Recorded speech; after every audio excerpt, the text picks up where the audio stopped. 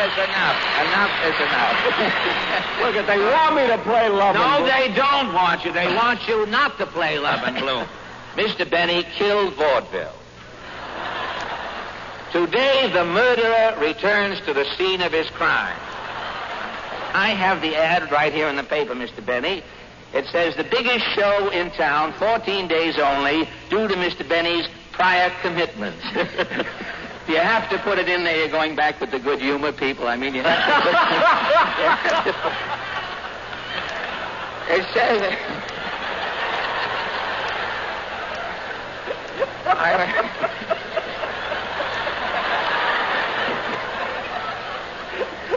It says the biggest show in New York, Yeah. You will die laughing. Yeah? Now, the show is over, and I'm still alive. Yeah. I would like to have my money back. I would like to have my money back. I paid 80 Fred, I'm cents. sorry. You paid 80 cents. If you want your money back, you'll have to go to the box office. They told me at the box office you're taking it out after every show. They told me I should come to you direct. Now, wait a minute. 80 cents. The show cost 80 cents. 80 cents Now, look to what get you in. got for 80 cents. You got the Sportsman Quartet, Marjorie Reynolds, Rochester, Phil Harris, and myself. Now, you did like the Sportsman Quartet. Very good, very good. Is that worth 15 cents? 15 cents of anybody's money. 4 for 15 That's is right. good. Okay. 4 for 15. Marjorie Reynolds, is that worth a quarter, Marjorie Reynolds? Let me see. You drive a hard bargain.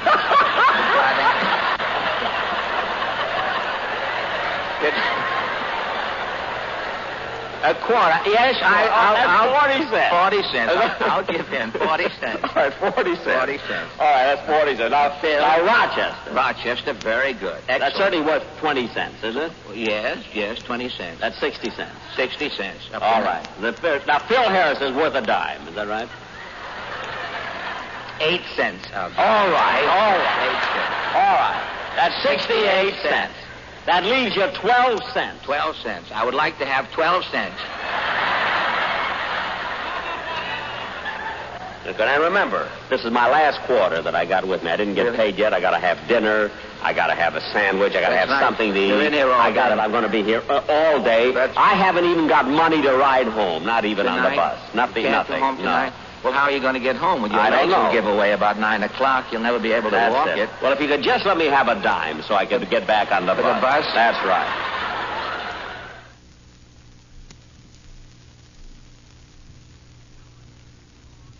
Now, on Sunday morning here at the town hall, the Hay Fever Guild will meet for pollen drill. Mr. And Allen!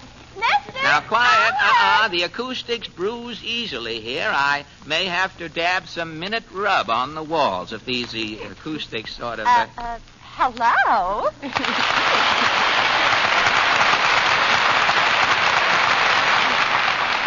Well, sir, they laughed when I said the magician's hair was coming out. They didn't know I was going to pull his rabbit out of the hat.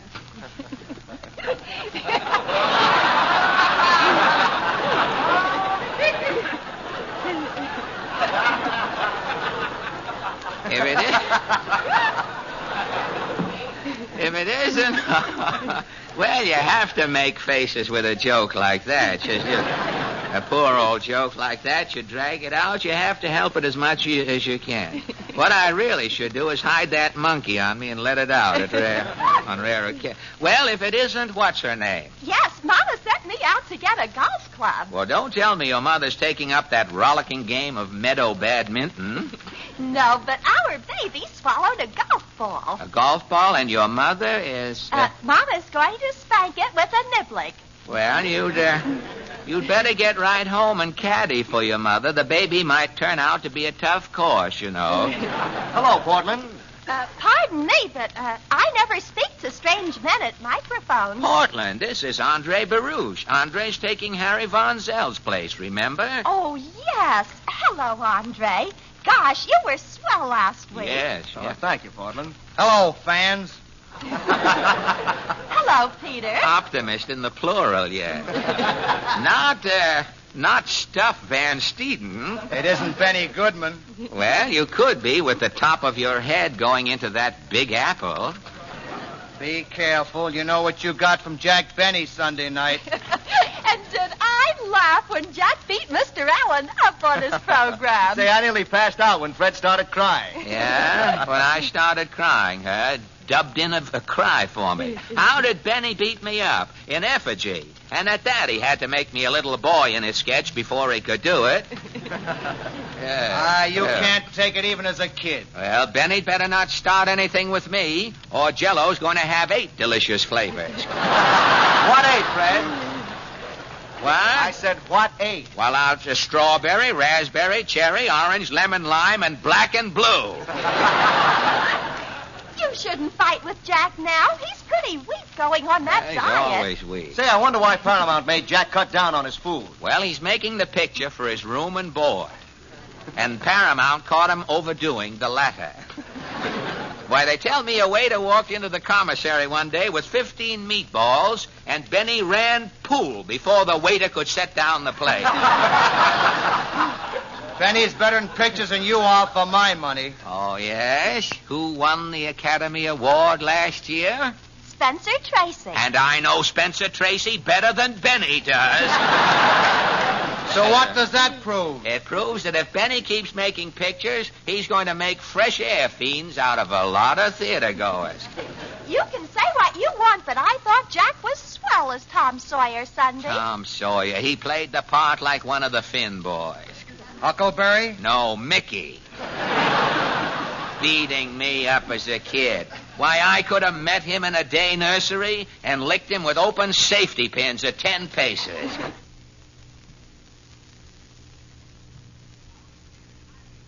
Now, look, kids, I've made up my mind. If Alan doesn't get here for rehearsal in the next 10 minutes, I'm going to cancel him.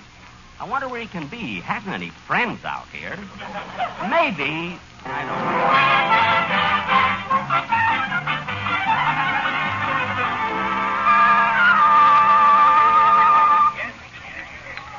Will it be anything else, Mr. Allen? Yes, waiter. I'll have another cup of coffee.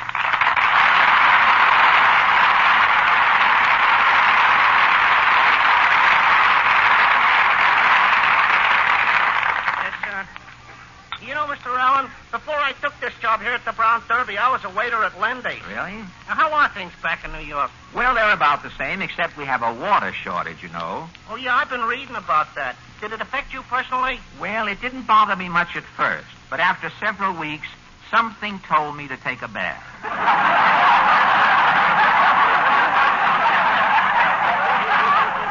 See, that reminds me, Mr. Allen, aren't you supposed to be on Jack Benny's program today? And how I hate it. Well, this is none of my business, but how much is Benny going to pay you? Well, I don't know yet, but my lawyer filed suit against him 2 weeks ago. Oh, wait a minute. You ain't even been on his program yet, and you started suing him 2 weeks ago? My friend, when you deal with Benny, it's always best to get a running start. You mean he's really that cheap? Cheap? Why, Benny is so tight that last summer when he was out on a dude ranch, he kept his money in a wildcat's mouth. And he was snide enough to find a wildcat with tonsillitis so it couldn't swallow. Well, I'd better get going. I have to go to that old man's rehearsal over there. Say, which network is he lousing up now? Oh, he's at CBS. It's just 2 blocks from here. Say, on second thought, you know, I think I'll let him stew a little while. Bring me another cup of coffee.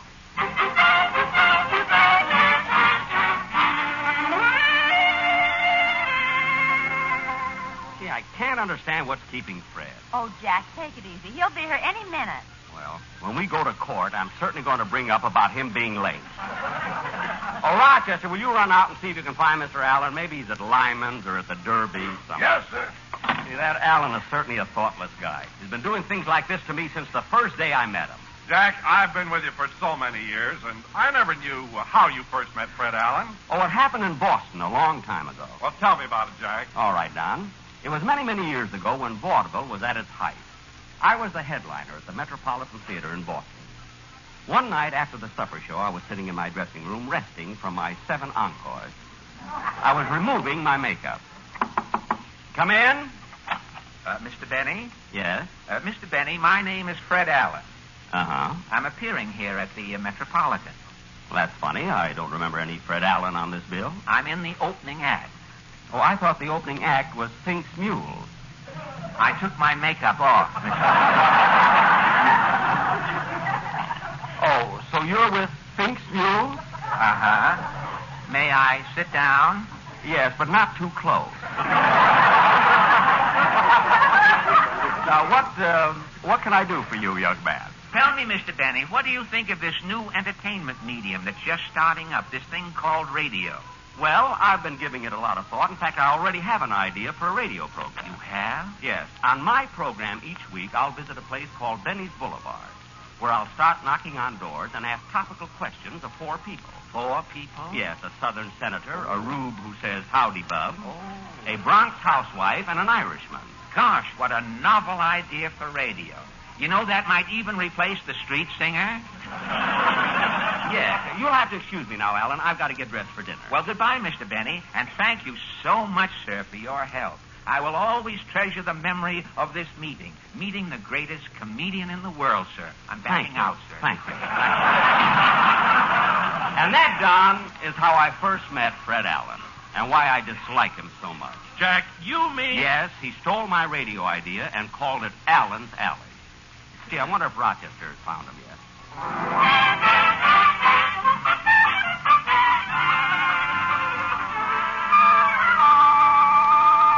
Say, waiter, I'll have another cup. Oh, there you are, Mr. Allen. I've been looking all over for you. Oh, hello, Rochester. Say, I was just getting ready to go over to the studio. Well, let's hurry, Mr. Benny's awful upset. Come on, I'll show you the shortcut to CBS. Sure. After all these years, Rochester, you'd think Benny would change. But he's just as bad as when I first met him in Boston many years ago. I never did hear about how you two first met. Would you tell me about it, Mr. Allen? I was headlining at the Metropolitan Theater in Boston. And one evening after the supper show, I was sitting in my dressing room removing my makeup. Come in. Mr. Allen? Yes? My name is Jack Benny. Well, I'm glad you got here. It's the cold water faucet that's leaking.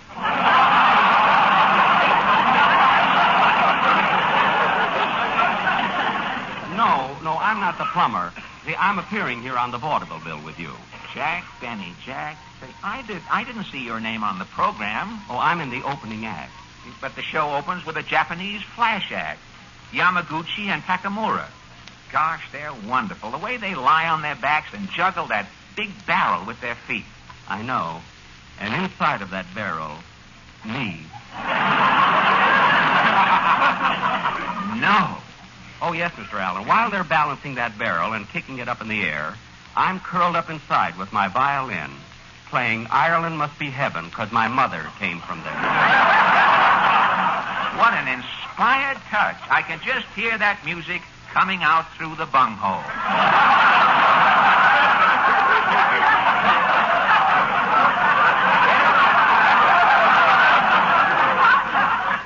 Well, so much for flattery. Now, what can I do? What can I do for you, son? Mr. Allen, sir, you've got to help me. I want to be a great comedian like you. Well, if you're so anxious to earn big money, why don't you turn to radio? Radio? Yes, it's a gold mine. Say, I'm working on an idea for a program for myself. Now, my idea is this. I'll be the star, you see. A girl to insult me, a drunken orchestra leader, and a fat announcer.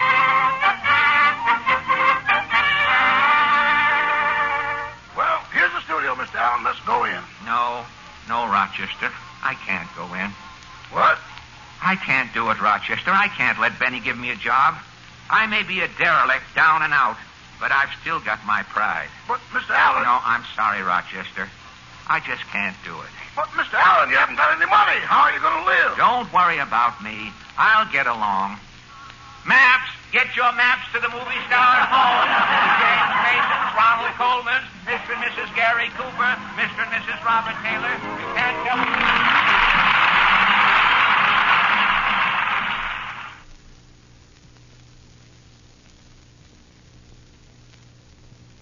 Come in. Hello, Jack. Hello, Rochester. Well, Fred Allen.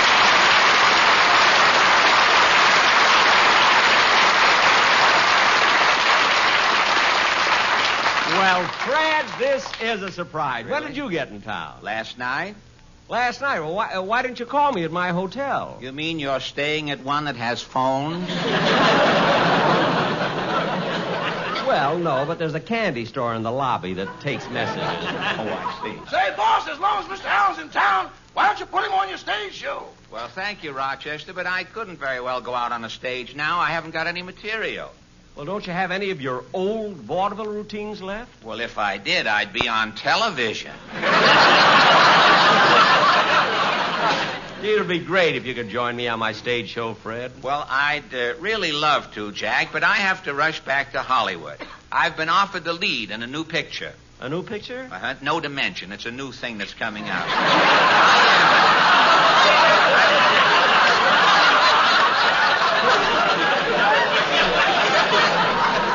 When it comes out, you don't dimension the whole thing. So far, that's better than what we've got written here. But in this picture, Jack, Yes? I play the part of a test pilot in Los Angeles. I see. The picture is called Breaking the Smog Barrier. It's a shame you can't stay over, Fred, so we could appear together. It'd be like old times. Say, Mr. Benny, did you and Mr. Allen once do an act together in vaudeville? We sure did, Rochester. We had a lot of fun in those days. Oh, gosh. You remember, Jack, how we'd always celebrate with a big dinner at Lindy's every time we got a job? Yeah, we'd always get the best. Shrimp cocktail, turtle soup, chef salad. Filet mignon, stuffed potatoes, strawberry shortcake. Then I'd top it all off with a big glass of Ovaltine. Ovaltine? Well, he wanted to be asleep when the check came.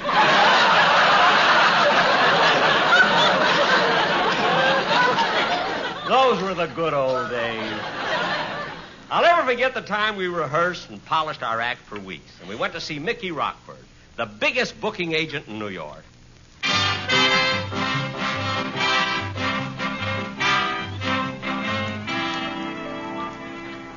Come on, Fred. I think Mr. Rockford's office is down the hall. Hey, it's crowded in here, Jack. Yeah, I guess we'll have to talk to the secretary. Miss, we'd like to see Mr. Rockford. Do you have an appointment? Appointment? Yes. We're Benny and Allen. Benny and Allen? Yeah. Don't you recognize us? Why? Is there a reward?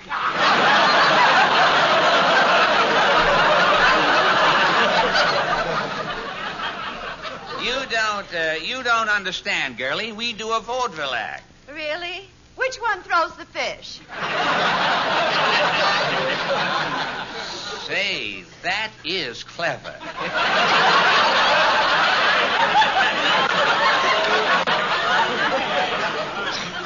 Miss, you ought to be in show business yourself. Me in show business? Yes. I know a magician who saws a woman in half. You'd look better in two pieces.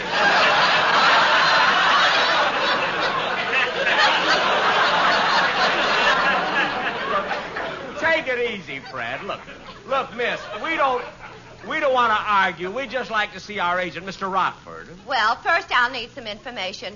Now, what's the name of your act again? Allen and Benny. I thought you said it was Benny and Allen. Well, at 2 o'clock, our billing changes. Well, what kind of an act do you do? Violin, clarinet, and snappy patter. And where have you played? Oh, all over. Well, where? Well, just tell her the important dates, Jack. Yeah, go ahead. Well, we did a week in Sow Belly, Wyoming.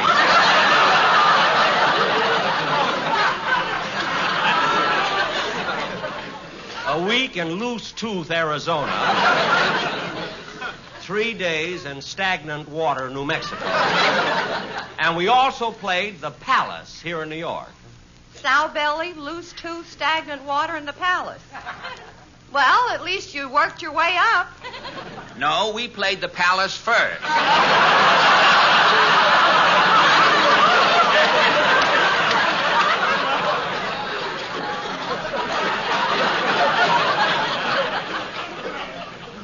Well, Mr. Rockford's busy right now, so just have a seat and I'll call you. All right. Oh, by the way, Mr. Allen, I don't mean to be personal, but are you an American citizen? Yes, I got these slant eyes from pulling off a tight derby. Come on, Fred, let's sit down. Yes? Yes. Oh, very well, Mr. Rockford. Oh, boys, Mr. Rockford will see you now. Good. Come on, Fred, let's go in. Okay. Well, come on in, fellas. Come on in. Close the door. Sit down. Thank you. Mr. Rockford, I'm Jack Benny. This is Fred Allen. That's right, Mr. Rockford. Remember, you booked our act in the Palace 7 years ago. Oh, yes. What business are you in now? Well, we're still in show business. Yes, and we thought you could book us. Please, fellas. Our new act is sensational. At least give us a chance, Mr. Rockford. Yes, all we need is one good break, you know. I gave you a break when I put you in Lowe's Flatbush. Some break. They opened with Fink's Mules, then Major Doty's Dogs came out, then Manny's Monkeys, then Power's Dancing Elephants. So what? Well, by the time we came out, we looked like the last two passengers on Noah's Ark. Well, look, boys, I'm very busy. Please, Mr. Rockford, just listen to our opening number. It'll only take a second. All right, but before you... Oh, excuse me. Here, come in. Mr. Rockford, here's the 10% commission I owe you for booking my act last week. Oh, thank you. Oh, wait a minute. The cute boy. Sonny, what's your name? Eddie Cantor. Eddie Cantor? Potatoes are cheaper. Tomatoes are cheaper. Now's the time to fall in love.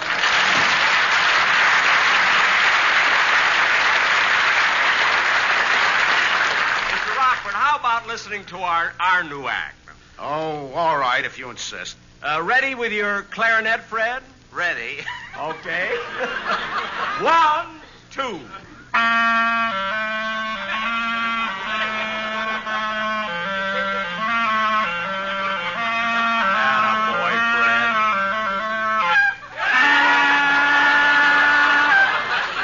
Mr. Allen. What is it, Mr. Benny? Have you heard that they're making women's bathing suits out of spun glass? Women's bathing suits out of glass? Well, that's worth looking into. I'll take it, Mr. Allen. If you will.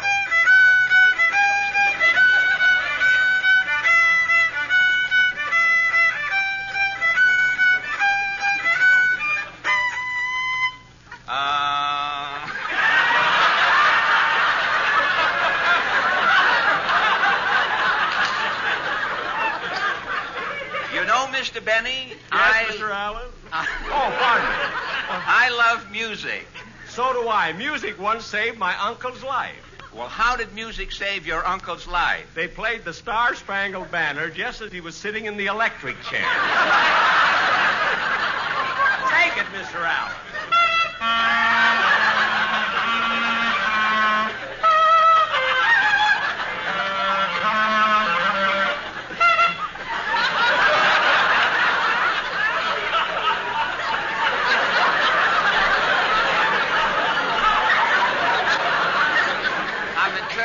You know. You don't have to finish it, you know. Oh, Mr. Benny. Yes, Mr. Allen. I want you to meet my new girl. Her name is Well Enough. Why do you call your girl Well Enough? Because I want the boys to leave Well Enough alone.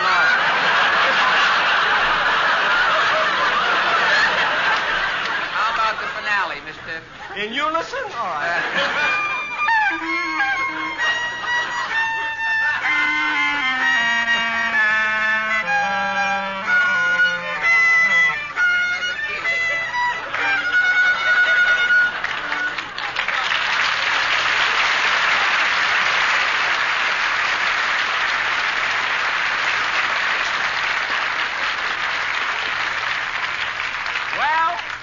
Well, Mr. Rockford, what do you think of it?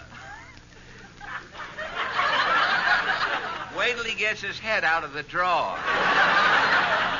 Maybe he's looking for a contract. Fellas. Yes, Mr. Rockford. To tell you the truth, fellas, I'm confused. The whole act leaves me cold.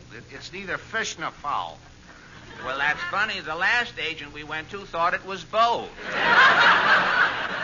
Well, Mr. Rockford, you mean you can't book us anywhere? Well, actually, I don't have a thing open for a double. Have either of you considered doing a single? What? And break up the act? Why, we've been together for years. You can't split Benny and Alan. It's ridiculous. We're more than just a team. We're partners, friends, buddies. Why, we'd rather starve than let anything come between us. Well, that's a shame because I've got an opening for a single in Scranton for $15 a week. I'll take it. Well, if that's the way you feel, I'll take it for $14 a week, Mr. Rockford. Fred, you'd steal a job away from your partner, your buddy, your friends? Some friend. What did you ever do for me? Why, you puff-eyed ingrate. For years, we've lived off my violin, my brains, my talent, my joke. And my money. And listen, you miser. As for your violin playing, I have heard cleaner notes from a toothless Russian sipping borscht.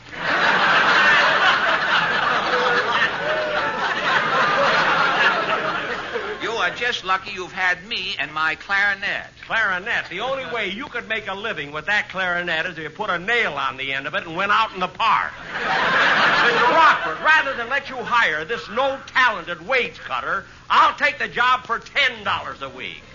Oh, yeah? Well, I'll take it for $8. I'll take it for $5. Well, I'll take it for $3. Well, I'll take it for nothing. So will I. Well, at that price, I can afford both of you. Jackie, did you hear that?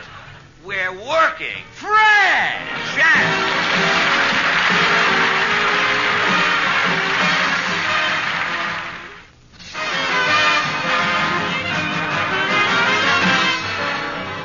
Ladies and gentlemen, that concludes another program, and we'll be with you next week at the same time. And Fred, it was nice reminiscing. Oh, say, Jack, we forgot to tell him about the time we played in Burning Stump, Arkansas. Remember that insulting audience? Oh, yes. I remember while we were doing our act, the audience threw pennies on the stage, and you complained to the manager. And when they stopped, you complained to the manager. Come on, Fred, let's go out and get a cup of coffee. Okay, Good night, Jack. folks.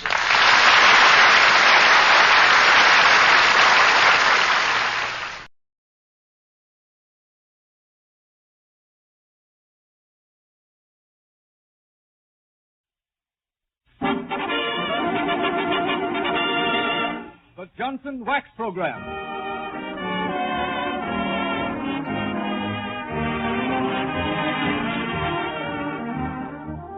There's a familiar face missing from our cast this week. Harlow Wilcox is recovering from an appendicitis operation. This is Bob Brown pinch hitting for him and hoping that his recovery will be a speedy one.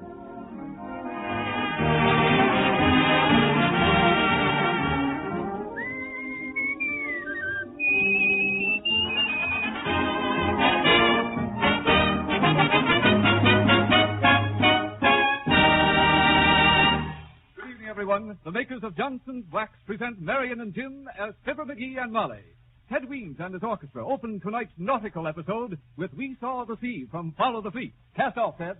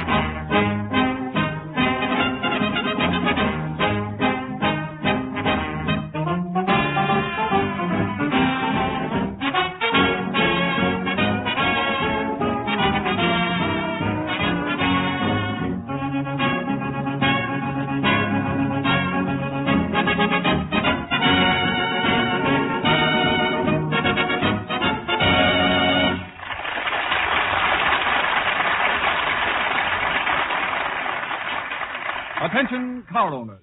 Be sure to get your free gift, a full-size can of Johnson's Auto Wax, offered to you in celebration of Johnson's 50th anniversary. This is not just a sample. It's a regular, full-size can of Johnson's Auto Wax, and it's yours without cost. Go to your auto supply dealer, service station, or regular wax dealer, and purchase a pint can of Johnson's Auto Cleaner and Polish, and you will receive a full-size can of Johnson's Auto Wax free. You pay just 59 cents. This is less than the regular price of the cleaner alone. And you get, first, Johnson's Auto Cleaner and Polish. Second, a full-size can of Johnson's Auto Wax, both packed in the special free gift package. I advise you to take advantage of this generous offer at once. The supply of free gift packages is strictly limited, and they're going fast.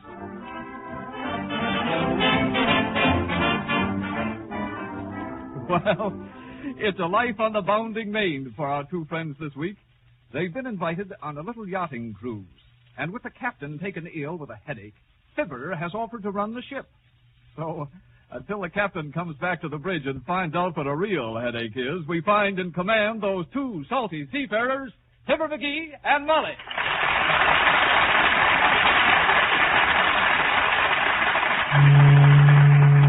I wonder what all the guests on board will say when they hear who's in charge of the ship, McGee. Well, shucks, if they don't say nothing, it's okay. And if they object, it's mutiny, and I'll put them in irons. In irons? Mm-hmm. What does that mean? Search me, but that's what they always do to mutineers. Besides, everything's going to be all right. There's pirate's blood in me, Molly. I believe it. You certainly act pretty kiddish at times. You know, Molly, I gotta tell you. Watch what you're doing, McGee. Huh? Heavenly days, you nearly run down that launch. Well, they should ought to get out of the way. According to the rules of navigation, the vessel onto the starboard tack has got the right of way unless the vessel onto the port tack supersedes the starboard tack by blowing his whistle 4 times, which in international code means, out of the way, cowboy. Oh. Unless he's flying a red flag with a white circle, which means, send a bottle of seltzer aboard, or which way is Newfoundland? Oh, it's easy when you know the rules, Mother. Oh, you've been reading them navigation books till you're dizzy, McGee. You've been spouting misinformation ever since you come over the gangplank. Oh. And incidentally, why do they call it the gangplank? Well, now, let me see. Gangplank. I suppose you think it's a law enforcement clause in a political platform. Now, give me a chance. Let's see. They call it a gangplank on I'll be glad to give you the information, laddie. Hey, guests ain't allowed up here on the bridge, bud. But while you're here, why do they call it a gangplank? Because, lass, when you're coming on board, you gang up it and plank yourself down on the deck. Which way are we headed, McGee? It's hard to tell. That dead-ratted compass won't hold still long enough for me to see. Look at it. It skips around between southwest and northeast, McGee. I know. I'm going to get the ship's carpenter to pound a nail through the needle to hold it steady. Meantime, you know how I'm holding her steady onto her course? How? You see that flagpole up front there? Yeah. In the sharp end? Yeah. Well, I'm just keeping that pole straight ahead of me all the time. It's a good thing there's lots of water in the Atlantic. Oh, well, no. Excuse me, Skipper. A wireless just received from the Coast Guard cutter. What does it say? It says iceberg sighted 2 degrees east of your position. Okay. Tell them we don't want any ice today. You know, McGee, I've got a feeling you don't know in the least what you're doing. Oh, now, Molly, didn't the skipper turn it over to me? Ain't I wearing his coat with 4 stripes onto the sleeve? A zebra wears stripes, too, but it's just a jackass underneath.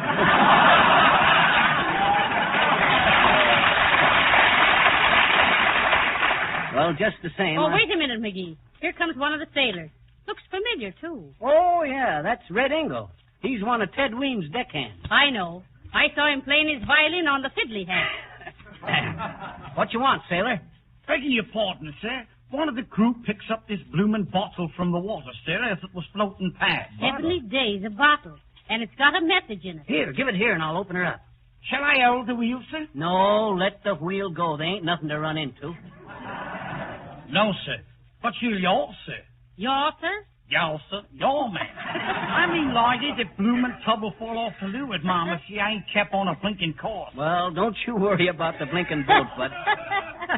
You go on back downstairs. Below, sir, you mean? Downstairs ain't proper nautical, sir. Oh, go jump in the lake. Yes, sir. Right away, sir. Well, that's what I like to see, discipline. Now, let's see. Find out what's in this bottle. If I can only get this cork loose. Here she comes. My. Now, how are you going to get the message out, McGee? I don't know. Give me a hairpin, Molly. Thanks. No, that ain't long enough. Got to have a long piece of wire. Let me see now. Long piece of wire, long piece of wire, long... Did it ever occur to you to bust the bottle, McGee? I thought of that, Molly. But this note might require an answer. Oh. Oh, well, here goes. Got the note, Molly? What's it say? Heavenly days. Listen, McGee. Huh? It says, to Her Royal Majesty Queen Isabella, Madrid, Spain. Oh. Dear babe, hope to sight land tomorrow. Having nice trips. Wish you were here. Signed, Chris. XXXXX. Well, can you imagine that, Molly? From Columbus. Yeah, and to think it was written on the typewriter, too. Yes, and on Waldorf Astoria stationery. That old two-timer. I see it all now. He crossed the Atlantic and double-crossed Isabella, and no regret.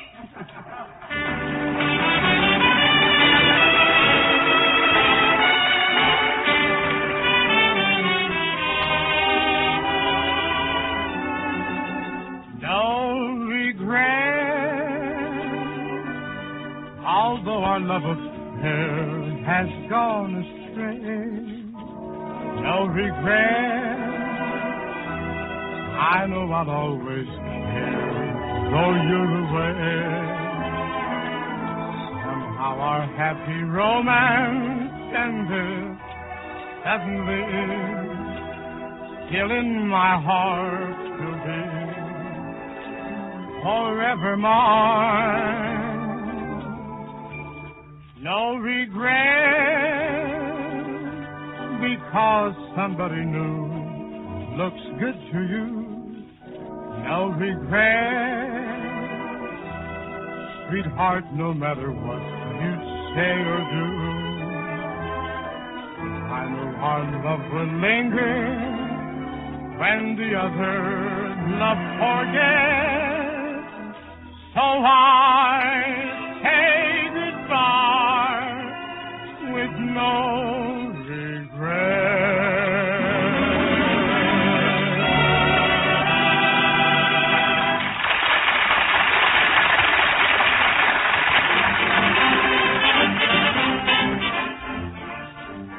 That was No Regret, played by First Mate Weems and his crew of band lubbers.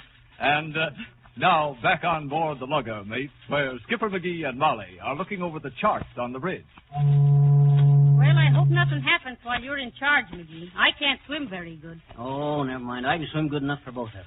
I ever tell you about the time I was whaling over near Nova Scotia? No, what were you whaling about? Not whaling. Whaling. Catching whales. I was out in a small boat with a harpoon into my hand and the rope tied around my waist and a tremendous whale dead ahead. I was all ready to heave the harpoon at him. If he was dead, why did you want a harpoon? He wasn't dead. He was dead ahead. If he was dead, what difference did it make where he was? Oh, I tell you, he wasn't dead. He was ahead. Oh. Well, sir, with a lightning flip of my arm, I heaves the harpoon. The whale gives a jerk, and the line yanks me out of the boat. Well, sir, there I was, with only 40 foot of line between me and Mr. Whale. Quite a line. How do you know it was Mr. Whale? On account of because it didn't say nothing.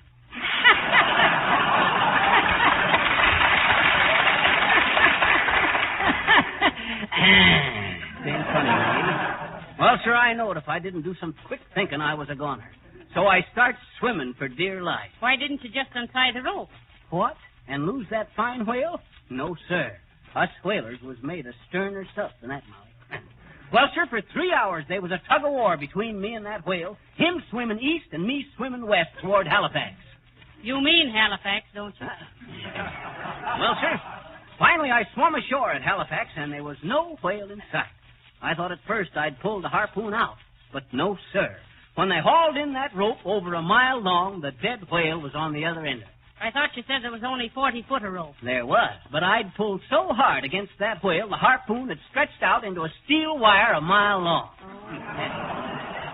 From that day on, Molly, I was known as Whaler McGee. Whaler McGee, the whirlwind whale whipper and wharf flopping, what a man of the whale whaling. Oh, and to think you used to be known in Peoria as McGee the Minnow Moocher. Oh. Hi, Grandma. Don't you know you ain't allowed up here on the bridge? Oh, is that so? Well, listen to me, Skippy. Skipper. Skip it. I want you to slow this boat down. It's too jerky and I can't knit. You can't knit. Hear that, Molly? Grandma here wants us to slow down so she can get on with her knitting. How fast do you think we're going, Grandma? Well, I don't know how fast the boat's going, Sonny, but when I looked at my knitting the last time, I figured I was doing a good 40 knots a minute. McGee. Huh? What's the matter, Molly? Would it be a breach of nautical etiquette if I was to politely inquire, where in the name of goodness is this old tub headed for? Certainly not. I'll be glad to tell you. I figured that considering the longitude and the latitude... Just stick to the longitude. You already had too much latitude. Well, anyway, I figure we're due east to Sandy Hook. Well, what do we do at Sandy Hook? I'm getting nervous. Oh, go on, Molly. This here's safer than driving a car. Oh, yeah? But one puncture is all you need in a boat. Oh, don't be like that. I tell you, them waves are getting real high, McGee. Real rough. Yeah, I've been noticing that. I suppose I better do something about it. For instance, what? Well, I always heard the idea was to pour oil on the troubled water to smooth it down. I'll ask that sailor if we got any. Hey there, Bosun Brown. In your eye, sir. Huh? Aye, sir. Insubordination. Listen, Bosun Brown, we got a few barrels of oil in the hold? No, sir. We haven't, sir. Well, what would you suggest for this rough sea? Johnson's wax, sir, for a smooth and shining surface, sir. And furthermore... Bosun. Yes, sir. Go forward. Forward, sir. Yes, sir. How far, sir? 10 paces beyond the bowsprit. Thank you, sir. Let's see now. I'll tell you where we are in just a bit, Molly. Just as soon as I shoot the sun. Whose sun? Nobody's sun. The sun up there. Where's that dad-ratted sexton? I see. You shoot the sun and the sexton buries you. Not sexton, Molly. Sextant. That's the instrument us navigators use to find out where we're at. Did you ever? Oh, hello there, little girl. You ain't allowed up here on the bridge, you know. Why? Well, it just ain't is all. Ain't nobody allowed up here. You're up here, I betcha. No, but I'm the skipper. What's the matter? Don't you believe it? No. Let's see you skip. Come on now, sis. Beat it back downstairs, or below. Below what? That's a seagoing term, meaning downstairs, sis. I was just being nautical. I bet you get spanked if you are, I betcha. Wait a minute. What'd you want up here? What do you want? I don't want nothing. I'm running the boat. Where? Wherever we go. Do you come back the same way, mister? How do I know? I suppose we do. Well, gee, I guess it's all right then. What's all right? Papa, he fell off the boat way back there, so pick him up on the way back, will you, mister?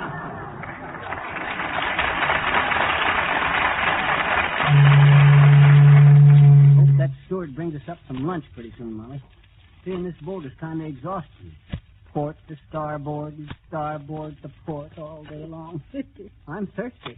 Well, starboarder, pour yourself some port.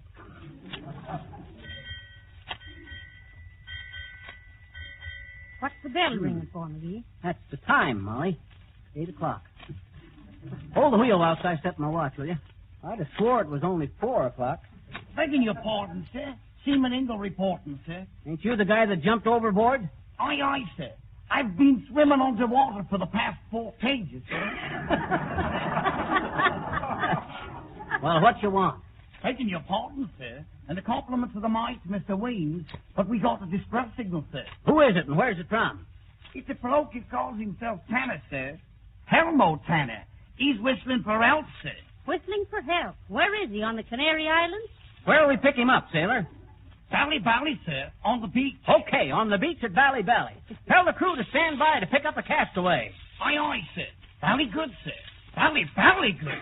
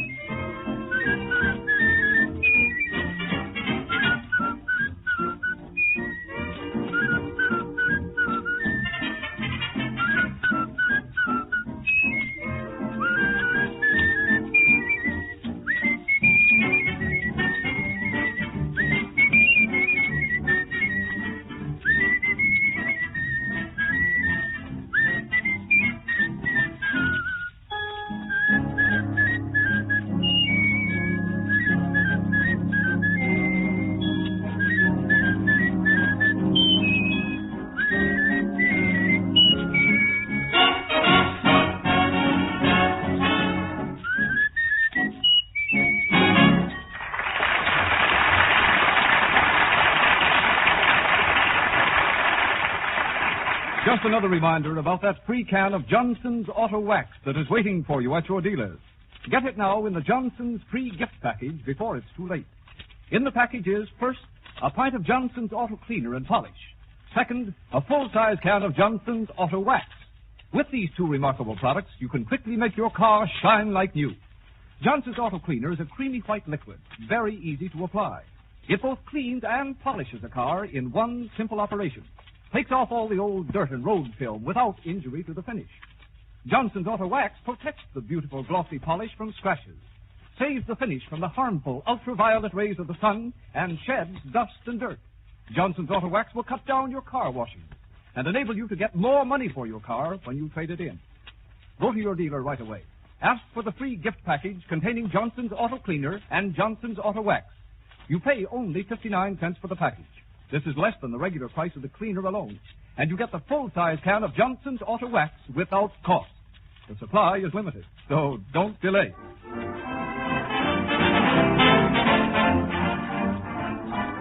Well, they stood on the bridge at midnight. Yes, sir. Fibber McGee and Molly still stick to their post at the helm of the yacht.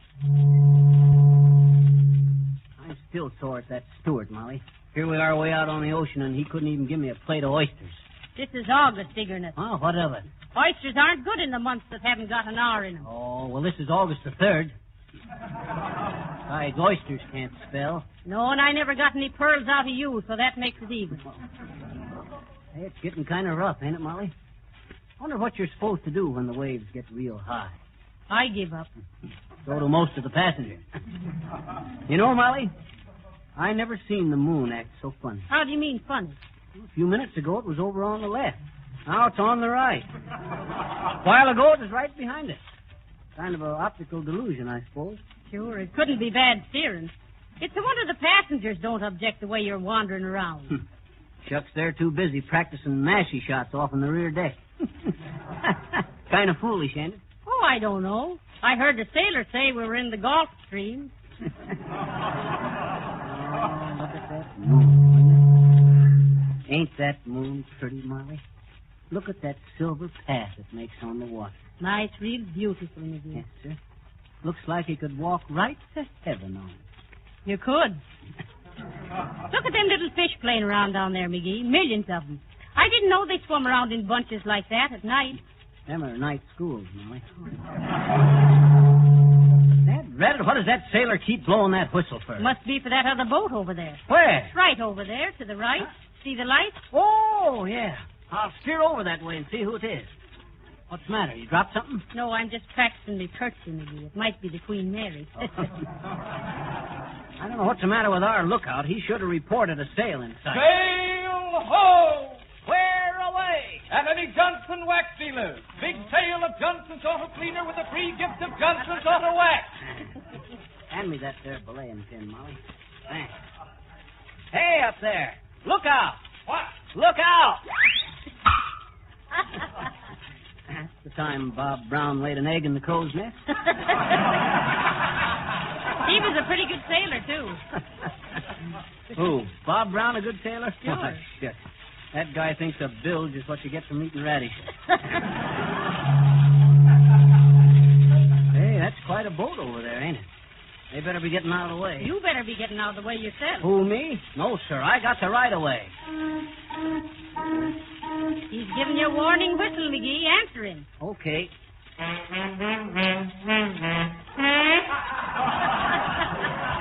Very, very pretty.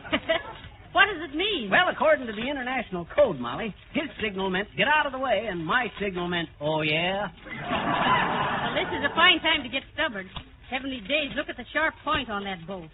Now I know what they mean by a sea dog. Huh? That bow is a wow.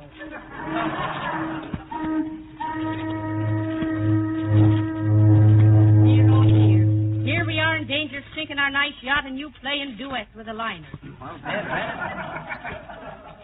Reddit, I tell you, we got the right of way, I tell you. Yeah, that's what me uncle said just before they scraped him off of the cow catcher. Hey, look at that old pop. Look at him. Coming right at her. Hey, pull over there, you road hog. Where do you think you're going, to a fire? You're not driving a car, McGee. Huh? You're at sea now. And you certainly are. Hey there, you. Where do you think you're going? Avast there, my little salt shakers. Avast. Oh, no, you don't. I've asked you first. Hey, starboard your helm or you'll run us down. Oh, yeah? Well, we got the right of way. Don't give me any of that salt water taffy, my little scupper snipe.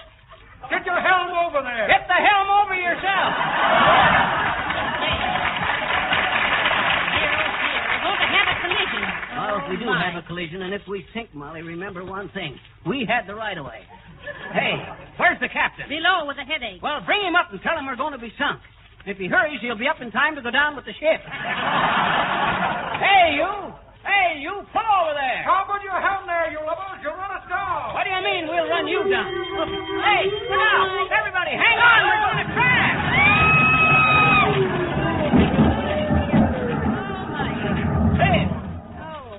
Hey! Gotta get them brakes fixed.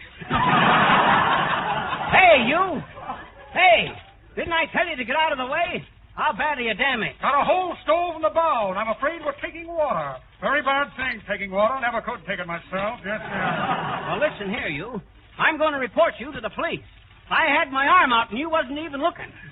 Speeding along without no regard for nobody. You was doing at least 40. I'm going to turn you in for reckless driving. You don't say. Yes, I do say. You run us down, and I can prove it. Is that so? Yes. This is the Ambrose Lightship. We've been anchored here since 1922. We've been talking a good deal lately about Johnson's Auto Wax for keeping your car shining and clean with very little effort. Now I want to make it plain that you can keep your home, your floors, woodwork, and furniture looking beautiful all the time if you protect them now with genuine Johnson's Wax. Finger smudges and dirt can't cling to the smooth wax surface. Scuffing feet can't harm your floors and linoleum if they are protected with an invisible film of Johnson's Wax. And what's more, you'll never need to scrub your floors again. You'll save yourself hours of time and work, and your house will look so spick and span you'll get compliments from all your friends if you wax your floors, furniture, and woodwork with Johnson's Wax. Look for the attractive yellow can, and remember, you save money by ordering the larger sizes.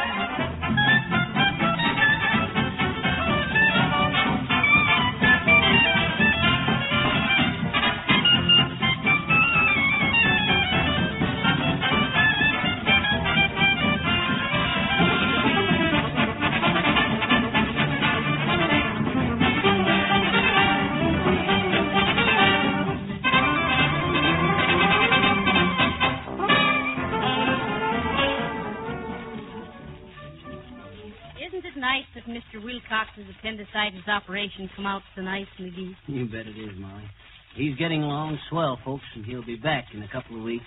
Telegram for Mr. McGee. Here, boy, I'm Mr. McGee. Oh, hurry up and open it, McGee. What's it say? Who's it from? Oh, give me time. Listen, Molly. It's from Harpo. Oh. It says, heard you coming out of the ether. Am I in stitches? Signed Harlow Wilcox. 70 days. Well, I'll be... Hey, boy, what you waiting for? He sent the wire collect. Good night. Good night, all.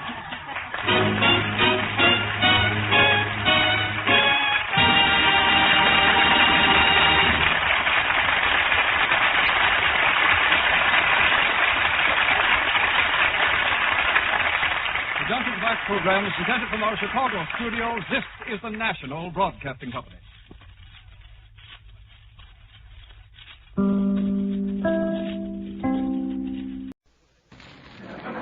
Kraft presents The Great Gildersleeve. Each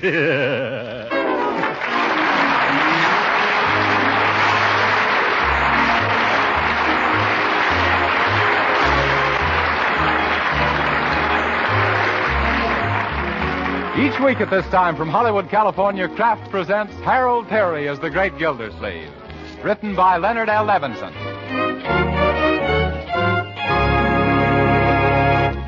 We'll hear from the Great Gildersleeve in just a moment.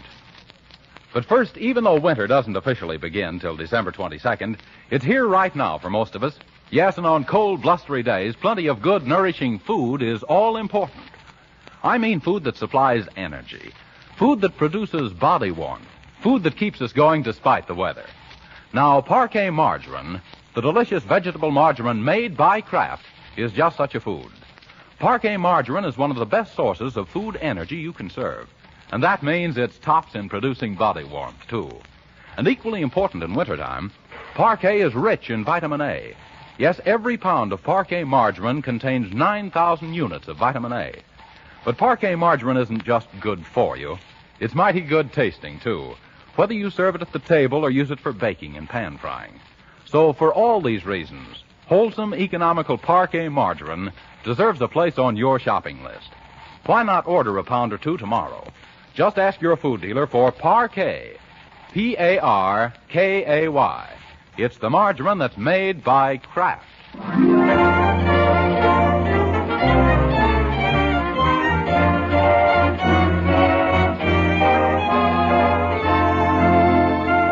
And now let's visit our friend, the Great Gildersleeve.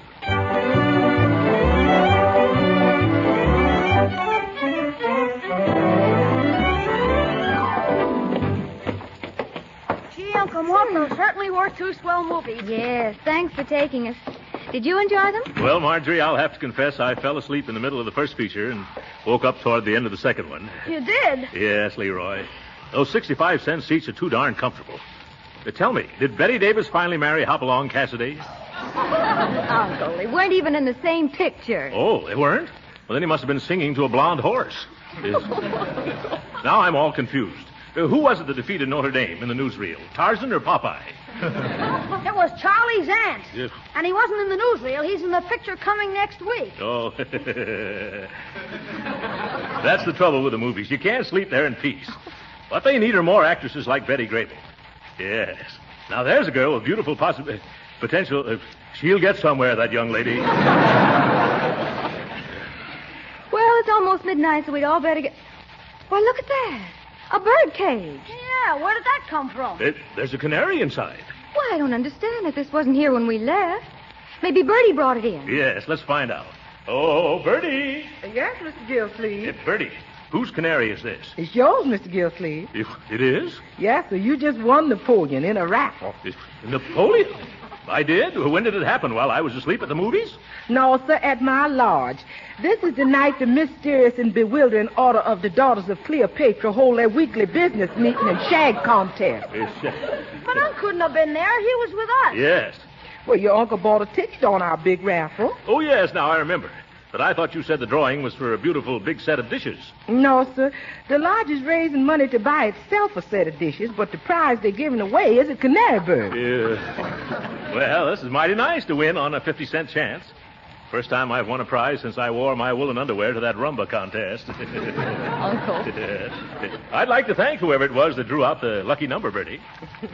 Well, it just so happens that the drawing was done by the grand exhausted ruler of the pyramids. And it also just so happens that happens to be me. Why, Bertie. Of course, it was just a coincidence, but did anybody say anything? No, ma'am. But the show was a lot of black looks.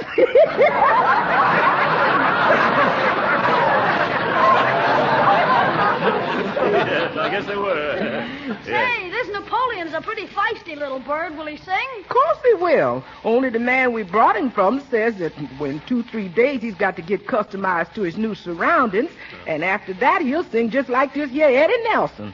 Eddie Nelson? Oh, I see, yes. Well, it's time for all of us to get to bed.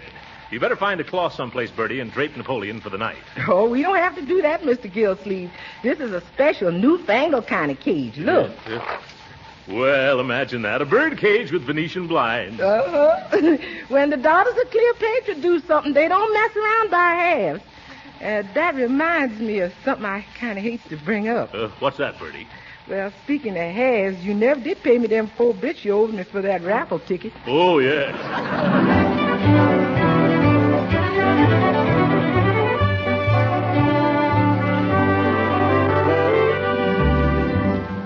Now, see here, Napoleon. You've been a free boarder around here for a week now, and you haven't sung once. Not one single solitary... Stop eating a moment, Napoleon, and listen to me. Oh, now I've frightened you. What's the trouble, old man? Haven't I tried to be a pal to you? Haven't I? By George, look me in the eye when I'm talking to you. You got to do something around here to earn your keep. You think bird seed grows on trees?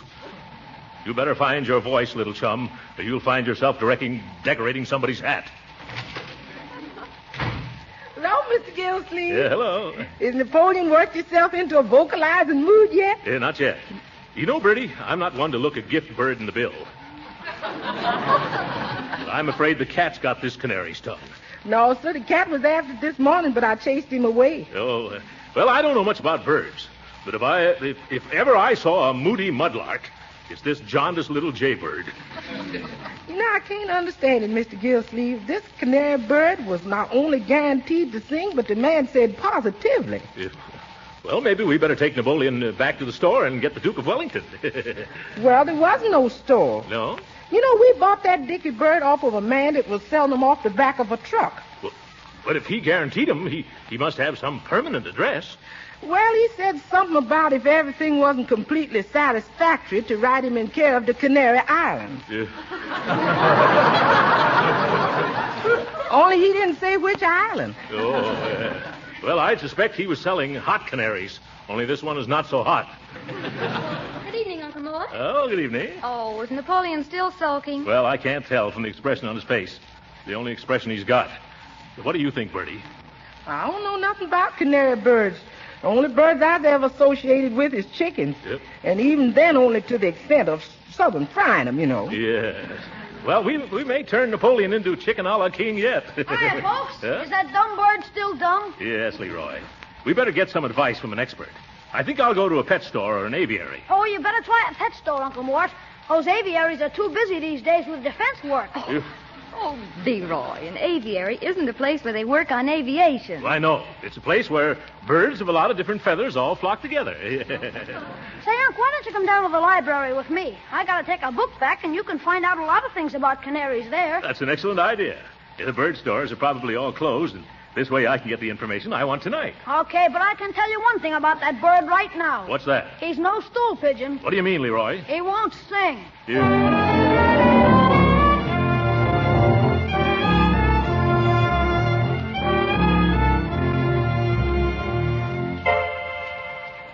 Here's the 88 cents for your fine, Leroy.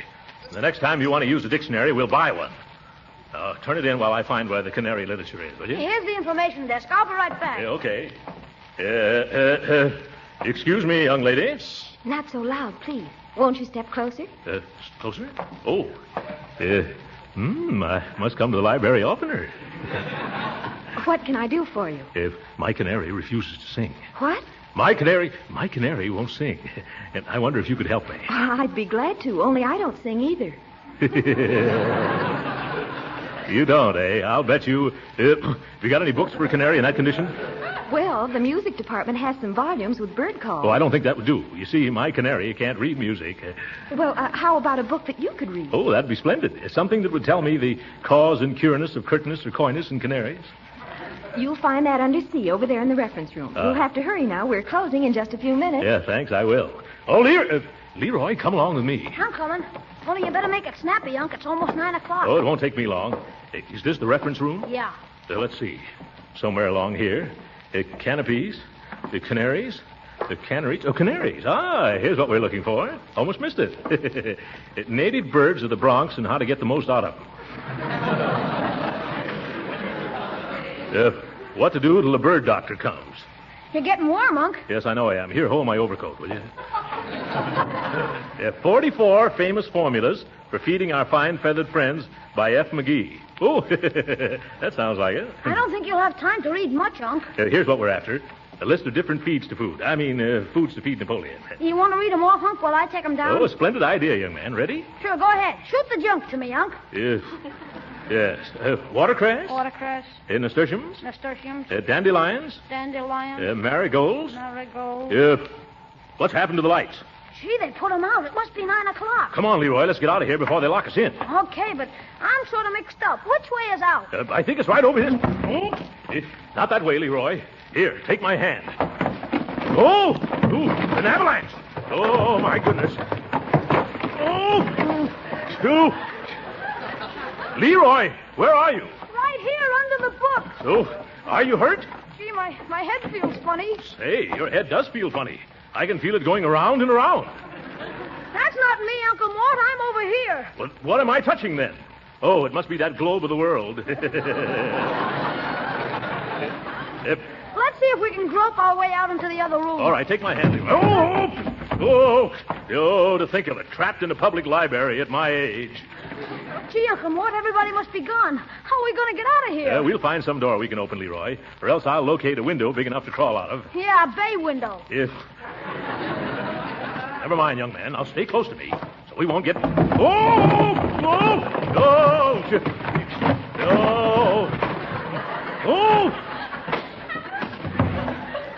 Where are we now, Leroy? We're in the juvenile department now, Unc. Juvenile department? How do you know? The books falling down are getting lighter.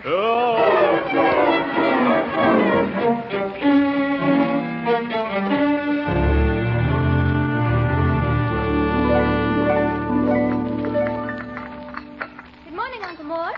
Good morning, Leroy. Good morning. My, but you two look pale and tired. You shouldn't stay out so late nights. What kept you up so long? Well, it was like this, You better eat your breakfast, Leroy. Oh, yes. Say, did you see the morning paper? There's the most mysterious story. Listen. Prowlers turn library topsy-turvy.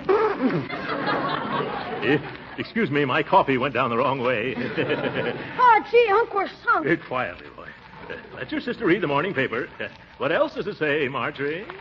Oh, finding the door of the Summerfield Public Library open at 2 a.m. this morning, Patrolman Elmo Dunkel entered and discovered a scene of unparalleled confusion. Well, I wonder what that could have been. Gee, don't you know?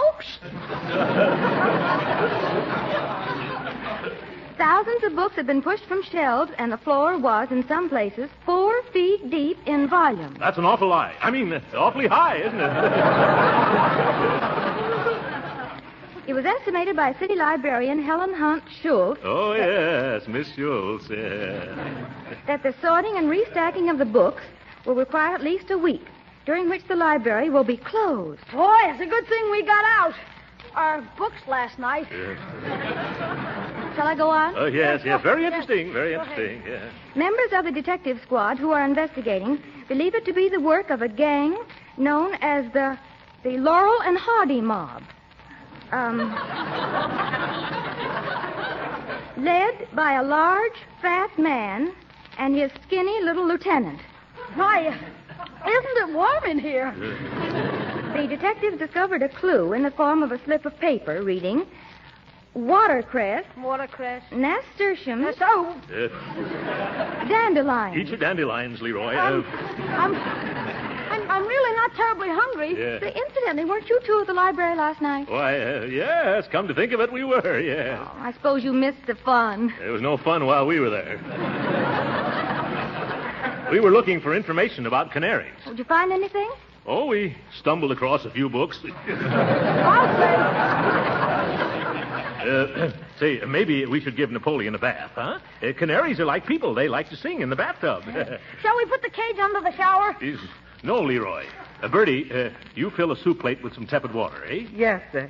And if it'll help, I'll put some of my personal bath salts in it. They got the loveliest fragrance called The Last Time I Saw Harlem.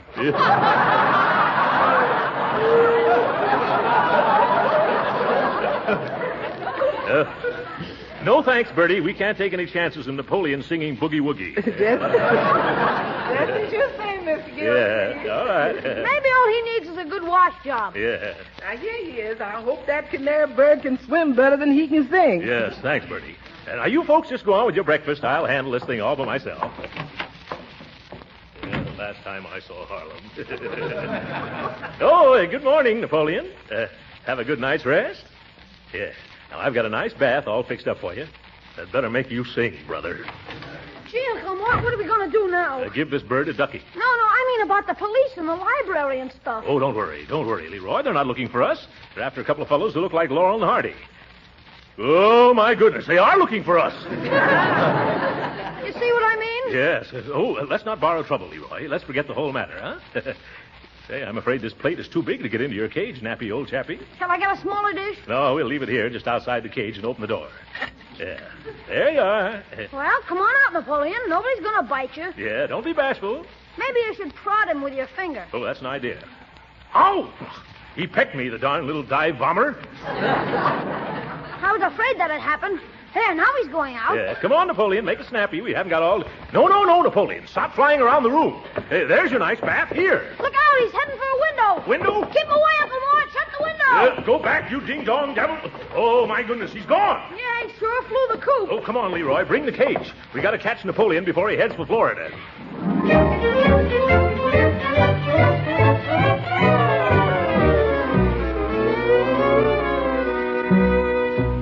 I see him. Look, there he is on the branch of that tree. No, Unc, that's a yellow leaf. Oh, yes, I forgot it's November. I could have sworn it was Napoleon. Say, don't look now, but what's that moving in the bushes? Where? Over there. By George, I think it's the bird, all right. Come on. Now, you head him off in the back, Leroy, and I'll sneak up on him from this side. Okay. Let me know if you catch him. Yes.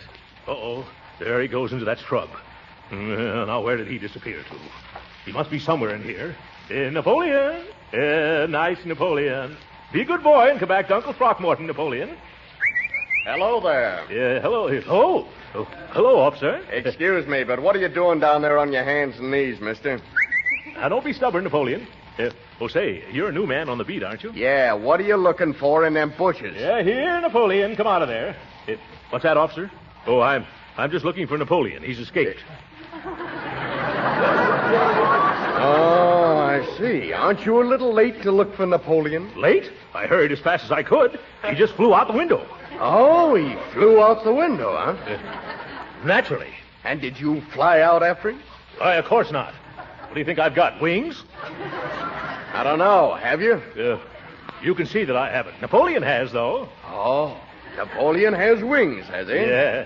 I was just trying to make him take his bath, but I guess he didn't want to, so he zoomed right out of the house. Well, didn't he wait to put on his clothes? Why should he? Napoleon never wears clothes. Here's Napoleon. Here, Napoleon. He doesn't, huh? No. I'm afraid he'll catch cold in nothing but his feathers. This is getting better by the minute. Say, are you sure you aren't Napoleon? No, see here, officer. Don't you stand there making jokes. If you want to be useful, come down here and help me find Napoleon. Here, Nappy. Oh, fine. Huh? Hey, look, how small is this Napoleon you're looking for? Oh, he can't be over 4 inches high. 4 inches high? Okay, then 3 inches. I thought I just saw him. Look, about how long have you been seeing this Napoleon? Oh, ever since I won him on a raffle. You won him on a raffle? Yeah. Well, I have a report to fill out. Napoleon! You see, all this happened because Napoleon refuses to sing. You think it's on account of him being in a strange house? I don't know. Do you live there? Yes. Then it's a strange house.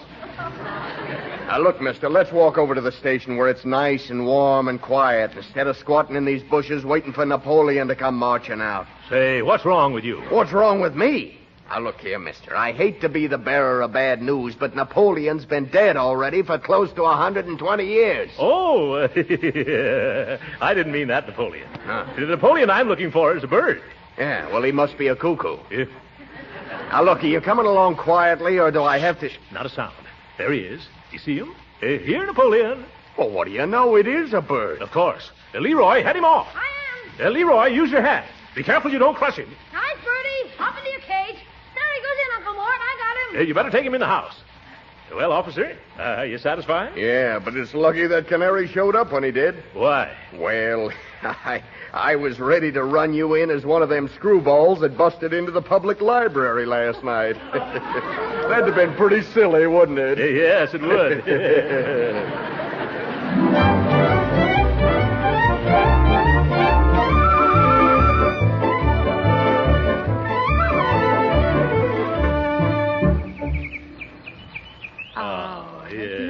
Just listen to that, children. Beautiful, isn't it? He's sure in the groove, all right, all right. Oh, it's certainly worth a lot of trouble to get a bird to sing like that. You're right, Marjorie. Let's ask the clerk what kind of bird seed she feeds this canary, and then buy some just like it for our Napoleon. Oh, miss, will you please come here? What can I do for you? Pleased to meet you. We have a canary, and he refuses to sing, lady. Yeah, he won't give out with a jibe. Leroy, he's not supposed to be a jitter bird. Yeah. Possibly the boy needs a change from diet. What have you been feeding him, if I am not too inquisitive? Oh, well, you're not. We tried everything the books recommended. Cuttlebone, watercress, bacon, vegetables, apples. Have you tried Boyd seed? Boyd's? Of course. He's gotten so fat on seeds, he keeps falling off his perch. Well, for falling off the porch, we carry a special padded bottom. What have you got for birds who won't sing? Well, we have a number of remedies. Here's Marble's Vorble Goggle, guaranteed to make the saddest canary a Pollyanna. That sounds good already. And you also might try our Melody Restorer and Whistle Food. It's revived more songs than Bing Crosby. And this is a Positival Sure Cure, a bottle from Philharmonic Symphonic Tonic for chronic lack of harmonics. Which one would you care to try? Well, lady, we're in this thing so deep we might as well go the whole hog. Please, not in here. Oh, yeah. Well, we'll take all of them. Are you sure they'll work? Oh, any one of them would work. But if you put them all together, the Boyd will simply whistle you out of house and home. Oh, well, that's all we need to do then, eh? Oh, yes. But just to be on the safe side, you might try singing to him. Oh. But the idea is to get him to sing to us. That I understand. However, if you sing to him, it is only natural for him to show you how much better he can do. Oh, well, then we're all set. 3 different kinds of medicine and also singing. Now we can't fail, can we? Oh, no, not a chance under the sun. But you might take along this card just to be on the safe side. A card? What's this? Oh, Dr. D.J. Roller, bird physician. If everything else fails, let me put your birds in a twitter.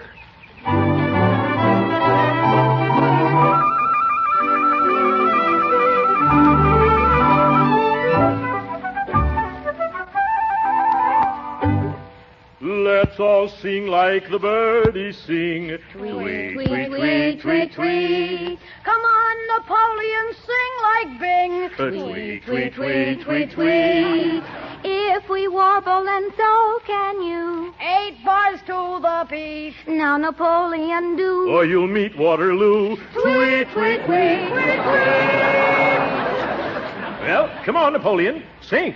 Oh, I guess it's no use, Uncle. Yeah. Shall we try another song, Unc? What other song, Leroy? How about that old one, Just a Bird in a Gildersleeve Cage? Yeah.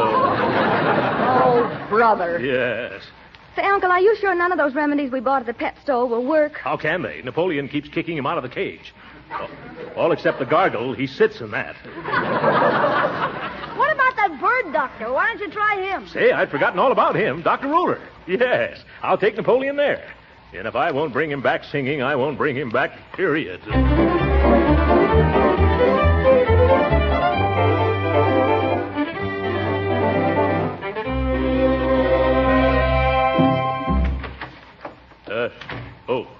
Excuse me. Is Dr. Roller in? Yes, we are waiting for him, too. We? Yes, me and Butch. See? Oh. Butch is a little Yorkshire cinnamon buff copy. What kind have you? Oh, just a plain sawed-off yellow sulker. Do you think a doctor will be long? Well, I don't think so. He's doing a plastic surgery operation. Is that so? A plastic surgery, eh? Yes, it's a nose-straightening job on a parrot. Well, I don't think I'll stay. That'll take all week. Oh, no. You may have our place. We're in no hurry. Oh, well, I don't know. I'm just about ready to give up canaries altogether. Oh, I wouldn't do that if I were you. Oh. Perhaps you don't realize all the joys and fun of owning a lovely little feathered companion. Do you have fun out of Butch? Udo. Yeah. And I'll be very sorry to part with him tomorrow, too. Oh, is something coming between you? Oh, yes. My mother-in-law. Yeah. She's coming back, you'll say. Butch is really hers, you'll say. Only she doesn't call him Butch. She calls him a fluffy ruffle. Well, that's too bad. About her coming back. Oh, yes. And just when I had him trained so nicely. Trained? Yes, Butch, you'll see, is a fighting canary. Oh, yeah. Now, don't say a word of this to my mother-in-law, but Butch has kicked the living daylights out of half the canaries on the north side of town. Oh, well, I never knew people matched canaries in battles. Oh, yes, indeed. Yeah. Especially lonesome men that people leave canaries with when they go away someplace. Yeah. It's a lot better than just sitting at home and listening to the darn thing singing, you know. Yeah. I agree with you. But why are you bringing him in here? Well, sir, before my mother-in-law gets home, I'm having the doctor do a little work on him. You see, likely he's developed something of a cauliflower beak. Oh, I think I understand. Patient, please. Go ahead, sir. Thank you very much. Well, here we are, Doctor. Just bring the cage in here, sir. Thank you. Oh, that's a nice bird you have there. What seems to be the trouble? Well, Doctor, it's something like this. Oh, excuse me. There's a $5 consultation fee in advance. Oh, well, isn't that a lot for such a little bird? Mister, the smaller the patient, the more difficult to treat. Yes. Hummingbirds are $15 and ostriches are $1.25. Oh. I see your point. Harder to hold. Yeah. Well, here you are. Thanks. Now, once again, what seems to be the trouble? Well, it's very simple. This bird, our Napoleon, doesn't sing. Well, that's a common affliction. Especially in this particular species of bird. Yes, of course. Turn the cage around. Thank you. No question about it. That's it, all right. Knew it the minute I saw it. Well, for goodness sakes, tell me, what is it? Mister, as you should know and apparently don't, there are two separate and distinct kinds of canaries. There are? Yes. The one kind, happy, gay, carefree, singing practically all the time. Yeah. Then the other kind, sad, always worrying, busy and distracted, hardly ever letting out a peep. Well, this is all news to me. What are the names of these two different kinds of canaries? The kind that sings is called the male. The kind that doesn't sing is known as the female. Is that so? Yes. And this Napoleon you have here isn't a Napoleon at all. He's a Josephine. Oh!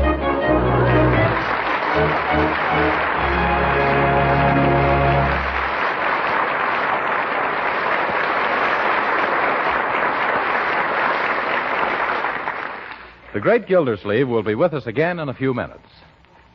But right now, let me ask you housewives a question.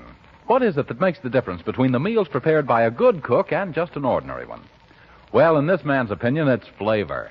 Yes, it's that appetite-satisfying extra flavor that good cooks give to the dishes they serve. That's why so many good cooks are using delicious Parquet margarine made by Kraft. They've discovered, you see, this important point, that because Parquet is so delicious for table use, it adds flavor in cooking, too. The extra flavor that makes the difference between a good and an ordinary cook. Yes, Parquet margarine is a genuine flavor shortening for baking, not a bland, tasteless fat. Parquet is a delicious seasoning for hot vegetables, too.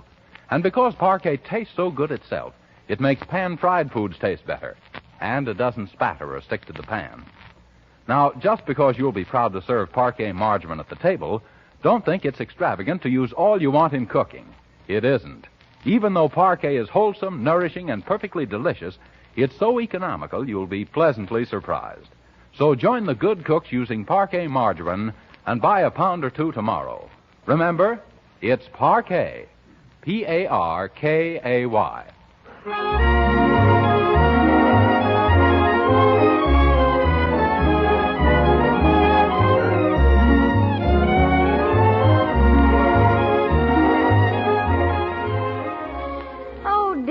This Christmas list is getting me down.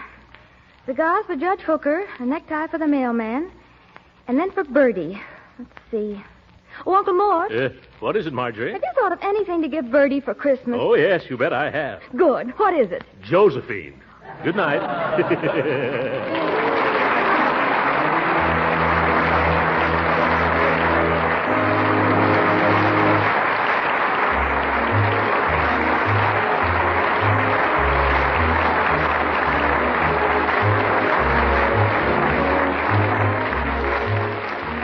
original music heard on this program was composed and conducted by William Randolph. This is Jim Bannon speaking for the Kraft Cheese Company and inviting you to be with us again next week at this same time for the further adventures of the Great Gildersleeve. This is the National Broadcasting Company.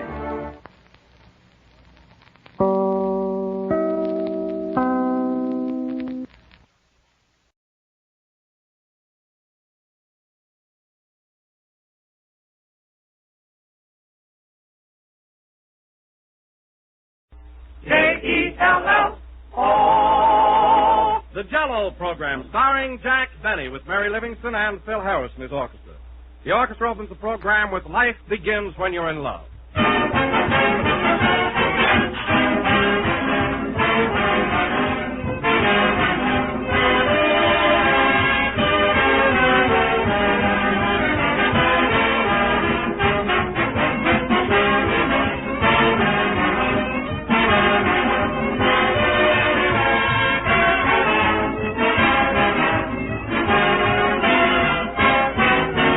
It's not always that you can have delicious things to eat and to save money at the same time, but sometimes you can. And Jell-O makes the most attractive desserts and salads you ever tasted, and Jell-O is amazingly inexpensive. It costs only a few cents a package. One package serves the average family generously, and they love it. Jell-O is America's favorite gelatin dessert, and no wonder. For only Jell-O brings you Jell-O's delicious extra-rich fruit flavor. Strawberry, raspberry, cherry, orange, lemon, and lime. All six are packed with that ripe fruit goodness, fresh and tempting and satisfying. So for that extra-rich fruit flavor, and for one of the most economical desserts you can serve, be sure to get genuine Jell-O. Don't accept any substitutes. Look for the big red letters on the box. They spell Jell-O.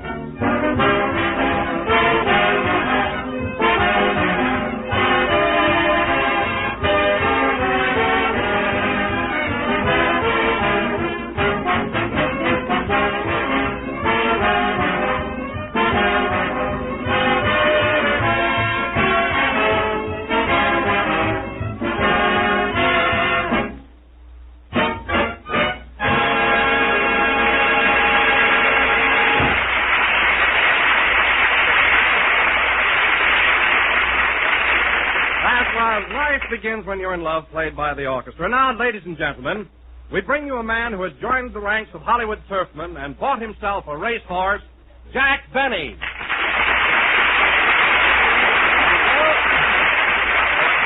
Thank you. Hello again. This is Jack Benny talking. And, Don, I don't know where you pick up all this information about me. Now, how did you find out that I bought a racehorse? Well, Jack, I was talking to Bing Crosby the other day, and he just happened to mention it. Oh, yes, Bing knows about it. As a matter of fact, I've been trying to put my horse in Crosby's stable, but it's too crowded. Crosby has an enormous stable. There's plenty of room there for your horse. All right, then he wanted too much money. I wouldn't pay him $80 a week to board my horse if he sang it to sleep every night. Oh, I'll find another place for him, all right. Oh, I'm sure you will. Oh, and Jack, you know I'm a pretty good rider, so if you ever need a jockey, think of me. I've got a horse, Don, not a 20-mule team. Why, your shadow alone would break his back. Say, Jack, how'd you happen to buy a racehorse? You don't know anything about horses? I don't, eh? Well, it might interest you to know, Phil, that I was kicked in the face at the age of 10. By a horse? Yes. How did that happen? Well, my father sent me out to feed him, and it was dark in the barn.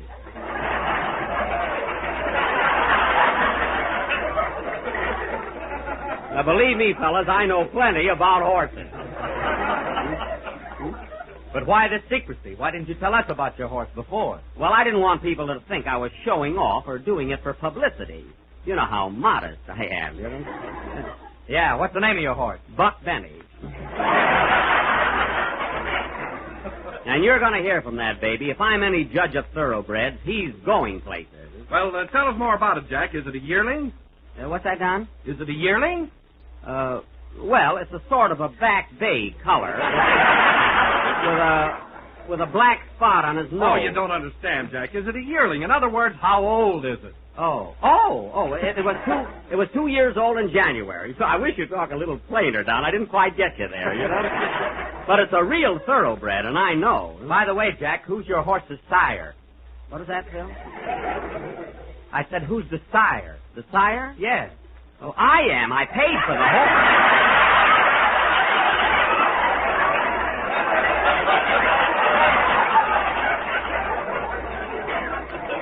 What a silly question. Gee, Phil, you don't know what you're talking about, do you? I don't, eh? Well, let's see what you know. Is your horse a gelding or a filly? A what?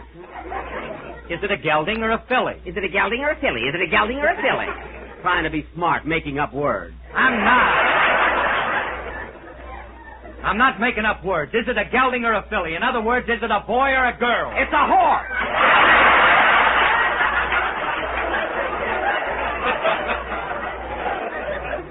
My goodness, you're just a dodo if there ever was one. You won't be so smart when he wins the Irish sweepstakes. Have you got a trainer for him, Jack? A trainer? No, I just bought him a rowing machine. That'll keep him in shape, all right. A rowing machine? Well, that settles it. You don't know any more about horses than I know about music. Oh, I don't. I don't know anything about horses, eh? I used to be a trout. A trout? Yes, a trout, and I gave out plenty of good tips, believe me. You're a fine turf man. Yeah. How many legs has your horse got? My horse has 4 legs, Smarty. How do you know? I bought him a blanket with 2 pair of pants and shut up. Believe me, I'm sorry the whole thing came up.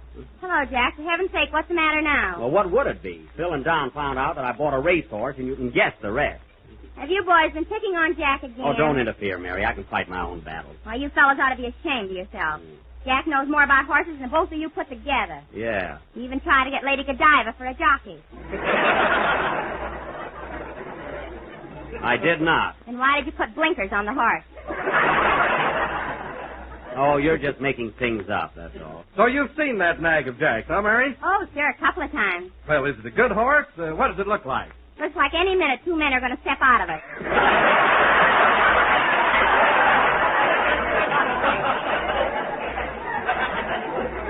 It does not. It's a fine-looking steed. Oh, it is. Hey, gee, fellas, you ought to see the way Jack pampers that horse. Pampers him? What do you mean, Mary? Jack bought him shoes with arch supporters. Now, look, fellas, Mary's giving you the wrong impression. Now, here's a picture of him, Don. He's a pretty good-looking animal, isn't he? Say, he is at that. Hey, Jack, let me see that picture, will you? Here you are, Kenny. What do you think of him? Oh, boy, he's a beauty. Looks pretty fast, doesn't he? I'll say he does. Well, why is he laying on his back? Kenny, turn the picture around like this. There. Well, I'll be darned. He got up. Yeah. He does all kinds of tricks like that. Now, go ahead and sing your song, Kenny, and give me back that picture. Say, wait a minute. Let me have a look at that. Here you are, Phil. Well, is that a real horse, or isn't it? Good-looking animal, all right. But wait a minute. What's this stamped on the back of the picture? Where? Right there. It says Man o' War. Man o' War? Well, that's the name of the photographer, Joe Man o' War. He's a Greek fella. Oh. Sing, Kenny. I must have picked up the wrong picture.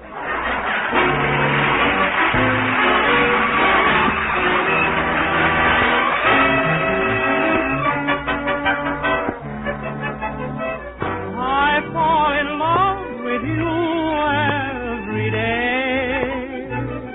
I fall in love with you same old way.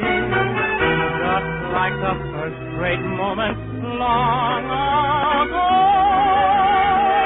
I fall in love with you.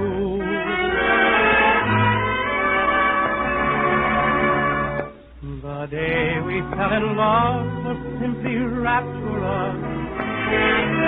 I never thought that spell could quite recapture us. Yet each time we meet, it's all the same again. And this eager heart bursts into flame again. I fall in love with you every day. I fall in love with you same old way. Just like that first great moment long long ago. Same old thrill, same old love. I always find your kiss just like new, and rediscover this charm of you. And every day, like our first rendezvous,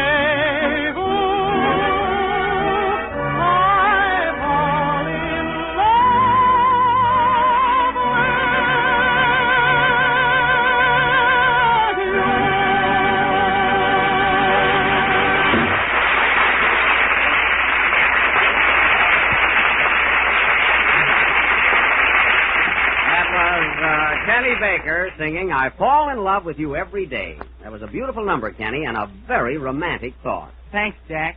And dedicate that song to your horse. To my horse? Why? Oh, I'm mad at my girl. Oh. A little snip. Kenny, gee, I never saw a kid like you, always getting a new girlfriend, then picking a fight with her. What's the matter with you? Oh, I don't know. I guess I'm just a gorilla. Kenny, you're a simian, but not quite a gorilla. Well, he's young yet. Yeah. And now, ladies and gentlemen, going from the zoo to our plays, tonight we are going to present what we think is an... Oh, Jack, pardon me for interrupting, but I just noticed that your shoelace is untied. My shoelace? Oh, so it is. Thanks, Don. Excuse me a minute, folks. Ladies and gentlemen, while Jack is bending down to tie his shoelace, why don't you skip out and buy yourself a package of Jell-O? Oh, so that's your little trick, huh? It comes in 6 delicious flavors: strawberry, raspberry, cherry, orange, lemon, and lime. Hurry back now. Ah, folks, what other program starts on a shoestring and ends up with a plug? Don, that was a very clever ruse. Now, as I was saying, ladies and gentlemen, tonight, for the first time this year, we are going to offer our annual murder mystery. We feel that this will be a high spot in the career of the Benny Federal Theater Project. So now we will present a deep, dark mystery entitled Murder in the Library, or Book March the Spot. Gee, isn't that clever, folks? And I thought of that all by myself. You laughed all by yourself, too. Now, wait a minute, Mary. That was a very funny title. I can't help it if our studio audience didn't get it. But I'll bet our listening audience liked it. We did not. Number. The cast of characters will... pardon me, folks. Come in. Hiya, Buck. Hello, Spencer.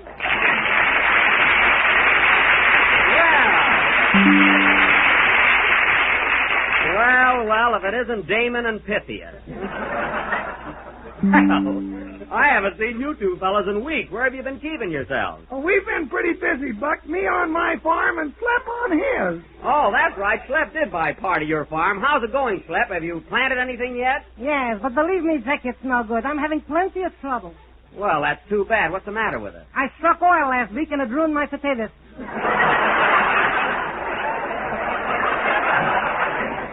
Oil? Why, that's great, isn't it? What kind of oil is it? Banana oil. He's trying to sell that property back to me. Oh, well, I don't blame him if it isn't good land. Well, he shouldn't complain. I gave him a rock-bottom price on it. Yes, that's all I got was rocks. Our cactus wouldn't grow there. Well, naturally, Slep, you got to clear the land first. You know, break up the rocks and cart them up. I'm a good farmer. A fine farmer. He bends over in front of goats.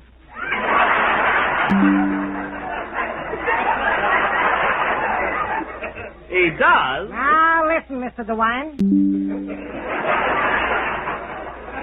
What about those rabbits you sold me? Oh, fine rabbits. Well, what about it? I sold you 2 of them, didn't I? That's the trouble. I still only got 2. Now, wait a minute, boys. Wait a minute.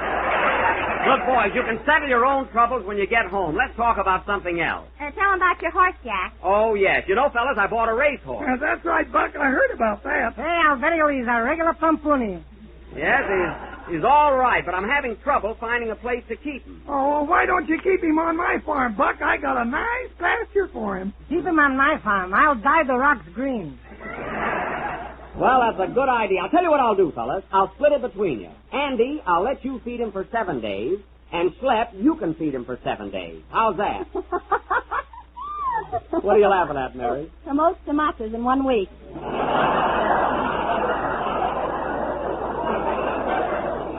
Never mind. How does that strike you, boys? Now, wait a minute, Buck. If I were you, I wouldn't let Schlepperman have that horse. Why not? He'll put rockers on it and give it to his kid. Well, I'll take a chance. Now, you each get him for 1 week, and I want you to take good care of him. He's a very delicate animal. Well, leave it to me, Buck. I'll take him first. Now, wait a minute, Henry. I want him for the first week. No, sir. I got to have him right now. I got a lot of plowing to do. Oh, that's fine for my racehorse. Say, how much are you guys going to charge me? Don't worry about it, Jackie boy. If he wins the Kentucky Derby, you'll break even. I thought so. Now, come over here a minute, boys. We'll talk this little deal over and down. Play something, Phil, while I do a little dickering. Now, look, boys. My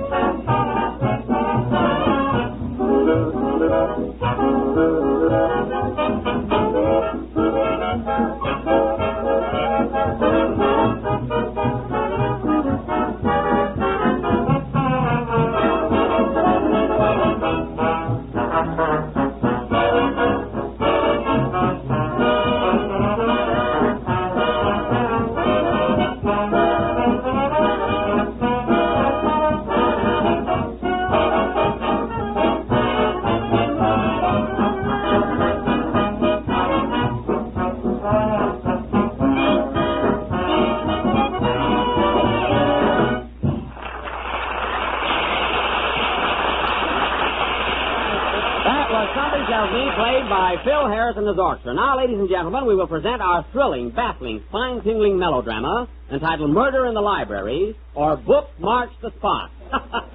See, I love that. Boy, are you corny. Go away, Mary. Now, I will play the part of Police Captain O'Benny, as brave a bluecoat as ever wore bulletproof undies. Phil Harris and Kenny Baker will be my brave, loyal, and stupid assistants. Here's your badge, Phil. Okay, Chief. Here, Kenny, here's your badge, your uniform, and your club. Okay, where's my flat feet? On the opposite end of your flat head. Oh, that's right.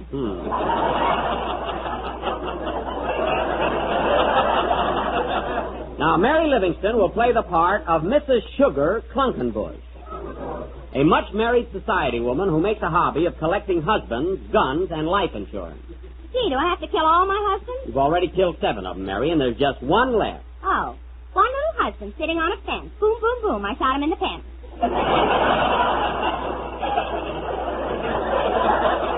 Well, I suppose that wasn't corny. I suppose you didn't write it. Quiet. Now, the part of the butler will be played by Don Wilson, who has been in the service of Mrs. Clunkenbush for about... Don, how long have you been with Mrs. Clunkenbush? It'll be 6 husbands in October. I see. And now for our play, folks. The scene opens at police headquarters where we find Cap O'Benny very busy playing solitaire. Curtain. Music.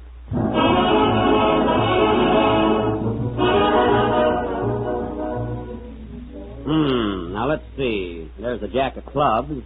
Here's a 7 of hearts. I'll put that on the jack. No, I won't do that. That would be cheating. Or should I? No, I won't. Hey, Cap. Yeah? What's the idea of playing solitaire with handcuffs on you? I don't trust myself. I need the ace of spades, and it's up my sleeve. I'll get it for you. Oh, no, you won't. Why, you dirty crook, I ought to put you in jail. Now, let's see. Is that the phone, Cap? It ain't a Swiss vaudeville.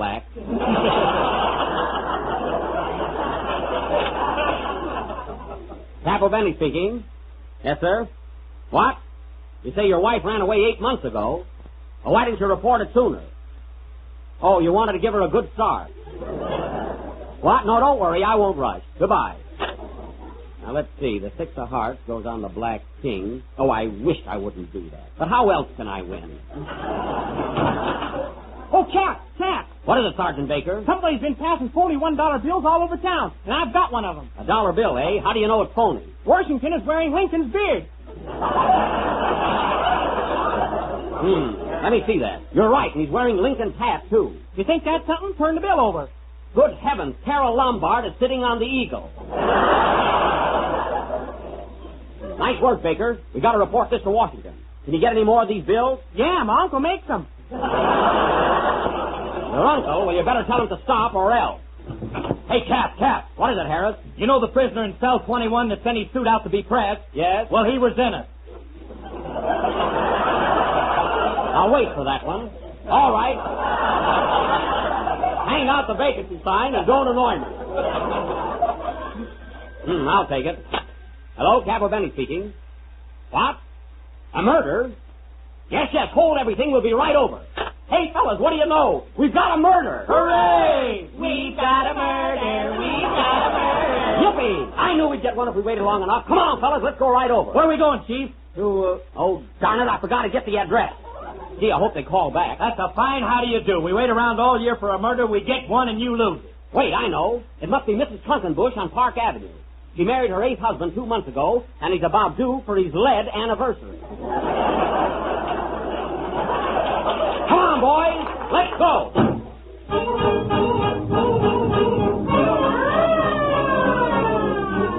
Calling all cars. Go to 215 Maple Street. Man beating up wife. That is all. Man beating up wife. Make a note of that, Sarge. I got it, Chief. Calling all cars. Go to 215 Maple Street. She's beating him up now. That is all. Tear up that note, Sarge. Okay, Chief. Calling all cars. Go to your nearest grocer and ask for a package of Jell-O. That is all. Well, I see our police department finally got a sponsor. Come on, faster, Sarge. Come on, here's the place. This is the house right here. Baker, you break down the door. Okay, hold my banana. I told you 1,000 times not to eat on the job. Now break down the door. Let's give him a hand, Harris. Ready, set, go. Well, we've got that down. Here comes somebody now. Did you ring, gentlemen? Ring? No, we didn't. We're the police. Who are you? I'm Blimp, the butler. Blimp, the butler, eh? Yes, and I didn't do it. You didn't do what? Goodness, haven't you heard? We think Mr. Cluckenbush has been murdered. What makes you think so? Well, he's in the library reading a book, and he hasn't turned a page in 3 days. Make a note of that, Sarge. Gotcha, Chief. Can I make a note, too? Quiet. Now tell me, Blimp, where's Mrs. Cluckenbush? Right this way, gentlemen. She's out in the garden burying the gun. Oh, burying the gun, eh? Her husband is murdered, and she's out in the garden burying the gun. What do you make of that, Baker? She doesn't need it anymore. Now you're clicking, you cluck. Come on, Blimp, take it to Mrs. Cluckenbush. Right this way, you bums. Come on, then. Aha! We got you this time, Mrs. Cluckenbush. Oh, how do you do, Captain? I've been rather expecting you. Oh, you have. Now there's no use calling, Clunky. Your butler, Blimp, broke down and confessed. Blimp broke down, eh? Yes. I knew I should have filled him with helium. Now listen, you just buried a gun in this garden, didn't you? I buried a dagger, too. Oh, so you not only shot your husband, but you stabbed him, too. Yep, I got the daily double. Well, you've gone too far, Mr. Cluckenbush. You've had 8 husbands in 4 years, haven't you? What about it? And they all met untimely death. Take your first husband, the big game hunter. You went on a hunting trip with him, and he's the first thing you shot. Well, he looked like a gazelle.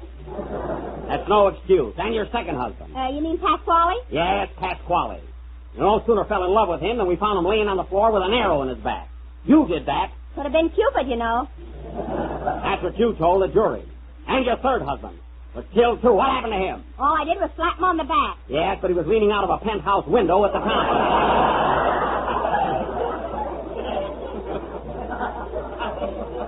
And what about your fourth husband? Oh, this is getting boresome. It is, eh? Oh, hello, Philsy. I didn't see you standing there. Hello, sweetheart. Sergeant Harris, do you know this woman? Yes, we're engaged to be married. I'm going to be her next husband. Well, congratulations and rest in peace. Now, let's go in and look at the body. Hey, Cap. What is it, Baker? I was in the library just now, and I don't think Mr. Cluckenbush is dead yet. How do you know? I went to reach for his pulse, and he shook hands with me. Well, let's hurry up in there. Imagine a man shot and stabbed and still alive. There he is, Cap. Mr. Cluckenbush, how do you feel? A little drafty. Well, I shouldn't wonder. Now, tell me, can you name the person or persons who tried to kill you? Why, of course I can. I was here at the time. Then tell me exactly what happened. Make notes on this, Harry. Okay, Chief. Now, go ahead. Well, I was sitting here in the library reading a book, when all of a sudden the door behind me opened, so I turned around and said, "Bring me to the party station." Of course, I couldn't tell the radio station what I said made it on, and I figured my own estate was the great party station. And right at the time the roast to see, Big Beat, who said it? Oh, it was ghastly. The man must be hysterical. Now, Mr. Cluckenbush, say that again and slower. This is important. All right. I was sitting in the library reading a book, and my receipt of all the sentences. Oh, she came in. Don't even say the time at Oh, all. she didn't come in. No, I was in a set. Oh, she came in. Oh, he's delirious now. He's getting weaker. Quick, get him a glass of water. Here you are, Captain. Thanks. Now, drink this, quick. How do you feel now? Oh. Good heavens, he's dead. Mrs. Cluckenbush, what was in that glass of water? Well, I only put in a capsule of Chesterton, then I lost a capsule of cloth and then Chesterton, and that's the truth. Move over, Cluckenbush. I'm tired. Play, Phil.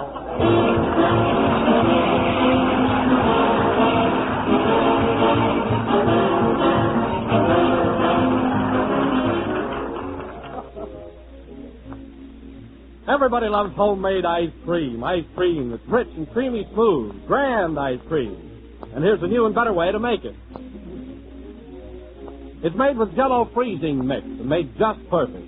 For Jell-O freezing mix is a wonderful new product that gives you ice cream that's velvety and rich.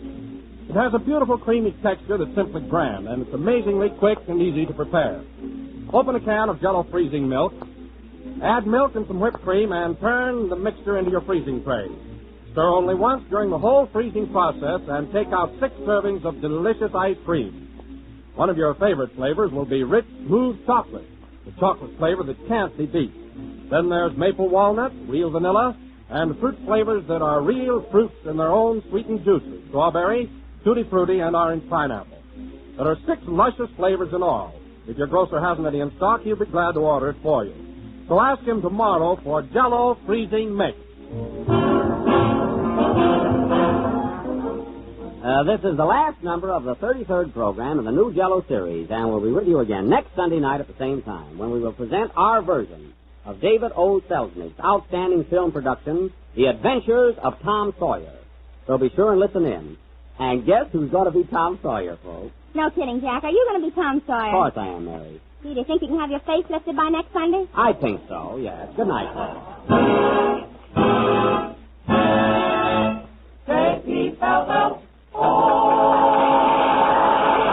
This is the National Broadcasting Company. Kraft presents The Great Gildersleeve.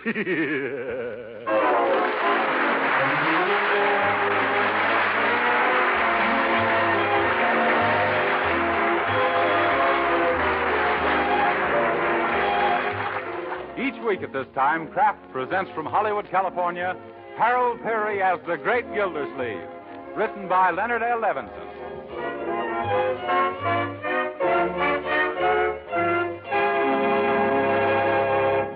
We'll hear from the Great Gildersleeve in just a moment. But right now, here's a question for you. Did you know that you can overeat and still be undernourished? That it's not so much the quantity of food you eat as the kind of food you eat that's important? Well, it's true. And that's why you should learn all you can about the right foods to serve your family. Wholesome, protective foods that provide the energy and real nourishment your family needs.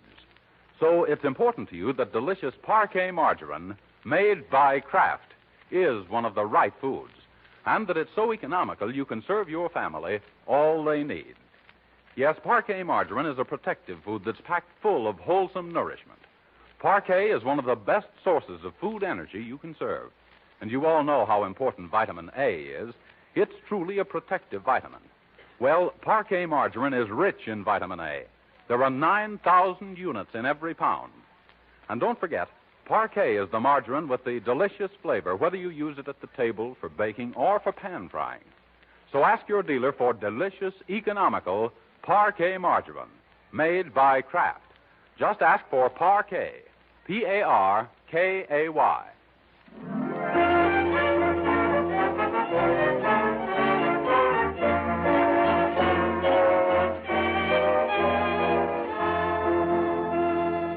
And now let's visit our friend, the Great Gildersleeve.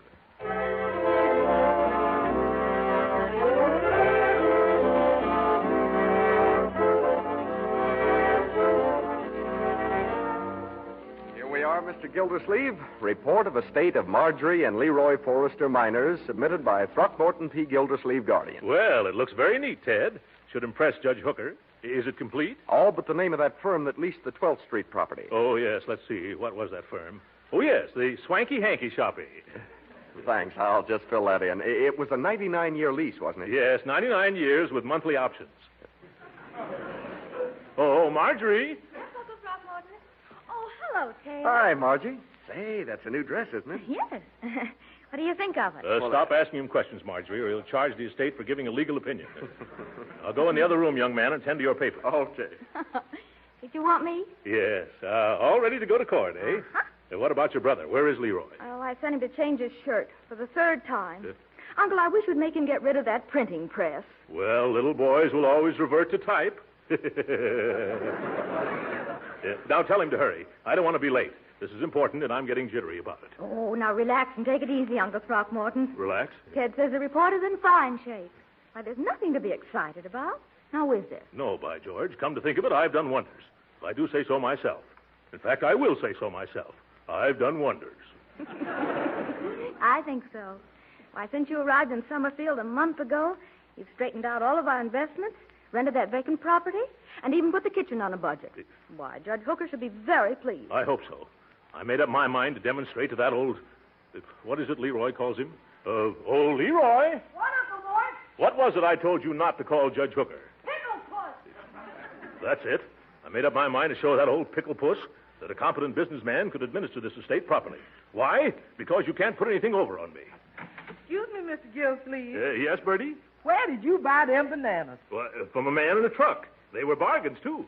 The stores want 30 cents a dozen, and he only charged me 25. Well, he done gypped you. There was only 9 bananas. Yes. As I was saying, Marjorie, you can't put anything over on my type of businessman. We have a certain alertness.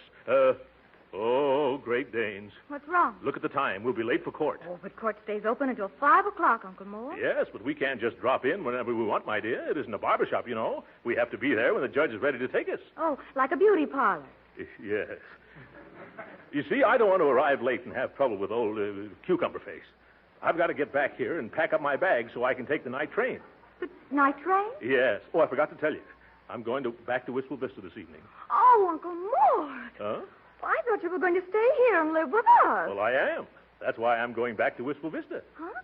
To sell or lease my house there. You are? Oh, that's wonderful. Oh, Leroy. Yeah, what's it? Uncle Mort's going to sell his house in Wistful Vista and come back here and live with us. Oh, boy, gee, that's wonderful, Uncle Mort. Take it easy. Do you want me to make you a for sale sign on my printing press? No. Thanks just the same. You haven't got that many shirts to spare. Oh, Ted, is it time to go? Yes, we should hurry down to the courthouse. Everybody ready? Leroy, Marjorie, Ted, Bertie? Oh, Bertie's not going to court with us, Uncle Mort. I know that. I just want a glass of water. That ham I had for breakfast. Water, Bertie. Yes, Mr. Gildersleeve, bringing it. Good. Anybody else want any water? No, thank you. Here you are, sir. You better hurry, Mr. Gildersleeve. 1 second while I drink this. Thanks, Bertie.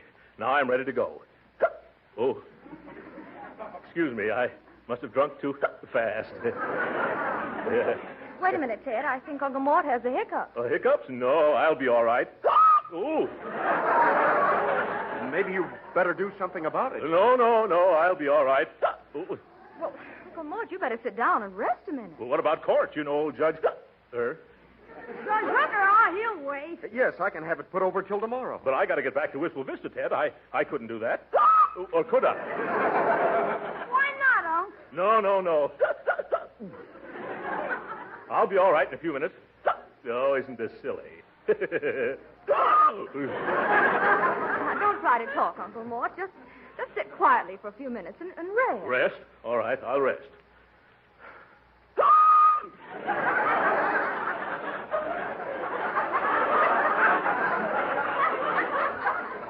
Maybe it'd help if you unbuttoned your vest, Unc. Unbutton my vest? I'll try it. Yes, that seems a little better. Oh! Spoke too soon. Better button it up again. Yeah. Say, I know a sure cure for hiccups. It never fails. It doesn't? Well, what is it? Drink a glass of water. Oh, but Marjorie, my dear, don't you remember? That's how I got him, drinking water. No, but you didn't drink slowly. Slow. You've got to take 9 swallows of water and not breathe in between. Not breathe? What am I, a fish? Now, Uncle Mort, it's cured thousands. Sure, you know, a hair from the dog that bit you. Ted, this is hiccups, not hydrophobia. Well, I'll get a glass of water. You better get a pitcher in case one glassful won't do it. What are you trying to do? Drown him?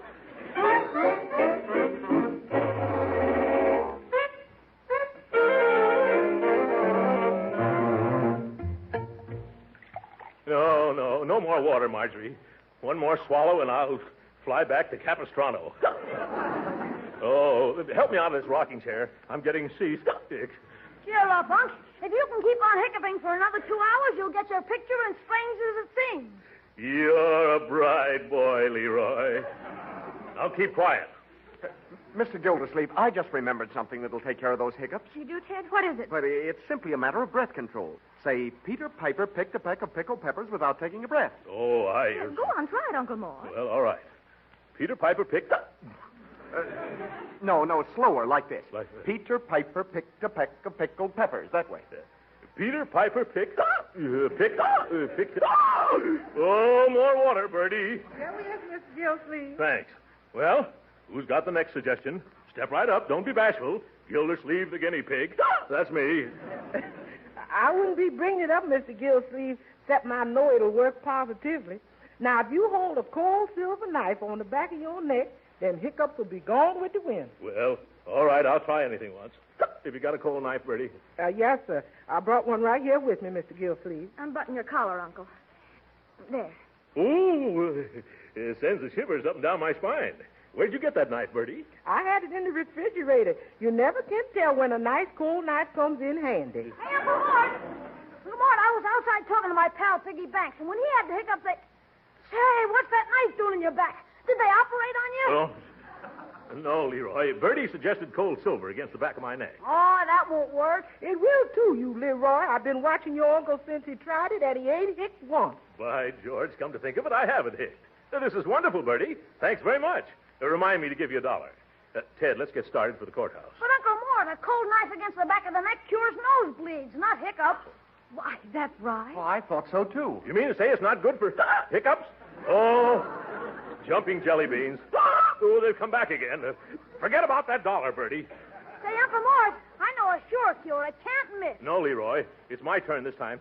I've just remembered a remedy. But that isn't fair. I spoke up first. Say, whose hiccups are these, yours or mine? Okay, go ahead. They're your hiccups. What's your remedy, Uncle Mort? Well, I'll take a cold shower. The shock should stop me. It sounds logical. Well, it won't hurt at any rate. We got to do something so I won't keep speaking out of turn in court. I'll get the car out of the garage. I bet that shower doesn't work, Marge. Now, my idea is to scare Uncle Mort. What for? Well, that's an absolute positive cure for hiccups. How do you know? It cured Piggy Banks when he had something terrible. How'd he get them? Drinking a whole bottle of pop at one gulp. Honest, his family tried everything. Then his kid brother put a string of firecrackers in his pocket and lit the fuse. That did the trick, all right. But didn't those firecrackers burn a big hole in his coat pocket? No, Piggy wasn't wearing a coat. Gee, if I could only think of something super to put on Uncle Mort, I bet I'd scare the hiccups right out of him. Now, you wait a minute, Leroy. Don't you do anything drastic. Oh, me? When did I ever do anything? Say, how's about it if I put ketchup on my head and stagger into his room and fall down on the floor? Leroy Forrester, now don't you dare. Well, all right. Let's see. What else would frighten those darn old hiccups? Ooh. Oh, it's freezing in the shower. Bertie must be using the hot water in the kitchen. Oh, this water is ice cold. Oh. Uncle Mort! Uncle Mort! Yes? Uncle Mort, where are you? The house is on fire! What? The house is on fire! Oh, I've got to get out of here. Oh, where's my clothes? No time for clothes. My bathrobe, where'd I put it? Never mind, here's a big towel. All right, come on, Leroy. Which way shall we go? No, Uncle Mort, go back. Why? Because you still got the hiccup. What's that got to do with my house being on fire? It isn't on fire. I was just trying to scare you. Scare me? What's the big idea? Gee, I only meant it for the best. I was just trying to frighten the hiccups away. If I ever ran out of the house like this, I'd frighten the neighbors away. I'm awful sorry, Uncle Mort. Say, you better get back in the shower. There's a big drip on the carpet. Who, me?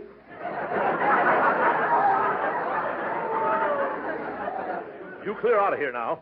As soon as I get dry, we're going down to the court. Hiccups or no hiccups?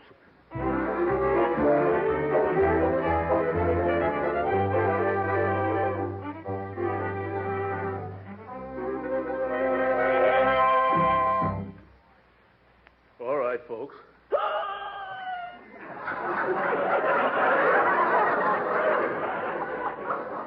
I'm ready to go now.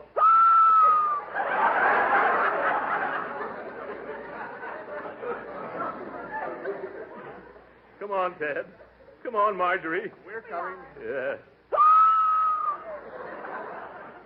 Where's Leroy? I think he went out. He must be waiting in the car. Good. I hope the judge doesn't mind. Okay, buddy, stick 'em up. Your money or your life. Leroy, come out of that closet and put back that water pistol. Oh, that didn't work either. You can't frighten me, Leroy. I'll go out and get in the car, young man. I told you, Leroy. Just you wait. I'll figure out a scheme that'll make Uncle Mort forget all about those beeps of his. Yeah. Now, get in the car, everybody.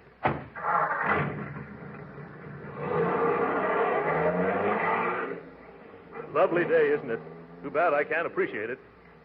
Maybe being in the fresh air like this, my hiccups will... Oh, no, they won't.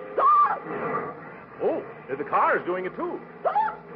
Boy, every time you hiccup, TP, your foot goes down on the gas. You think so? Yes. You want to stop and let me drive? No, we haven't got time.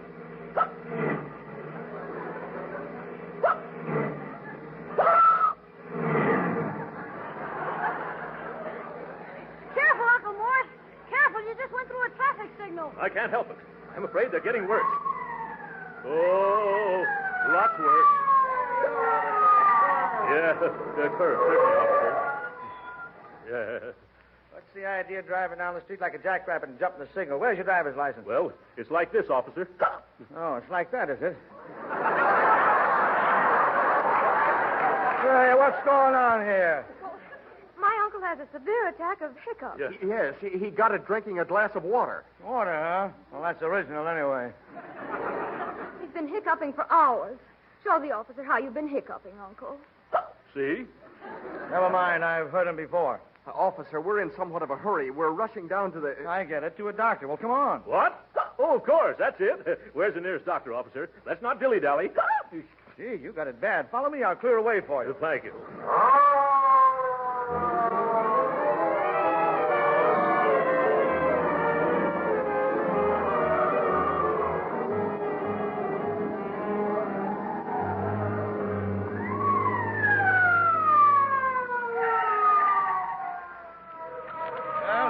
Medical Center building. Oh, I don't know how to thank you, officer. Yes.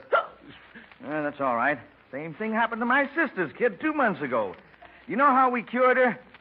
Made her eat a quart of ice cream fast. Oh, yes. Well, I'll put that down on my list. Hurry, Uncle Mort. Shall we go with you? No, you two children stay here with Ted. Oh. Going up? Yes. Is there a doctor in the building who specializes in hiccups? I mean, a cure for hiccups? Oh, you might try Dr. Simard on 7th. Get in, please. Yeah.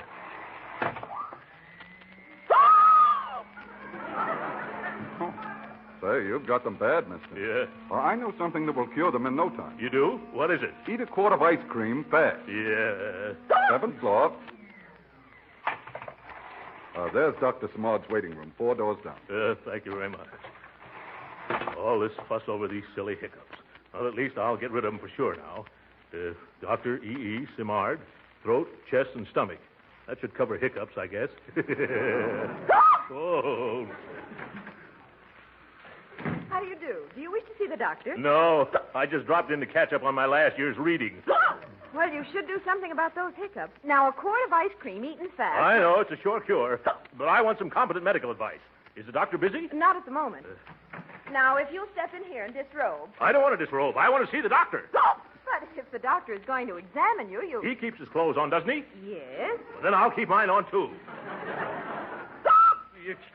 Where is he?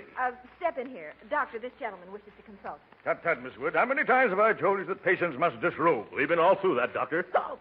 There's no need for me to do that. You can see what's wrong with me. Open your mouth, please, and unbutton your vest. Thank you. You can close your mouth now. Well, it didn't take me long to diagnose this case. No? No. You're suffering from an intermittent, uncontrollable diaphragmatic spasm causing a sudden inhalation which is interrupted by a spasmodic closure of the glottis. I am? Yes. Well, what does that mean, Doctor? You hiccup. I know I hiccup. I can hear myself. How do I get rid of them? Now, don't get excited. I have a painless and infallible cure. Oh, you have? What is it? Eat a quart of ice cream fast. That'll be $5, please. Oh!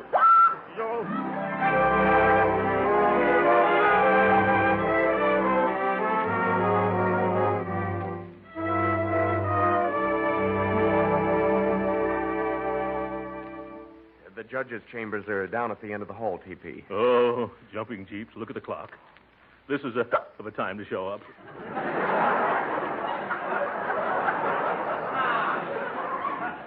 Feeling better, Uncle Mort? No. I've eaten so much ice cream, I sound like a good humor man. Now, take it easy, Uncle Mort. You take it easy, young man. And don't say anything to the judge. Here we are. Ted, did you send the financial report down this morning? Keep quiet. Now, don't worry. That report went down early. Should make a wonderful impression. Well, come on, let's go. Yeah, might as well face old Pickle Puss. Careful, Leroy. Anything you say will be used against me. Come in. Hello, Judge Hooker. At last. I was ready to go home. What you hiccuping for, Gildersleeve? For about 4 hours now. Uncle Mort's been suffering all day long, Judge. Yeah, maybe if you could frighten him. Quiet, Judge. Leroy, quiet. Yes, Judge. I'd have been here sooner except for that. Well, I'm glad you sent down your report, Mr. Gildersleeve. Gave me time to study it.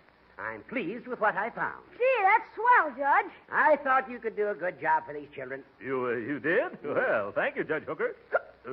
In that case, we can leave. Come on, Leroy. Come on, Marjorie. Come on, Ted. What's your rush, Gildersleeve? Take it easy. Oh. You're nothing but a bundle of nerves. Yes. Oh, I never knew nerves came in such large bundles. That's very good. I wonder if it'd be all right if I was absent from my duties for a while, Judge. I have some business to wind up in Wistful Vista. Sure. Go right ahead. Take all the time you want. Oh? Only be back next week. Oh. Yes, I see. Well, thanks, Judge. Excuse it, please. Oh, poor Uncle Mort. You can't travel in that condition. I bet Mr. Fowler at the drugstore would have something to relieve you. Let us two go see him, Marge. And if he can't help, I know a couple of other guys that can. All right. If you'll excuse us, we'll run along. Certainly. Goodbye, then. Goodbye. You drive Uncle Mort home. Oh, sure. Hey, Leroy. Well, Ted, let's get started. Oh, I can't stop that. Hey, those hiccups must be annoying. They are, indeed they are. By the way, I know a sure cure for hiccups. What, you too? Oh, this one never fails. All you need is a brown paper bag. A brown paper bag? Well, that takes the prize. Shall I go out and get one, Judge? No, here's the bag. Wait a minute. Wait till I dump the apples out. Apples? I teach a class at law school, and the boys always bring me apples. Now, let's try this remedy. Oh, no, don't bother, Judge. I think they're stopping now. Now, let's make sure. All you have to do is to breathe in and out of this bag. Understand? I understand what to do, but I don't understand why. Well, you will. Just put your face in the bag. Fine. You look better already. Now, go ahead and breathe. Oh. The principle is this. Normally, you exhale carbon dioxide and inhale oxygen. I see. But this way, you inhale the carbon dioxide you've already exhaled. I see. Is that clear? No. Well, if you stop inhaling oxygen, you'll stop hiccuping. It's really very simple. So are you. You ought to be all right by now. How you feeling? Worse. Oh, my, and I almost had him licked. strange. It's never failed before. Let me see. There's a hole in the bag. Oh, take me home, Ted. I'm going right to bed. Oh, stop that.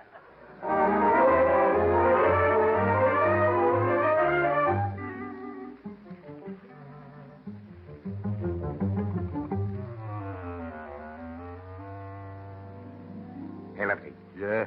Here's a pillowcase. The vault is silver in here. Okay. Now, when we go out, if anyone asks who we are, we're the laundryman. I got you, Red. Shall we take this silver cup, too? Let me see. Yeah. Awarded to Throckmorton P. Gildersleeve, first place potato race annual picnic, Gildersleeve Girdlewicks. Hey, I guess he was the whole works, huh? What do you say? No. It's more trouble than it's worth. Oh, yeah. Too easily traced, huh? Hey, you sure there's no dough laying around? No. I looked every place, even behind the wallpaper. You think we should take any more clothes, Lefty? No. I'm wearing 3 of this guy's suits already, one on top of the other. I'd hate to have to run from some copper this way. Yeah, it's too bad we didn't snag any dough. Well, let's get going. Okay, you take it easy. Say, look. Get away from that window. Hey, there's a big fat guy coming up the walk. Quick, out the back way. Wait a minute. Is he alone? Yeah, let's get out of here. No, wait. I bet he's got a fat bankroll in his pocket. Let's hide behind these curtains. But where? Make it snappy. But where? Darling, you and I know the reason. Okay, buddy, stick him up. Now, Leroy. What do you mean, Leroy? Get him up. Oh, I see. You must be a friend of Leroy's. Yeah, he put you up to this, eh? What'll that boy think of next? I says for you to get them hands up and keep quiet, too. I'm sorry, mister, but it didn't work. I still got him. You see? Hey, Red. Oh, you brought a friend, eh? Hey, what's the matter with this guy? I thought you knew. I've got the hiccups. You see? Look. This is a gun in my hand. Yep. And I've got a good notion to let you have it. No, thanks. I wouldn't know what to do with it if you did. Hey, Red. Yeah. Should I give it to him? No, I don't want yours either. You're asking for it, mister. I am not. I don't want any guns. I'm afraid of guns. Though sometimes they're loaded. Shall I plug him, Red? Well, I don't think that'd cure me either, mister. Stand out of the way, Red. I'll show this smart aleck. Well, very realistic. Blanks, eh? You missed. He moved. I'll try again. Don't do that. You'll have every cop in town here. Oh, gangbusters. What are you going to do with a guy like that? I know. Lefty, you stick your gat in his ribs and I'll frisk him. Okay. Now hold still, will you? This time I can't miss. Now cut it out. Cut it out. Still. Sorry, I'm ticklish. You stop it. Here, give me that gun. No. Oh, you get away from there. Hurry up, Red. I can't. All right. Let's take his pants off. What? Yeah. That way we get his roll and he can't follow us either. Okay. Oh, I warned you. Now you see what... Oh! That's right, Lefty. Throw him on the floor. Oh, you want to fight, eh? Well, all right. Oh, get off of me before I... Wait a minute, boys. Wait a minute. Stop. Oh, you give in, huh? Yes. You can quit now. My hiccups are all gone. More double talk. Grab his leg, Red. Get away from me, Red. Oh, Leroy should have never done this. That's right, Lefty. Sit on him. What is this? Wearing my new blue serge suit. This is the last straw. I'm at the stand for you. Help me, Red. Get him off. Hold still while I hit him. No. Now, don't move. Now Now look what you've done. You've clunked your little partner. Hey, Lefty. Speak to me. Yeah, speak to him, Lefty. Hi, George. He's out cold. Give me that gun before you do any more damage. Oh, no, you don't. Ouch, my foot. Oh. The minute I saw those tight shoes, I knew you had corns. Hey, mister. Huh? Mister, please. What? Please don't point that gun at me. You're just nuts enough to shoot me. That's a very good idea. A couple of blanks might teach you not to go No, around. no. Huh? Uncle Mort, what's the big idea of leaving the front door open? Well, at last you're here, young man. Those two friends of yours are nothing but a couple of roughnecks. What friends? Who are these guys? Come, Leroy. Stop pretending. It's all right. My hiccups have disappeared. Come on, Uncle Mort. Oh! Look at this room. What? Who's that man? Sleeping on the floor. That's one of Leroy's friends, and he's not sleeping. Don't try to sneak out, Red. Gee, I Come back here, Red, and tell Leroy what you did to me. Well, Uncle, I never saw these men before in my life. my silverware doing in a pillowcase? Uncle Mort, these guys are burglars. They are? What? They weren't fooling? And to think that I... Oh, my. Now I've got the hiccups all over again. Oh.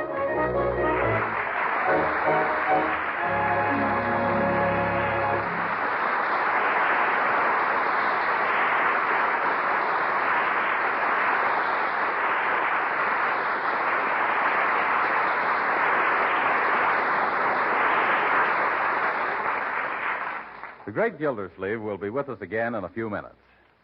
But first, I want to say that being a mere man puts me at quite a disadvantage in talking to you housewives, especially you housewives who are really good cooks, because so many of you are probably already using delicious Parquet margarine made by Kraft, and already know from your own experience that it's a grand-tasting, economical margarine that can be used in many ways. Yes, you know, for instance, that Parquet margarine is really delicious for table use, and good for your family, too. You know that Parquet makes cookies, cakes, and pie crust taste better because it's a genuine flavor shortening that adds its own delicate taste to all baked foods. You know that Parquet margarine seasons hot vegetables to a queen's taste, makes pan-fried foods taste better, too, and it doesn't spatter or stick to the pan. And don't overlook the fact that Parquet margarine is a highly nutritious energy food and a year-round source of vitamin A. Yes, you housewives who use Parquet know how good it is. But some of you listeners probably haven't tried Parquet margarine yet. Well, if you haven't, try it. Yes, ask your dealer for a pound or two of Parquet margarine tomorrow. Just say Parquet, Parkay. It's made by Kraft.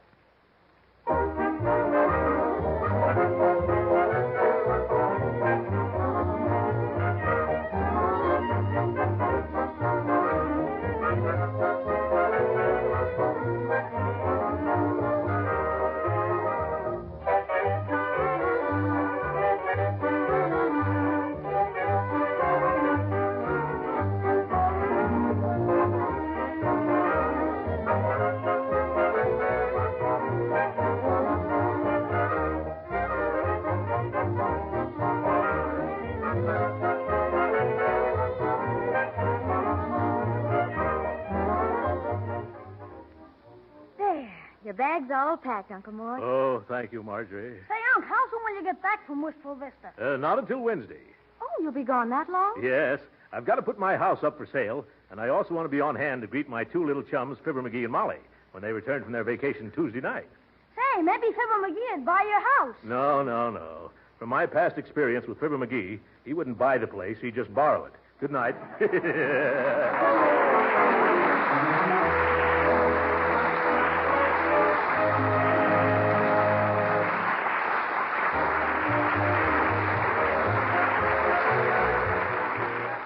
Original music heard on this program was composed and conducted by William Randolph.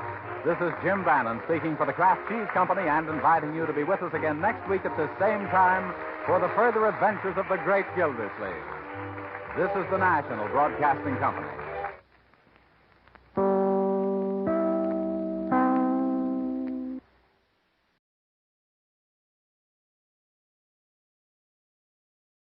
The Mutual Broadcasting System, in cooperation with Family Theater Incorporated, presents Strictly Amateurs, starring Jimmy Durante and Dennis Day.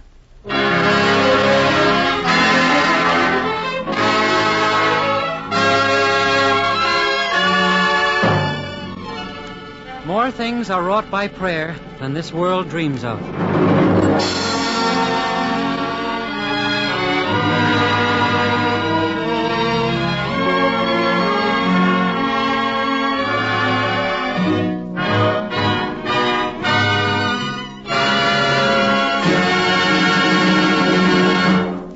Now, Family Theater presents Strictly Amateur, starring Dennis Day and Just Jimmy... a minute, Junior. Everybody wants to get into the act. Here's the thing, folks. I'm walking around Hollywood, minding my own business, just commuting with nature. And I'm telling myself I'm a busy guy, and what happens? I hear about this Family Theater. There's a lot of people talking about it, so I says it's time interesting inquiries were made as to what it's all about. So that's the way it happens. When I find out they got something to sell, then I'm on my way out. Because I'm not in a buying mood until I hear they have something to sell that's free, for nothing, and gratuitous. The inquiries are more interesting. I hear that something is for free that's valuable and priceless because it's about happy families and a lot of happy homes. So I say this is for me because that's what it should be. A lot of happy people and happy homes. Because this is going to be stupendous and colossal.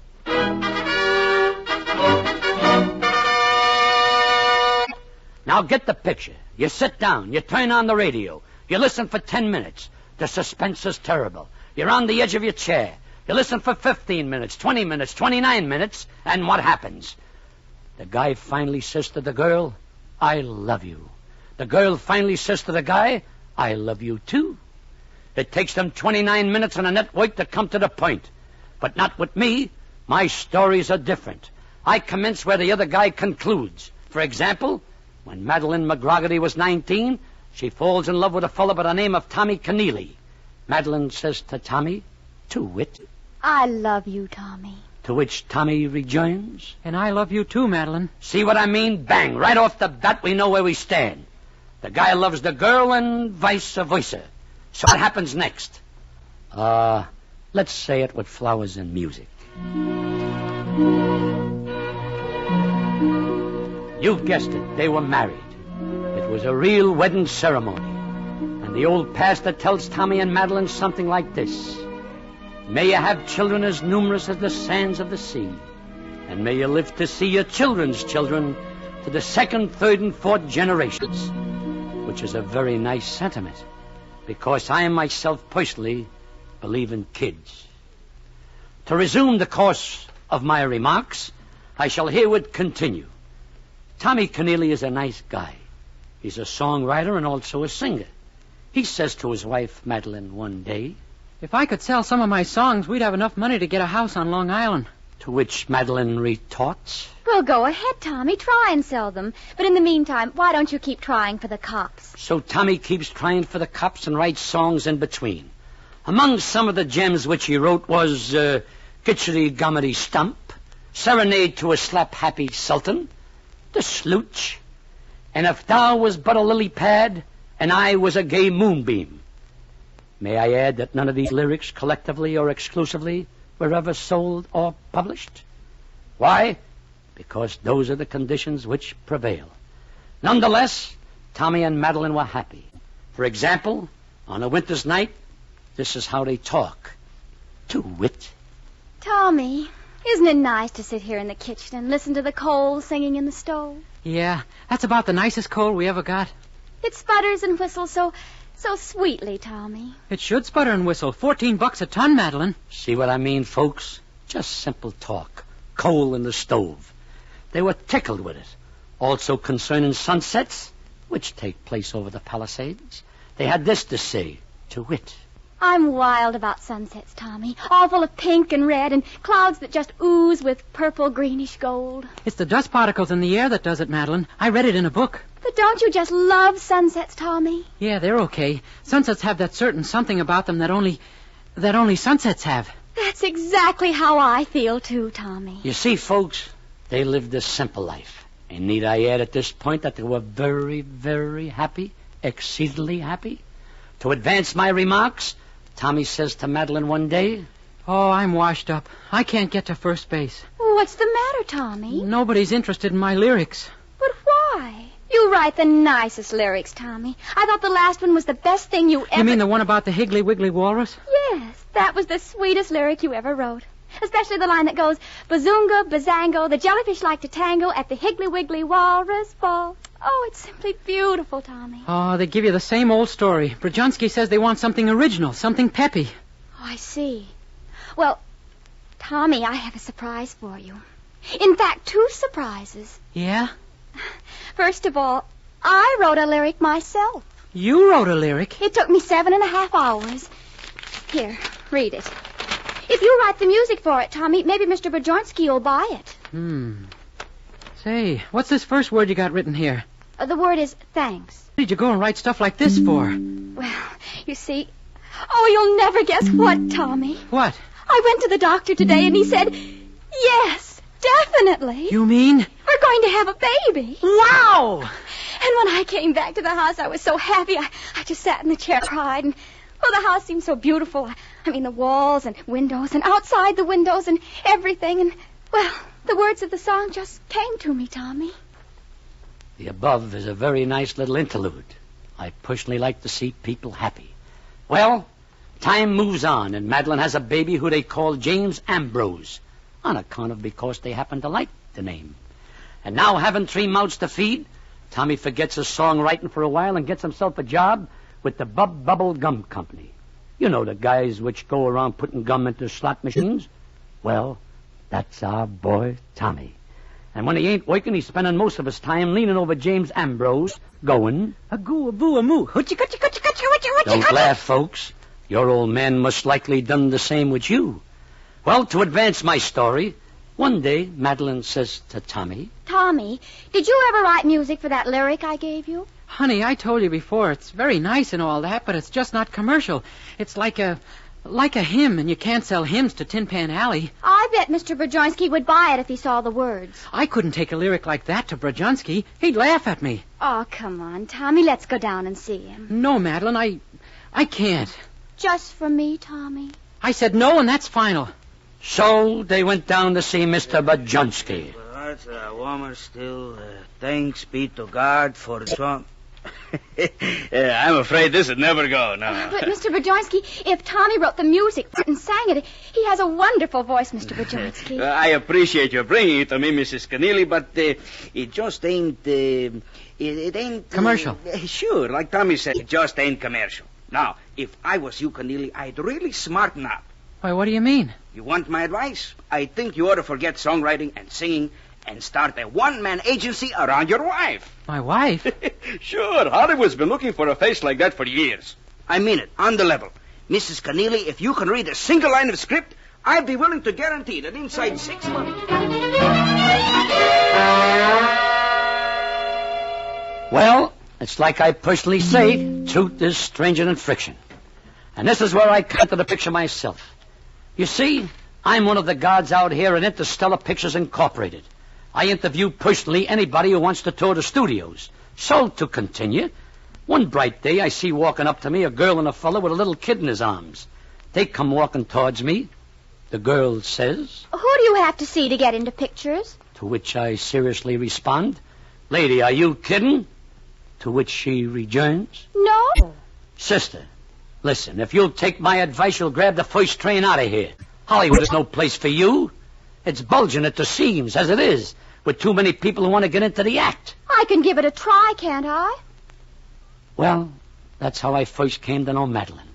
So out of the abundance of my heart, and may I add that my heart is full of abundance, I wrote on a card the name of a personal friend of mine who I happen to know. Oh, thank you so much. Think nothing of it. Go see this guy and tell him Giblin sent you. Mr. Edgar Glunt? That's right. Edgar happens to know a guy who is intimately connected with a friend of a fella who knows the brother-in-law of electrician's uncle. Oh. And don't forget, tell him Giblin sent you.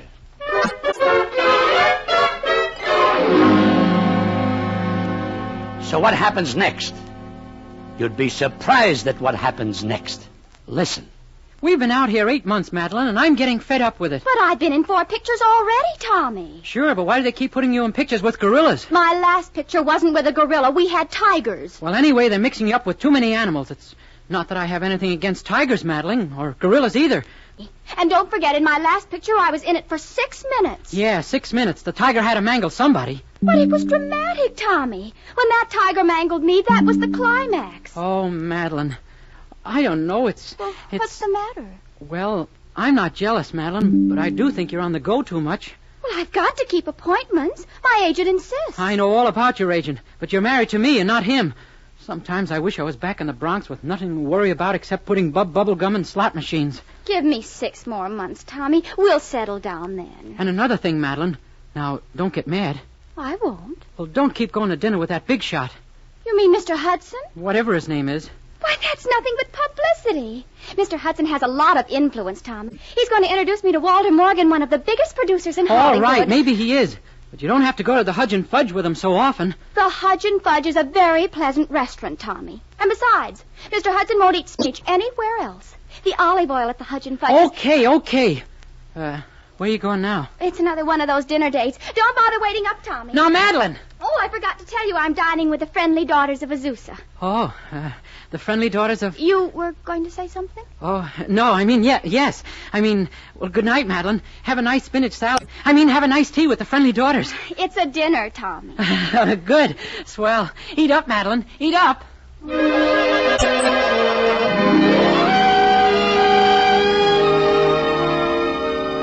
So lo and behold, what do you think happens consequentially?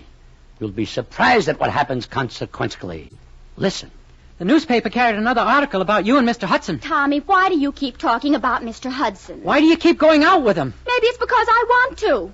Now are you satisfied? I see. And in the meantime, what am I supposed to do? Sit up with little James Ambrose every night while you and Mr. Hudson eat spinach? That also might not be a bad idea. Madeline, you're beginning to get me exasperated. I don't know why you're making all this fuss. I'm only trying to get a contract. Sure, and if you eat enough spinach with Mr. Hudson, he'll introduce you to Mr. Walter Morgan, and then What's wrong with that? You don't have to stay out till 11 o'clock at night eating spinach with Spinach again. You said he liked spinach. You've got spinach on the brain. I'm not talking about spinach. All right, what are you talking about? About you, that's who.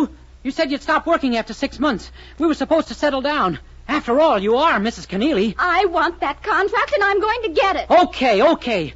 Go on and get your contract. But I'm through, and I'm clearing out. I'm taking James Ambrose with me. You're leaving James Ambrose here. You can keep your gorillas and tigers and your spinach, too. And if you want to come back to me and James Ambrose, you'll have to come crawling on your hands and knees. That's what you'll have to do, you second-rate amateur, you.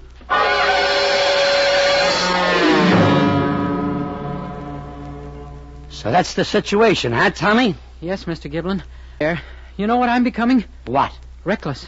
Oh, you're just a little perturbed. Why don't you go back Mr. Giblin, I've gone out and worked for Madeline, day in and day out. Slot machines, carrying bubble gum, from Bowling Green to Throg's Neck, a crease in my back, a crease where the strap hangs. Oh, that bubble gum. What did I ever get out of it? A wife that runs after a spinach maniac. But Mr. Hudson is only trying... Well, I've had more than enough. I'm going back to New York. I'm the super chief, too. I'll spend, I'll splurge, I'll become a derelict. That's what I'll become. And if she wants to reclaim me from the gutter, she'll have to come crawling to me on her hands and knees. Is she going to have a guilty conscience?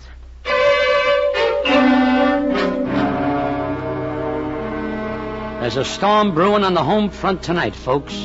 What was once a state of happy bliss has deteriorated to a state of consternation, accusation, alienation, and embarkation by the way of super chief, and back again to consternation. It's a vicious cycle. Oh, it's you, Madeline. And little James Ambrose with his lemon and lime lollipop. Oh, Mr. Giblin, I just had to come and see you. This past week has been just... Restrain yourself, Madeline. Relax. I know the whole story. About me and Tommy? Yes, as a matter of fact, Tommy phoned me from New York this morning, person to person, long distance. Oh, I'm so glad he's safe. I didn't know where... So that's where he went. From the sound of his voice, I'd say he was not only frantic and distraught, he was even upset. I'll never go back to him. Those are harsh words, Madeline. He thinks I'm no good. He called me an amateur. But I've got a career. Mr. Hudson told me. He's going to introduce me to Walter Morgan, and... Listen, Madeline. You're a sweet and lovely girl. You got a lot of talent. I mean it. But confidentially, I think your place is back in the Bronx with geraniums on your windowsill and dandelion in your hair. Why, if I was you, I'd grab the first train and... What's the matter, kid? You don't think I'm any good either. Madeline, I didn't say that... I'll have you know I won a medal for oratory back in junior high. But my dear Mrs. I'm not saying I'm the world's best actress. Madeline. But I'll show him. I'll show everybody. Maybe you think I'm not serious, Mr. Giblin. Maybe you think I ought to go back to pots and pans and slave for that 10th-rate songwriter. Him and his higgly-wiggly walruses. Well, I'll prove to him that I can be a star. When he sees my picture on all the billboards, and when he sees pictures of me sitting in the Hudge and Fudge restaurant with other celebrities, then he'll come crawling back to me on his hands and knees.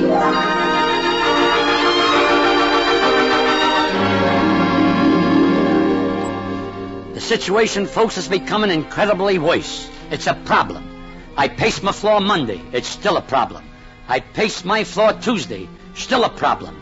I'm flustered. I'm distorted. Then all of a sudden... Bang!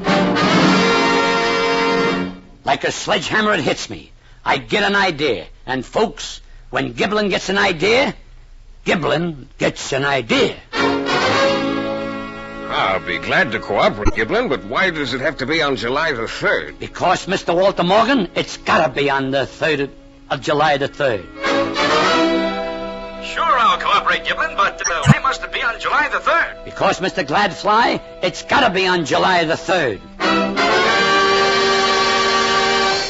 I've had a conference with Mr. Giblin, Mrs. Keneally. Oh, yes, Mr. Morgan. I suppose you've heard about our coming production, Boy Does Not Meet Girl? Yes, Mr. Morgan. Mr. Giblin advises me that you have talent, exceptional talent. Oh, yes, Mr. Morgan. You understand if we cast you in this role, you'll get a chance to sign up with us, a long-term contract. Yes, Mr. Morgan. Fine. Now, please be on hand for the screen test July the 3rd. Yes, Mr. Morgan.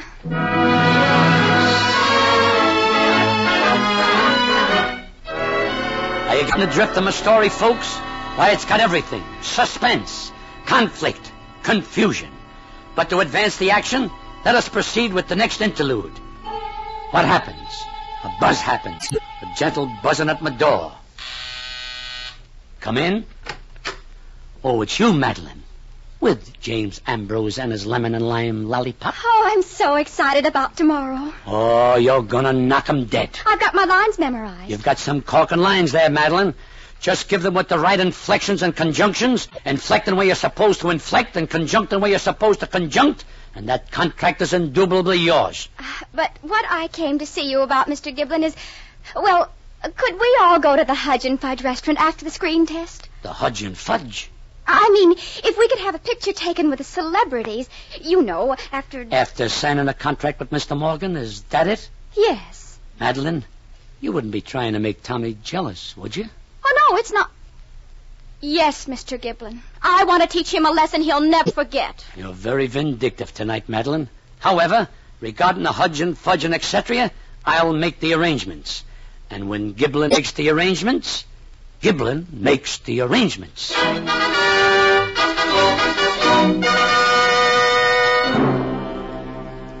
July the 3rd, the screen test. Everybody is there.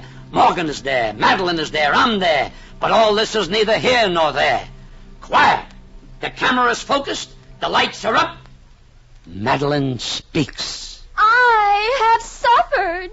I have suffered much. I have suffered overmuch. Exceedingly too much suffered. And now I die. I pass away. I die.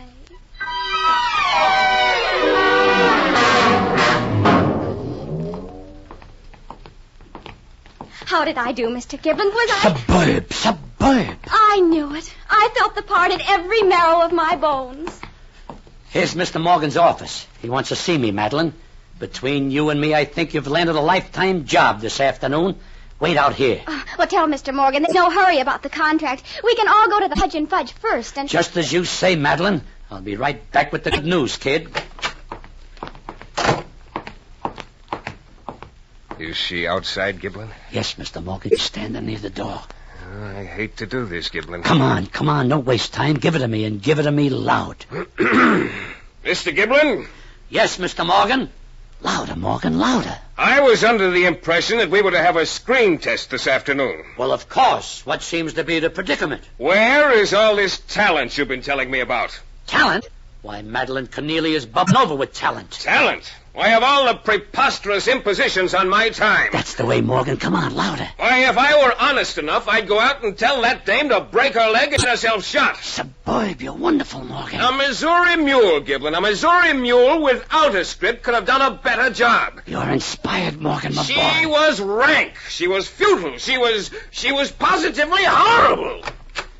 Why, Madeline. It's all right. I heard everything. I've heard enough. I want to go home. But we can't go home yet. The Hudge and Fudge reservations. Madeline, the photographer. I want to go home.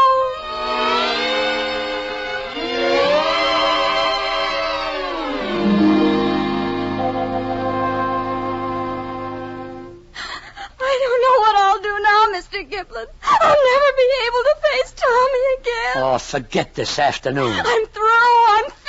If at first you don't succeed, Madeline... No, I don't have talent. I never had talent. Madeline, it's about time I let you in on a secret. Sure, I told Morgan you had talent. And I meant it. It's a fact. But I didn't tell him what kind of talent you got. The way I see you, kid, with those 3 freckles on your nose and your nice clean eyes, you're just bubbling over with talent. Talent to make somebody happy. Your husband, your family.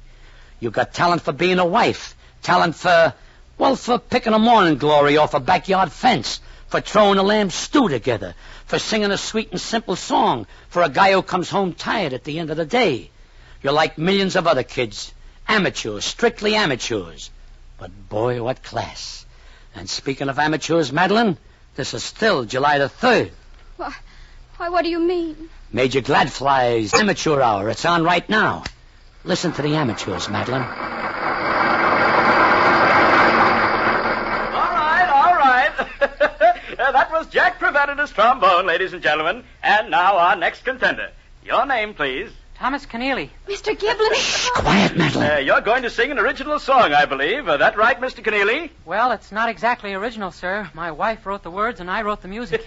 Well, now, that's a very nice combination. Is your wife listening? I don't know. I hope she is. And if she is listening, I hope the song makes her hit parade.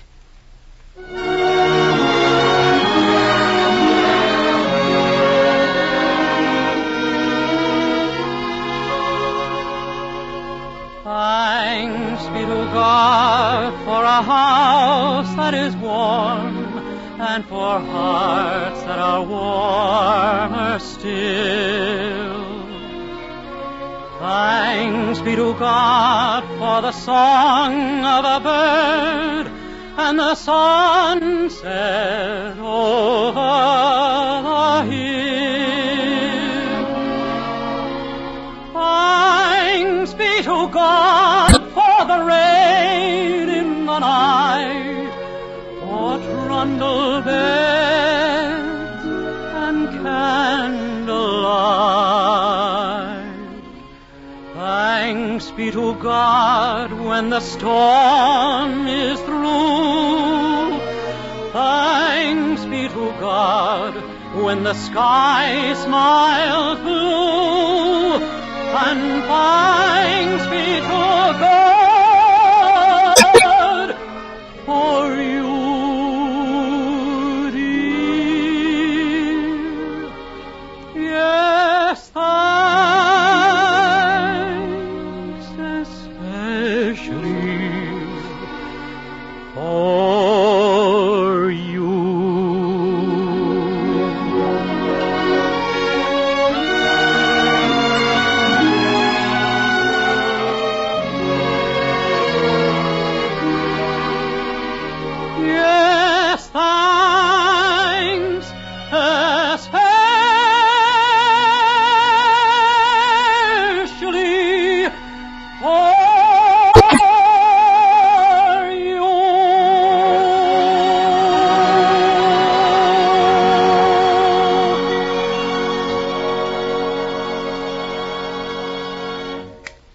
Mr. Giblin. Yes, Madeline? Tommy's music was beautiful. Sure, but only because you wrote the words. Tommy and I, we go well together, don't we? That's right, Madeline. Matter of fact, it's one of the nicest combinations I know of. Husband and wife, together. They make sweet music, Madeline. Colossal, stupendous music. Together.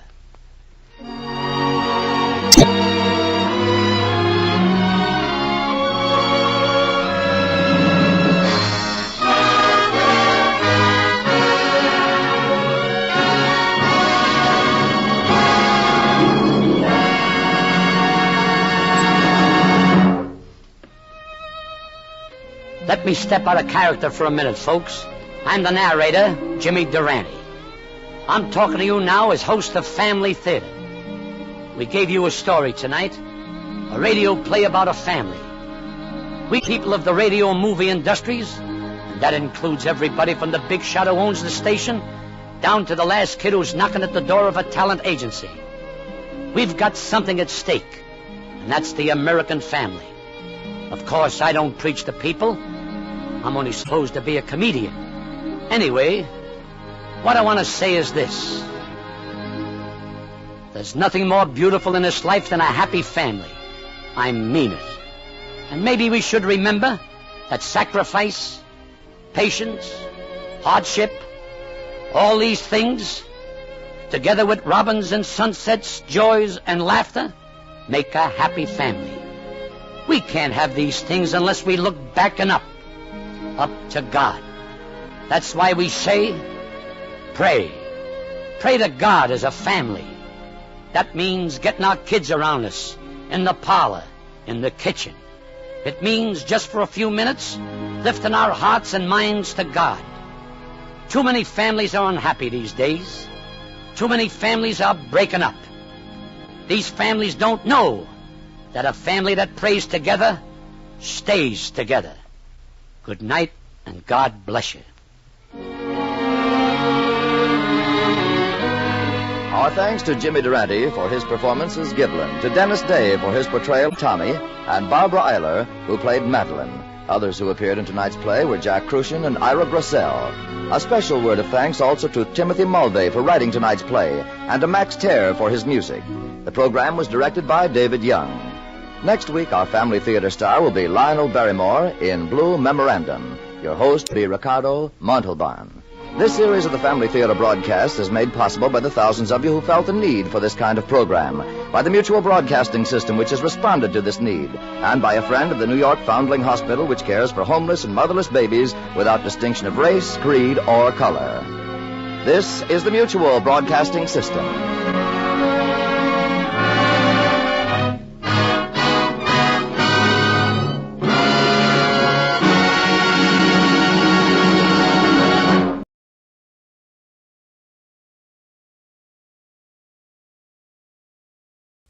J-E-L-L-O. The Jell-O program starring Jack Benny with Mary Livingston and Phil Harris and his orchestra. The orchestra opens the program with Oh Ah.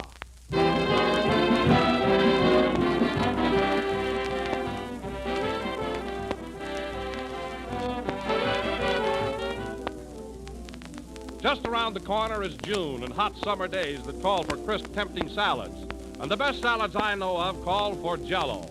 Try combining fresh vegetables or fruits with Jell-O for an appetizing luncheon or supper salad. If you've never used Jell-O in salads, you've missed a great bet. For shimmering Jell-O makes the most refreshing, zestful salad you ever served. And here's one suggestion. Mold shredded cabbage, diced cucumbers, and celery in lemon Jell-O. Serve on crisp lettuce with real mayonnaise. Or make a fresh fruit salad with orange Jell-O. Why, there are any number of interesting salad combinations you can work out for yourself using any one of Jell-O's 6 delicious flavors. And you'll enjoy them all, for Jell-O has that extra rich fruit flavor that comes from the real ripe fruit itself. But whether you serve Jell-O as a salad or as a dessert, always be sure to get the real thing, genuine Jell-O.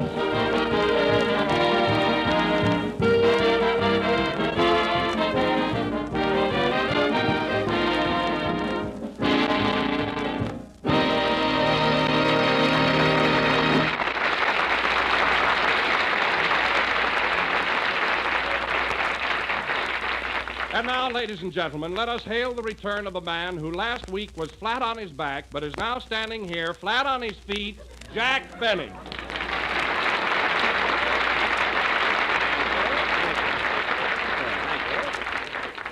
Hello again. This is Jack Benny, remember? The fellow who wasn't here last Sunday?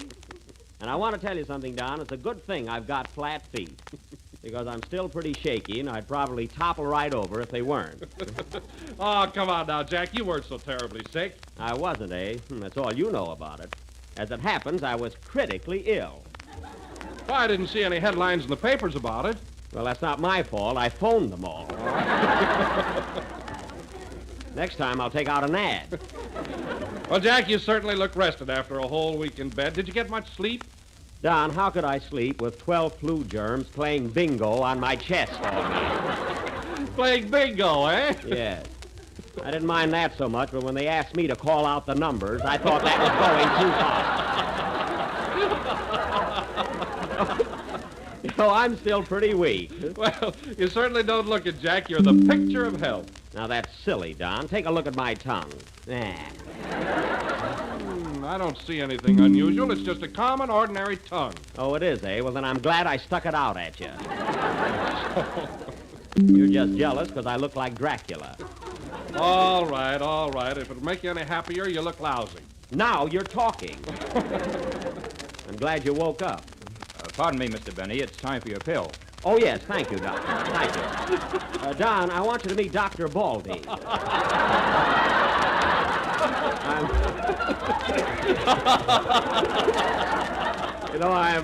I'm still under his care. How do you do, Doctor? You could stand dieting, young man. Oh. You see, Don, his mind is always on his work. My nurse is here, too. She's waiting out in the hall. Why don't you have her come in? Oh, no, not with these orchestra boys around. They're wolves in rented clothing. Hello, Jack. I'm glad to see you back again. Oh, hello, Mary. Thanks. Gee, I sure had a tough time this past week. Gee, don't I look awful? I'll say you're as pale as a goat. Goat? You mean pale as a ghost? Well, this goat is dead. Oh, a goat ghost. Well, that was fast thinking. What? I say that was fast thinking. Oh, I thought you were talking about the goat. Well, I wasn't. And Mary, I want to thank you for those lovely roses you sent me. They were beautiful. Were they? Yeah, that's the first time I've ever seen a third of a dozen.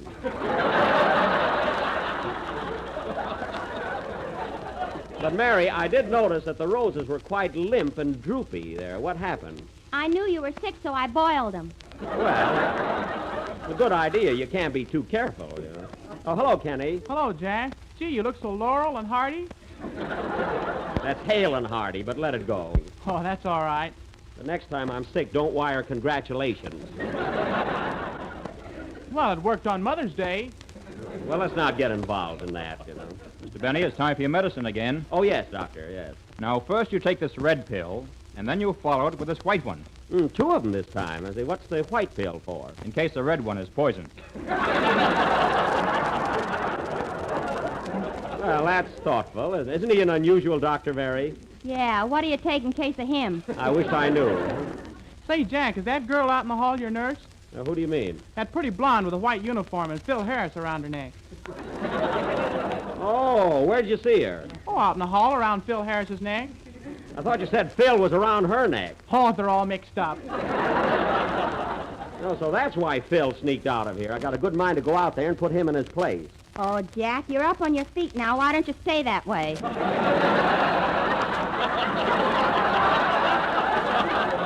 Yes, maybe I better wait till I'm myself again, you know. Oh, it's you. Hiya, Jack, old boy. Glad to see you back again. Thanks. What are you doing out in the hall there, Phil? Well, I wasn't feeling so good, so I had your nurse take my temperature. You did, eh? Well, wipe it off your lips. What's that you got in your hand? She wrote me out a prescription. Oh, yeah? What is it? Hillside 5027. Well, get me a bottle of that, too. Anyway, it's time for you to play a number, so get ready. Okay. And another thing, this nurse is here to take care of me, so please stay away from her. I got a temperature, too. Quiet, Kenny.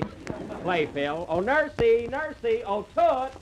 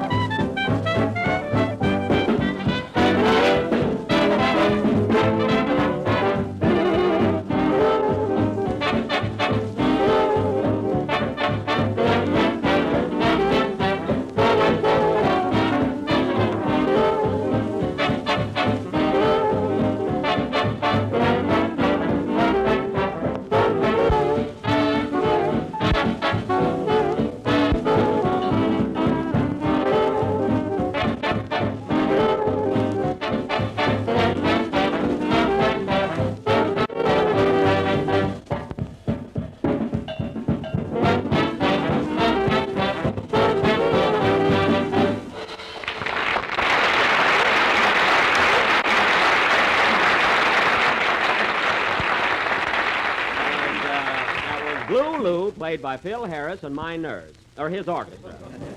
And incidentally, Phil, I listened to you last Sunday when I was home, and your specialty was very good. I didn't know it was in you. Thanks, my little buckaroo. Well. Did you hear me too, Jack? Of course I did, Kenny. I thought you did a swell job. Believe me, I was all in. I had to sing 3 songs. Oh, what a strain. 3 songs in 1 week. I don't see how you did it.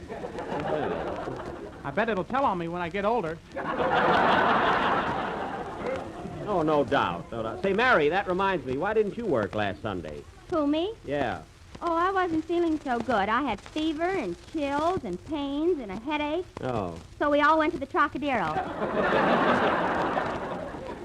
It's been quite a party, huh? Yeah, with some stuff. Yeah. Say, Jack, tell us the truth. Did you get a kick sitting home listening to your own show? Yes, I did, Don, and I'm going to tell you something, but don't let it go to your head. When you read the commercial and told everybody how to make Jell-O, well, it just did something to me. I tell you, Don, I was electrified. Oh, you're kidding. No, I'm not. And, Don, listen, Don, when you said, look for the big red letters on the box, as sick as I was, I jumped right out of bed and looked for it. You did? Yes, sir. Ah, Jack, didn't you love the way I said, there is only one Jell-O, and the trademark is your guarantee? Don, when I heard that, well, there was a lump on my throat. Don't you mean a lump in your throat? No, this was an ice bag. But, Don, the biggest thrill I got all evening was when you mentioned the different flavors. Really, Jack?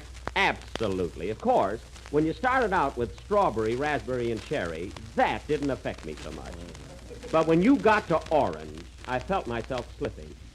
And by the time you reached lime... What happened? I was in another world. You were? And snoring twice as loud as ever before. I was not. Mr. Benny, it's time for another pill. Oh, yes, Doctor, yes. Here you are, a pretty blue one. Hey, wait a minute. This is a button. Oh, goody. I've been looking for that all week. Oh, answer the phone, Mary. If that's my father, tell him it's in the mail. Okay. Hello? Yes? Oh, hello, Mama. Oh, it's her again. Yes? Yes, Mama, yours is in the mail, too. What? Oh, Jack is feeling much better. No, Mama, I won't get too close to him. You think I had measles or something? Yes, Mama, Jack's going to take a vacation in a few weeks. We all are. What? No? No. No, Mama, you can't. That's impossible. What does she want, Mary? Mama wants to take over the summer show.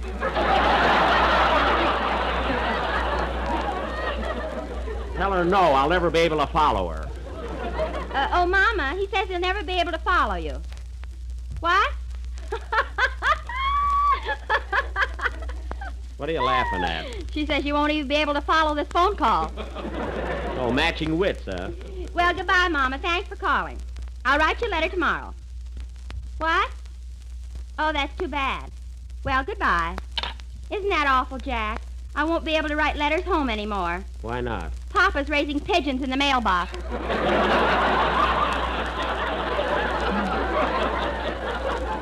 Well, send her my dove, or my love. And now, folks, the very...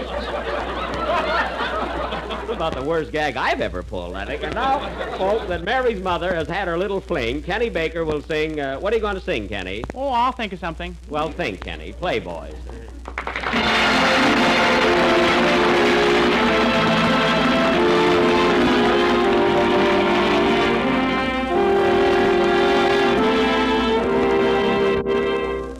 Whenever I hear thunder, it echoes in my heart, and so I keep on wondering how long we'll be apart.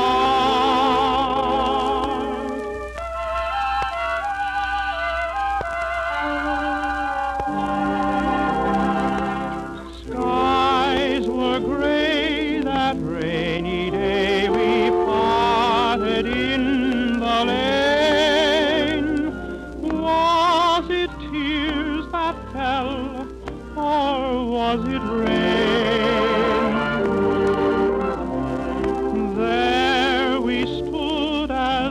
lover's wood, did parting bring you pain?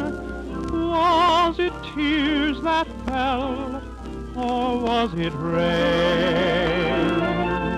I couldn't tell if your eyes were misty, or if you felt regret. I noticed when you kissed me that both your cheeks were wet.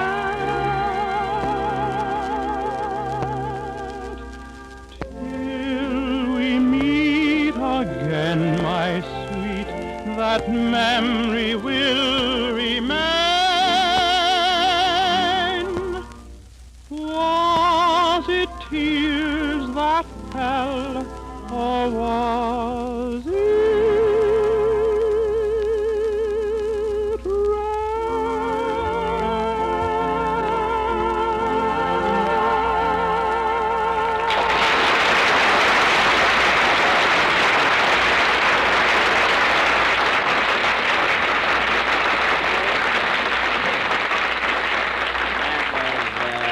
Kenny Baker singing Was It Rain from the hit Parade. And Kenny, I must tell you, last Sunday I heard you sing that number you wrote. What's the name of it again? You Are My Love. That's it. It was beautiful. I'll have to play it on my violin sometime. Oh, Jack, it's my first song.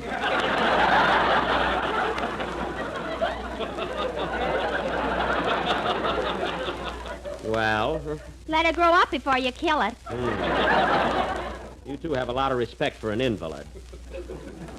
And now, ladies and gentlemen, for our feature attraction this evening, for our dramatic sacco, we are going to present an original mystery melodrama, a thrilling and blood-curdling adventure entitled Death at Midnight, or the Murder Case. Now, I will play the part of Detective O'Benny, who always gets his man. Phil Harris will be my assistant. Who always gets your girl. Quiet. Now, as this is a murder mystery, Mary Livingston will be the wife of the murderee. And Kenny Baker will be the victim. Oh, gee, there's no future in that. I'm going to be your wife. What have I got? Please. And last but not thinnest is Don Wilson, who will be the butler. However, before presenting our mystery, folks, let me give you a brief synopsis of what has happened up to now. On the night of May 3rd, A.D., after dinner, Mr. J. Wellington Krotzmere, Wellington yet. a social line, was found murdered in his den. At the time of the murder, his wife was in the room reading a copy of Live Alone and Like It, which may have thrown her a thought. The victim was playing solitaire when suddenly he was interrupted by a lead kibitzer. Now, who committed this crime? Was it the butler? I didn't do it, I tell you. I didn't do it. Was it the French maid? Ooh la la, vive la corpse. Was it Bing Crosby? No, but he mentioned my name last week. And now the wife, Mrs. Krotzmere. Did you kill your husband? I hated him. I loathed him. I despised him. So that night I... Stop! We can't give it away now, folks. But this mystery will go on immediately after the next number. Play, Phil, and make it snappy. Our listeners must be on the edge of their seats. Don't fall off, folks.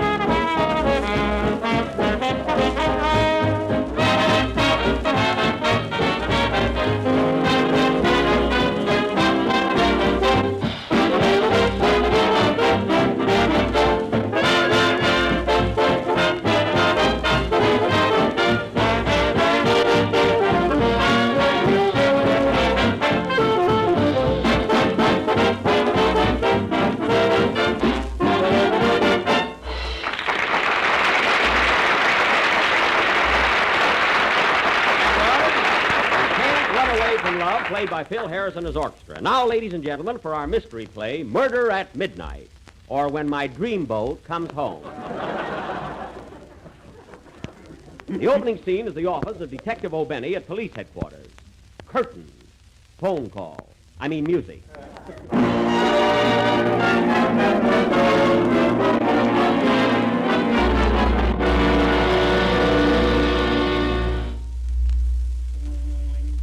Ling-a-ling-a-ling-a-ling-a-ling. Hello? Police headquarters. Let me talk to Detective O'Benny. That's me. What is it? My name is J. Wellington Krutzmeer. Well, there's nothing I can do about that. What's on your mind? I got a hunch I'm going to be murdered. What makes you think so? My wife is always pointing a gun at me. Well, when she pulls the trigger, let me know. All right. Goodbye. Goodbye. Anything wrong, Cap? Oh, some fella thinks he's going to be murdered. Is he? I hope not. The boys are delivering beer in the patrol wagon. Hello? Detective O'Benny speaking. This is Mrs. Crossmere. Were you just talking to my husband? Yes, nice chap. He sure was. Now, what do you mean? Come over at once. I think he's been shot. Your husband shot? What makes you think so? He's laying on the floor, and there's an extra buttonhole in his shirt. There is, eh? Well, I'll be right over. And don't make any more buttonholes till I get there. Okay, Cap, bring some White Rock. Right. Goodbye. What happened, Cap? Crotchmere was right. So was Barnum. Yes, and they're both dead. Well, we got to do something about that. You take Barnum, and I'll take Crotchmere. No, you take Barnum, and I'll take Crotchmere. Barnum, Crotchmere, Crotchmere, Barnum. Let's call the whole thing off. No, we can't do that. We got to get over there at once and investigate. Follow me, Harris. Righto, Cap. Take care of the office, Lieutenant. Okay. Come on, Sarge. Let's go. Better take your pill first, Mr. Benny. Oh, all right, Doc. Come on, Sarge, we're off. Cap O'Benny rides again.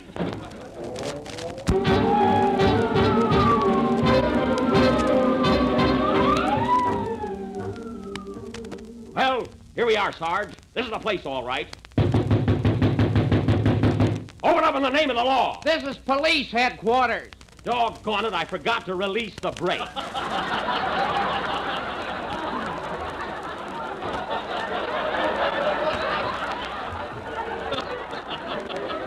Well, let's try again.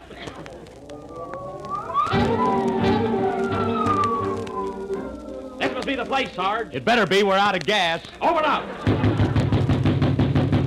Come on, open the door. I'll break it down. Well, good evening, gentlemen. Good evening, eh? Make a note of that, Sarge. Okay, Cap. You're the butler, aren't you? How do you know? Your uniform is a dead giveaway. Now, come on, you. Where's the body? You mean Mr. Crotsmere's? Yes. Why, he's right there on the floor. Thanks. Follow me, Sarge. Yeah, man. Musicians are all alike. Who's this? Wait a minute. Are you Mrs. Crotsmere? No, I am the maid. Yeah, what's your name? Fifi. Your last name? Poo-poo. Pee-pee poo-poo? Wee-wee. Wee-wee? Make a note of that, Sarge. Woo-woo!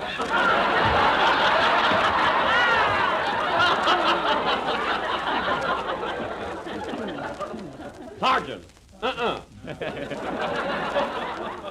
Now, Fifi, bring Mrs. Crotsmere in here.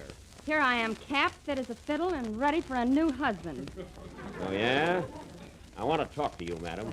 Go ahead, Blue Coat. Take a load off your feet and sit down. Thanks. Ouch! What's the matter, Cap? I've been looking for that badge all day. Oh.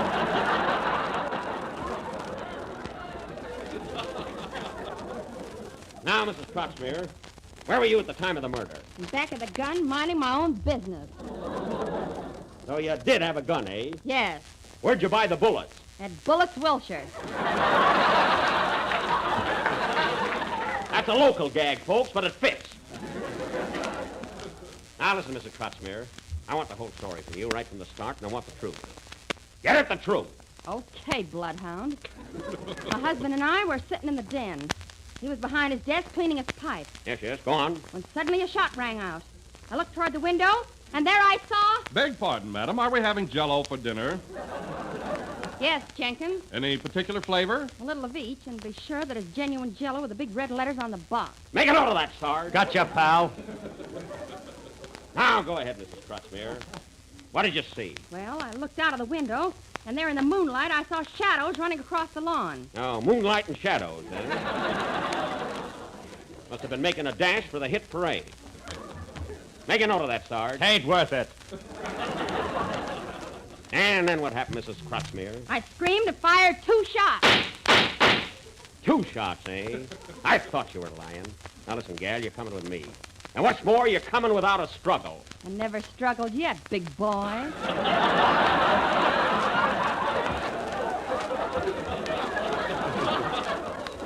Then slap the bracelets on her, Sarge. Now let's go.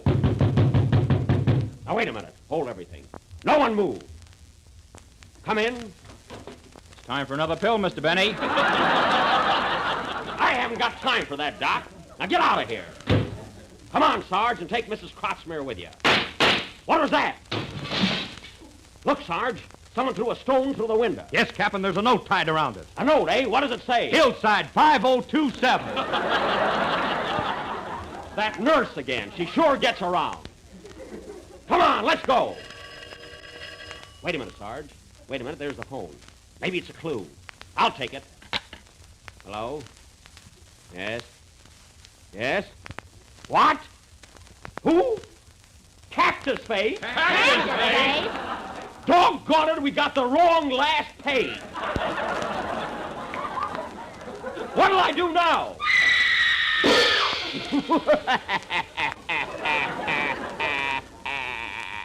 This will be concluded next Sunday night. Will the murder be solved? Will they find the right page? Will Jack's doctor run out of pills? Listen in next Sunday night and find out. Play Pill.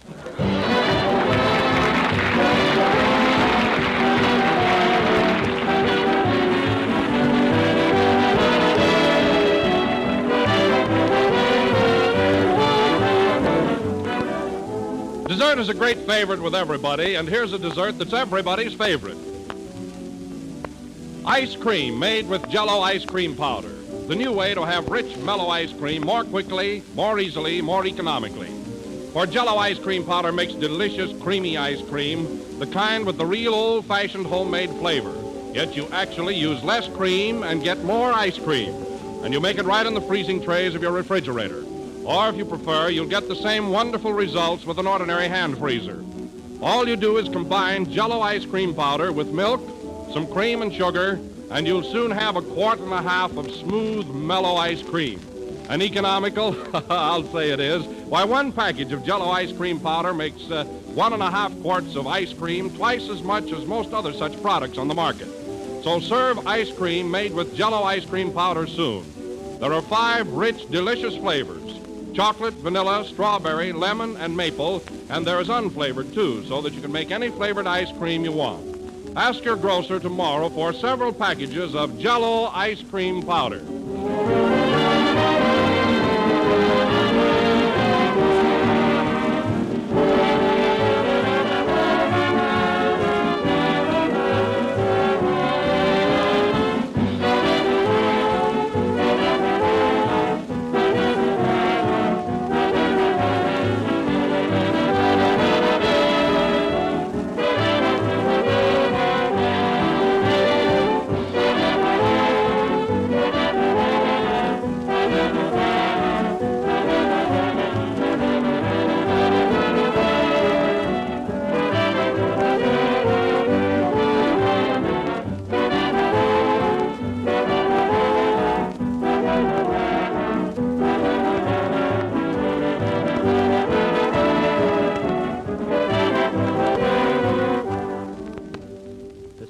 Number of the 35th program in the new Jell-O series. We're with you again next Sunday night when we will finish our thrilling mystery. So be sure and listen in. Come on, Mary, you going home? Take my handcuffs off first. Oh, yes, that's right. Good night, folks.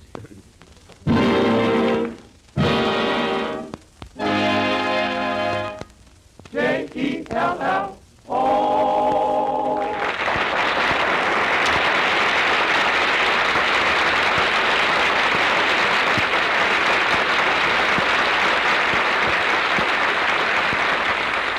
The tune and Run Away from Love is from the Singing Marines.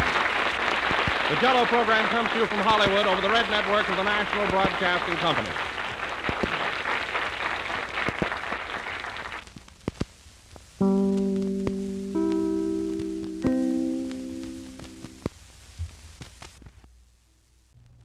J-E-L-L-O.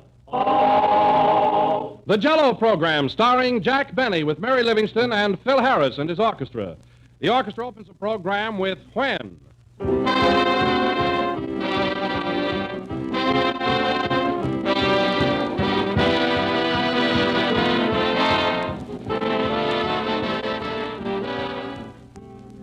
Here's a news bulletin for everybody.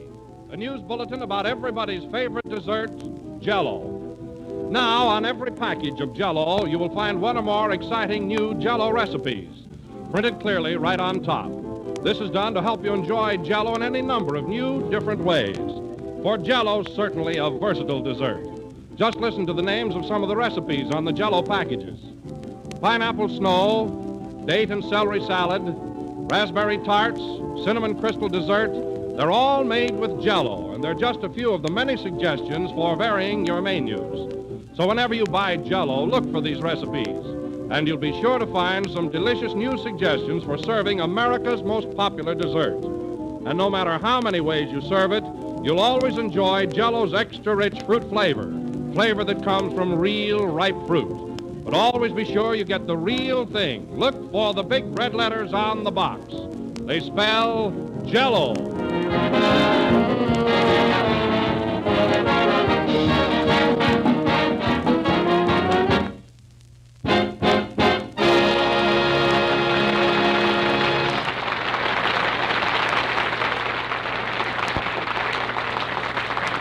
And now, ladies and gentlemen, we bring you the man who has thrown away his medicine, hot water bottle, and doctor's bills, Jack Benny.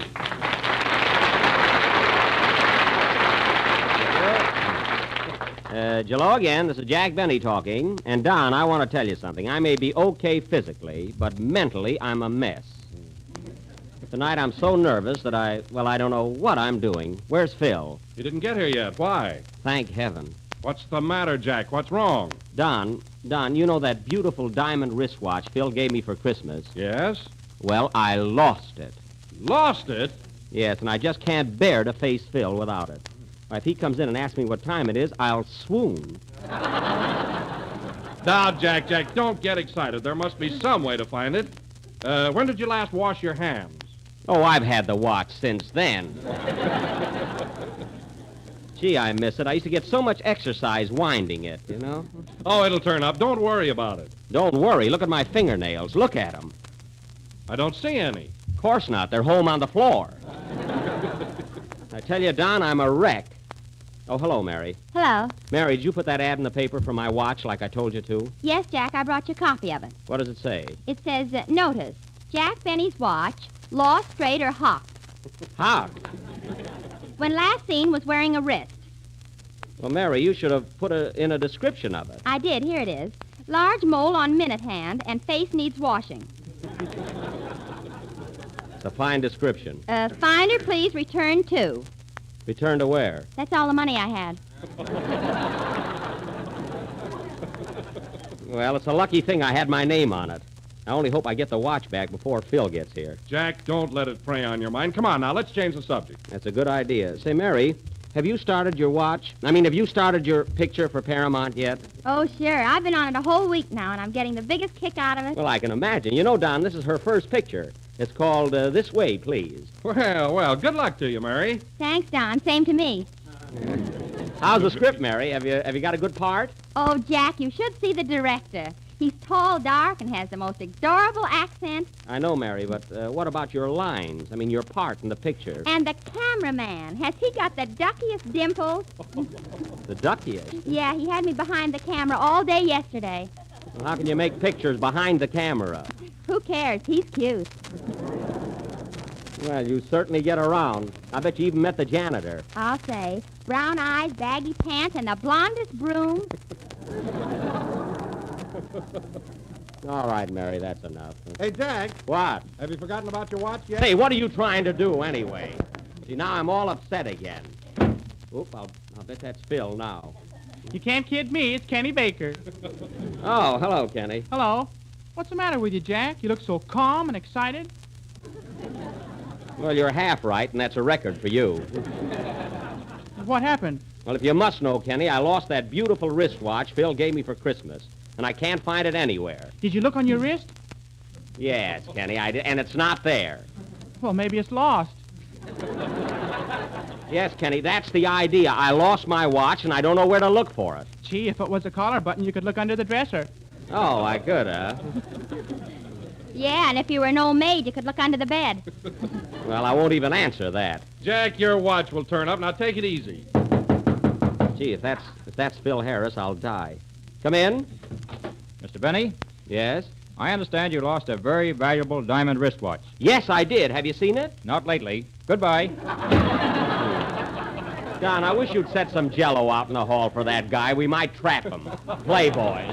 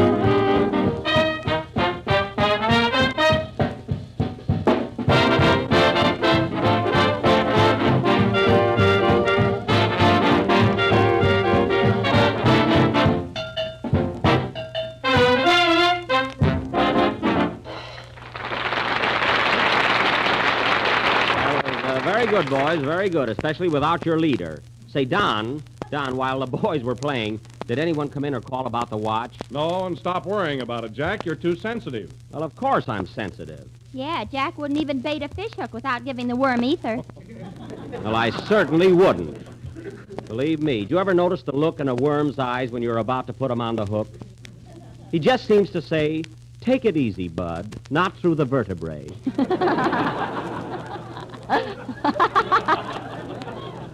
People don't realize it. You know, Jack, I had a pet worm once. Gee, I miss him. A pet worm? What happened to him? He ran away with an apple. Oh. Now, that's the trouble with worms. You can't trust them. I never saw one yet that wouldn't turn on you. Ain't it the truth? But they're smart, though. You know, I knew a worm once that used to get up late just to fool the early bird. Well, maybe he didn't know about daylight saving time. Oh, yes, he did, Don. Yes, he did. You'd be surprised how clever those little fellows are. They might wiggle around like they're doing nothing, but believe me, they're thinking all the time. Yes, sir. Answer the phone, Mary. Maybe it's news about the watch, will you? Okay. Hello? Yes? Yes? Yes, he did. Mary, what is it? Yes? Oh, yes, he'll be very happy. That's all that's on his mind. What a relief. He's right here. Yeah. It's for you, Don. Hello? Yes? Yes, madam. You can always tell genuine Jell-O by those big red letters on the box. Fine time to call up about that. Yes, you will find that it tastes twice as good as ever before with its 6 delicious flavors: Strawberry, raspberry, cherry, orange, lemon, and lime. Orange, lemon, and lime. You're welcome, madam. Goodbye.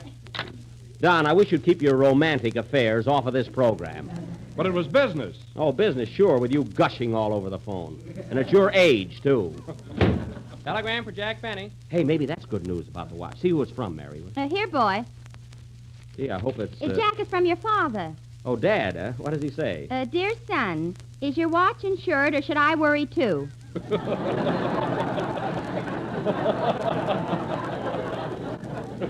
Good old Dad, always so practical. You know? So, Jack, I just happened to think of something. Let me see. Were you in any restaurants yesterday where you might have left your watch? You're blushing, Don. That's the strawberry color. Oh, Go ahead.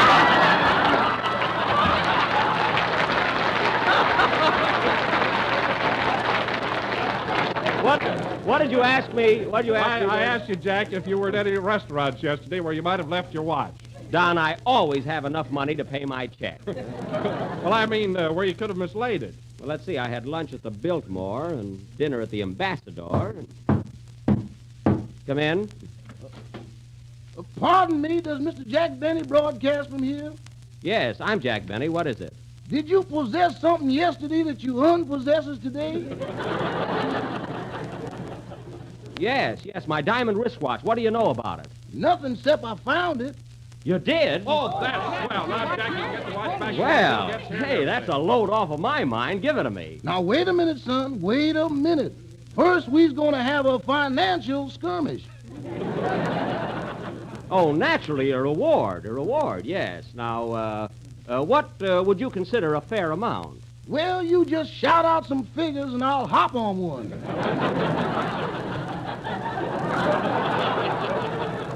Okay, now, let me see. Shall we say $10? Inflate that. Well, maybe I can do a little better. Suppose I make it 12 and a half. Whee! Listen to them fractions. Well, look, what do you say to $15? Is 15 okay? Confidentially, Now, hold on. You don't own the watch. You just found it. I got it, ain't I? Oh, Jack, you were so anxious to get the watch back. Why don't you give him what he wants? All right. How much do you want? Well, $50 would make tomorrow Christmas. All right. I'll give you $50. There goes my vacation, folks. I'll make you out a check right now. You ain't gonna give me no check. Well, let's not argue about it. I'll give you cash. Mm-hmm. Wait till I open my pocketbook.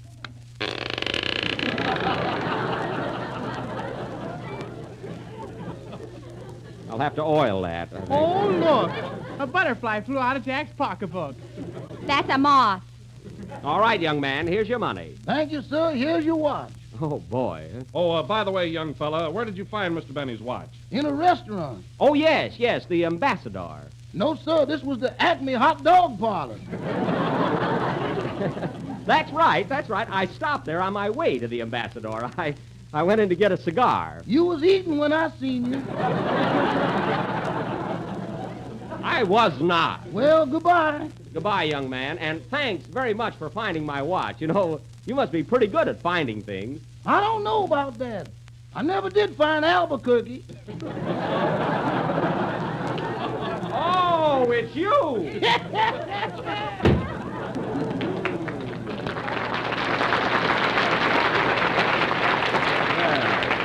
$50.05 for a hot dog. Oh, well, as long as I got my watch back. Sing, Kenny.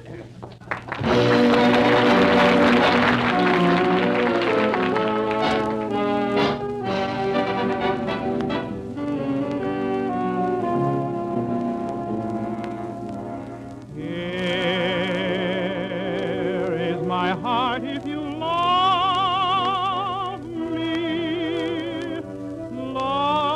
me as I love you. Shadows fall, day is done, night birds call, come, oh come, and let my heart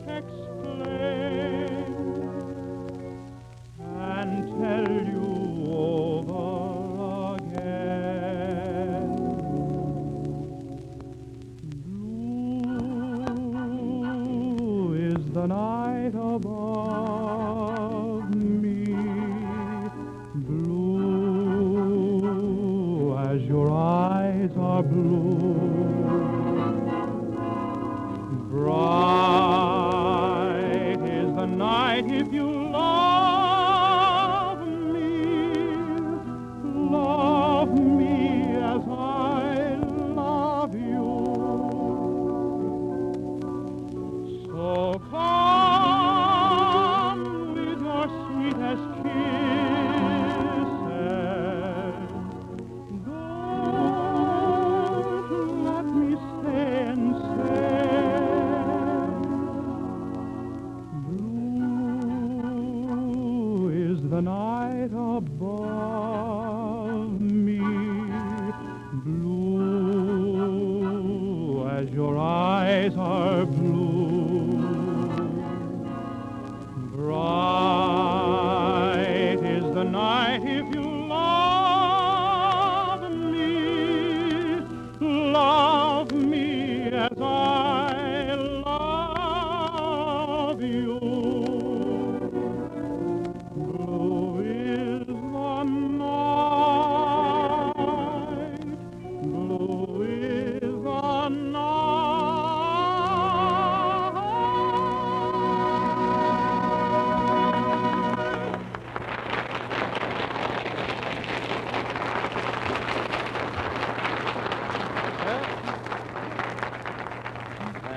That was Blue is the Night, sung by Kenny Baker. And, Very good, Kenny. Well, it was. It was. You, you certainly can hit those high notes. Say, Kenny, how can you tell when you've reached your highest note? Oh, I just take a deep breath, and when I can see my necktie, I quit. Well, that's a good system, and besides, I ought to have my head examined for asking you. And now, ladies and gentlemen... Jack, here comes Phil. Oh, well, remember, everybody, not a word about the watch. I don't want them to know what happened. Hello, Phil. Hello, Jack. I'm terribly sorry I'm late. I overslept and I had a flat tire. At the same time? Well. But it's all right, Phil. That can happen to anybody. Gee, aren't you mad? No. As a matter of fact, I'm glad you're late. Say, what is this anyway? Don't tell them, folks. Oh, Jack, what time is it? Now, Mary, I told you. Oh, what's the matter? You got a back, didn't you? Now, cut it out. What's all the excitement, Jack? Well, I hate to break it to you, Phil, but the cat's out of the bag. I may as well tell you. I lost the watch. What watch? What watch? The watch you gave me for Christmas. But I got it back. Oh, that's good. Hello, Kenny. Hello.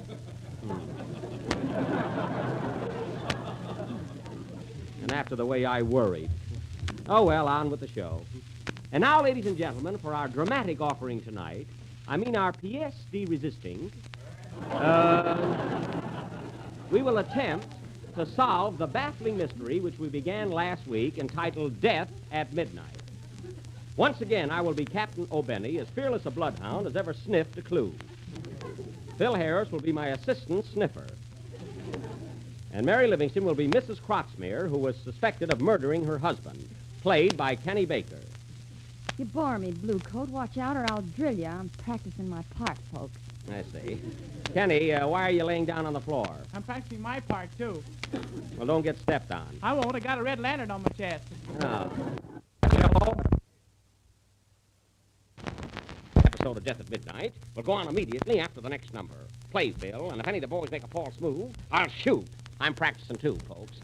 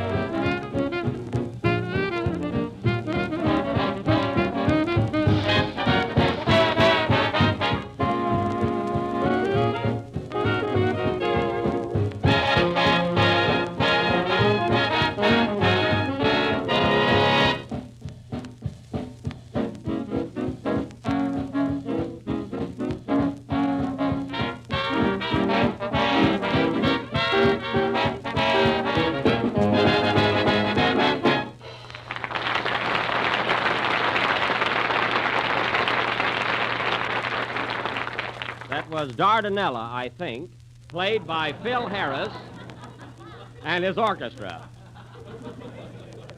And now for our play, Death at Midnight, or Can't You Hear Me Callin', Caroline.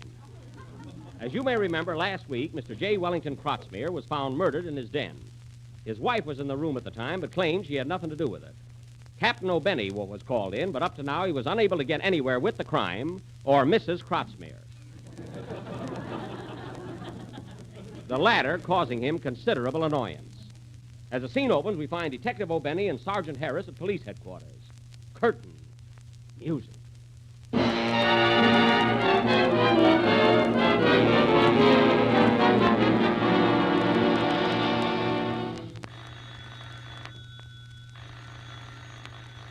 Is that the phone, Cap?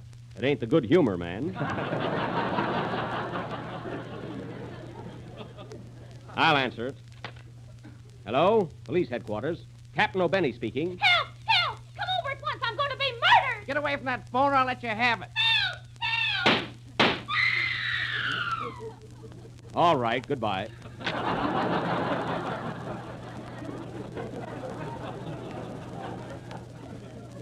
What's wrong, Cap? Oh, some family spat.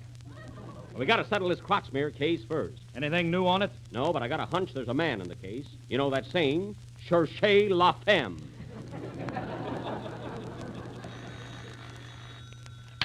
Hello, police headquarters. Hello, Cappy. This is Mrs. Crossmere. Yes? Why don't you come over and investigate my husband's murder? It's no use. I can't find any evidence. Well, drop in anyway. I'm lonesome.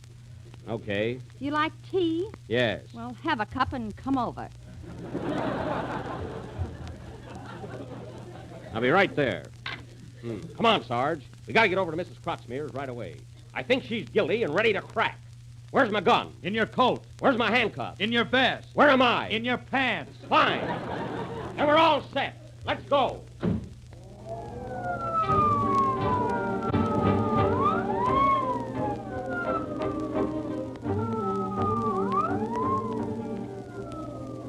Here's the place, Sarge.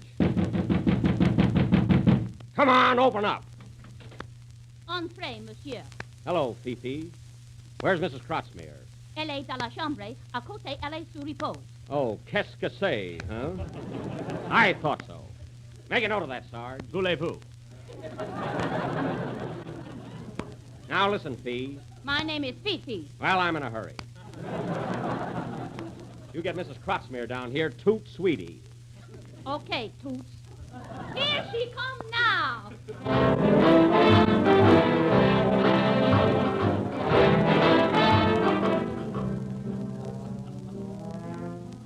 Good evening, gents. What's all the commotion? Oh, hello, Mrs. Croxmere. I'm here to find out who killed your husband. Oh, let's not talk shop, Skippy.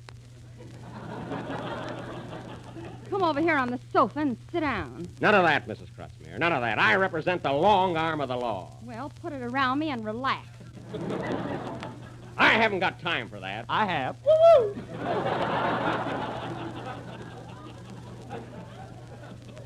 Sergeant, aren't you ashamed of yourself? Not yet. Oh. Now, listen, Mrs. Croxmere. Your husband was murdered, and as long as you won't talk, you were the only one at the room at the time. There's only one way to solve this. We'll reenact the crime. You mean I'll have to shoot him again? Quiet. I'll find out my own way. Go get your gat. I got my gat. What? I got my gat. Good. Then let's got gatting. Let's get going. I'll be Mr. Croxmere, and you stand over there and fire at me. But, Cap, she's liable to kill you. Don't worry. Go ahead and shoot, Mrs. Croxmere. I got my bulletproof vest on. Okay. Ouch! Doggone, I forgot to button. Make a note of that, Sarge. 1, 2, button your vest. Now I'm going to get to the bottom of this, Mrs. Croxmere. You murdered your husband, you might as well admit it. I told you I bumped him off. Don't evade the question. Come clean now. All right, then, I didn't do it. That's a lie!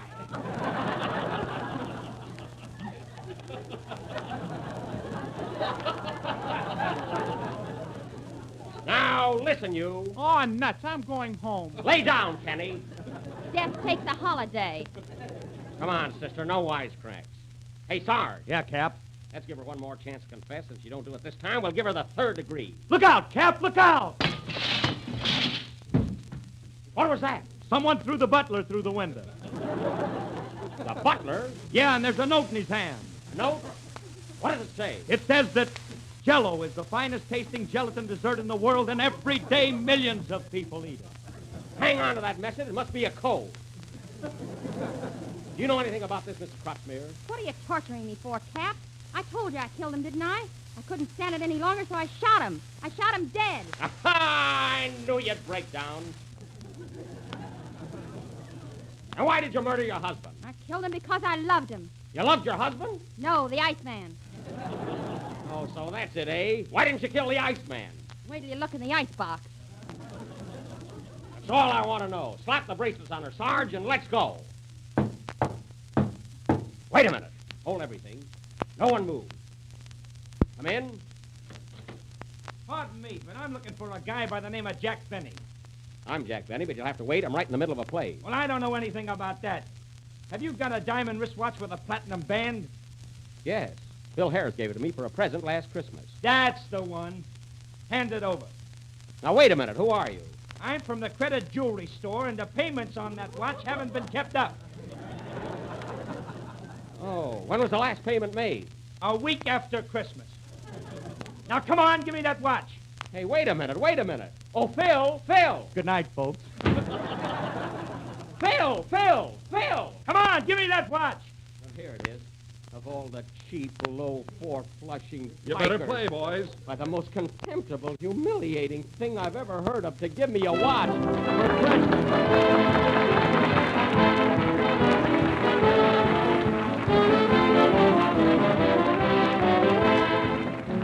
There's one dessert that always gets a grand reception. Just listen to this. It's ice cream, the creamy, luscious kind made with Jell-O ice cream powder. Ice cream made this modern way is rich and mellow, and you make it more quickly, more easily, and much more economically. For with Jell-O ice cream powder, you actually use less cream and get more ice cream. And you make it right in the freezing trays of your refrigerator. Or you can use an ordinary hand freezer and get the same marvelous results. Just combine Jell-O ice cream powder, milk, some cream, and sugar, and soon you'll have a quart and a half of smooth, velvety ice cream with that real homemade flavor. One package of Jell-O ice cream powder makes a quart and a half of ice cream, twice as much as most other such products you can buy. Jell-O ice cream powder comes in 5 flavors: rich chocolate, vanilla, strawberry, lemon, and maple. There is unflavored, too, so that you can make ice cream in any other flavor you want. Ask your grocer tomorrow for several packages of Jell-O ice cream powder.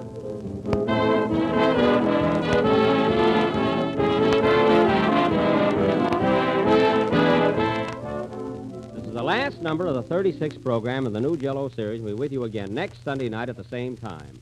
Of course, I'll have to guess at the time. Say, Jack. What? Don't worry about the watch. Oh, it isn't the watch, Mary. It's the principle of the thing. Besides, I gave that fella $50 for finding it. That Phil Harris, of all the mean, deceitful, false friends that Good night, folks. I've ever...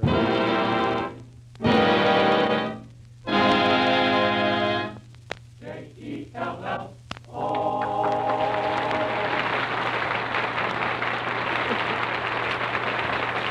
The Jell-O program comes to you from Hollywood over the Red Network of the National Broadcasting Company.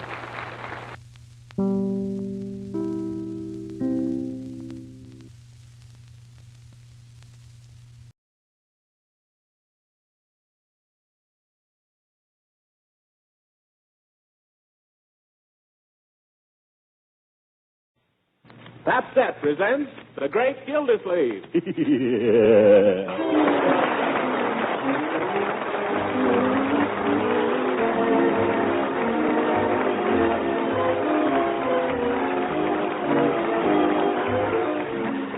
The makers of Sapset present each week at this time Harold Perry as The Great Gildersleeve, written by John Whedon.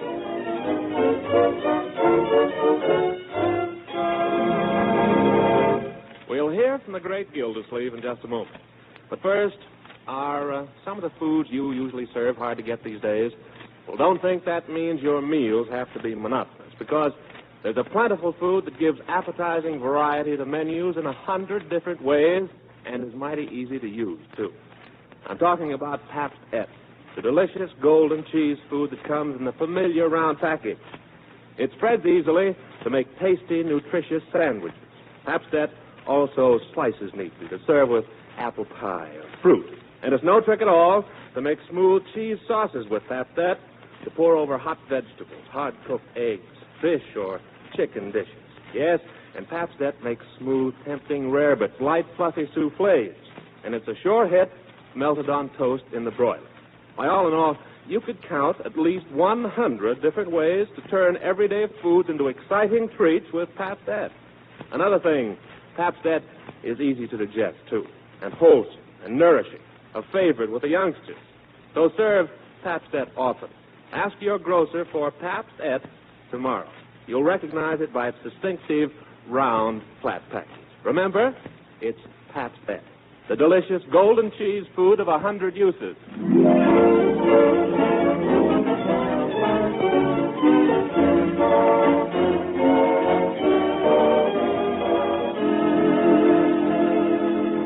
And now, let's join our friend, the Great Gildersleeve, who seems to have been overdoing a bit lately.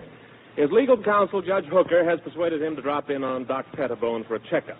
And while the judge stands by, the good doctor goes over the great man with a stethoscope.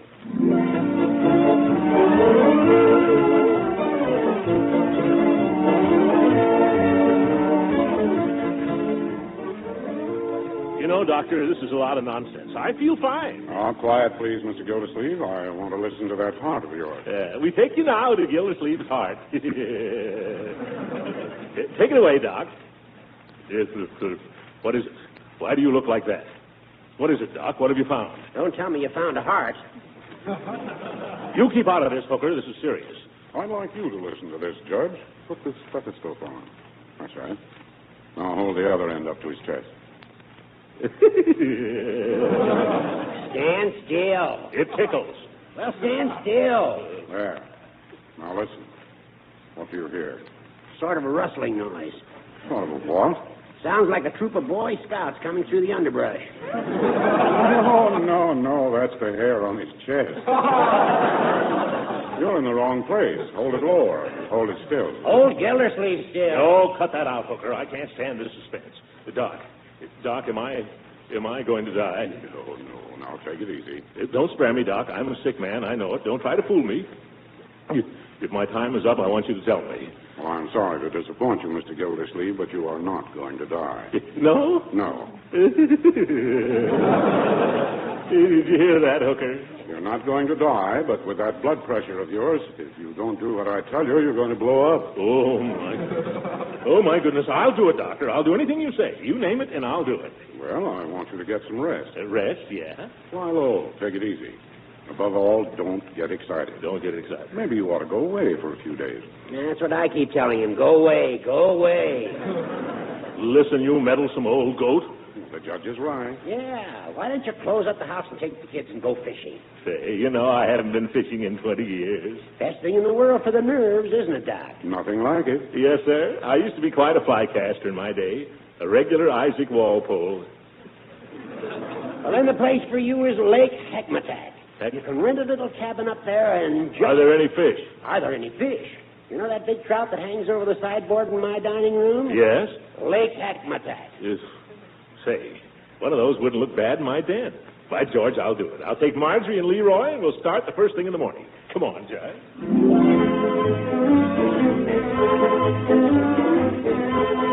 Mr. Gildersleeve, just a minute. Yes? There's one more thing. What's that, Doc? $5, please. Oh, yeah. $5.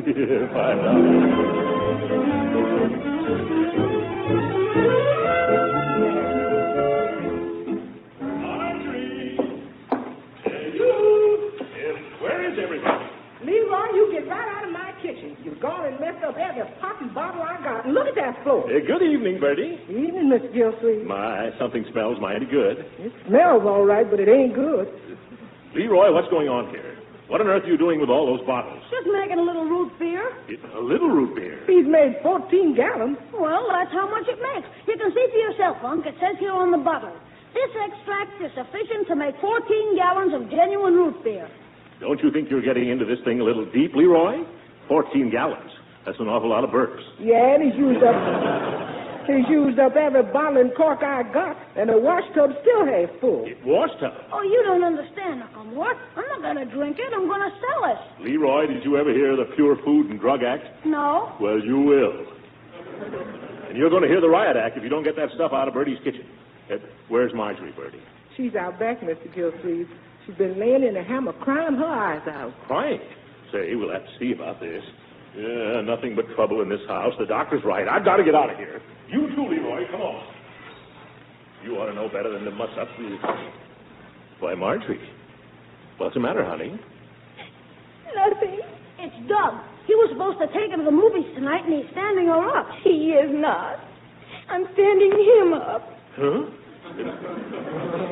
Wait a minute. Let me get this thing straight. He stood me up last night, so I'm standing him up tonight. Well, darling, if you're standing him up, what are you crying about? It's Doug who should feel badly. I know. But he doesn't. He's going to take that Helen Gibson out. Well, you told him to take her out. I heard you. Yes, but he's going to do it. Oh, that's women for you.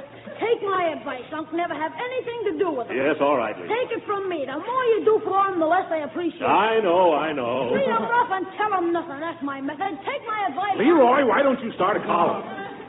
You tend to your root beer and lay off your sister. Now, Marjorie, I wouldn't waste any tears on a fellow like Doug. He's nothing but Don't you dare say anything against Doug. Stick around, Leroy. I may need you after all. Remember, Marjorie, there's better fish than Doug. Right in Lake Hackmatack. Say, how'd you like to go to Hackmatack for a couple of weeks, huh? We'll rent a little camp, and we'll do nothing but lie around in the sun all day and fish. What do you say? Fish! Yippee! If I wasn't asking you, Leroy. If Marjorie? Well, if there's going to be any fishing, there's one thing I'd like to know first. Oh, what's that? Who cleans the fish? Yes, there is that. Leroy, you're getting to be a big boy now. What's the matter with you cleaning the fish, Unc? Well, I'll tell you. Funny thing about me and fish. I'm not a squeamish man, but if there's one thing I can't stand, it's cleaning fish. But we haven't caught any fish yet. Wait a minute. I've got it. Bertie! Oh, Bertie! Yes, Mr. Gildersleeve. Bertie, how would you like to go away with us tomorrow for a nice vacation?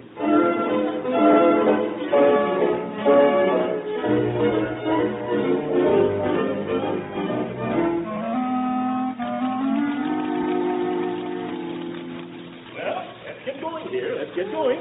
It's 10:30, and we were going to start at 8 o'clock. Come on. We're coming, Uncle Mort. Well, then what's holding us up? We're just packing the lunch. For goodness sake, we just finished breakfast. Now, you'd be the first to holler, Mr. Gildersleeve, if there wasn't any lunch. We'll be done as soon as we finish these deviled eggs. Yeah, I don't know why it is every time we go anyplace, all the women in the house have to start deviling eggs. Have you got the thermos bottle? Yes. Have you got the steamer rug? Yes. Oh, Uncle Mort, why don't you just leave the packing to us? We can do it much quicker if you'll just let us alone. Well, we're just trying to help, for heaven's sake. Or so I'm not wanted here. Far be it Why from don't you go get the car out? A man tries to offer his services around here, and he gets his head taken off. Come on, Leroy. Hey, Unc, can I back the car out? No, you may not. Why not, Uncle Mort? Piggy Banks backs his car out. I can do it honest. You heard me. I said no. Well, why not? I told you before, young man, you're too young. You're much too young to understand about cars. Oh. Now get off the running board. I'm going to start it up. Yeah. Have you been fooling with this car, young man? No, sir. But may I make a suggestion? No, you may not. What is it? Why don't you turn on the ignition? Turn on... Yeah. It's a funny thing. I've been trying to start it that way for years. It's never worked yet. Gangway!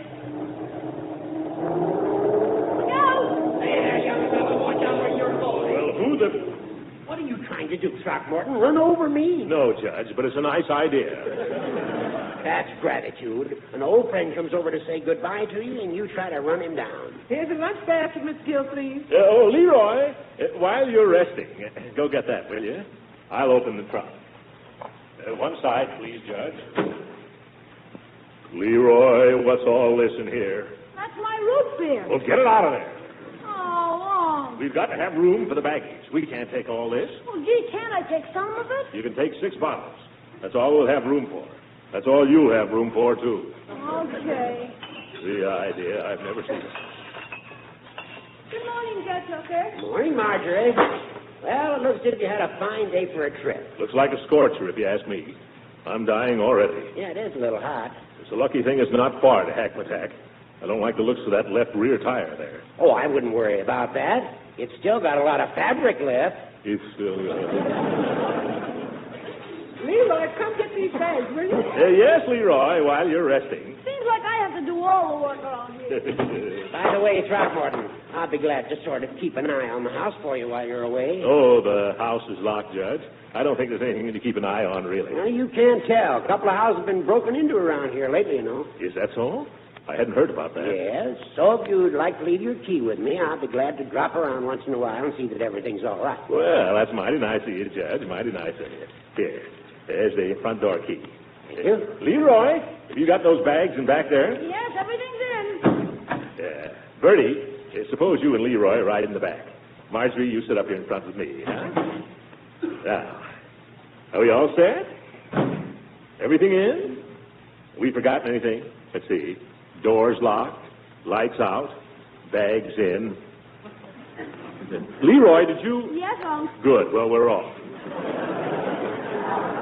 Goodbye, Judge. Bye, Rocky. Hope you like Hackmatack. If we don't, you'll hear from us. Bye, Marjorie. Leroy. Goodbye, Judge. Hey, goodbye. Goodbye.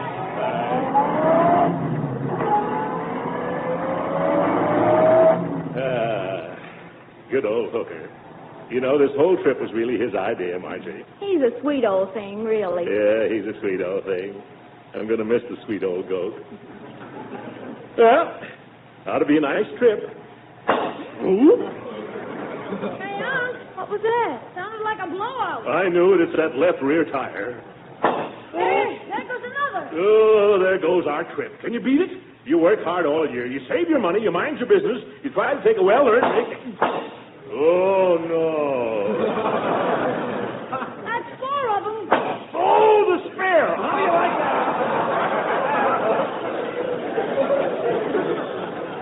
Well, let's get out. You get out, Leroy. I'm afraid to look. I've seen some bad breaks in my time, but I'll be... More? I mean, I'm a patient man, but good gracious to Betsy. Well, that's life, I guess. Bertie, did you ever change a tire? Hey, Unc, what do you think? Don't tell me. Let me guess. The tires are okay, all of them. Leroy, this is no time for joking. I'm not joking. They're okay. Leroy, I distinctly heard something blow. So did I. I'll tell you what blew. It was Leroy's root beer. That's what blew. I told him he put too much yeast in that stuff. Root beer. Oh, this is going to be one of my bad days.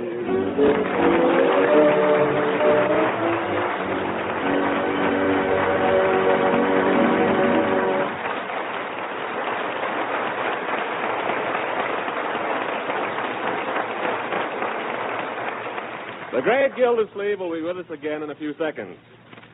Everybody knows that fresh vegetables are good for you. But do you know the trick that makes practically any vegetable dish a real taste treat? Well, the answer is serve hot vegetables with smooth cheese sauce poured over them. You'll make them even better tasting, even more nutritious, too. It's easy if you use Pabst Bet, the delicious golden cheese food that comes in a handy round flat package. All you do is melt Pabst Bet in a double boiler, stir in a little milk and season. Presto, you have a grand, smooth cheese sauce, not only for vegetables, but for fish and chicken dishes, macaroni, rarebits, any number of foods.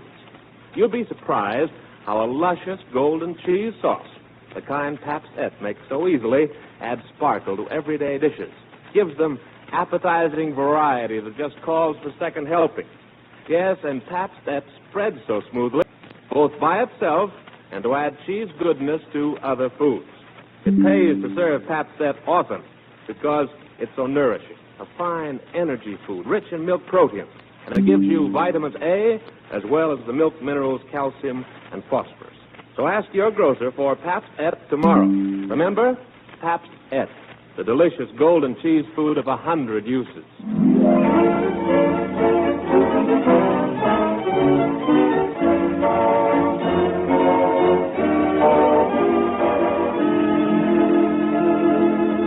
And now, let's get back to the Great Gildersleeve. It seems that left rear tire held out. For as the morning mist rolled across Lake Hackmatack, we find the mighty angler seated in the stern of a little rowboat with his niece in the bow and his nephew at the oars. Steady, Leroy. Steady as she goes. Leroy, that went right in my lap. I can't help it. It's these darn oars. It's about far enough, I think, Leroy. Yeah, let her coast. That's it. Now hand me that rod. Rod, Marge. Oh, here, Uncle, you want a worm? Forget the worms. A true sportsman, Leroy, would rather die than use a worm. Well, then how do you catch the fish? You'll see. Young man, you're about to be initiated into the gentle art of fly casting. You see that little doohickey there that covers the hook? You mean that tassel? It's not a tassel, young man. That's the fly. You see, it's very delicate. The finest ones are so delicate, they're made of hummingbird feathers. Did the fairies make them, Uncle Mort? Oh, shut up. There's a lot of angles with this, young man, so watch carefully and don't be so smart. I'm watching. This is how your true angler tempts the finny tribe. It's all done with the wrist, see? And the secret is in getting the rhythm. 1, you cast it. 2, you jerk it back. You see? 1, 2, 1, 2, 1, 2, 1, 2, 1.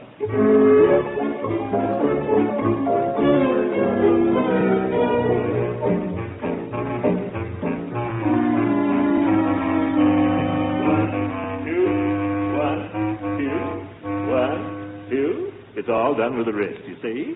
1. You've been saying that for 3 days now, Unc. When do you catch the fish? The fish are secondary, young man. The sport is the thing. 1, 2, 1, 2, 1, 2, 1.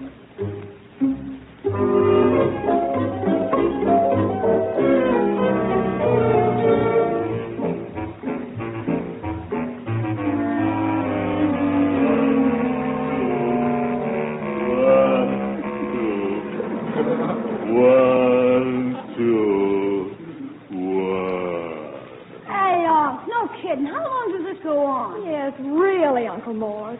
All right, Leroy. Pass me the worms. Tell me something, Uncle Mort.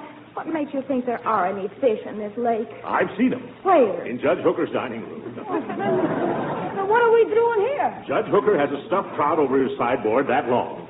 And by George, I'm not leaving here till I catch something. Can you beat it? 5 days, not a single bite. Not even from a mosquito. Not one. Remember, Uncle Mort, the sport is the thing. The fish are secondary. Yeah. Give me those worms. I've tried dry flies, wet flies. I've tried casting, trolling. If this doesn't work, so help me, I'll go in after him with a club. Hey, Unc, look down there. What? Where? Down in the weeds there. Huh? See him? Ooh, and a fat one, too. Be quiet, everybody. Be very quiet now. If I can just lower the hook down there without scaring him. Easy. See? You don't move. What's that, a mosquito? It's an airplane. Well, keep it quiet. Remember now, fish are jiggly. Easy now. Nice fishy. Come and bite the little worm. That plane's coming this way, Unc. Go away, plane. He's diving. It's a power dive. Look at that, baby. Come. Oh, the crazy fool. Look out, everybody. Duck. It's Doug. He's waving. Hi, Doug. Hi. Sit down, Marjorie. Hi, Doug.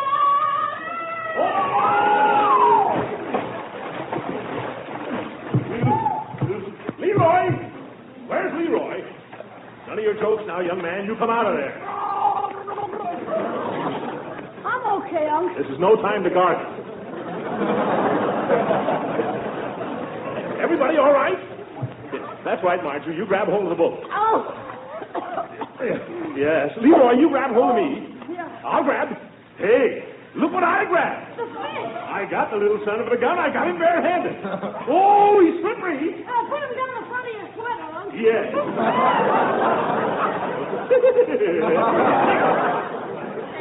Heaven.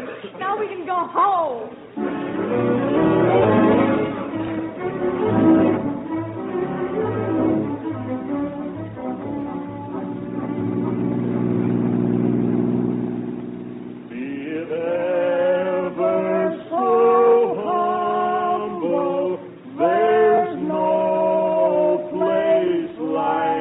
Summerfield. Mr. Gildersleeve, you sang a mouthful. I sure am glad to get away from that lake where has razzmatazz. What is it? Well, with any luck, we ought to be home by dark. Be sure and take good care of that fish back there. Oh, don't you worry about that fish. He can take care of himself. That's the powerfulest fish I ever smelled. Well, some fish are gamier than others. Sort of have to expect that of a trout. That ain't no trout, Mr. Gildersleeve. What do you mean? That trout's a flounder. Don't you talk that way about my trout. Well, whatever it is, it's getting higher than a goat. Why, Marjorie, I don't smell anything. Oh, of course you don't with those cigars. If you don't stop smoking those things, this fish is going to be kippered before you get him home. So are we. No fooling, Mr. Gildersleeve. Don't you think we ought to stop somewhere and give him a decent burial?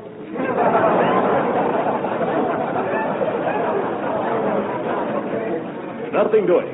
That fish is all I got to show for a misspent week. If he bothers you, you can hang him out the window or something. Hey, that's an idea. Hang him on the fishing rod and stick him out back.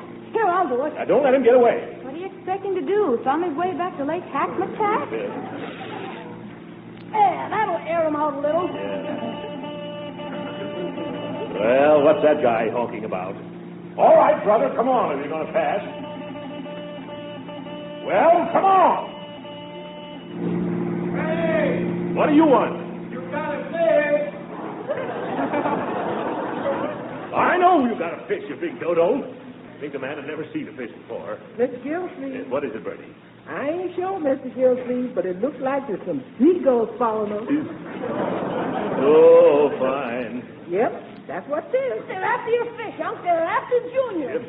Step on it, Mr. Gildersleeve. Yeah, pull in your line, Leroy. Pull in your line. Play him, boy. Play him. I have more trouble with birds. Oh! Go away, birds. Go away.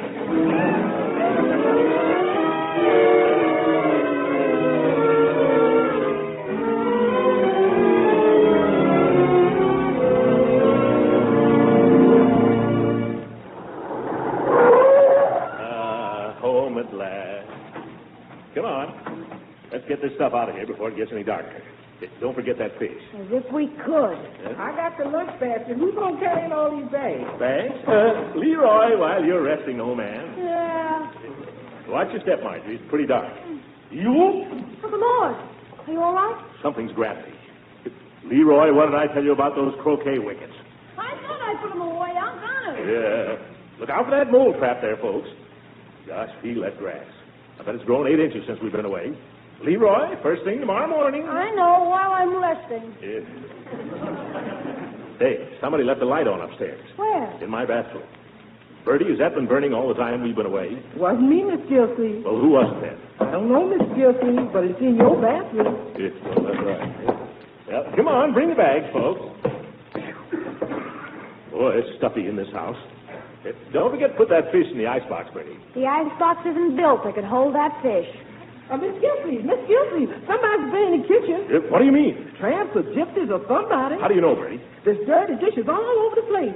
Miss Gildersleeve, you don't think maybe it's been burglars? Yes, for burglars. Well, we have to see about this, Bertie. Miss Marjorie, you and me better go count that silver. Listen. Huh? What is it? It's your shower, Uncle Mort. Shower? You didn't go off and leave it running. Certainly not. I always turn that lip. There's somebody in it. There's somebody up there right now. How do you like that for nerve? Takes a shower before he robs the joint. Quick, Unc, call the police. It's no use, Leroy. The wires are cut. How do you know? They always are. It's the first thing robbers do. But you can't wait for the police, Uncle Mort. You've got to go up there and get him. You're right, Marjorie. Who, me?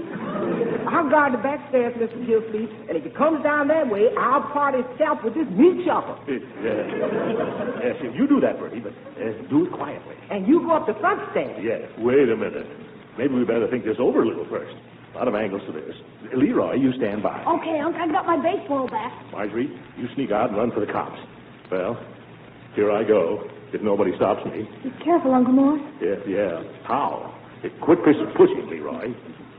I wish it wasn't so dark. I don't dare turn on a light. I'm a little vulnerable in the light. Well, here I go. Oh, those squeaky stairs. It's probably these $6 shoes. I mustn't get excited. The doctor said I mustn't get excited. I'll bet he'd get excited, though. Well, now that I'm here, I want... Uh-oh. I can see him moving around behind the shower curtain. What do I do now? Remember what the coach used to say, Gildy? Get him below the knees, boy. I wish I'd never broken training. Come on, Gildersleeve, give him what you gave Hardwick. 29, 33, 76, hit him! Let go, now. Police! Police! Gildersleeve. Hooker, what are you doing here? Well, what does it look like I'm doing? I'm taking a shower. Any objections? Yes, what are you doing in my house? Well, the Peters were working on mine, so I thought I'd just... I'll bet you didn't. Hooker, you knew you were going to move in here the minute you got me out of town. That's why you suggested that trip. Why, Throckmorton, I'm hurt that you'd say a thing like that. Come clean, Hooker. You just had a bath. You knew it all the time. Well, I had to have the house painted. You know that. It was a disgrace. Yeah. I can't stand the smell of paint. It gives me colic. You wouldn't want me to go... No, I wouldn't want you to have colic. Anything I have is yours, Judge. You know that. Move in any time. Make yourself at home. Wreck the joint. There's one little thing, Judge, about Lake Hackmatack. Lovely spot. Yes, lovely. But there's no trout there, and you know it. Now, there you're wrong, Throckmorton. You just didn't try the right place. Don't tell me. I combed that lake from one end to the other. Well, no wonder. You should have tried the place where I got mine. Where was that? At the Hackmatack souvenir shop.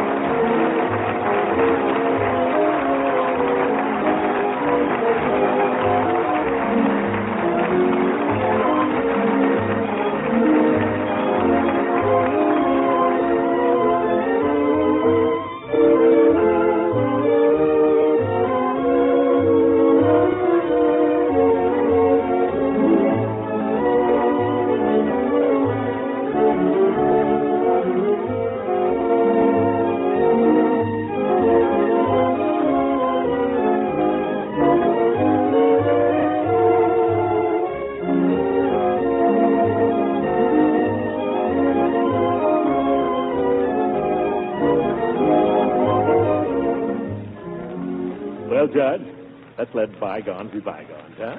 Let's be friends. You mean that, Throckmorton? You mean you forgive me? Certainly, I mean it. There's my hand on it. Gildy, my friend, I take back everything I've ever said about you. Seems to me this calls for a little drink, huh, Judge? Bertie, bring the judge a bottle of that special root beer. You may think you've tasted root beer, Judge, but you're going to get an awful bang out of this. Good night.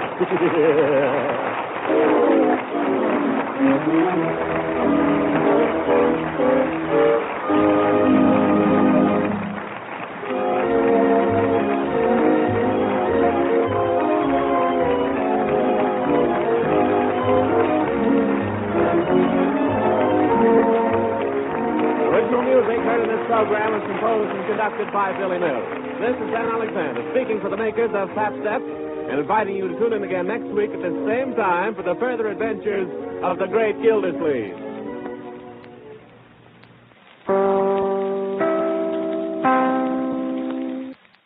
The Jack Benny Program, presented by Lucky Strike. In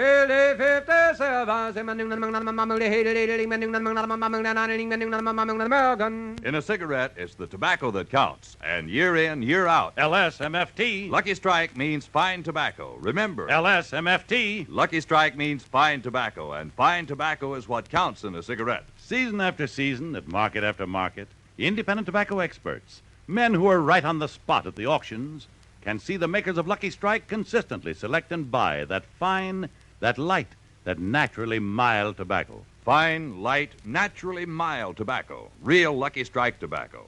Fine tobacco that means real, deep-down smoking enjoyment for you. So smoke that smoke of fine tobacco, Lucky Strike. So round, so firm, so fully packed, so free and easy on the draw. At 59, American.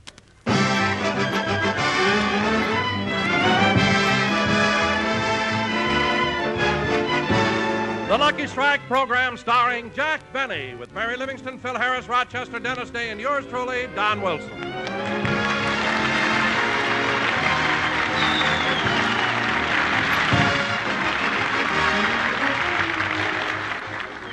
And now, ladies and gentlemen, we bring you Wait a minute, Donzie. Hold it. Jackson ain't here yet. What? Neither is Dennis or Livy. Oh, my goodness, this is awful. What do you mean, awful? The audience is going to get a break today. I've been waiting for a chance like this for months. Hit it, boys. 1, 2.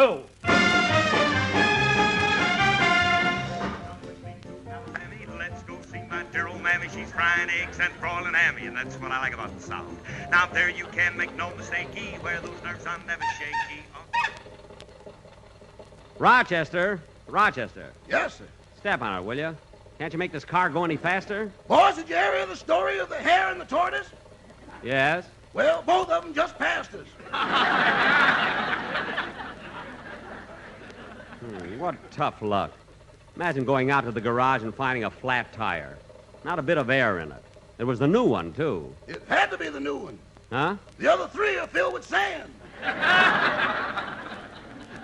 Oh, yes, I forgot. Rochester, why have you got the windshield wipers going? We have no windshield. I know, but it keeps the steam from the radiator out of my face. No. Say, boss, I think we're making better time. I just caught up with the rabbit that passed us. Rochester, don't be silly. There are no rabbits on Sunset Boulevard. Yeah. What's up, Doc?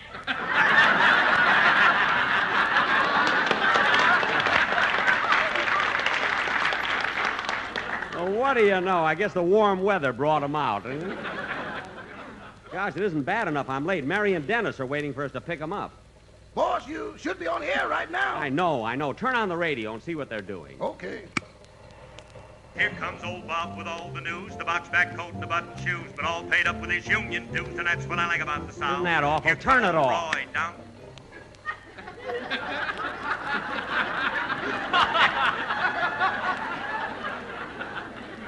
That song is enough to make a Yankee out of Senator Claghorn.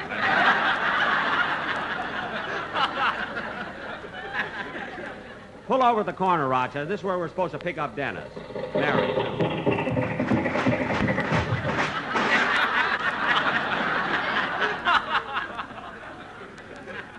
Oh, there's Dennis now. Hello, Mr. Benny. Oh, hop in, Dennis. We're late. I know. I was home listening to the radio, and Phil was singing That's What I Like About the South. I know. My mother said she wished a little bit of heaven would fall from out the sky and hit him right on the head. Well, for once in my life, I agree with your mother. She hates you, too.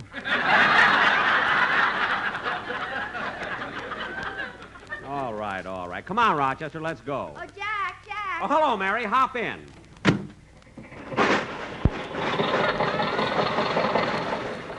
Jack, we've never been this late before.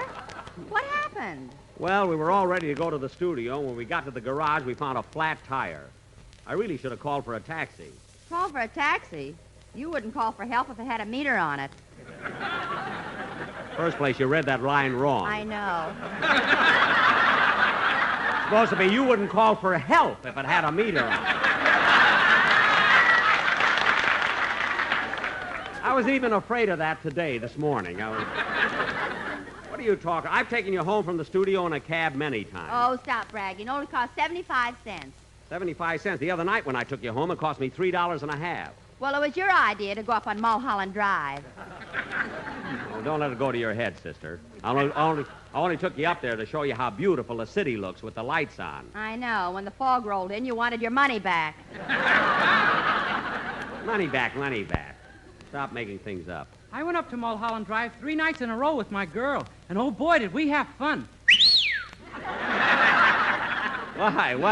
What did you do, kid? We went around peeking into new Studebakers.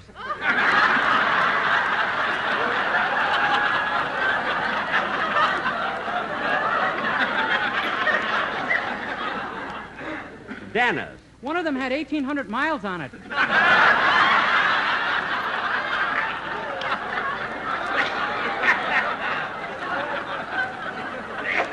That must have been a thrilling evening you had there.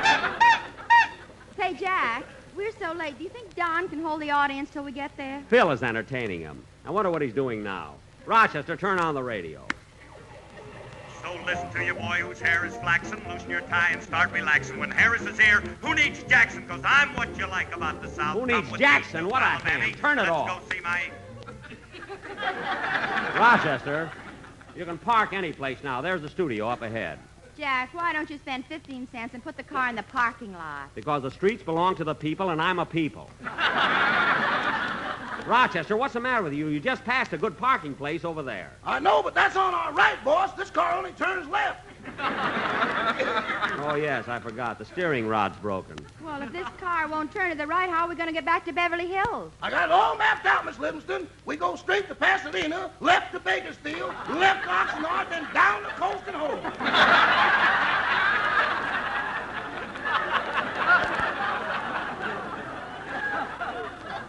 Oh, we'll get home all right. Once we get to Carthay Circle, we can head in any direction there. Now, keep your eyes open for a place to... Dennis, we're not on a parade. Stop sitting on top of the seat. Huh? And take that sign off your back. Well, I want it there. You don't need it. Everybody knows you've got 2 shows. Now, sit down on the... Whoop, whoop. There's a... Whoop, whoop. What are you whoop-whooping about? Rochester, there's a place to park right across the street. Can't do it, boss. I'll have to make a U-turn. Well, what's wrong with making a U-turn? There's a $2 double charge.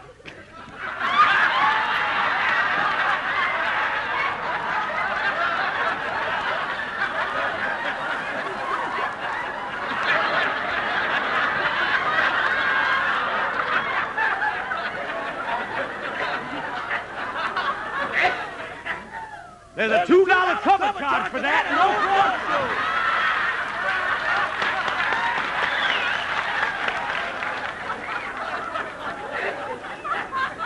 Boy, all I ask is one rehearsal. That's all I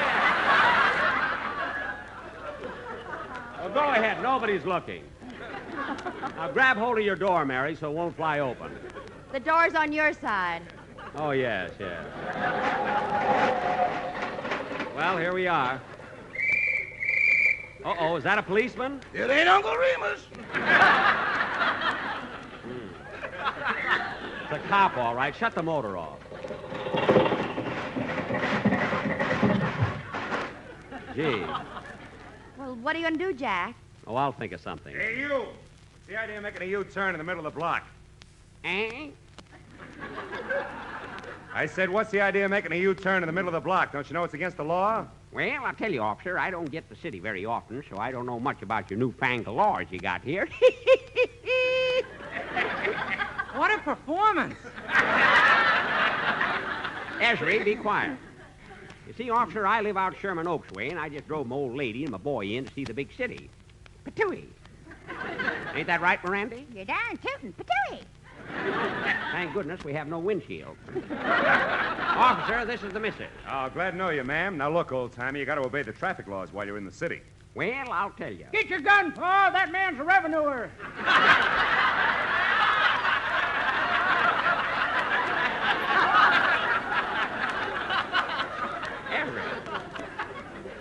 Well, officer, guess we'll mosey along. Thanks very much for your advice. All right, old-timer, but don't let this happen again. I won't. So long, officer. So long. Come on, Mo and Esri. Let's take a look at this radio station, see what those programmings are like.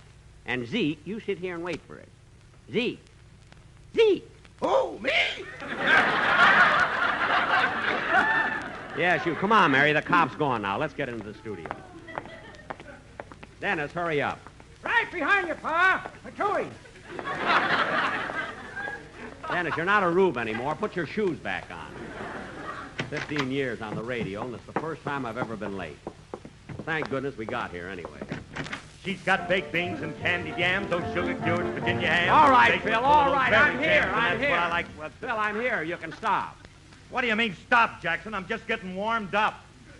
Warmed up? You've been singing that thing for 20 minutes. I've been listening to you on the radio. You've been listening to me? Certainly. Well, bless your little gray heart.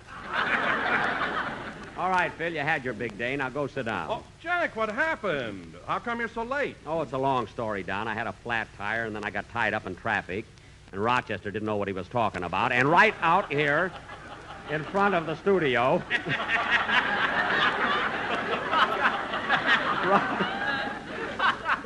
Well, he was nervous. You know, a cop coming. You can blame him. You know. Then right out here in front of the studio, a cop tried to give me a ticket. I told him I was Jack Benny. He changed his mind fast. Didn't he, Mary? Patooey. Oh, stop that. Now, look, kids, the show is so mixed up, we'll have to start somewhere. So, Dennis, maybe you ought... Wait a minute. Phil. What's the matter? What are you, your, excuse the expression, musicians dressed like that for? Oh, that. Well, the photographer's coming over to take some publicity shots, and I told the boys that if they look glamorous, they might get their pictures in Esquire. Look, Phil, your boys will never get their pictures in Esquire. So you can tell Frankie to put down that white telephone and take off that low-cut sweatshirt. And tell him to cover up that tattoo on his chest. Are you kidding? He gets paid for that. I know, but it's such a ridiculous tattoo. This is the year of the yearling. What a slogan, the year of the yearling. What about the slogan they had for your picture? Mary. This is the week of the weakling. That shows how much you know. It didn't even run a week. Now, look, kids, before we start our play for tonight, I think Dennis... What's that? Jack, there's a man in the third row with a gun. Hey, mister, what's the idea? Oh, I'm sorry. I tried to shoot myself, but I missed. Well, what's wrong? I'm a dentist, and my patient is driving me crazy. Your patient? Her name is Nora Prentice, and she won't open her mouth.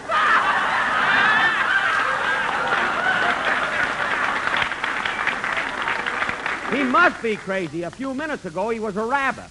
Sing, Dennis. Go ahead.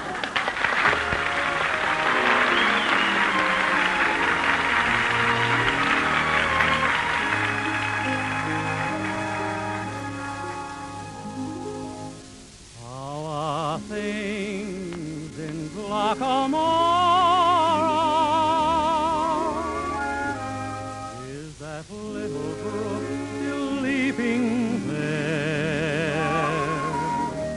Does it still run down to Donny Cove, through Killy Kilkerry and Kildare? How are things in Glockamora? Is that willow tree still weeping there? Does that lassie with a twinkling eye come smiling by? And does she walk away sad and dreamy there, not to see me there? So I ask each weeping willow and each brook along the way, and each laugh that comes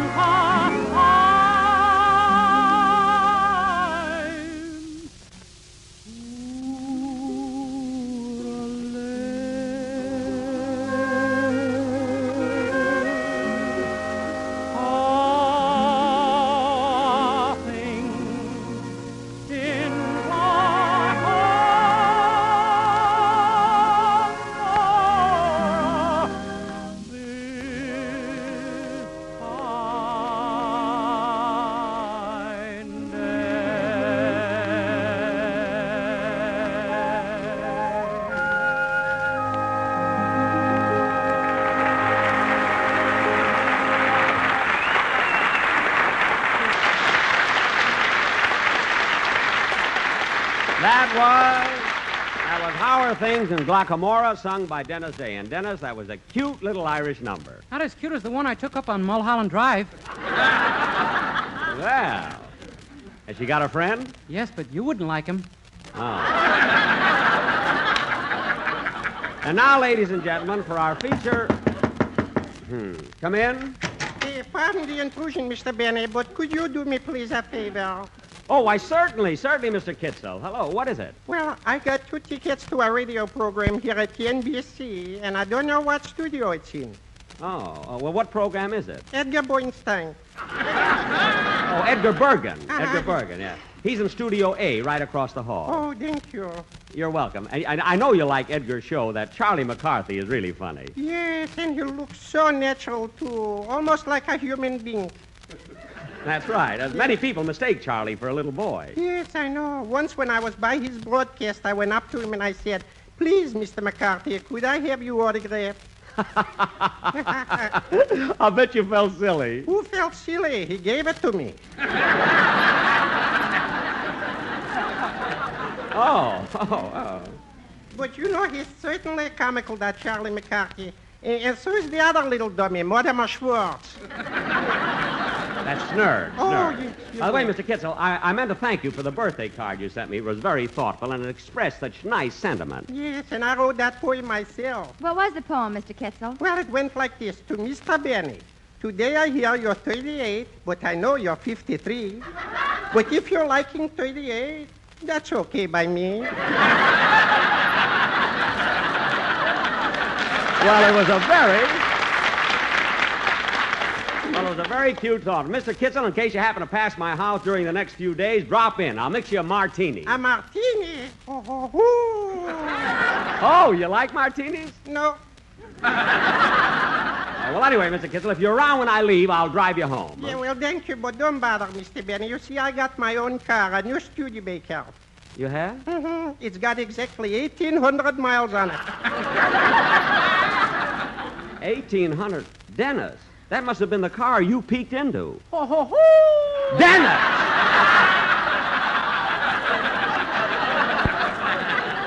Well, goodbye, Mr. Benny. So long, Mr. Kitzel. How are things in Glacier?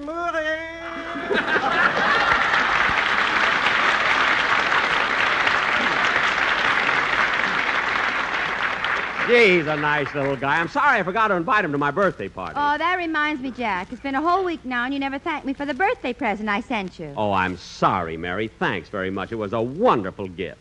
I really appreciated it. What'd you give him, Livy? A check for $10. Well, Mary, it wasn't the sentiment. It was the money. I mean, it wasn't the money. It was the check. I mean, the sentiment. Now, come on, kids. We have a sketch to do. Ladies and gentlemen, tonight... Oh, Jack, before you start the sketch, don't you think we ought to do a commercial?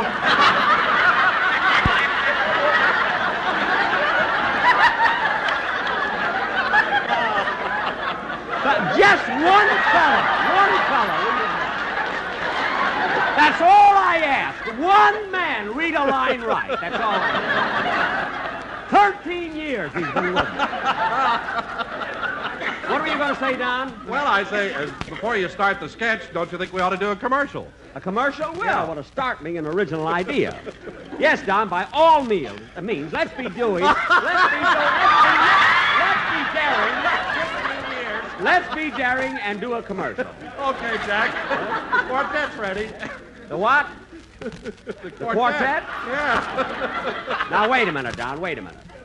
No quartet and no more singing. That's final. But, Jack... Look, Don, since we opened our season 22 weeks ago, the Sportsman Quartet has been driving me nuts.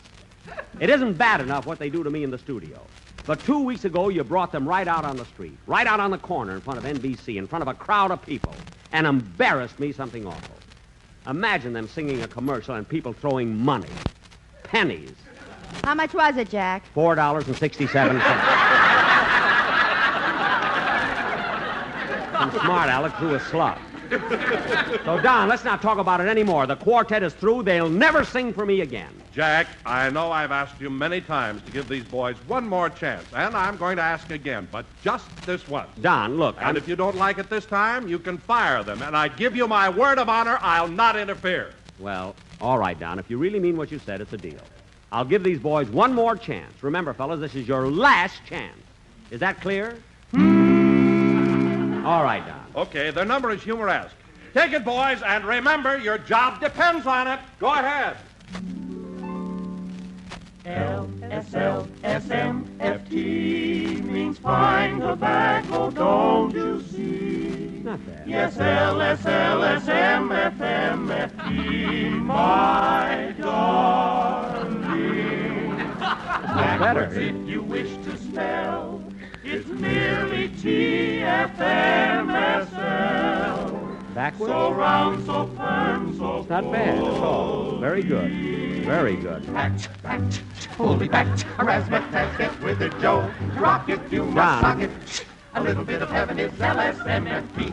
Ice, give me a piece of pipe. John, look. Well, John, that isn't what I want, John. Groove it, light up a lucky. John, that isn't what I want at all. There is nothing quite like love. John, that isn't what I want. Wait a minute, fellas.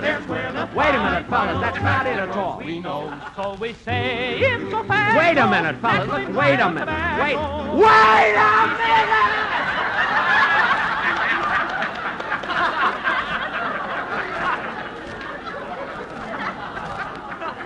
All right, fellas, I've had enough. That was it. You had your chance, and you're through making a fool out of me. You're fired. Through. Now get out. Out! Well, at last I'm through with them. And Don, don't you open your mouth or you go with them. And now, ladies and gentlemen. Jack. What? If you ask me, I think you're making a big mistake firing your quartet. I didn't ask you. And now... Livy's right, Jackson. Huh? Livy's right, Jackson. You should never have fired those guys. Huh? They're harmony. It's great. Phil, when you're talking about pool, I'll take your word for it. When we're talking about bourbon, I'll bow to your superior judgment. Even if we're talking about new hairdos, I'll acquiesce. But when it comes to music and harmony, I'd rather take the word of Lassie's other pup. And now, ladies and gentlemen... I think you're right, Mr. Benny. You bet I'm right. I'm glad you're on my side, Dennis. The other side wouldn't have me. Oh, I will. And the quartet is fired, and that's settled. Now, let's get on with the play. And now, ladies and gentlemen, for our feature attraction tonight... Oh, now what? Come in. How do you do, folks? I'm the photographer from Downbeat Magazine. I'm here to take pictures of Phil Harris's band. Wait a minute, mister. We're trying to do a program. Why are you taking pictures of Harris's orchestra? Oh, they just won a popularity contest that was conducted by our magazine. A contest? Yes, we stopped 10 people on the street and asked them who their favorite band was. Uh-huh. And all 11 voted for Phil Harris. You stopped 10 people and 11 of them voted for Phil? One of them had 2 heads. That I can believe. Hey, wait a minute, Bub. Wait a minute. We ain't posing for just anybody. Are you a good photographer? Oh, I'm one of the best in the business. I have some pictures here that I've taken of my children. Here, look at them. Now, look, we haven't time. Oh, Jack, look at these pictures. Aren't they cute? How old is this little boy? That's Irving. He's 7. And this little fellow is Julius. He's 5. Well, how about this cute little girl, the smallest one on the end? That's my wife. She's a midget. Oh, I'm terribly sorry. I didn't mean to be rude. That is... That's all right. Quite frequently, I get my wife mixed up with the children. Really? Yes, only this morning I fed her a bowl of pablum, threw her over my shoulder, and burped her. Oh.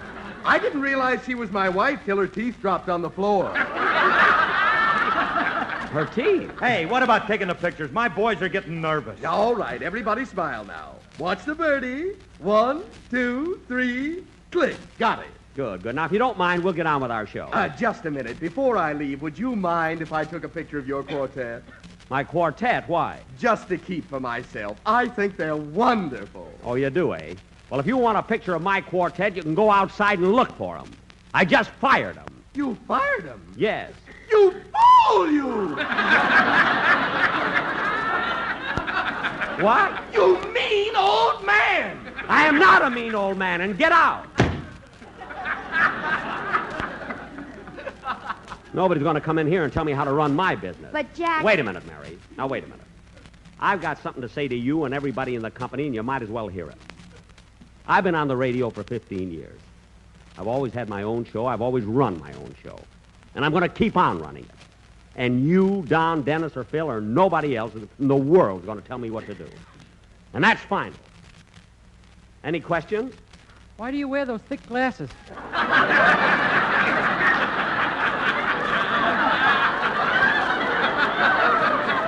Because they don't cost any more than the thin one. That's why. Now, let's get on with the show. Ladies and gentlemen... Oh, darn it, the phone. Mary, answer it, please. Okay. Hello? Yes? Yes, sir, he's right here. Who is it, Mary? Jack, it's Mr. Vincent Riggio, president of the American Tobacco Company. Oh, my sponsor. Hello, Vince. Vincent? Oh, Mr. Riggio. Well, what can I do for you, Mr. Riggio? You've been listening to the show? Wasn't it great? Oh. I shouldn't have what? But I had to fire him. That quartet was the worst. You don't think so? Well, everybody's entitled to his own opinion. I mean, that's why they put rubber mats around cuspidors. What? I guess you're right. It didn't get a laugh here either.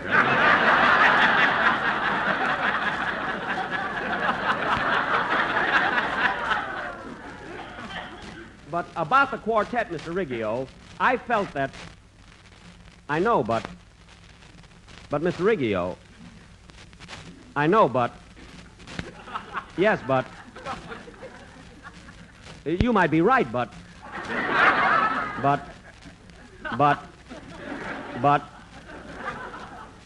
I know, but...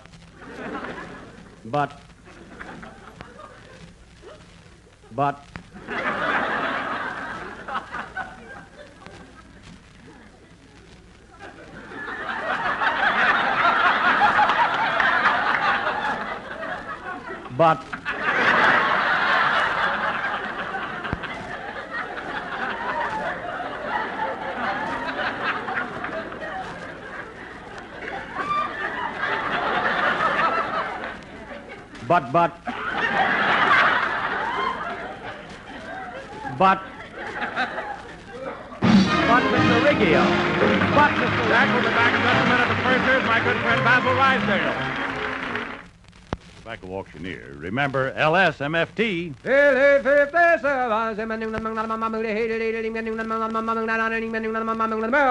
Lucky Strike means fine tobacco. And fine tobacco is what counts in a cigarette. Listen to the words of a man who's been an independent tobacco auctioneer for 21 years, Mr. Dewey H. Huffine of Reedsville, North Carolina. Mr. Huffine really knows tobacco, and here's what he said. At thousands of tobacco auctions, I've seen the makers of Lucky Strike buy mild, ripe, mellow tobacco that tastes good and smokes good. I've smoked Lucky's myself for 29 years. Quote, at thousands of tobacco auctions, I have seen the makers of Lucky Strike buy mild, ripe, mellow tobacco. Unquote. Remember, the independent tobacco experts like Mr. Huffine can see the makers of Lucky Strike consistently select and buy that fine, that light, that naturally mild tobacco. Fine, light, naturally mild tobacco. Yes, first, last, always. LSMFT. Lucky Strike means fine tobacco. LSMFT. No doubt about it. Lucky Strike means fine tobacco, and fine tobacco means real, deep-down smoking enjoyment for you. So smoke that smoke of fine tobacco, Lucky Strike. So round, so firm, so fully packed, so free and easy on the draw. But, Mr. Riggio, well, all right, if you want a quartet, I'll have to think it over. The Jack Benny Program, presented by Lucky Strike. At 59 American. Fine tobacco is what counts in a cigarette. And today, tomorrow, always. LSMFT. Lucky Strike means fine tobacco. LSMFT. Lucky Strike means fine tobacco. Yes, fine tobacco. Year after year, at auction after auction, independent tobacco experts can see the makers of Lucky Strike consistently select and buy that fine, that light, that naturally mild tobacco. Fine, light, naturally mild tobacco. No doubt about it. Lucky Strike means fine tobacco. And in a cigarette, it's the tobacco that counts. So for your own real deep-down smoking enjoyment, smoke that smoke of fine tobacco, Lucky Strike. So round, so firm, so fully packed, so free and easy on the draw.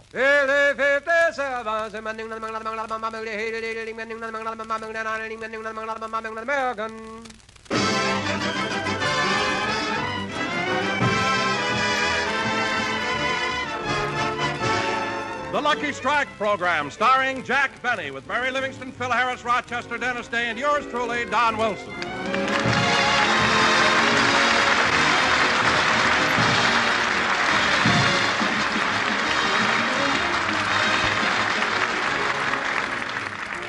Ladies and gentlemen, last week Jack Benny fired his quartet, the Sportsmen.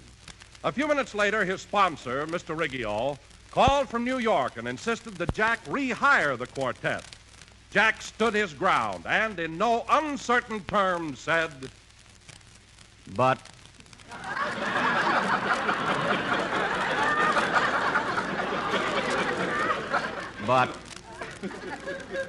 But I know, but Mr. Riggio, I had to fire them. I mean, that quartet was driving me... That quart...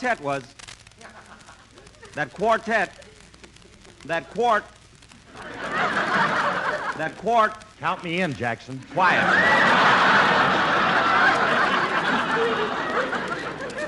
Phil, I'm talking to my sponsor. But Mr. Riggio, if you knew what I went through with those boys, you'd... I know, but I...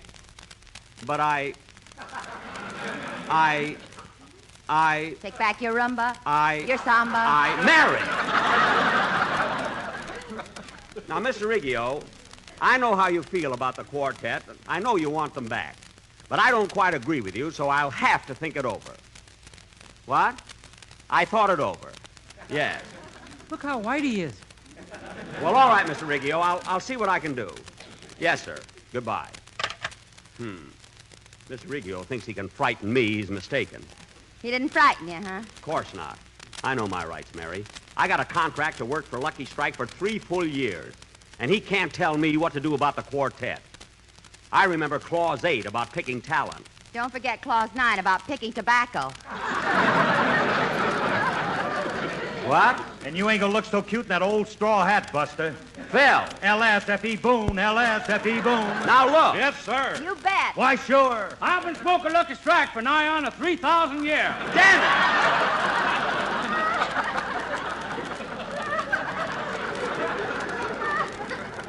Dennis. Now, wait a minute, Mary. Now, are you sure about that tobacco-picking clause in my contract? Well, certainly. Hey, Jackson, don't you read a contract before you sign it? Well, I usually do, but when we started dickering about salary, we got into an argument. My sponsor jumped out of his chair, and then he accidentally stepped on my glasses. What do you mean accident? You were wearing them at the time. Well, look, kids, I made up my mind not to take back that quartet. Hand me that phone. I'm going to call up my sponsor and tell him... It's long distance. Hand me that pen. I'm going to write my sponsor. And I'm going to tell him that I've been offered another job at twice this salary. Oh, Jack, how can you say such a thing when it isn't true? And it's only 10 days after George Washington's birthday. Gee, you're right, Mary. I mustn't tell a lie. You know, Jackson, I had an experience once like George Washington. Phil. One day when I was a kid, I took an axe and cut down my father's favorite magnolia tree. You mean cherry tree? I'm from the South, son. Oh, yeah. When my father came home and saw the tree cut down, he took me by the hand, led me into the living room, stood me in front of George Washington's picture, and said, "Son, who chopped down that magnolia tree?" I said, "Father, I cannot tell a lie. I did." And he beat my brains out.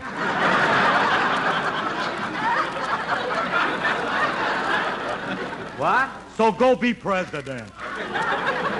Well, I'm going to tell the truth no matter what happens, and I'm still not going to rehire that quartet. But, Jack, if you get fired, what'll happen to us? I'll have to go back to my old job. Oh, don't worry, Mary. You'll still be working for me.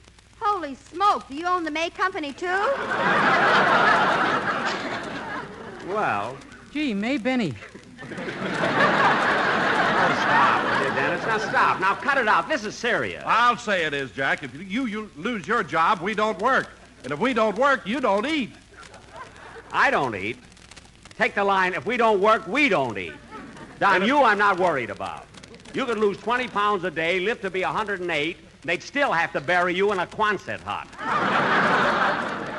So go be president. I mean, go sit down. Now, Dennis, it's time for your song. Come on, let's have it. Okay. My uncle lives in a Quonset hut. He does? Yeah. All right, Dennis, your uncle lives in a Quonset hut. What's the joke? No joke. I just thought you'd be interested. Dennis, don't waste time with idle conversation. Now, let's have your song. His uncle lives in a Quonset hut.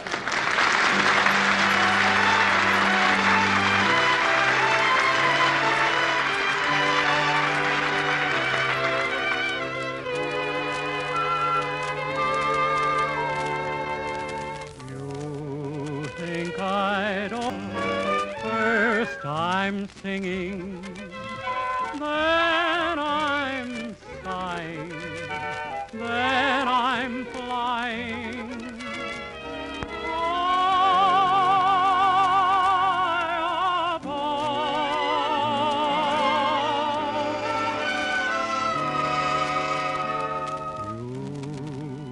think I don't know why.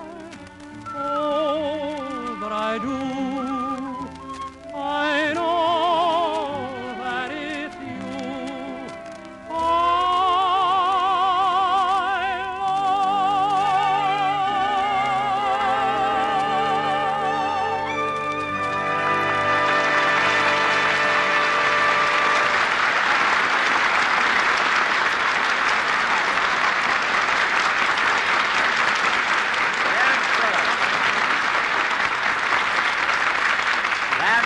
That was Oh, But I Do, sung by Dennis Day. And now... Now what? I don't know, Mary. This quartet thing sure has me worried. You didn't even compliment me on my song. Oh, I'm sorry. It was very good. Then why are you sorry? Dennis, he didn't mean that. Jack's very upset. This isn't the first time he forgot to compliment me. What? He hates me because my uncle lives in a Quonset hut. Dennis, don't be silly. Nobody hates you. And, hey, wait a minute, Dennis. Wait a minute. Maybe you could help me. Huh? Well, you sing, and if you could get 3 other singers, we could form a quartet. I have 2 brothers that sing. Say, that makes 3. See, if you only had another brother. Well, I could talk to my parents, but I don't mean that. Anyway, I don't know. I've got to think of something. You know, Jack, before I became an announcer, I was a singer. I know, Don, but I need a quartet. Quartet? What are you laughing at? If Don had a mouth over each one of his chins, you'd have the whole Johnson choir. Mary, this is no time for jokes or remarks like that either. But maybe I could form a quartet out of my cast. Now, Mary, I know that you sing, and Dennis sings, and... Now, Phil, he's a very good singer, too. That's my boss who said that. So maybe we could... Love that man. Phil. He said it, and I'm glad. Look, Phil, this must lead into a routine. I haven't got time. So let's drop it. Now, look, the 4 of you can sing, so I'll have a quartet after all. That's no good, Mr. Benny. You have to have a male quartet, and one of us is a girl. Oh, yeah. Guess which one?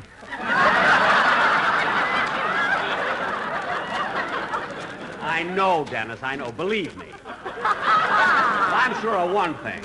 I'm not going to apologize. I'm not going to apologize to the sportsman, even if I do have to pick tobacco. Don't you worry about it, Jackson. Phil's ain't gonna let that happen to you. What? I got my own show. You can come to work for me. You know, I may have to at that. Say, Phil, if I did go on your show, what would you pay me? The same thing you pay me. Why, you no good, cheap, chiseling hand.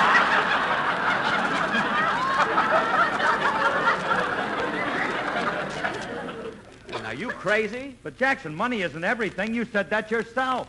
When? When the blue of the night met the gold in your vault. I didn't ask you. Anyway, Phil, I don't want to be on your show. But, Jackson, look what you could learn just by sitting there and watching me.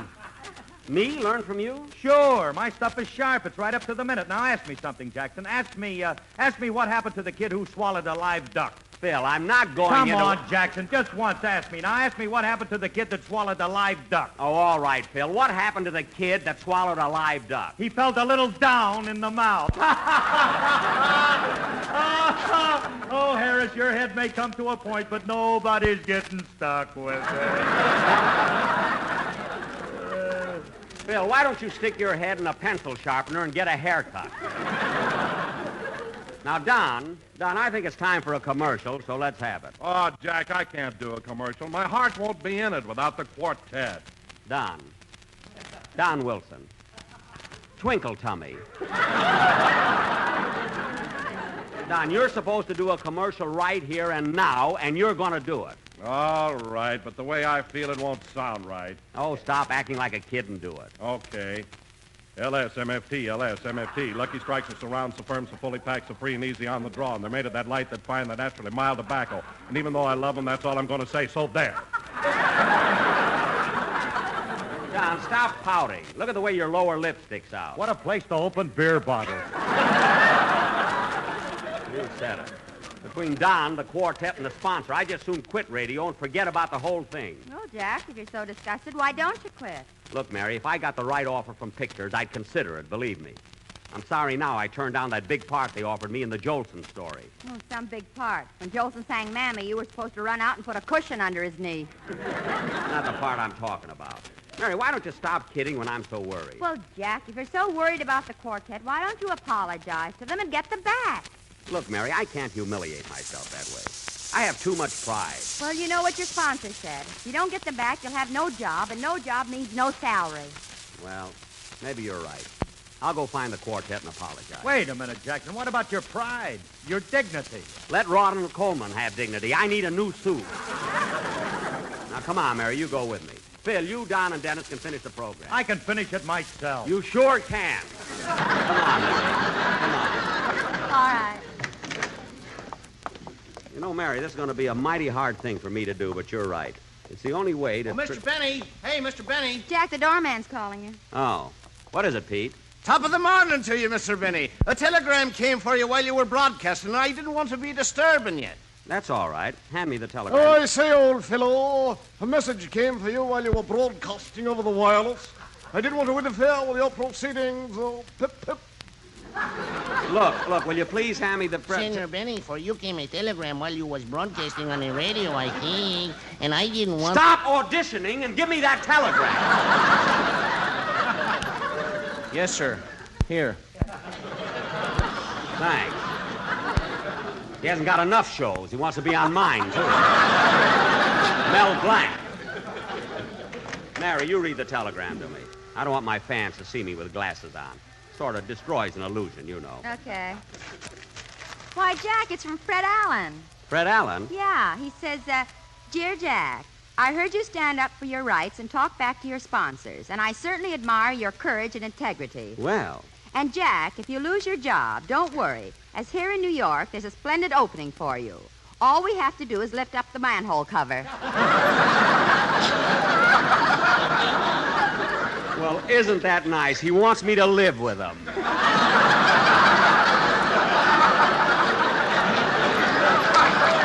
on, Mary. The car is right out in front.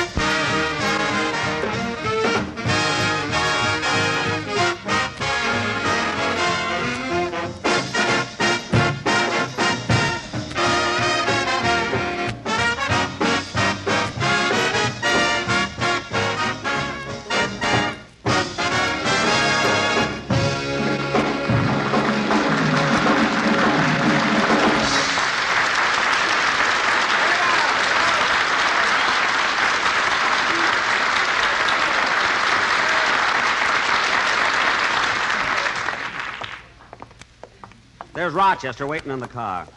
Hello, Rochester. Well, hello, Mr. Benny. Hello, Miss Livingston. Hello, Rochester. Rochester, I want you to drive us to North Hollywood in a hurry. Mary, get in the car. Just a minute, Jack. What are you looking at? That right front hubcap. Did that come with this car? Oh, no, ma'am. That's off a 1947 Cadillac. Really? Where'd you get it? Well, yesterday, Mr. Benny and I were walking down the street. Look. A new Cadillac came around the corner real fast, hit the curb, the hubcap flew up in the air. Mr. Benny made a running catch, laddered it to me, and I took off like Buddy Young in the Rose Bowl.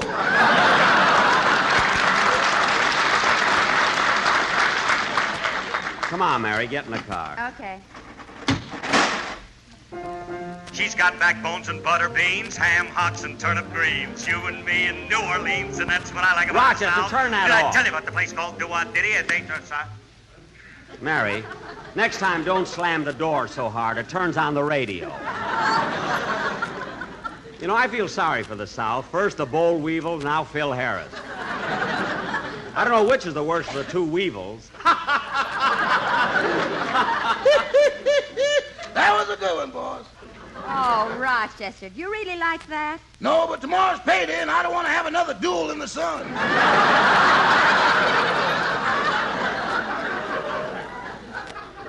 Now, come on, Rochester, start the car. Yes.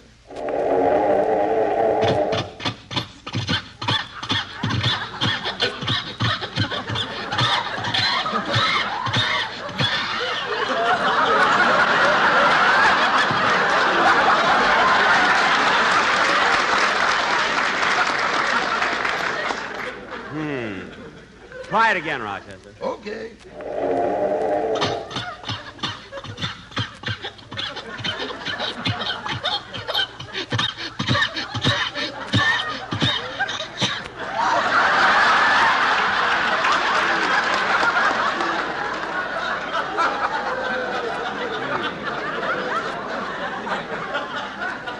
Rochester, what's wrong with the motor? Everything, including B.O.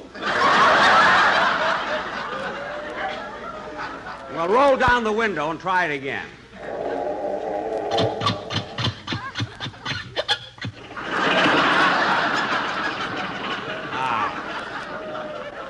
That's better. I threw a cough drop in the gas tank.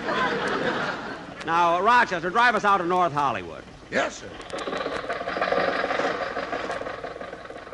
Rochester, did you hear my program? No, boss, I was busy fixing the car. Why, what happened? When I wanted to turn on the radio, I slammed the door and the fender fell off. Which fender? The fender. The fender. Oh, well, the next time you slam the door, be a little more... Rochester, what was that? We just terminated our association with the Cadillac Motor Company. Oh, my goodness, the hubcap. Oh, Jack, when are you going to get rid of this car? I don't know. I'm thinking of holding an auction at Santa Anita. Why don't you get one of those new cars with a hydromatic drive? You know, the ones that have no clutch. Oh, we're way ahead of them. We got no clutch, no brake, no nothing. Rochester. If Nora Prentice ever rode in this car, she'd say plenty. Look, just keep driving, will you? Say, Rochester, if this car has no brake, how do you stop it? There's a hole in the floorboard, and I wear spiked shoes. Well, better start dragging them. There's a red light. Oh, Martha, Martha. What is it, Emily? There's Jack Benny again. Oh, yes. My, but he's handsome. Every time I see him, my stockings begin to crawl. Oh, Martha, you're acting like a silly girl. Don't be such a prude, Emily. You'll have to admit that Mr. Benny is one of the most romantic men in Hollywood. Well, maybe so, but I'm still loyal to Francis X. Bushman.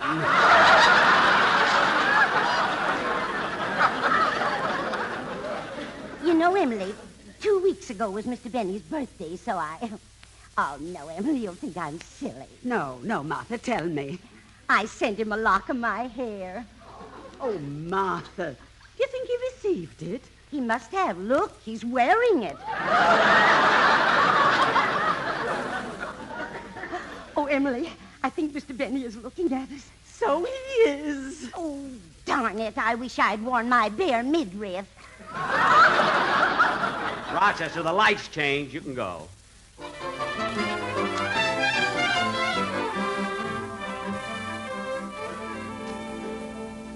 Well, here we are, Mary.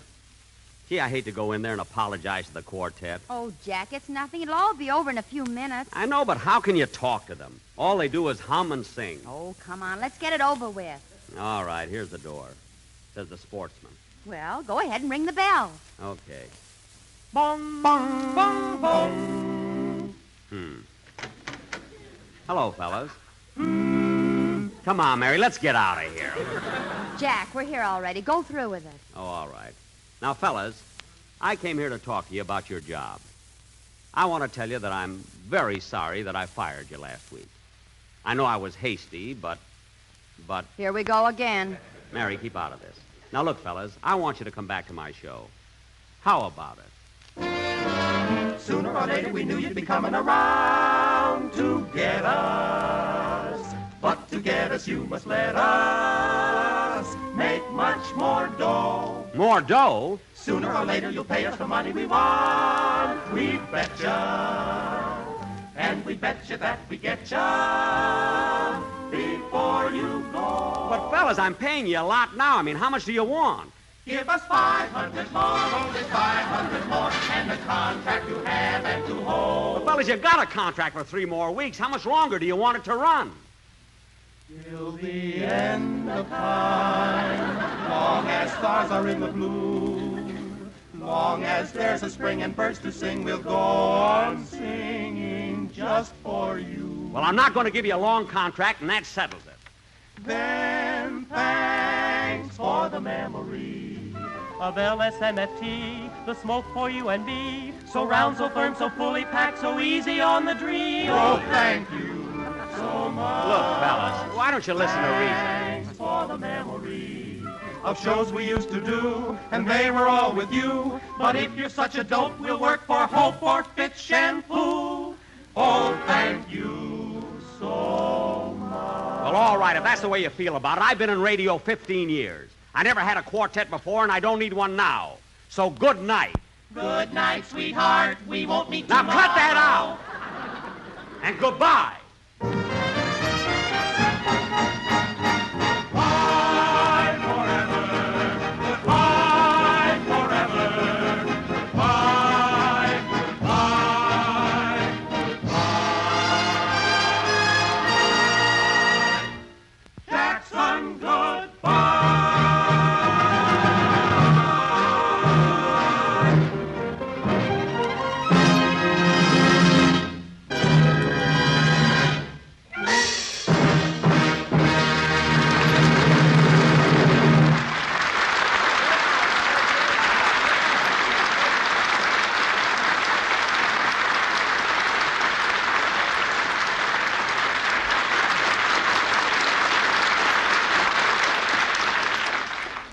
Come on, Mary.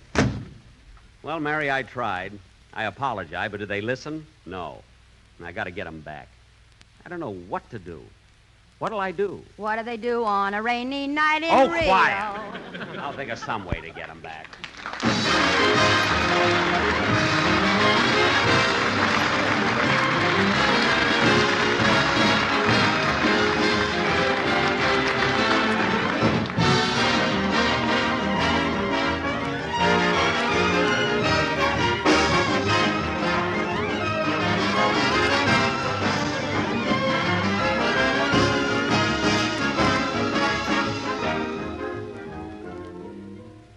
Ladies and gentlemen, as a result of the last war, no country entered peacetime reconstruction and rehabilitation with scantier resources than Greece.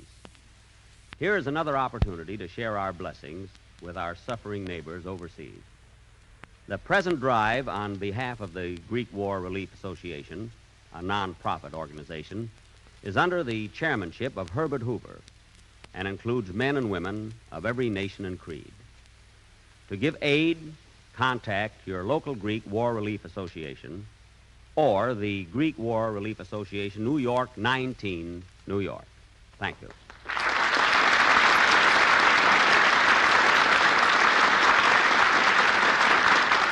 Jack will be back in just a minute, but first, here is my good friend Basil Rysdale. As you listen to the chant of the tobacco auctioneer, remember, LSMFT.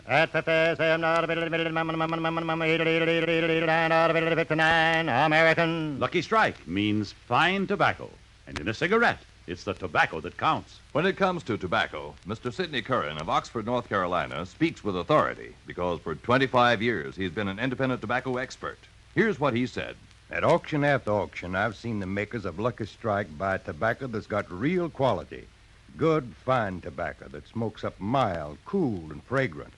I've smoked Luckers myself for 26 years. Independent tobacco experts like Mr. Curran are right on the spot at the auctions, where they can see the makers of Lucky Strike consistently select and buy that fine, that light, that naturally mild tobacco.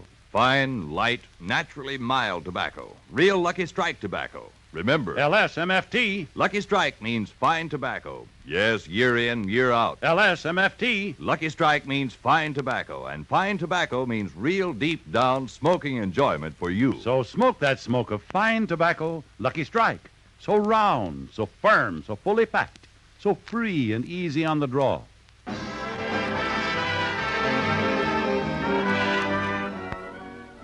I'm sorry, Mr. Riggio, but I did all I could. I went to the quartet and I apologized to them.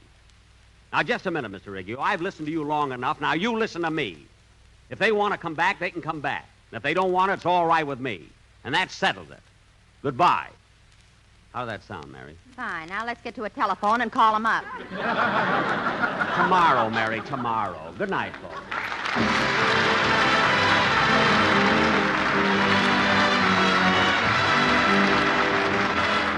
This is NBC, the national broadcasting company.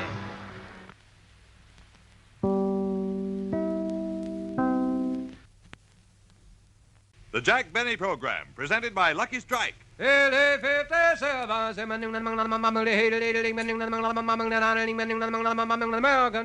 a cigarette, it's the tobacco that counts. And LSMFT. Lucky Strike means fine tobacco. First, last, always. LSMFT. Yes, Lucky Strike means fine tobacco. Friends, it's only common sense that fine tobacco is what counts in a cigarette.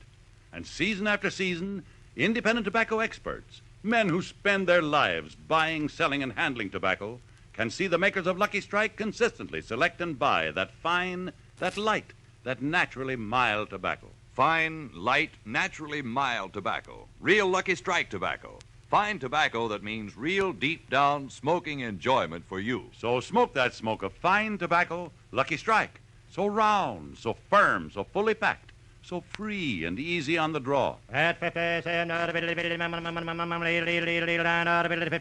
American.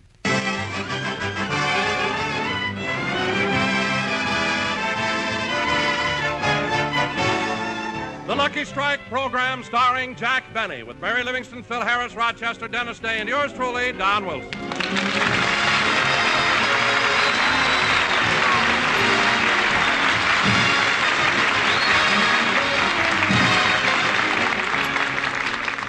And now, ladies and gentlemen, let's go out to Jack Benny's home in Beverly Hills, where even as you and I, Rochester is filling out his income tax. Let's see. Name, Rochester Van Jones. Occupation, butler, chauffeur, cook, gardener, valet, masseur, window washer, and author of What to Do in Your Spare Time. Now, let's see. Exemptions.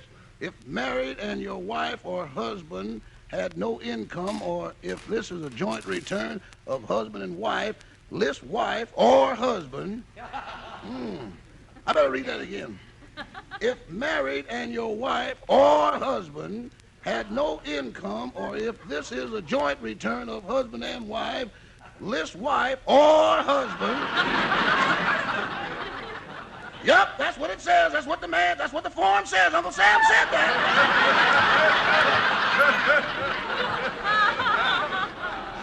Well, fortunately, I'm single and have no wife or husband. Now, let's see. Enter your total wages. Oh, hello, Rochester. What are you doing? I'm filling out my income tax, Mr. Benny. It certainly is complicated. I'll help you out if you like. I sure would. All right, let's see the form. Oh, Rochester, look at all the occupations you listed. You don't work that hard. I don't, eh? No. I got housemaid's knee clear up to the hip. What? And at that point, middle-aged spread takes over. Rochester, if you want me to help you, pay attention. Now, let's see. Your income. What was your income last year? I don't want to tell him what my salary is. Why not? Boss, you pay it to me, and I'm even ashamed to tell you. Rochester, you've got to put down your salary. Can I write it in red ink? Red ink? Why? I want them to know I'm blushing.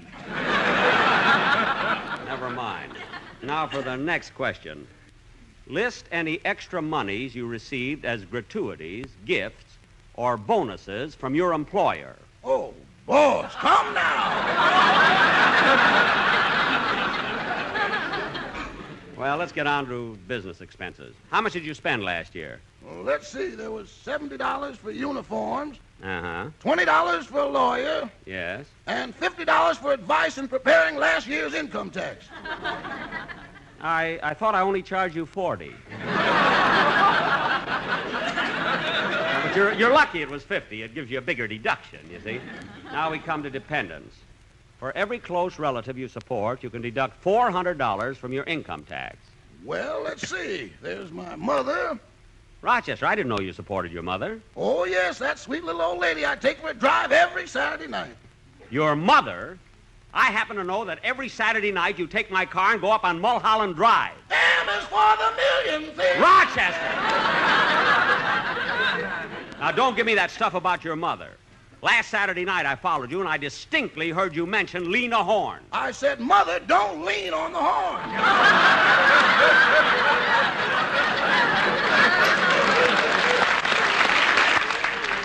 Oh, sure. Now, Rochester, after you sign this, all you have to do is... I'll get it. Hello, Jack. Well, hello, Mary. I wasn't expecting you. Come on in. Jack, it was such a beautiful day, I thought we might go for a walk. Yeah, let's do that. I feel like going out today. In fact, if you hadn't come along, I was going to call up my girlfriend, Gladys Zabisco, and invite her out. Oh, is Gladys still around? Certainly. Why? I thought Louis B. Mayer auctioned her off last week.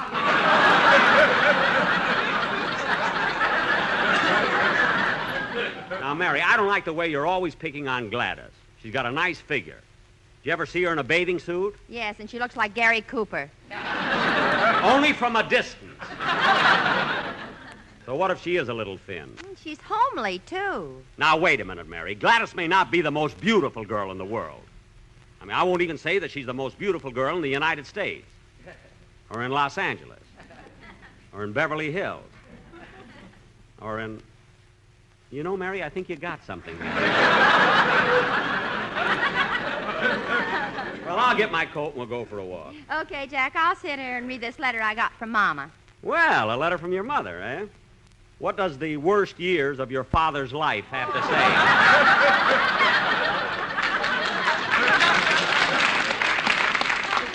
I'll read it to you. Go ahead. My darling daughter, Mary, everything is fine at home, and the weather is getting to be real nice. We're pretty sure that winter's over now, because last month a groundhog came out of his hole, saw the sunshine, and went back in again to wake up Papa. What? Papa came out, saw me, and punched the groundhog right in the nose. Oh, your mother just put that in for a laugh. Now, where was I? Oh, yes. Even though it's nice now, 2 weeks ago, we had a severe blizzard, and when your Uncle Harry came in from the barn, his milking hand was frozen. Gee. I hope it thaws out soon, as I'd like to get the cow out of the house.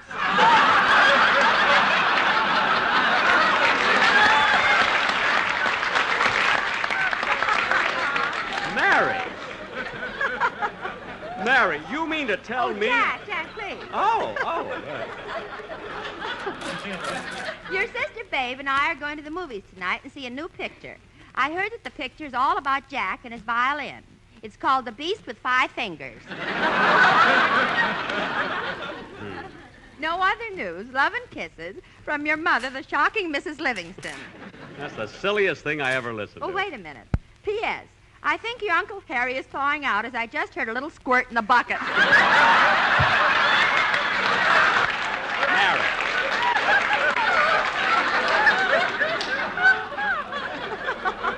Mary, look, why doesn't your mother write a letter sometimes without... Oh, who can that be?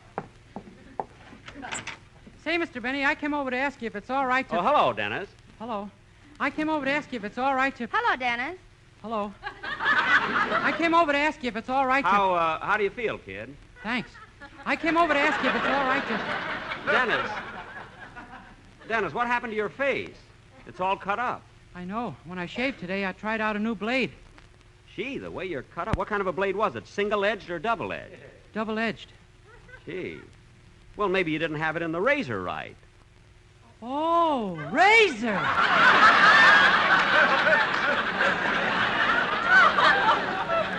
Well, certainly. You're supposed to put the blade in the razor before you lather up. Oh, lather.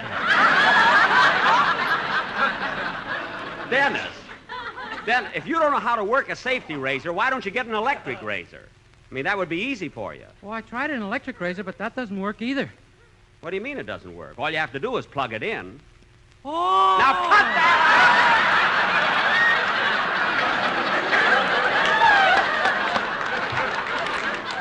Well, kid.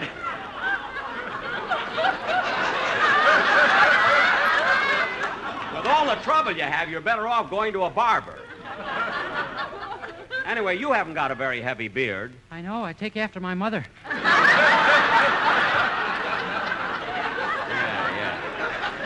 Now, look, kid.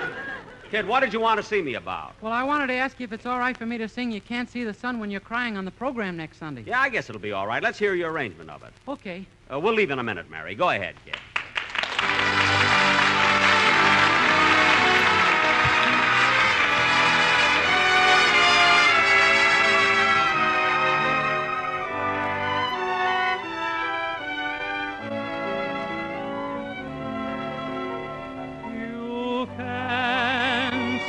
The sun when you're crying,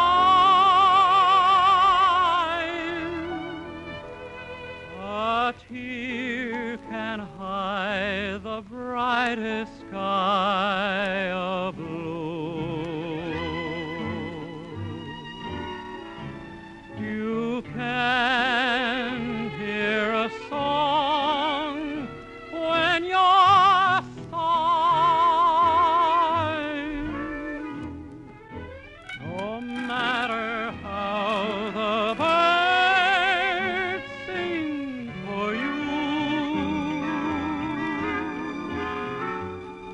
suppose you made believe your eyes were cloudy window panes.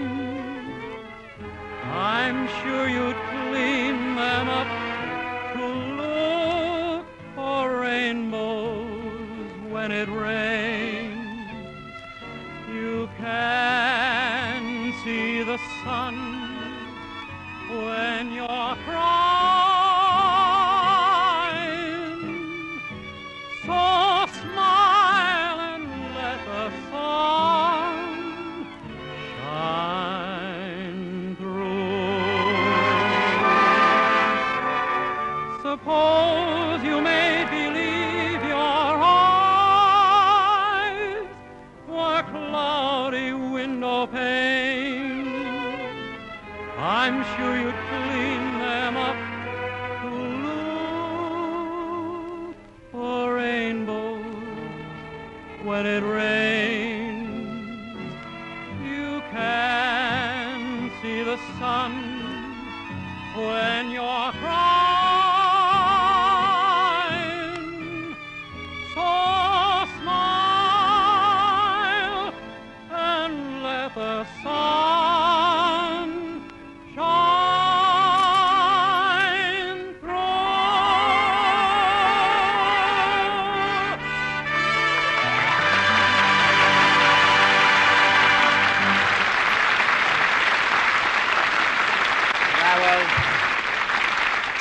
That was very good, Dennis. In fact, it's one of the most beautiful songs I've ever heard. And I thought the way you... Who came in? Dennis went out. Well, why didn't he say goodbye or something? Maybe you're not paying him enough. Could be. Well, come on, Mary. Let's go for a walk. Wait a minute. Hello? Hello, Jack. This is Don. Oh, what is it, Don? Well, Jack, this quartet situation is pretty serious, and I think... Don, I don't want to talk about the quartet anymore. But I just got a special delivery letter. I don't care if you got a... It's from the sponsor. Oh, sponsor. What does he say? He says, Dear Mr. Wilson, unless Jack Benny has a quartet on his program immediately, next Sunday's show will open as follows. The Lucky Strike program starring Al Pierce. Al Pierce? With Tony Romano, Marjorie Main, Spike Jones, Stephen Fetchit, and yours truly, Harry Von Zell. What? LS-SOS, LS-SOS. Mary, Don, do you think the sponsor is really serious? I'll say he's serious. This letter is written on a Lucky Strike tobacco leaf. Gee, he used his personal stationery. Well, I'll see what I can do about it, Don. Goodbye. So long, Jack. Come on, Mary, let's go. Okay. You know, Mary, this quartet situation is a lot more serious than I thought. It certainly is. Starring Al Pierce. You know, he's pretty good. He only made one mistake. What was that? He used to go on the air every week and say, I hope, I hope, I hope, I hope, I hope. And what happened? Hope became a star. I wonder what's the best thing that... Who's that? Hey, Jackson. Hey, Jackson, come here a minute. It's Phil. Oh, yes. Hey, Phil. Phil, where'd you get that trailer? Huh? That trailer you're pulling. Where'd you get it? Holy smoke, it's hooked on. What? That's my garage. Oh, for heaven's sake. I better wake up the maid. She lives upstairs. Don't bother, Phil. She probably likes the ride. What are you doing around here, anyway? Well, look, Don called me up this morning and told me you were in a lot of trouble with that sponsor about the quartet. Phil, don't worry about it. I ain't worried, Jackson. I'm thinking about you. What? I'm young and cute. I can get a million jobs. You don't have to worry about me either. I can go back to pictures. But, Jack, they talk in them now. Oh, stop. Now, look, Jackson, if you don't get a quartet, you're going to be in a lot of trouble, and you know it. Well, yes, I guess so. Why don't you go up to a talent agency and audition some singers? I don't know who to go to. Well, why don't you try my agent? He's terrific when it comes to picking talent. Look what he did for me. Huh? He fixed me up so I'll never have to do another day's work in my life. No kidding. What did he get you? Alice.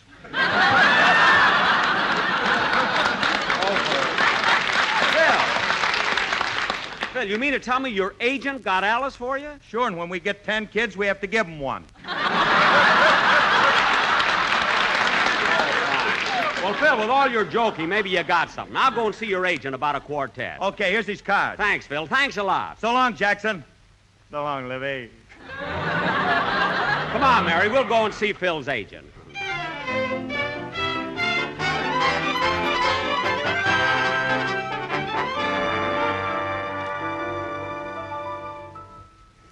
Here we are, Jack. Here's the talent agency. Yeah, let's go in.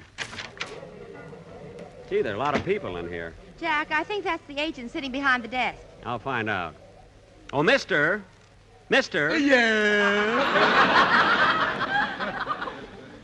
Are you the man who handles the talent? Yes, Nelson is the name. Low State Nelson. Oh, well, this is Miss Livingston, and my name is Jack Benny. Well, I'd have known you people anywhere. It certainly is an honor that you came here first. Thank you. Benny and Livingston. Yes, sir. I'll make a note of that. Auditions are Thursday, and don't forget to bring your piano player. What? Look, I'm not here to audition. I'm trying to replace a quartet on my show. Oh, yes, I've heard them. I've got a quartet here that can take their place, and nobody will know the difference. Good. They're right in the next room, the Seal Brothers. Seal Brothers. Well, we can change the name. Oh, no, you can't. Why not? Because they're seals. What? I'll get them for you. Okay, Seals, you're on.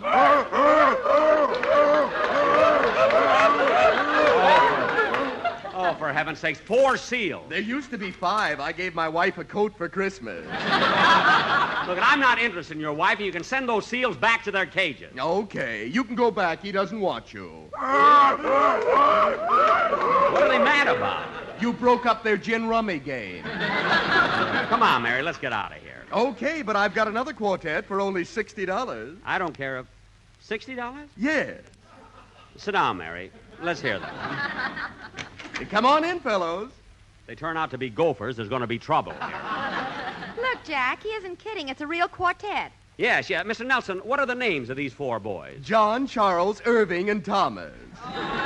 What'd you put Irving in there for? To keep from being sued. Well, okay, Mr. Nelson, let's hear him. I want a girl just like the girl that married dear old Dad. She was a pearl and the only girl that they had.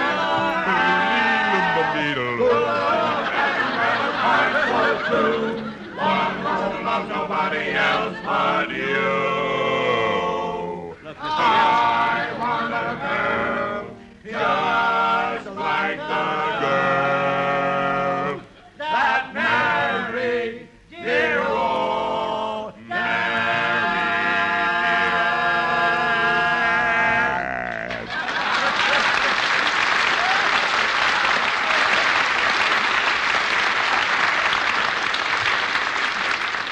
Well, how'd you like them, Mr. Benny? Well, I don't know. What do you mean you don't know? Their voices are beautiful. They sing like larks. And the fat one looks like a bald eagle. Look,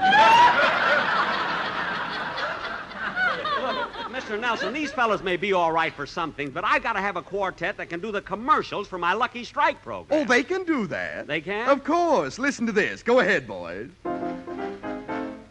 I want a girl just like the girl that married Effie Boone. Effie Boone? Like a Lucky Strike, she's the one I like with her. I'd like to spoon and... No, boys, look, that's not what I want, fellas. Look, Mr. Nelson. No, fellas, that's not it. Look at boys. Not that.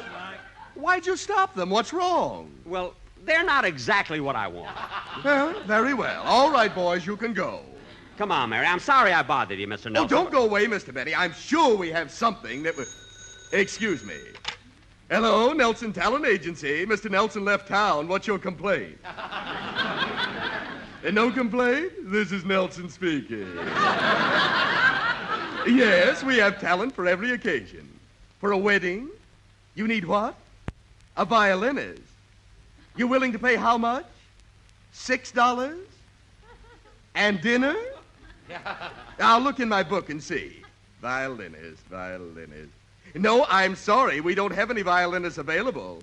Oh, Mr. Nelson, don't hang up yet.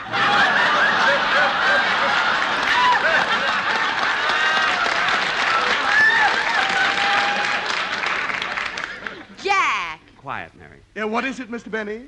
Ask them what they're having for dinner. It's too late now. They hung up. Oh. Now, Mr. Nelson, I think I'll run along. Now, wait a minute. You came in here for a quartet, and I'm going to get you But one. I didn't like those four fellas you had out All there. right, so you didn't like them. I have other talent, you know. Hey, girls, come out here. Girls? Yes, their names are Maxine, Patty, Laverne, and Irving. Irving again? No, Irving Schwartz. Now, look. Take it, girls.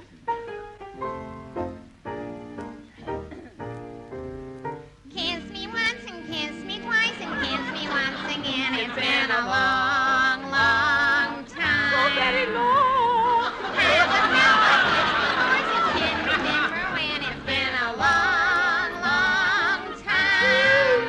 You never know how many things I think about you. No, girls, no, that's not what I want either, Mr. Nelson.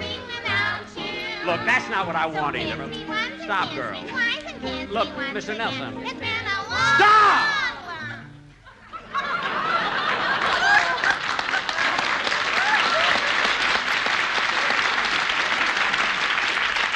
Mr. Benny, why did you stop them? They're wonderful. But they're not what I had in mind.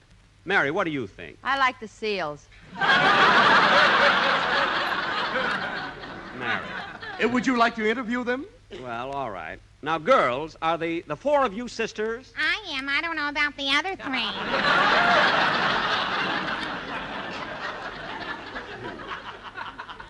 Well, I have to be very particular about my show. Where did you girls work last? Oh, our last job was in San Francisco. We worked on the top of the mark. Well, that's pretty good. How long did you work on the top of the mark? 2 months. Why did you leave? We finished painting the roof. Oh,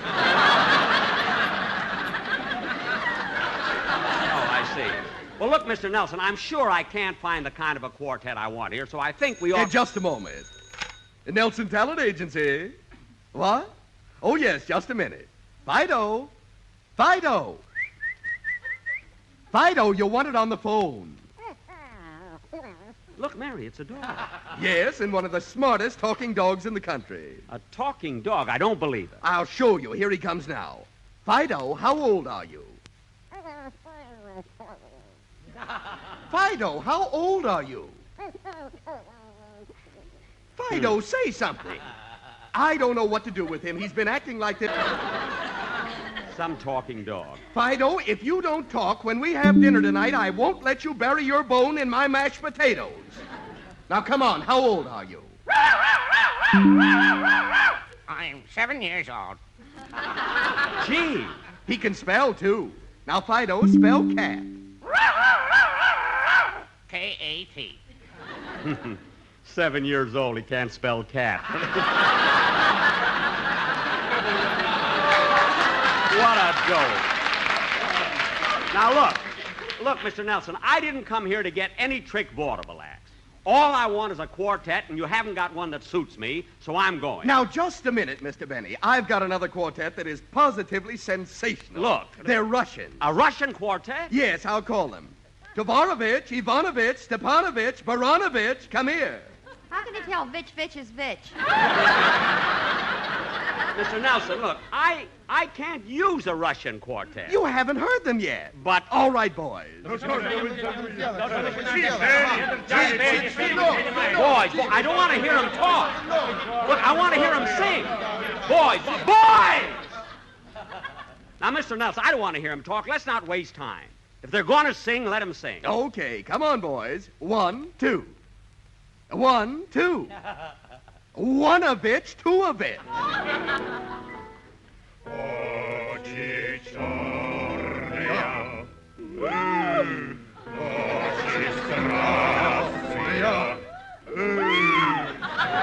do they have to do that?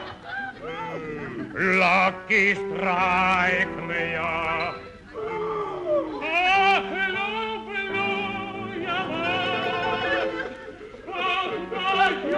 Boys, don't cry. Look, fellas, you don't have to cry. Boys, you don't have to cry, really. You may get the job.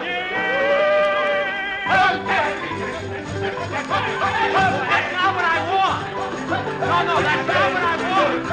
Look, Mr. Nelson, wait a minute. Fellas, wait a minute. Come on. Wait a minute.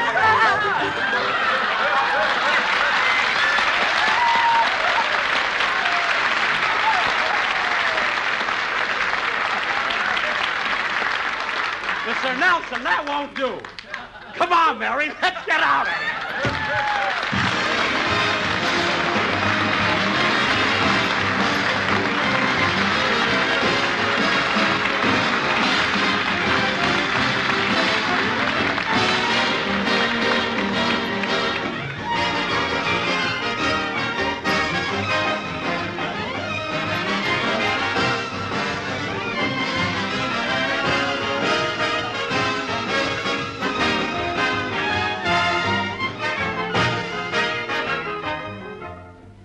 Ladies and gentlemen, during the past week, over 1 million young people, as well as adults, have been observing National 4-H Club Week.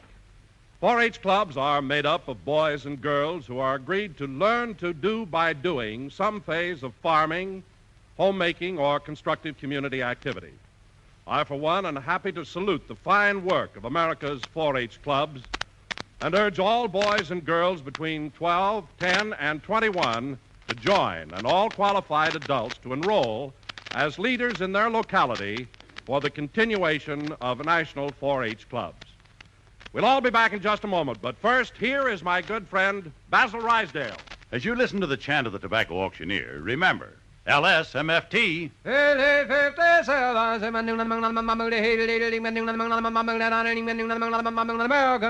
Lucky Strike means fine tobacco. And fine tobacco is what counts in a cigarette. Speaking of fine tobacco, here are the words of a man who really knows tobacco, Mr. Frank A. Brown of Stoneville, North Carolina. An independent tobacco warehouseman for 25 years, he said, "Season after season, I've seen the makers of Lucky Strike buy good, ripe tobacco. Tobacco you just can't beat for smoking quality. I've smoked Lucky's myself for 29 years. Year after year, at market after market, independent tobacco experts like Mr. Brown can see the makers of Lucky Strike consistently select and buy that fine, that light, that naturally mild tobacco. Fine, light, naturally mild tobacco. Remember, LSMFT. Lucky Strike means fine tobacco. LSMFT. No doubt about it. Lucky Strike means fine tobacco. And this fine Lucky Strike tobacco means real deep-down smoking enjoyment for you. So smoke that smoke of fine tobacco, Lucky Strike. So round, so firm, so fully packed, so free and easy on the draw.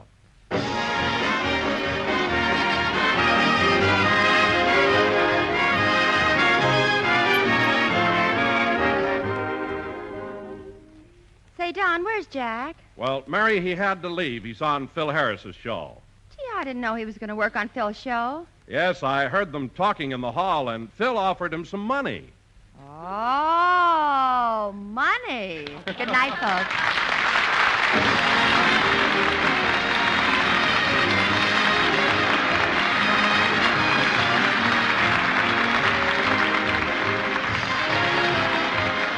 This is NBC, the National Broadcasting Company.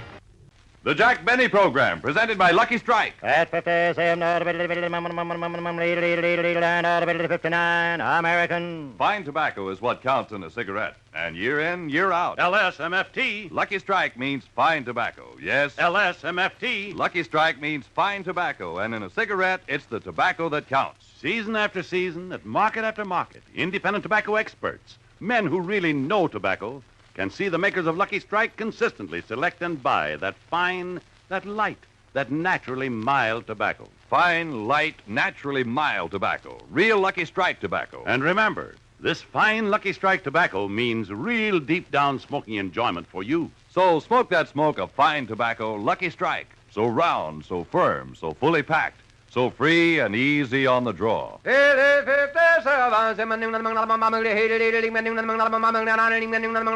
American.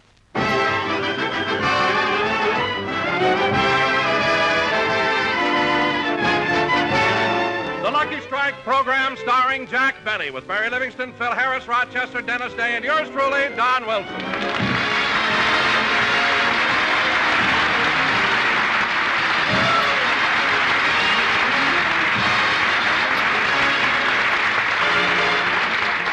Ladies and gentlemen, last Thursday night, the Academy Awards were given out to a favored few. All the Hollywood celebrities gathered at the Shrine Auditorium to take their hats off to the winners. And so tonight, we bring you the man who had the hat check concession, Jack Benny.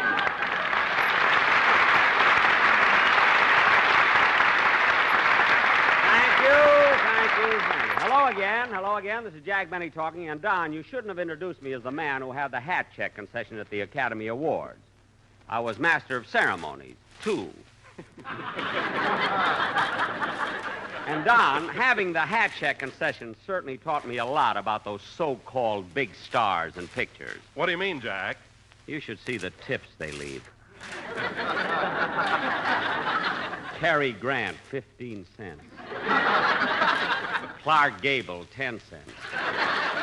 Margaret O'Brien, a nickel. I felt like throwing it right back in her face. I couldn't believe it. I thought that, I never saw such small tips. I thought that tambourine I had on the counter would help a little. And Don, you know Rex Harrison? Yes? A shilling.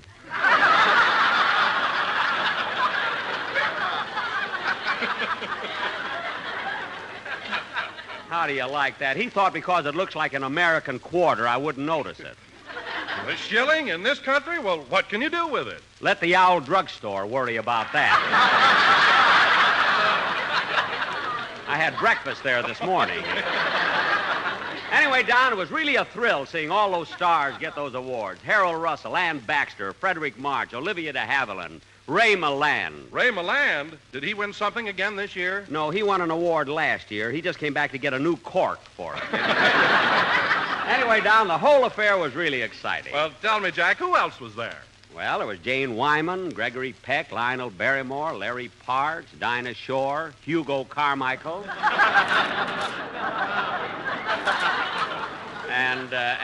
Hugo Carmichael? Jack, you mean Hoagie Carmichael. Don, if Hugo is good enough for Sam Goldwyn, it's good enough for me.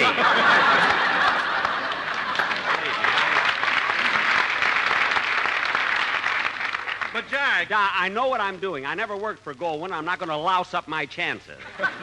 Anyway, Don, it was such a wonderful affair. I was proud that they picked me as master of ceremonies. Well, Jack, I can understand you're being honored and thrilled. As a matter of fact, I, too, have something to be proud of. Really? What, Don? Well, this is Television Week, and they've asked me to appear on a television program. You on television? Don, let me look at you, will you? Don, wait a minute. Turn around again, will you? No, it'll never work, Don. It'll never work. You can forget about television. Why? They'll never get a 60-inch beam on a 10-inch screen. Believe me. Oh, Jack, I wish you wouldn't kid me about my size. I'm not so fat. You're not, eh? How about the time you got stuck in the Hollywood Bowl? I remember. Oh, hello, Mary. Hello, Jack. Hello, Don. Hello, Mary. What are you talking about, fellas? Oh, the Academy Awards, television, and Don's stomach. You can take your choice of subjects, you know. Well, I picked television. And, Don, I read a wonderful poem about it. A poem about television? Well, let's hear it. Okay. Television is here to stay, and it won't be hard to sell it. Now you can hear and see Jack's show, and soon you'll be able to smell it.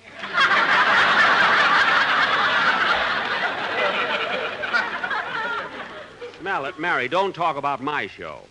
Have you ever tuned into Fred Allen's program when the wind is from the east and your air conditioning is fighting a losing battle? It's enough to make you lose faith in your air wick.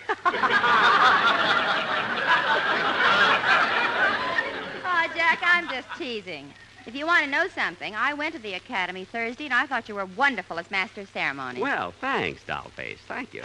But I still had a feeling that when they're giving out the awards, you thought the committee was unfair. I thought the committee was unfair?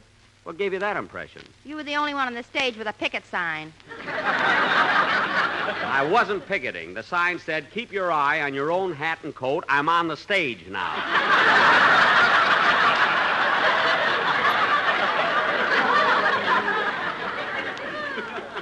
And I wasn't a bit jealous. When Olivia de Havilland won her award, I walked right over to her, slapped her on the back, and said, "Congratulations." What are you laughing at, Mary? Then Olivia slapped Jack on the back. His toupee slipped down over his eyes, and Jack whispered, "Kiss me, honey, the lights went out."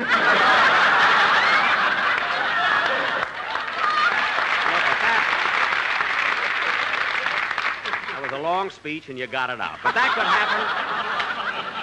I'm always worried about those long speeches. But that could happen to anyone, really. Oh, but seriously, Jack, I thought you looked wonderful up there on the stage. And that good-looking tuxedo. Where'd you rent it? I didn't rent that tuxedo. I know you didn't buy it. Now, come on, where'd you get it? Mary, let's drop the subject. By the way, where were you sitting? Oh, about the 10th row. And, Jack, you'll never guess who was sitting right in front of me. Who? Mr. and Mrs. Ronald Coleman. Ronald Coleman was there? What was he wearing? A tuxedo. Well, you beat me to that,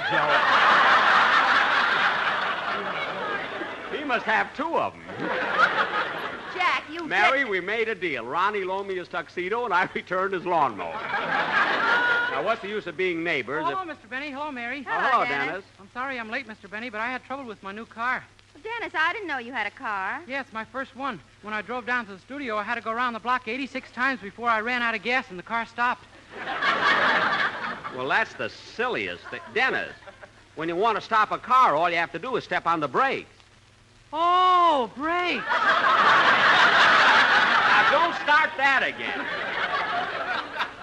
And now that you're here, let's have your song. What's it going to be? Well, tomorrow's St. Patrick's Day, so I thought I'd like to sing Johnny God.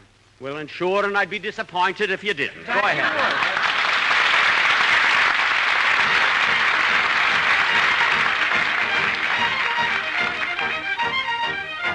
It seems like only yesterday I left the port of Cork, and on a ship from Old Erin's Isle I landed in New York. Without a friend to meet me there and a stranger on the shore, I wore an honest Irish heart and fortune came galore. So here I am going back to dear Old Erin's Isle. The friends, they'll meet me on the pier and they'll greet me with a smile. There are faces there that I'll surely forget, for I was so long away. Oh, my mother will introduce them all, and this to me will say, "Shake hands at your Uncle Mike, me boy, shake hands at your sister Kate. Here is the girl you used to swing down on the garden gate. Shake hands with all the neighbors and kiss the colleens all. Oh, you're as welcome as the flowers they made to dear old Johnny Gall. They'll give a party when I get back, and they'll come from near and far. They'll line the road for miles and miles with Irish Johnny cars. The spirits are flowing, we'll all be gay, and we'll fill our hearts with joy. The piper will play an Irish reel to greet the Yankee boy. Oh, what a party we'll have there! I'm telling you, you'll never see the likes of it. Oh, tomorrow off to the church I'll go, and wedded I will be to my pretty little Colleen Bawn, sweet Nellie McGee. Oh, Nellie was true and faithful to her Dinny or the sea. We'll join the harp and jamrock to the stars of liberty. They'll come Brannigan, Flanagan, Milligan, Gilligan, Duffy, McCuffy, Malacca, Mahone, Rafferty, Lafferty, Donnelly, Connolly, Dolly, O'Doly, Muldowney, Malone, Madigan, Cadigan, Lanahan, Flanahan, Fagan, O'Hagan, O'Houlihan, Finn, Shanahan, Lanahan, Ogety, Fogarty, Kelly, O'Benny, McGinn. Then I'll shake the hand of me Uncle Mike, the hand of me sister Kate. Oh, I'll hug and squeeze as much as I please the girl in the garden gate. I'll invite all the neighbors to me wedding great and small, and I'll live content and pay no rent in dear old Donegal. Yahoo!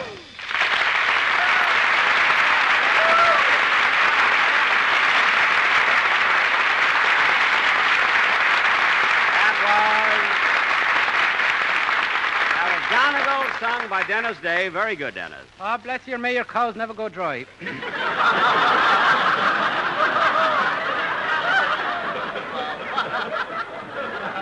Mr. Benny, I sang that song for my mother. You what? I sang that song for my mother. Oh, well, it certainly is an appropriate song. I don't know anyone more Irish than your mother. Yeah, she wouldn't see the Jolson story till I told her it was the life of Pat O'Brien.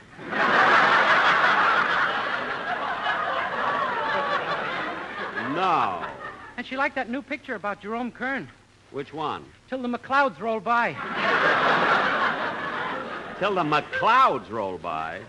I bet his mother thinks NBC stands for Nolan, Brannigan, and Cassidy. Well, as long as it keeps her happy, I guess it's... Hiya, Livy. Hello, kid. Sorry I'm late, Buster. Well, Phil, look, it's about time you got here, you know. Well, it wasn't my fault, Jackson, and I got a good excuse. Yeah, I know. You're going to tell me that you overslept, jumped out of bed, dressed as fast as you could, and rushed over here. Hey, how did you know? You left a curler in your hair. All right, so I got a curl in my hair. I overslept a little. I'm sorry I'm late, and let's forget it. Forget it? Unless you want to make something out of it. No, I don't want to make anything out of it. Phil, you must have gotten up on the wrong side of the bed. Why? You've got Alice's shoes on.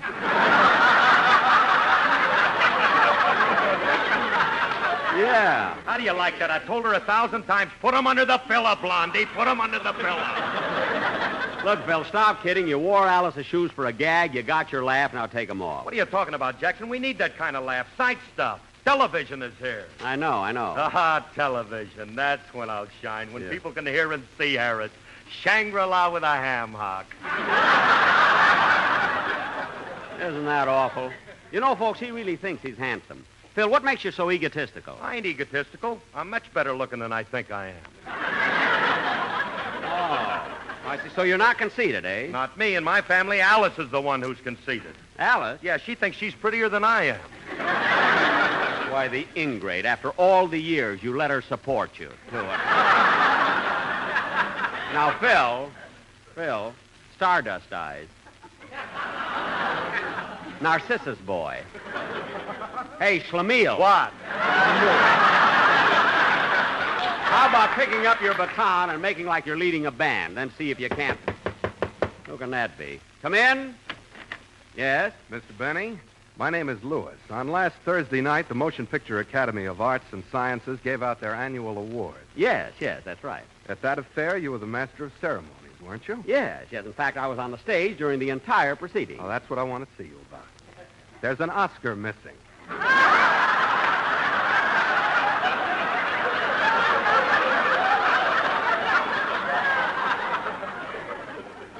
Now, wait a minute, Mr. Lewis. Does the Academy Award Committee think for 1 minute that a man in my position, a celebrity, a star for 15 years, a man who is respected by millions, Would stoop so low as to steal an Oscar? Yes.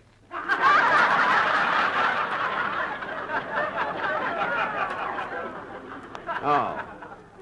He borrowed the tuxedo, too. Mary, please. Mr. Lewis, I consider that an insult, and I wish that you'd get out of here now. Now, go on, get out. All right. But before I go, there's another matter I want to talk to you about. The Owl Drug Store. Get out of here.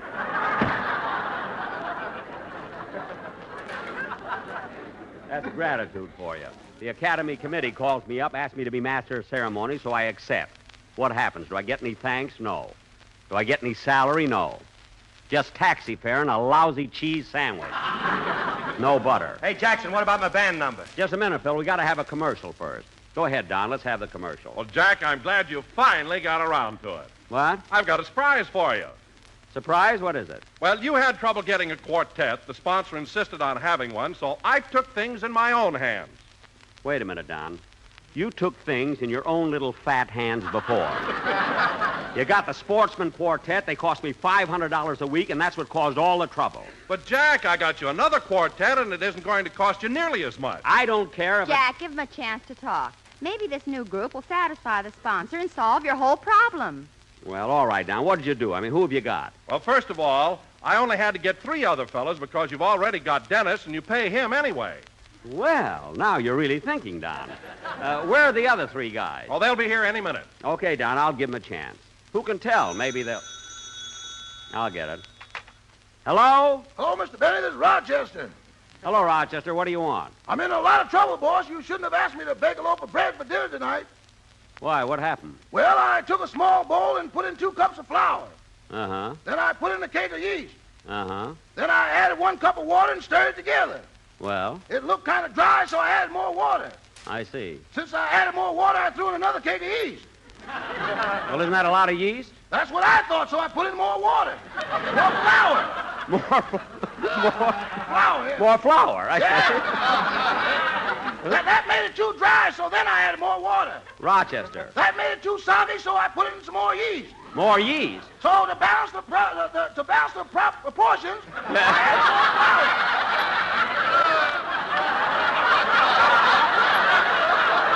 Well, you balanced that one. You didn't let it drop, anyway. Huh? Yeah, I balanced the proportions with more flour. Flour? That made it too dry, so I poured in a quart of champagne. Champagne? I had to do something to break the monotony. Rochester, that's ridiculous, mixing champagne with flour, water, and yeast. We got the only loaf of bread with a bun on it. Now, stop being silly. You made this whole thing up, and you know it. I thought so. Now, come on, Rochester. What'd you really call me for? You know that thing you brought home Thursday night that you woke me up to show it to me? Yes? Do I shine it with bronze polish or gold polish? Don't bother shining it. I have to give it back.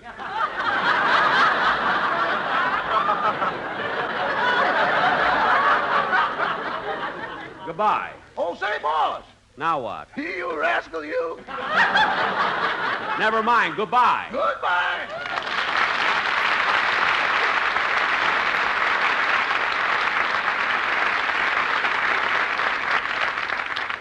He makes up the wildest things I've ever heard in my life.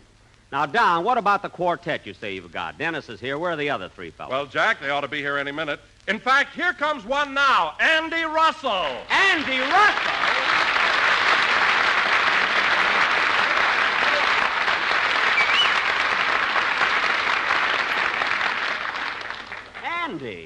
Andy, I can't believe this. I mean, do you want to be in my quartet? Why, sure, Jack, if it'll help you out. Gee, this is wonderful. Dennis, this is Andy. Where's Amos? It's not the Andy and Amos and Andy. This is Russell. Not that Russell.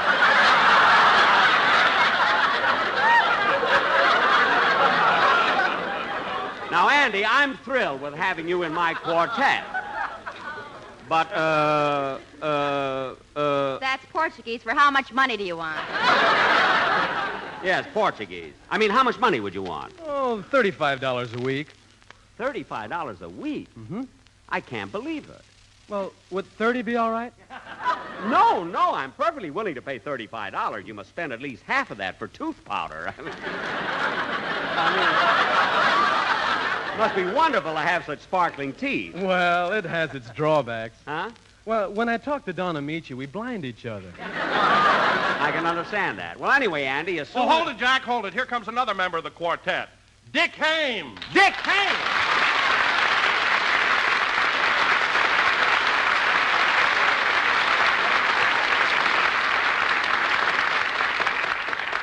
Dick, I haven't seen you since you were on my show 3 years ago. Oh, I know, Jack. It's nice to be with you again. Well, thanks. But tell me, Dick, why are you wearing those dark glasses?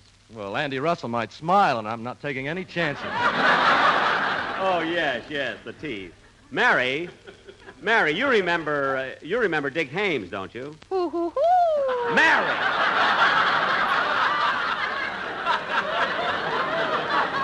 Well, Dick, I'm certainly thrilled having you as a member of the quartet, but,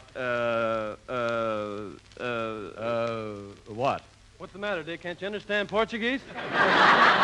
Dick, what I'm trying to say is, well, if you're going to be in the quartet, how much money would you want? $35 a week. $35 a week? Well, now, Jack, if you're going to start haggling, just forget about it. No, I'm not haggling. I mean, I think you're worth every cent of it, you know? But, of course, I can't make Hold it, Jack, hold it. Here comes another member of the quartet. Bing Crosby.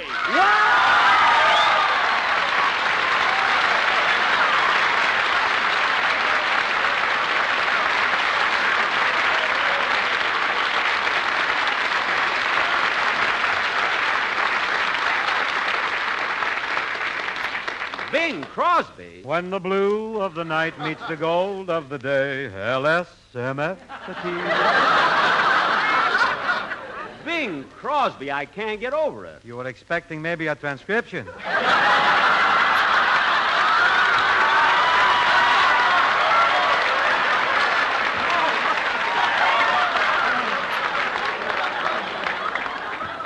No, it's just that it's just that I'm so surprised. I'm so surprised to see you. By the way, Bing, how's Dixie? Ask Senator Claghorn.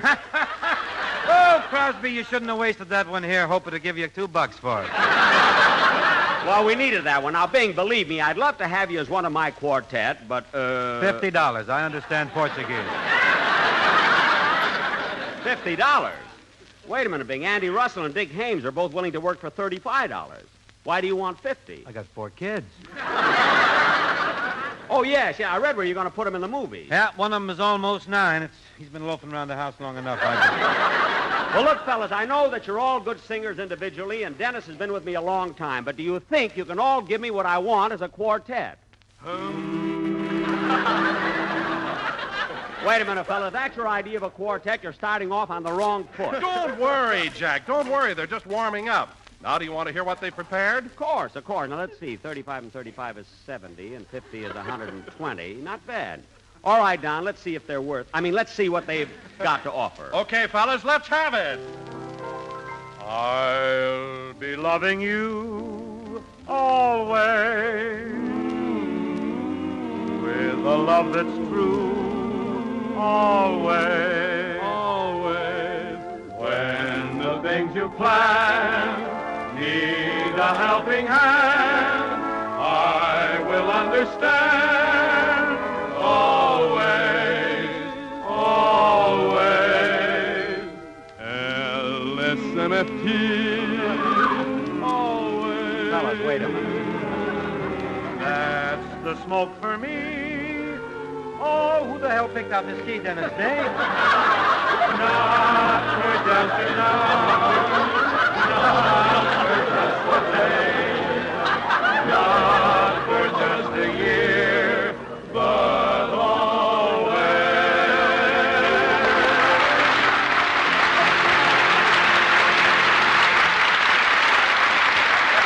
Well, boys, that was very good, and the commercial was all right. But for my purposes, I got to have something a little more lively. Do you think you can do it?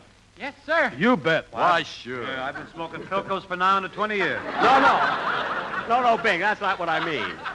Oh, Jack, Bing's right. Every time you sit down to listen to your radio, you're Autolite a lucky. Autolite, yeah, to get the plug in, huh? Now, come on, fella, I want to hear a livelier number. How about it? Okay, take it, boys. He always sings, ragging music to the candle as he swings. back and forward in the saddle on a horse. Pretty good horse, Now the syncopated there's such a funny meter to the roar of his repeater. How they run, oh how they run, when they hear the fellow's gun, because the western folks all know. He's a highfalutin, scootin', shootin' son of a gun from Arizona, ragtime cowboy, oh that cowboy, LSMFT, puff, puff.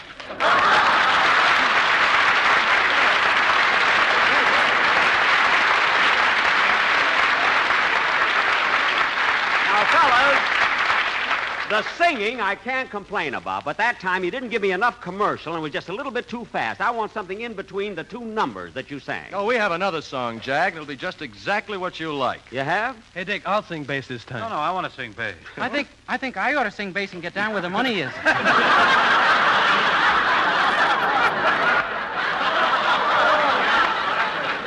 Look, fellas, don't argue about it. Why don't you flip a coin for us? I think the old man is right. Here, I got a coin. What do you say, Dick? Heads or tails? Hey, Bing, where'd you get that funny-looking quarter? I had lunch at the old drugstore. Look,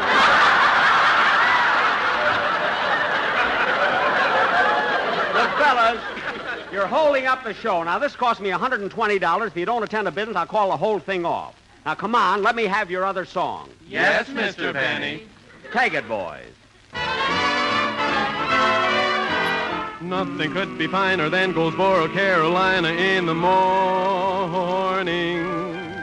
Don and Phil and Jack go out and pick that fine tobacco in the morning. Round and firm and fully. You left out a word. Easy on the draw, it's jolly. It is the best tobacco that you have ever saw. Bad English, fella. Effie Boone and Speedy never looked the least Not bit what I want, seedy in John. the morning. They're picking and they're planting while they're singing and they're chanting in the morning. LSMF, LSMF, MFFT. That's a lucky strike to smoke for me. Nothing could be finer than Goldsboro, Carolina in the morning. No, fellas, that's not it. If you Look. smoke a lucky, they will love you in Kentucky. Wait a minute, boys. That's not what I want. Look, fellas, that's Don. Now give me a lucky strike, one for Pat and one for Mike. No, wait a minute. That's not what I want. Fellas, wait a minute. Look, wait a minute. Wait a minute. Wait a minute!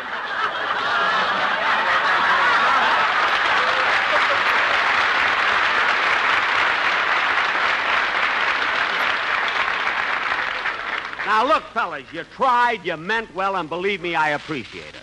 But you boys just won't do. What? How do you like that? Now, you can leave your names, and maybe something will come up. So long, fellas. Well, how do you like that? There's no use talking. I just got to get my old quartet back. Jack will be back in just a minute. First, here is Basil Rysdale. As you listen to the chant of the tobacco auctioneer, remember, LSMFT. At 57, American. Lucky Strike means fine tobacco. And in a cigarette, it's the tobacco that counts. Mr. Alexander G. Irvin of Reedsville, North Carolina, has been a tobacco warehouseman for 14 years. He really knows tobacco, so listen to what he said. Facts are facts. And at the auctions for a good many seasons, I've seen the makers of Lucky Strike buy good, ripe, mellow tobacco. The kind of fine tobacco that you just can't beat for real smoking quality.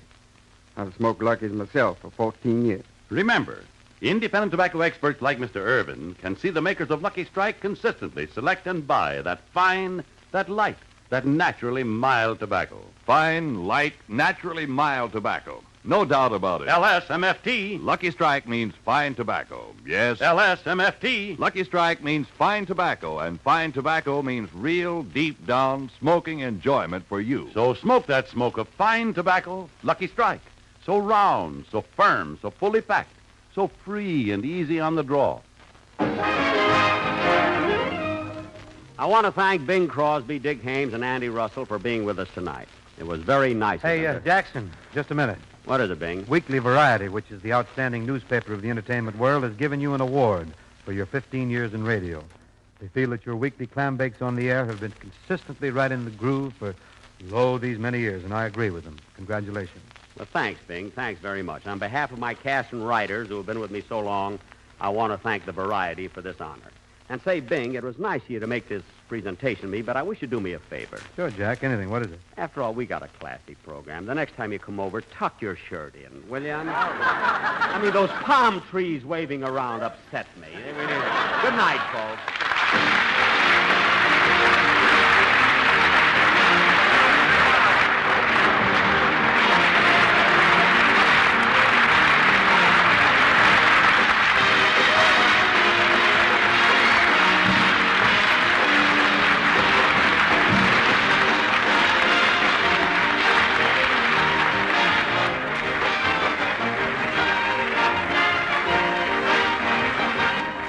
NBC, the National Broadcasting Company. The Jack Benny Program, presented by Lucky Strike. In a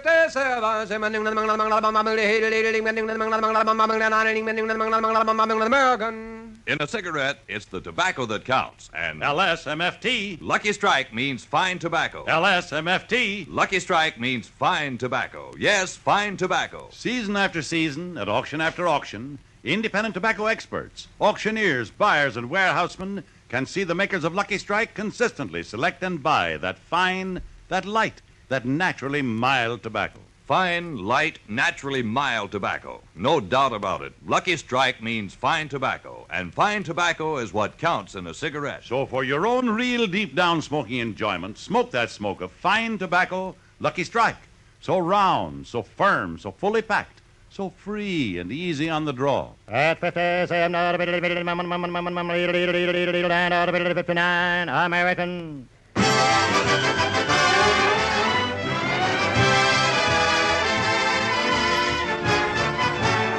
The Lucky Strike program, starring Jack Benny, with Mary Livingston, Phil Harris, Rochester, Dennis Day, and yours truly, Don Wilson.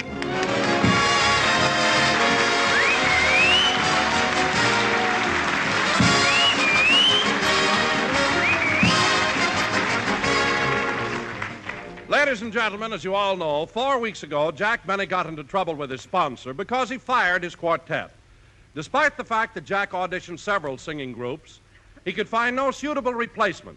So now we find Jack at home, where he has just started to type a letter to his old quartet, the Sportsmen. Gentlemen. Now, that sounds too businesslike to start off with. Let's see. Dear Sirs. No, that's still too formal. I've got it. My darling sportsman.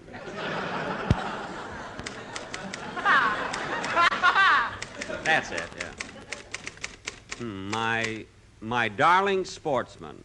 Now, that's a little too personal. I'll knock out the my. Now, let's see.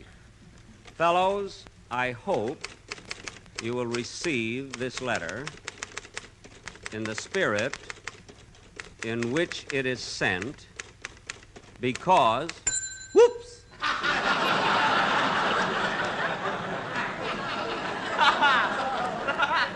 Oh, silly me, it's only us.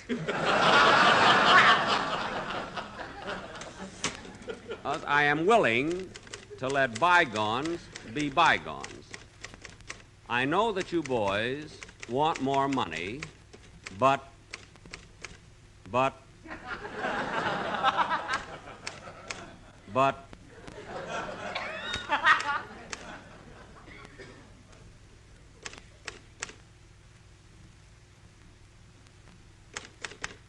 Gee, I even do it on the typewriter.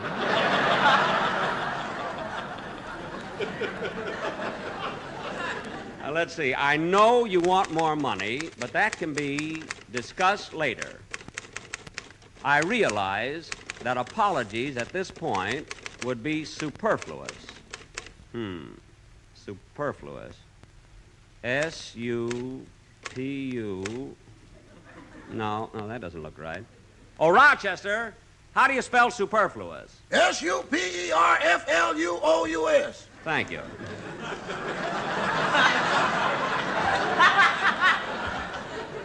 Would be superfluous, but I'm sure we can iron out any discrepancies. Rochester, how do you spell discrepancies? Discrepancies. Thank you. Iron out any discrepancies that may come up. Yours sincerely, Jack Benny. B-E-N-N. I know how to spell that.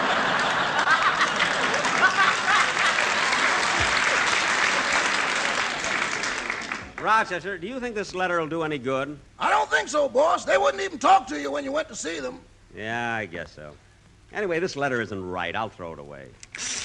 Rochester! What's the matter, boss? What happened? I had my tongue caught in the roller.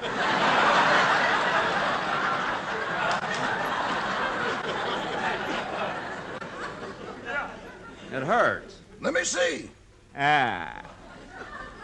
You spelled superfluous wrong after all.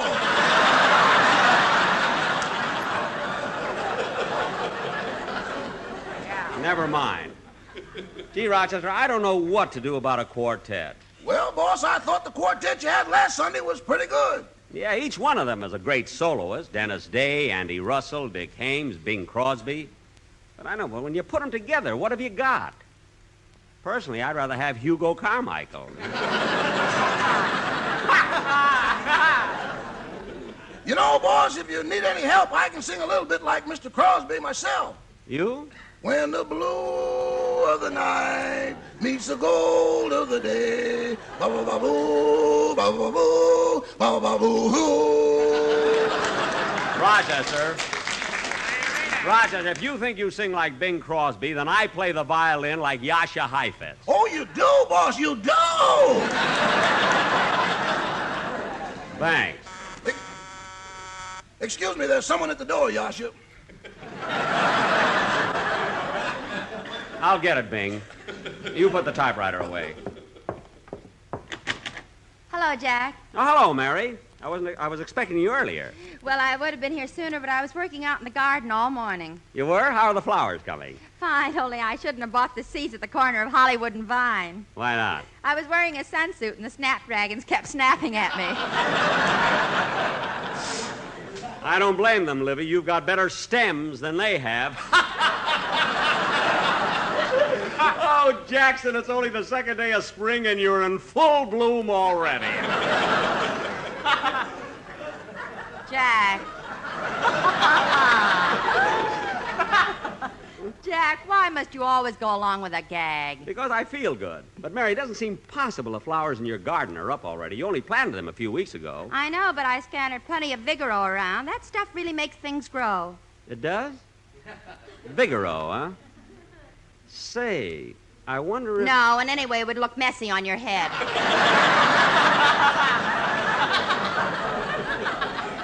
I wasn't thinking of that. But you know, Mary, I like gardening and flowers and growing things.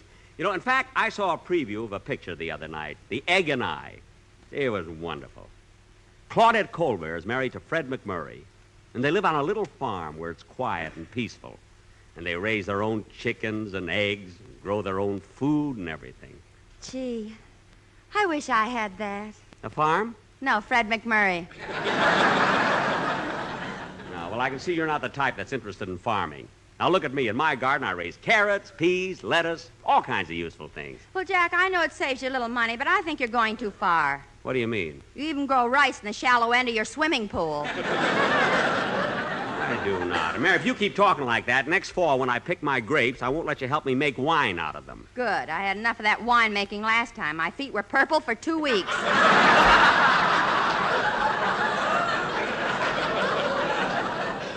All right. It stained my bathtub, too, you know.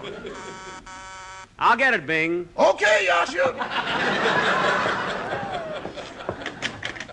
Oh, hello, Dennis. Hello, Mr. Benny. Come on in, kid.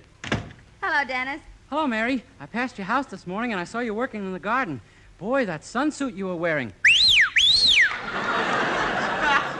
Dennis. My mother has a sunsuit just like Mary's, only it's yellow. Oh, really? Yeah, when she wears it, she looks like the Wilshire bus with lace bumpers.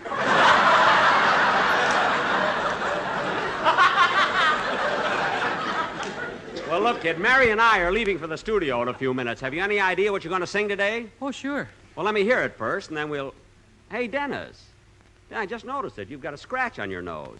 How'd you get it? Well, I was riding down here on a bicycle built for two, and I ran into a telephone pole. Well, how did that happen? There was nobody on the front seat to steer it.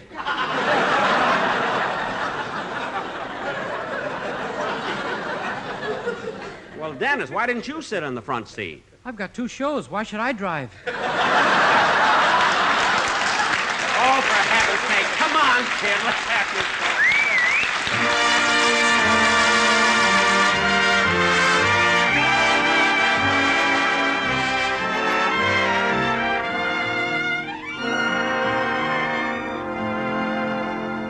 I'll close my eyes to everyone but you, and when I do, I'll see you standing there.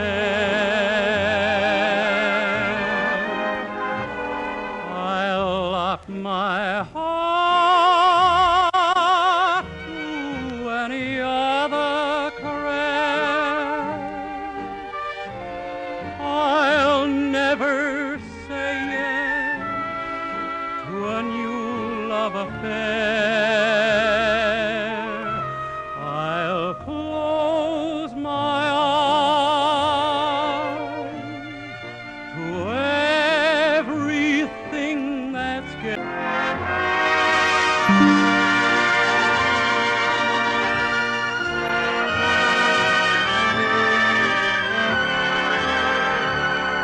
When you're away,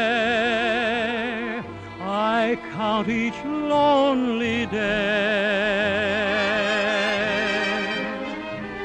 and through the years,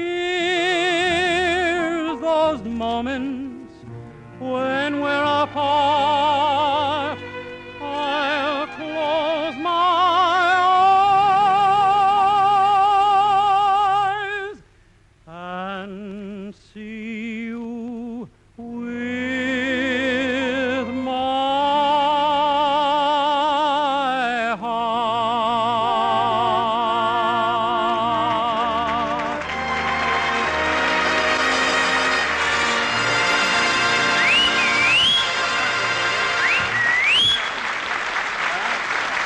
Yes, sir.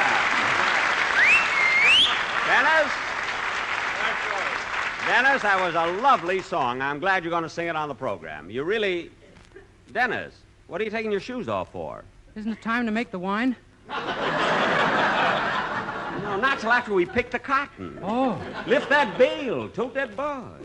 Well, come on, kids, we'll go to the studio. Huh? Say, Mr. Benny, what are you going to do about a quartet? I don't know. I want to get my old quartet, the Sportsmen, back, but I don't know how to go about it. Say, Jack, I've got an idea. Why don't you go over and talk to their manager? I bet he'll help you get the boys back. Well, I say that might help at that. Rochester, get the car out. We're going into town. See you later, Dennis.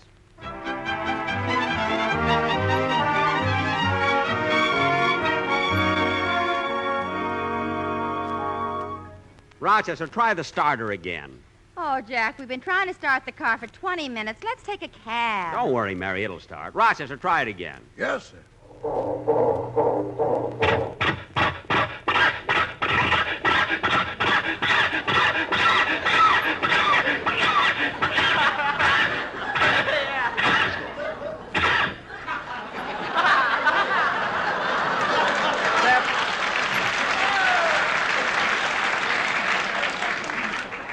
Step on the starter again, Rochester. Yes, sir.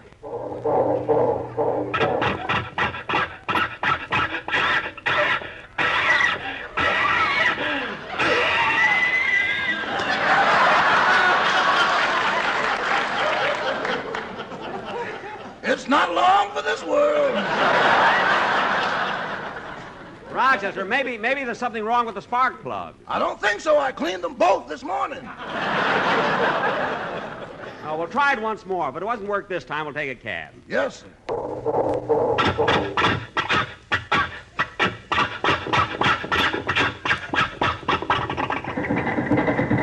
It started.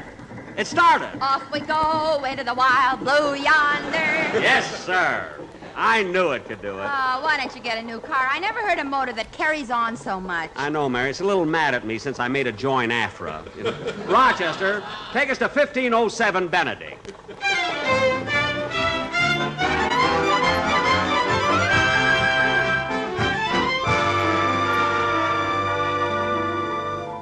Well, this is their manager's house, Mr. Stewart. I wish I'd sent my lawyer to sort of pave the way for me. Pave the way? Yeah, you know, talk to him first to see how he feels.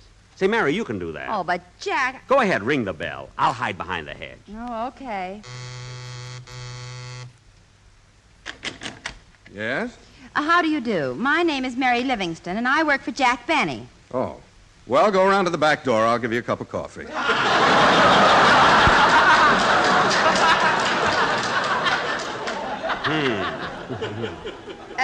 Can you spare 2 cups of coffee? Certainly. Come on out, Jack. I paved the way. Very funny, very funny. Now, look, Mr. Stewart, I didn't come here only for coffee. I came here to talk to you about the quartet. Well, come right inside and we'll talk it over. Good, good. Come on, Mary. Well, I'll wait in the car. Okay, this won't take long. Now, Mr. Stewart, to show that my heart's in the right place, I'm willing to take the quartet back and not deduct anything for the 3 weeks they've been off. Well, I have the new contract all prepared, and if you'll just sign it, everything will be fine. Gladly, gladly. I'll sign right... Wait a minute. Look at this Clause 8.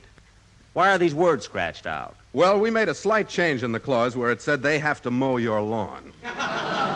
Slight change?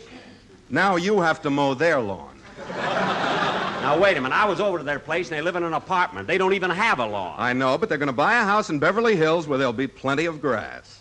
Well, how can those guys afford to buy a house in Beverly Hills? Read Clause 9.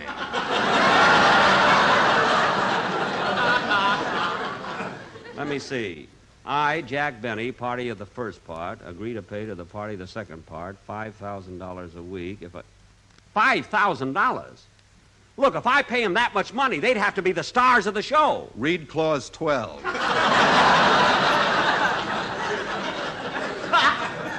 Mr. Stewart, I don't mind paying them a little more money, but this Clause 14 is ridiculous. I'm not going to do their laundry. I don't know what you're so excited about. You've been doing it for months. I've been doing the sportsman's laundry? Well, certainly, didn't you know? Mr. Stewart, I'm a busy man. When Rochester brings in the bundles, I don't ask them who they're from.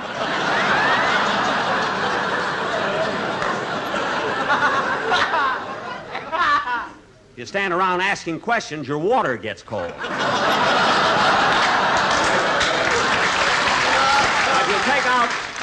If you'll take out those ridiculous clauses and make the same deal we had before, I'll sign the contract. Okay. Here's a pen. All right.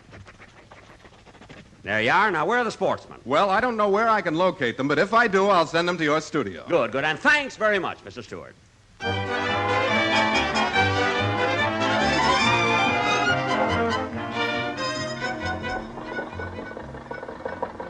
Okay, Rochester, here we are. Let us out right here.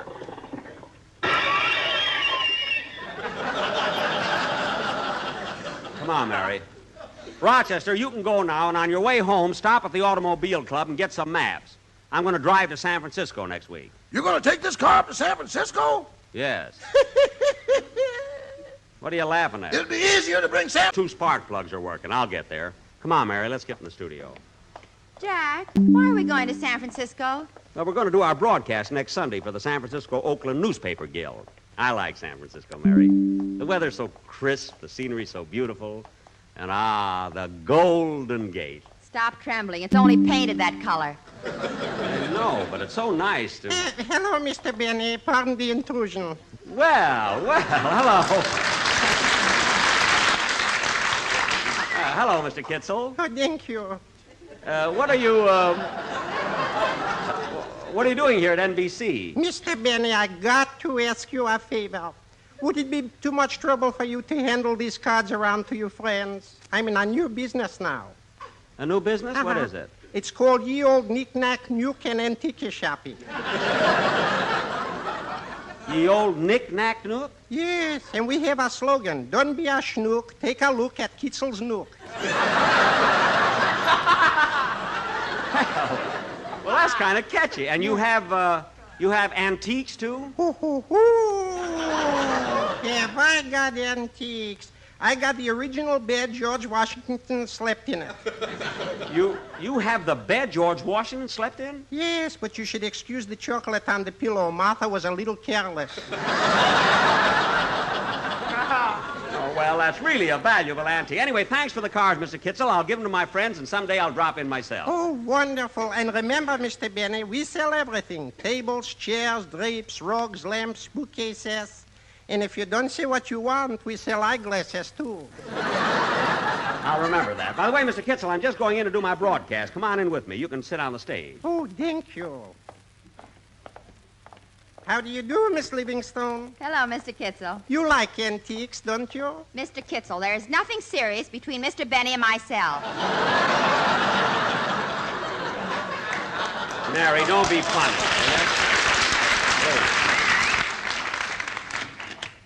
Oh, my goodness, look at the clock. The program's already started. Let's hurry. Hey, here's another one, Don. Ask me why fat men always wear suspenders. Okay. Why do fat men always... Hold it. I'm here now. You can sit down. Sit down.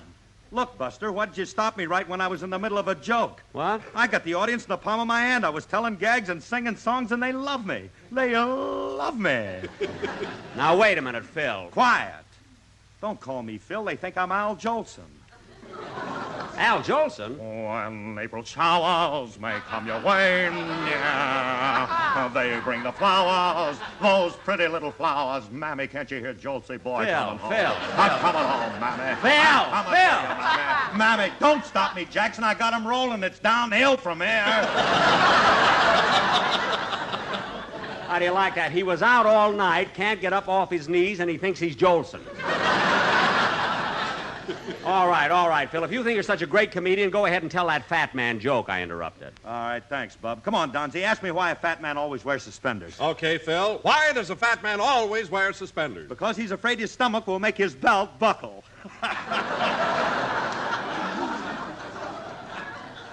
Belt? Buckle? You heard me. Those things on the side of your head ain't bookends.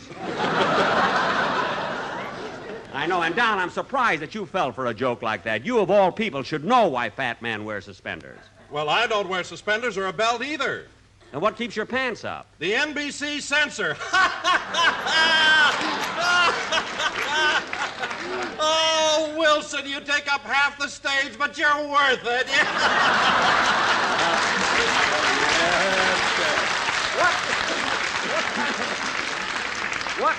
What kind of a show is this? Phil is Al Jolson, Don is Phil Harris. Mary, who would you like to be? Mrs. Fred McMurray. Now cut that out. Seems the only sensible one around here is Dennis. Just call me John Charles Thomas. Well, it's my own fault for...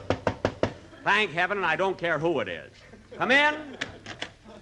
Well, look who's here. My old quartet, the Sportsmen.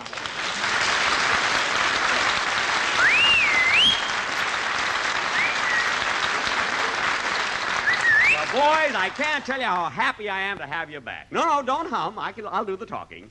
And Mr. Stewart, you came with them. Yes, Mr. Benny, I knew how anxious you were to have them again and to hear their glorious voices, so I spared no effort to find them today.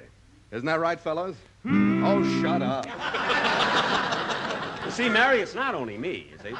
Don, look, your children are back. Aren't you happy? You bet I am, Jack, and I'm glad you feel the same way. Yes, sir. Well, Mr. Stewart, now that the boys are here, have they got a number? They certainly have, and to celebrate their return, they want you all to join in. All of us? Well, that's fine. Come on, boys, let's have it.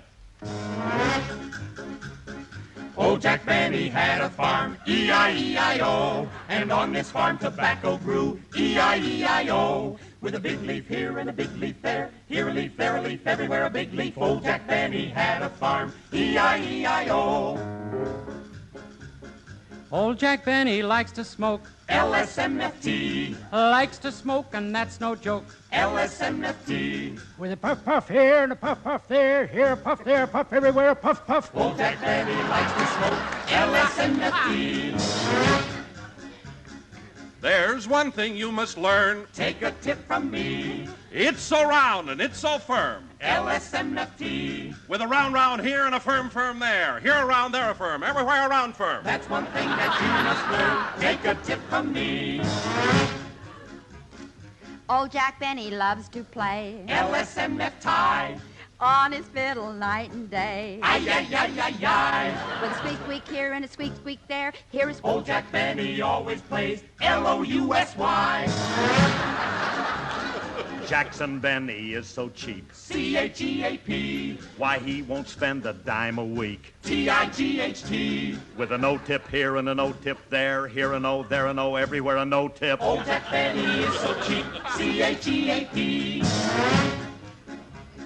Mr. Benny, how do you do? HELLO. I can always laugh on you. Ho, ho, ho, ho, ho. With a hoo-hoo here and a hoo-hoo there, here a hoo, there a hoo, everywhere a hoo-hoo. Mr. Benny, how do you do? HELLO. Jackie Benny is so sweet. Sweet as apple pie. He's a fella hard to beat. BENNY. With a blue eye here and a blue eye there. With a hoo-hoo here and a hoo-hoo there. With a no-tip here and a no-tip there. With a squeak, squeak here and a squeak, squeak there. With a round here and a firm there. With a puff, puff here and a puff, puff there. With a big leaf here and a big leaf there. Here a leaf, there a leaf, everywhere a big leaf. Old Jack Benny had a farm. LSMFT.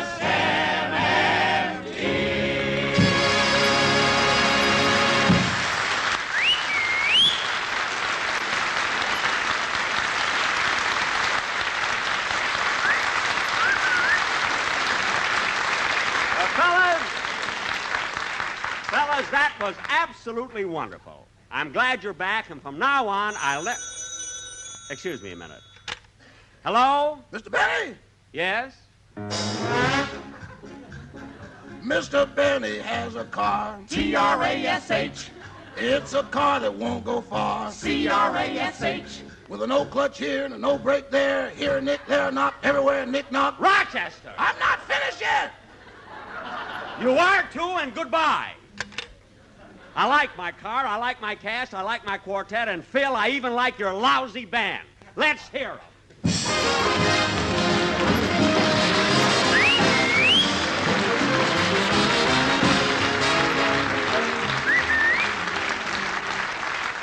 Ladies and gentlemen, as you all know, the American Red Cross is in the midst of one of its most important campaigns to continue helping our hospitalized fighting men and veterans both here and overseas, to say nothing of its many other services to our communities.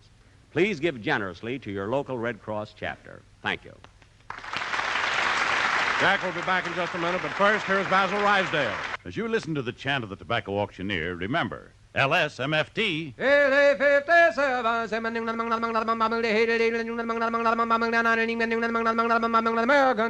Lucky Strike means fine tobacco. And in a cigarette, it's the tobacco that counts. Listen to the words of a man who really knows tobacco, Mr. Charles L. Belvin of Durham, North Carolina. He's been an independent tobacco buyer for 16 years, and he said, "The makers of Lucky Strike buy good, ripe, mild tobacco. Season after season, I've seen them do it. And take my word for it, the fine tobacco makes one swell smoke. I've smoked Lucky's myself for 16 years. Quote, the makers of Lucky Strike buy good, ripe, mild tobacco. Unquote.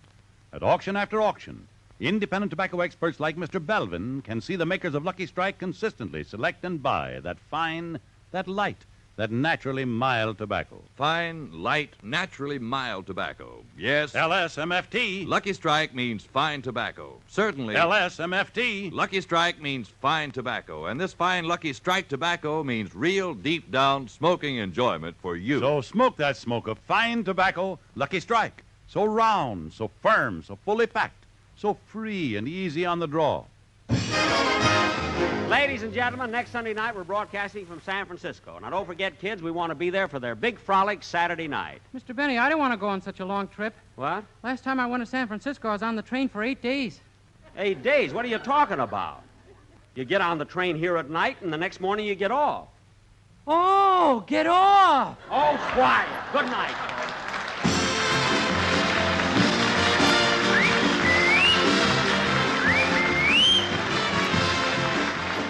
This is NBC, the national broadcasting company. The Jack Benny Program. Quality of product is essential to continuing success. It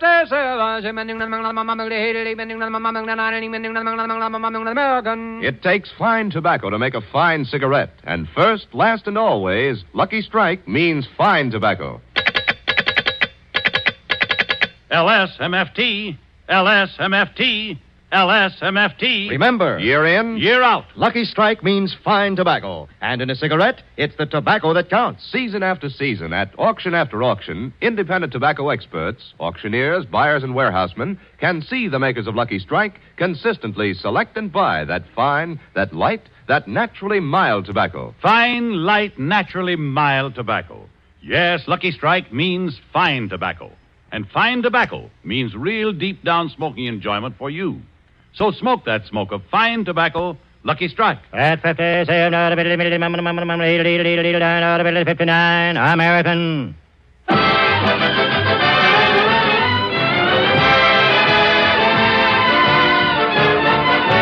Lucky Strike program starring Jack Benny with Mary Livingston, Phil Harris, Rochester, Dennis Day, and yours truly, Don Wilson.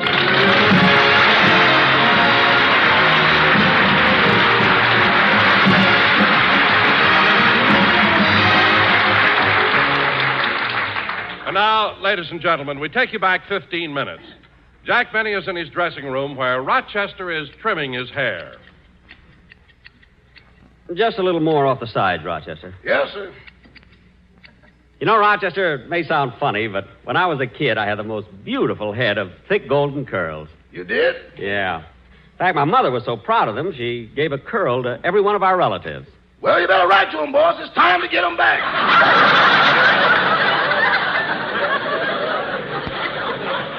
Yeah. Hold it, Rochester. How much have you trimmed off the sides? Almost a handful. Good. Now sprinkle it around on top.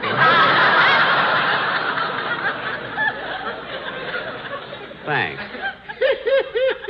What are you laughing at? This ain't no haircut. It's a landscaping job. Well, it's a little trick I learned in agricultural school.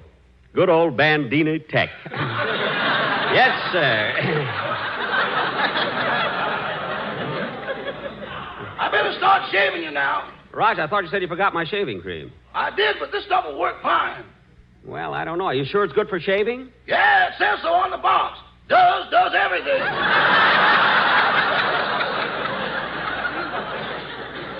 I guess so. But I wish my face could have that oxidol sparkle, you know? Now, hold still, boss, while I lather you up. Maybe you better open your shirt first. Okay. There you are. Say, boss, why do you wear that penny around your neck on a string? It's for sentimental reasons, Rochester. This is the first penny I ever owned. You know that dollar I have framed up in my bedroom? Uh-huh. That's the first dollar I ever owned. You know that picture of my Maxwell that hangs in the den? Uh-huh. That's the first car I ever owned. That's the first car anybody ever owned. What? That car scared more horses than the meat shortage.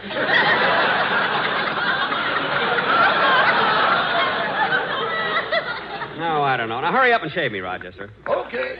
Hold still while I lather you up. Rochester, you have to use that much. Hold still, boss. There, that ought to be enough lather. Now, where's it? Come in. Hiya, Roch. I was just passing by and I... Say, that looks wonderful. Phil, stop trying to blow the foam off. It's me.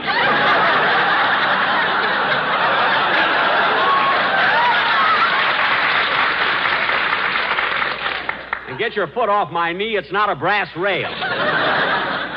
What a guy. Okay, I'm sorry, Jackson. What do you want, Phil? Well, I'd like to ask you what number I should play on the program today. I've been rehearsing 2 of them all week. What are they? Well, one of them's Stardust. What's the other one? That's what I like about the sound. You better play the first one, Phil. I don't think the public is ready for the second one. Go ahead, Rochester. Start shaving me. Yes, sir. Oh, say, Jackson, I want you and the rest of the gang to come over to the house tonight. I'm giving a little surprise party for Alice. Surprise party? What's it for? Well, I think it's her birthday. Think? Yeah, it's either today, March 12th, or June 29th. Phil, for heaven's sake, you mean to tell me you don't know when Alice was born? Look, Jackson, I'm her husband, not her mother. All right, Phil, I'll be glad to come. Shall I have dinner first? Well, of course not. I got everything all set. I prepared it myself. Now, what are you having? Well, there'll be martinis, Manhattans, old fashions, bourbon highballs, scotch and Phil. I mean, what kind of food are you serving? What? Food. Well, how do you like that? I knew I forgot something. Well, how in the world? Ouch! Rochester, you cut me. It's about time you felt it. I did it a minute ago.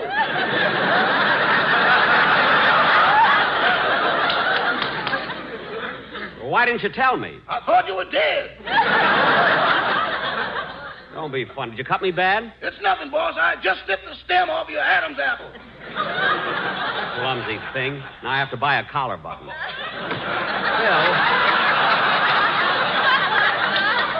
Phil, about the party, I'll be at your house at 8 o'clock. That'll give me enough time to buy a gift for Alice. I think I'll get her some candy. Well, you gave her candy last year, and she never got to eat any of it. She didn't? Nah, she was carrying it upstairs, and the bag broke.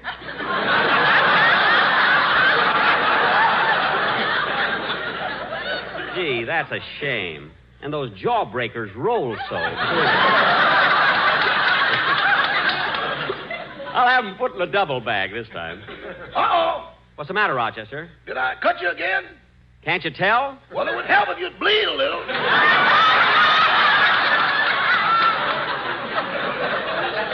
Well, I'm not going to force myself just for you. Say, Phil, what are you giving Alice for her birthday? Hey, Jackson, I got it right here in this little box. Let me show it to you. There. Ain't that a pretty? Oh, Phil, what a beautiful gold locket. She'll love that. Well, open it up, Jackson. There's a picture inside. No, I'd rather not, Phil. Alice should be the first one to see it. Well, we don't mind, Jackson. You're like one of the family. Go ahead. Open up the locket. Well, all right. Oh, now, isn't that sweet? A picture of Petrillo.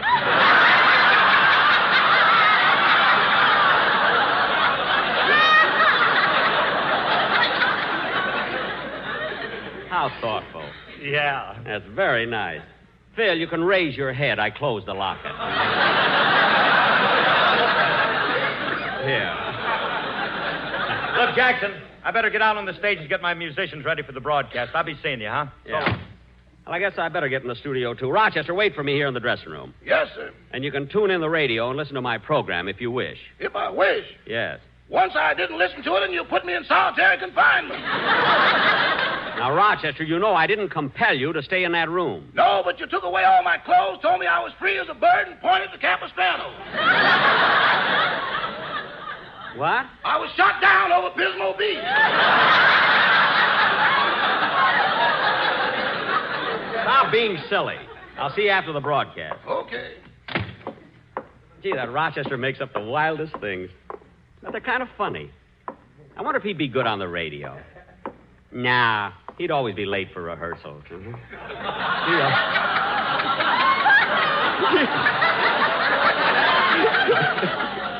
Gee, I hope we have a good show today. Oh, Mr. Benny, excuse me. Well, hello, Mr. Kitzel. Pardon the intrusion, but last week you promised me a ticket for your broadcast. Oh, yes, I have one right here in my pocket. Here you are. Thank you. You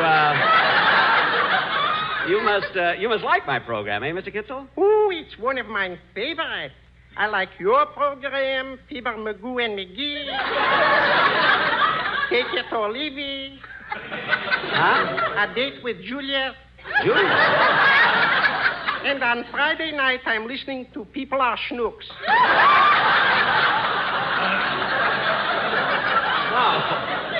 No. You mean people are funny. With this ticket, I'll soon find out. Oh, yes. Well, you better hurry in. I'll save you a seat in the first row. Laugh as hard as you can, will you? My heart is broken, and it tells me I should laugh. Your heart is broken? Why? Because yesterday, my alma mater didn't win the football game. Your alma mater? Notre Dame.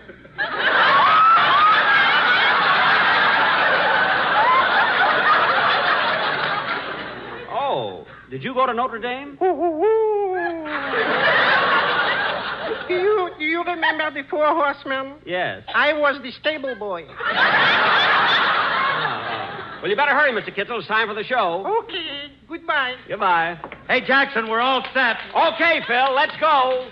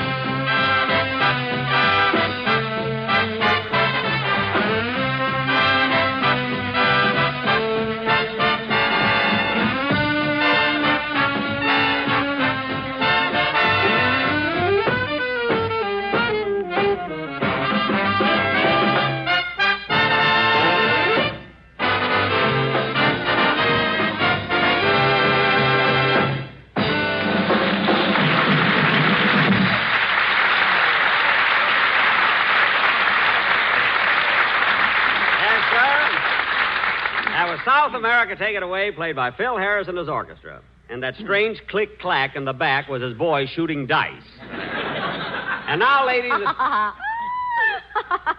Thanks, Mary. I thought that was pretty clever myself. That strange click-clack in the back. I wasn't laughing at that. What? I was reading a letter from Mama. Oh, a letter from your mother, eh? Well, what does the Hildegard of Plainfield have to say? Oh, it's so funny, Jack. I know. After her last letter, she had to join the Radio Writers Guild. Go ahead, let's hear it, Mary. Okay. My darling daughter, Mary, I received your last note and was very glad to hear from you. As you know, last Tuesday was Election Day, so your father got up early, went to the polls, and voted for Hoover. What? He feels he owes it to him because since 1928, Hoover has been the top button on his underwear.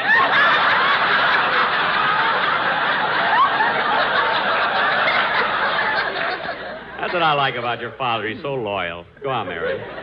Your sister Babe has become a career woman and now has a very novel job. She's a lifeguard at one of those new fountain pen companies. A lifeguard at a pen company? If anyone writes help underwater, she dives in and saves the pen. What a girl. Babe also received a lot of money from a picture studio in Hollywood. She sent a photograph of herself in her bathing suit, and they sent her a check for $5,000. Your sister, Babe? They said her legs gave them the idea for the spiral staircase. I knew she could do it. Say, Mary, does Babe still go with that slap-happy prize fighter? No, she couldn't stand it any longer. Why? What happened? Well, they'd be sitting in the living room, and every time the phone rang, he'd jump up, shake hands, and give her a right hook to the jaw. Oh, well, then I don't blame her. Well, Babe didn't mind getting hit, but she had to keep him training all the time. Oh. Well, go on with the letter, Mary. Okay. Last Saturday night, Pop and I went to a big formal affair. Aunt Edie's silver wedding. Gee, has your Aunt Edie been married 25 years? No, 25 times. Oh.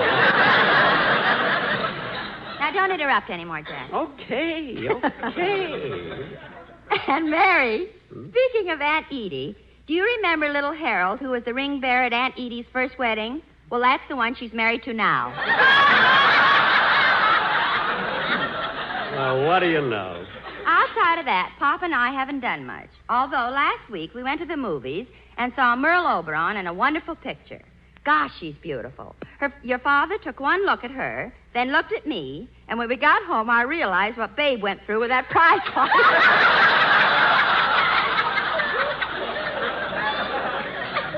Gee. Fortunately, my girdle broke, and I wedged him into a neutral corner. Yeah.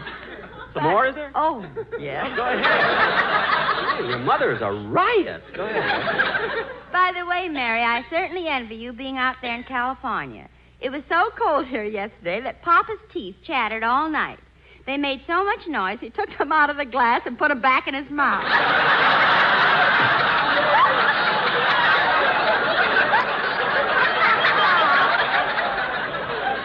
Mother's a card. What a family. That's all for now. We'll write again next week. Your loving mother, Amber Livingston. Hey, that's a nice letter, Mary. Oh, wait a minute. Here's a P.S.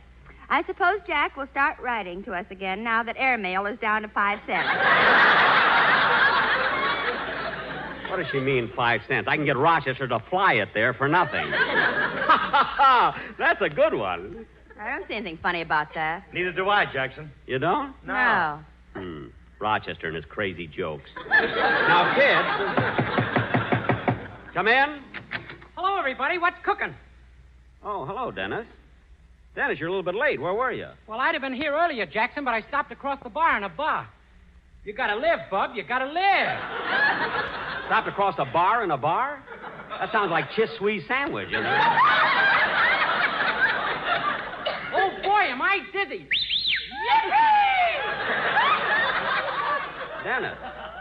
Dennis, you mean to say they served you a drink? No, they said I was too young, so they just spun me around on the stool. Oh. Hey, Livy, how about you and me painting the town? Dennis! What's eating you, Bub? You want to fight? A fight? Hey, Phil, how about an Alka-Seltzer? You don't need one. Dennis, what's the matter with you? All they did was spin you around on a stool. Yeah, but they held my head in one place.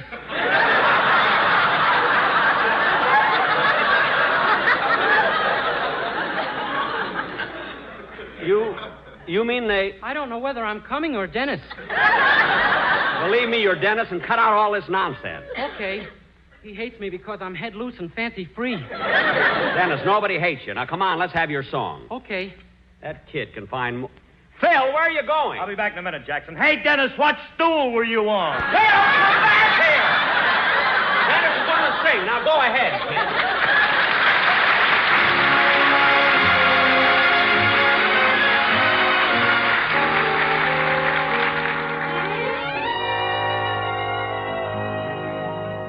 Somewhere in the night there must be someone for me.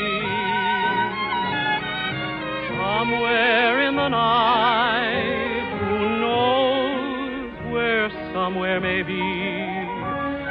Across the way, or maybe way beyond a distant star. I wish I knew just where and who you are. Somewhere in a dream I find her here by my side. Then when I awake, my dream drifts out with the tide. My lonely heart keeps saying to me, no, this doesn't seem right. There must be someone somewhere in the night.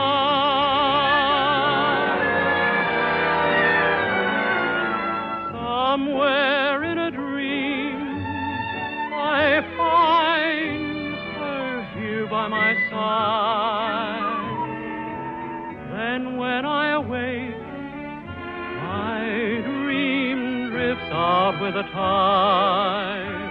My lonely heart keeps saying to me, no, this doesn't seem right. There must be someone somewhere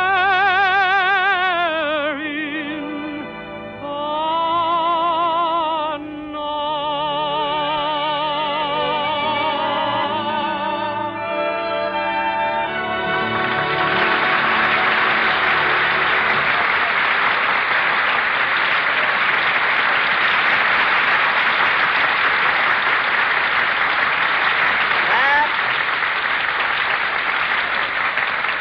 That was Somewhere in the Night, sung by Dennis Day. And, Dennis, you sang that beautifully. I wouldn't know. I'm loaded. You're not loaded. And I don't want to hear any more talk like that. You ought to be ashamed of yourself. Now, sit down. Yes, sir. And now, ladies and gentlemen, for our feature attraction tonight, we're going to do a sketch entitled The Strange Loves of Martha Benny. Whisper his age. Married. Now, in this play... Wait a minute, Jackson. Last week you announced that we were going to do The Killers. Well, we were, but I'm going to postpone it until 2 weeks from tonight. Why'd you do that, Jack? Because Mark Hellinger, the producer of the picture, asked us to wait 2 weeks before we louse it up. And by that time, the picture will have played in more cities. Well, what's the thing you're going to do tonight? Well, actually, Mary, it's going to be a story based on my career as an entertainer. It opens with the actual incident of my first appearance on the stage in Washington, D.C. I'll never forget that night. See, my performance was so great that right in the middle of my act, one of my fans got so excited, he jumped right on the stage. That was John Wilkes Booth. He was making his getaway.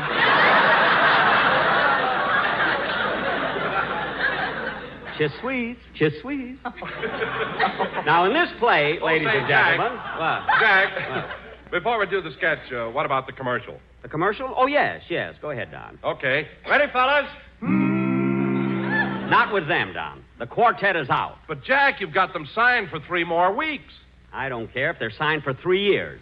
And another thing, they've got an option coming up, and I'm dropping it. Okay, if that's the way you want it. Well, you fellas can take that offer you got from the Hollywood Bowl. It's all right with me, just so they...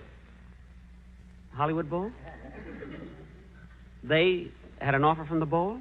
Yes, I hate to bring this up, Jack, but they were offered so much money that they... Oh, yeah? Well, I've got them under contract. They can't break it. I know because I've already tried. Well, all right, then. Will you listen to the commercial we've prepared?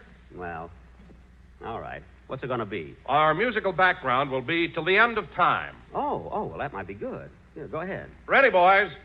LSMFT, LSMFT. Lucky Strike means fine tobacco. Yes, Lucky Strike means fine tobacco. LSMFT, LSMFT, LSMFT. Don. Hi.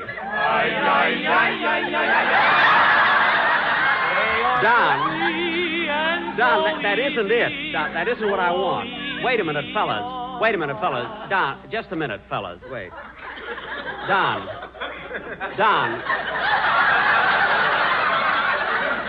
look at me. Gonzy boy, look at me. Don. No, look, Don. Don, I'm being nice. Look, Don, I'm smiling. Don. Don, can't you see that isn't in keeping with the rest of the program? It's too slow, Donzy Poo. I mean, Don,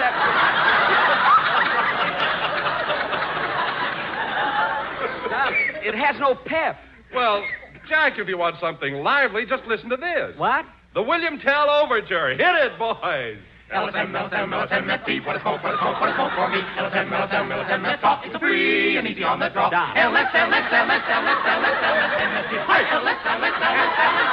a minute.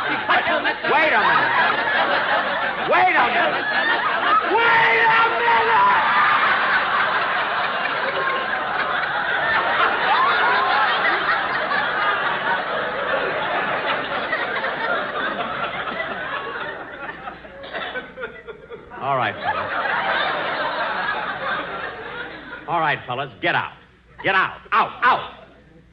You guys are driving me crazy. I'm going mad. Oh, Jack, stop pulling your hair. I'm only taking the ones that were sprinkled on. Now, come on, fellas. Get out. And it's for you, Don Wilson. You got me into this, and you better get me out. Jack, don't get so excited. Well, I am excited. I'm so mad I'm not even going to do the sketch tonight. But, Jackson, you got to finish the show. Let Don finish it. He's so smart. He knows everything. I'm getting out of here.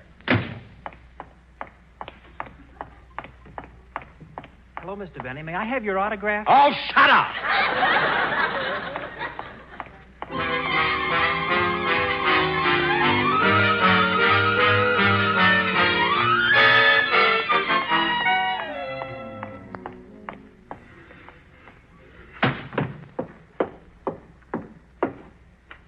What'll you have, mister? How much is a scotch and soda? 75 cents. How much is a bourbon and Coke? 60 cents. Well... Come on, buddy. Come on. What'll you have? Just spin me around a couple of times. Okay, buddy. Here you go. Now hold my head!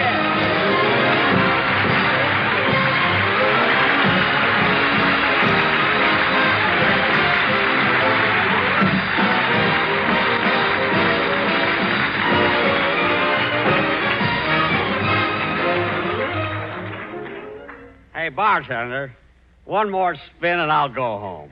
Okay. Whee! Once more. Excuse me a minute. Now, will you gentlemen have the same as usual? Well, look who's here, my old buddies, my pals. You know what, fellas? I've been mean to you. Yes, I have. You know what I'm going to do? I'm going to make it up to you. I'm going to pick up your option and give you more money.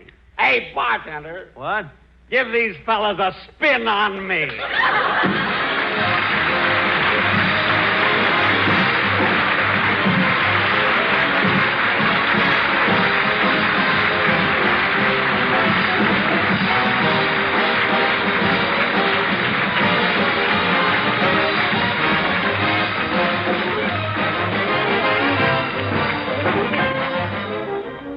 Ladies and gentlemen, saving bonds are vitally important in the nation's battle against price inflation and for the future and welfare of us all. It is important that we, who have developed habits of thrift during the war, continue to build financial security for ourselves and our children. Protect your future. Buy extra bonds now. Thank you.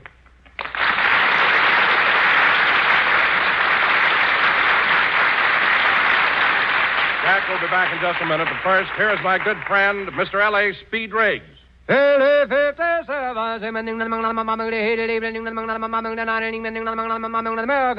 Make no mistake. In a cigarette, it's the tobacco that counts. And Lucky Strike means fine tobacco. Mr. James Maynard Talley, independent tobacco warehouseman of Durham, North Carolina, has been in the tobacco business all his life.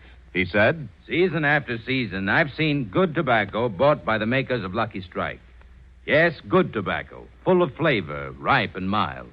I've smoked Luckies for 18 years. Yes, year after year, independent tobacco experts, men who spend their lives buying, selling, and handling tobacco, men like Mr. Talley, can see the makers of Lucky Strike consistently select and buy that fine, that light, that naturally mild tobacco. Fine, light, naturally mild tobacco. Yes, Lucky Strike means fine tobacco.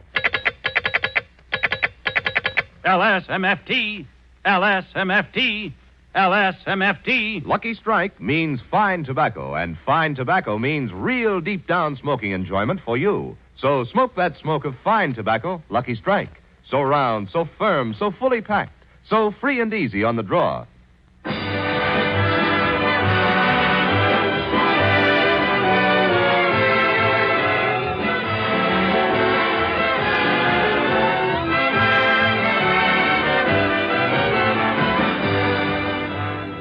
Ladies and gentlemen, we'll be back with you next Sunday at this time when our guests will be Mr. and Mrs. Ronald Coleman and Leo DeRocha. Good night, everybody.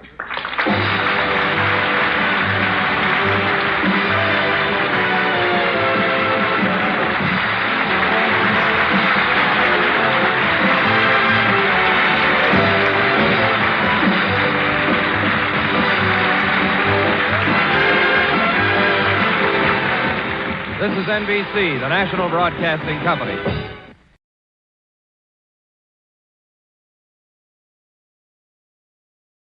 The Jack Benny Program. Quality of product is essential to continuing success. Let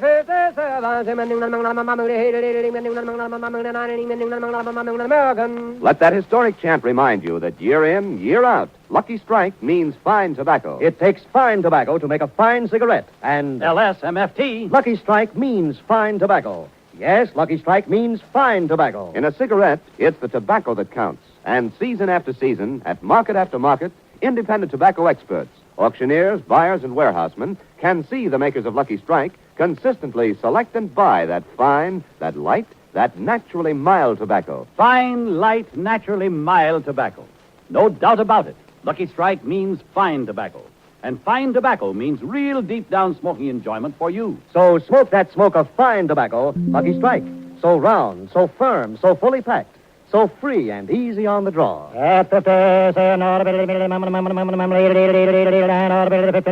American.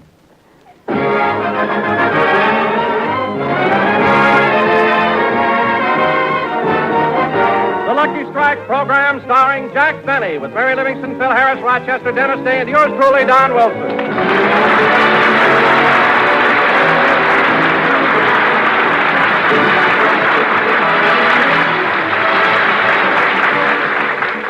Now, ladies and gentlemen, we take you out to Jack Benny's house in Beverly Hills, where we find Jack and Rochester in the garage.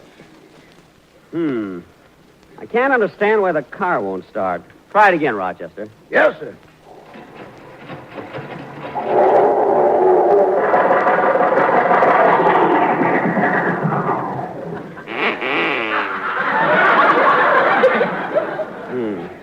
Try it again, Rochester. Okay.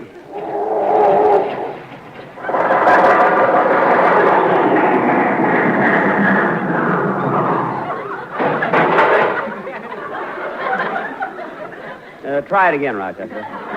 Where do I put the door back on? Okay.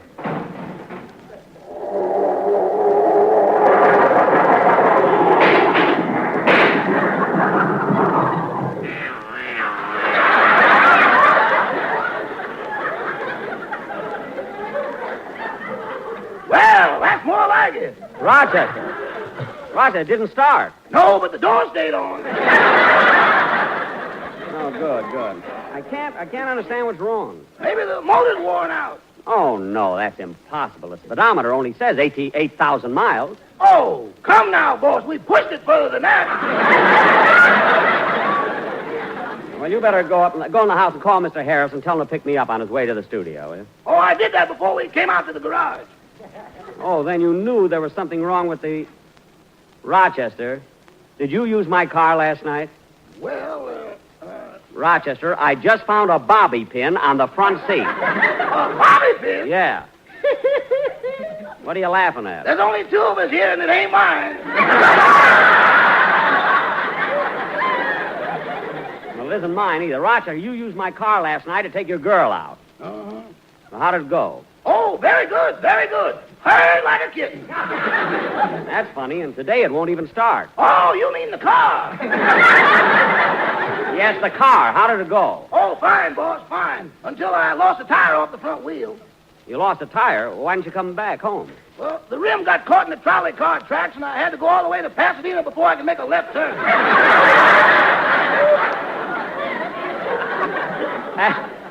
Pasadena? Yeah, and on the way back, we got stalled right in the middle of the Santa Claus Lane Parade. You and your girl, huh? What happened? Nothing. We prefer Mulholland Drive. Well, Roch, in the future, when you want to go out joyriding, borrow your friend's car. You know who I mean, Sam. He loaned it to you once before. Well, Sam ain't got that car anymore. He's got 2 motorcycles now.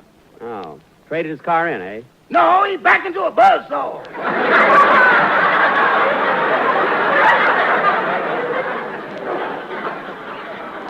Oh, my goodness. Did Sam get hurt? No, but if he hadn't leaned over to put down the window, he'd have been twins.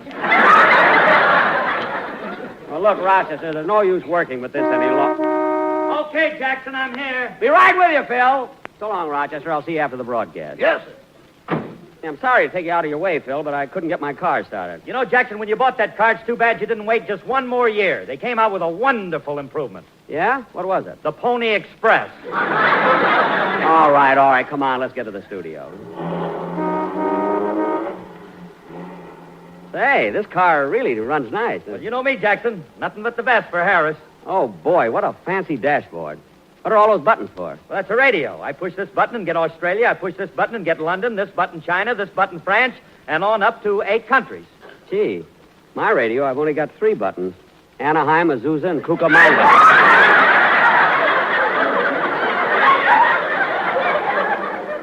I can only get Anaheim when I'm in Azusa.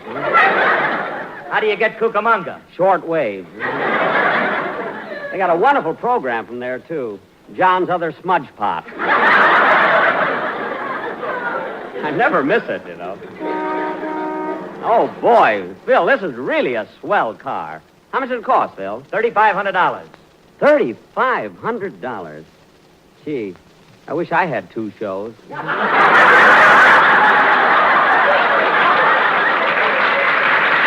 Hey, Phil, the traffic light is changing. I see it. Watch it, will you, kid? Oh, Martha, look who's sitting in that car. Jack Benny. Well, isn't that a coincidence? 3 weeks ago we were standing here, and he drove by then, too. Yes. Isn't he handsome? Martha, what are you crying about? Well, I can't help it. When Mr. Benny was in vaudeville, he was my husband's favorite comedian. Well, that's nothing to cry about. I was thinking of my husband. He's been dead for 40 years.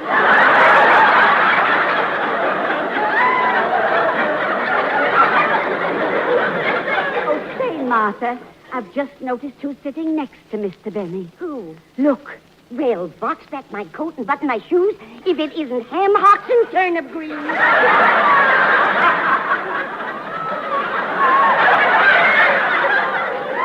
what a thrill. Let's go over to the car and ask them for her autograph. Oh, no, Emily. They'll think we're trying to pick them up.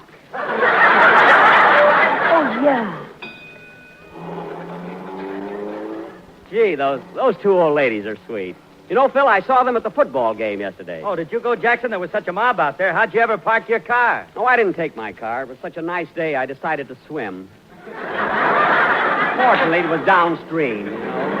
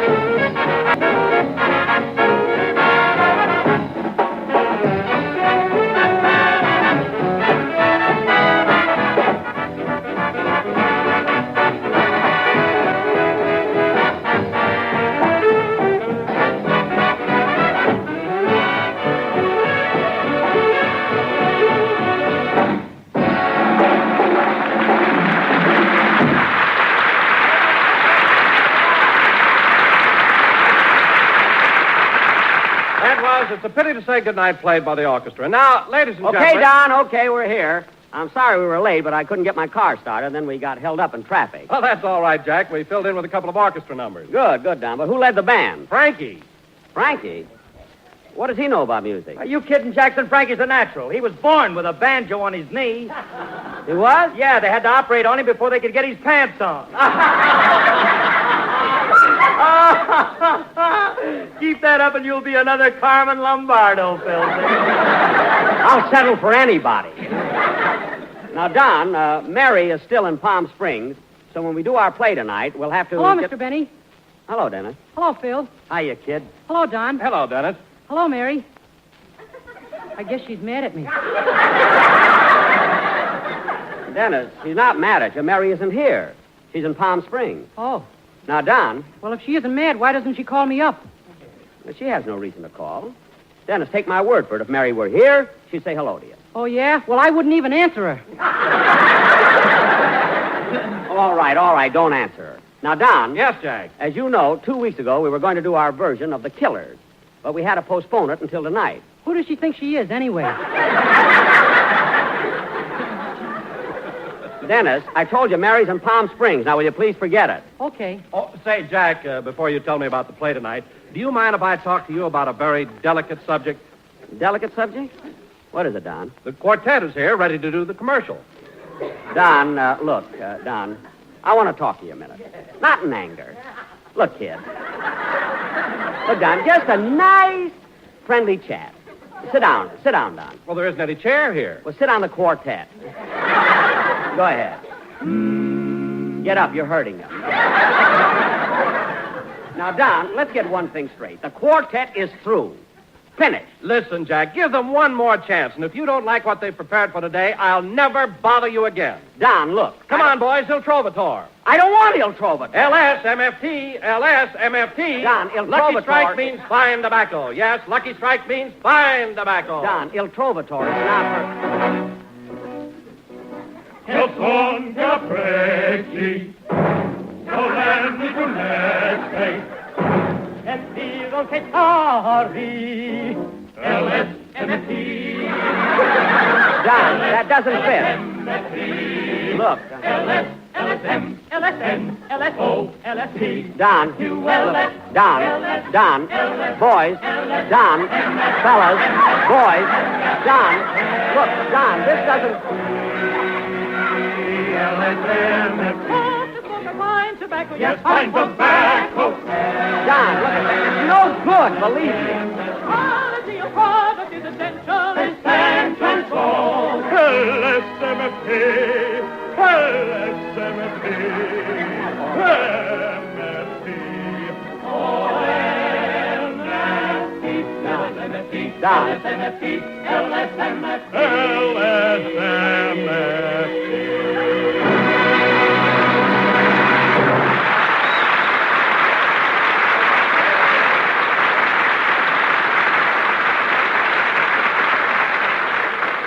Did you hear that applause, Jack? They were sensational. Don, I don't care if they applaud all night. Opera has no place on this program. All right, Jack, then listen to this. Don, I've Take had it, boys. Holiday for Strings. Holiday for LSMFT, I do. R-S-E-P-D-Q, M-I-O-K for you. Say, Wait a minute. Wait a minute. Fellas, wait a minute. R-S-E-P-D-Q. Wait a minute!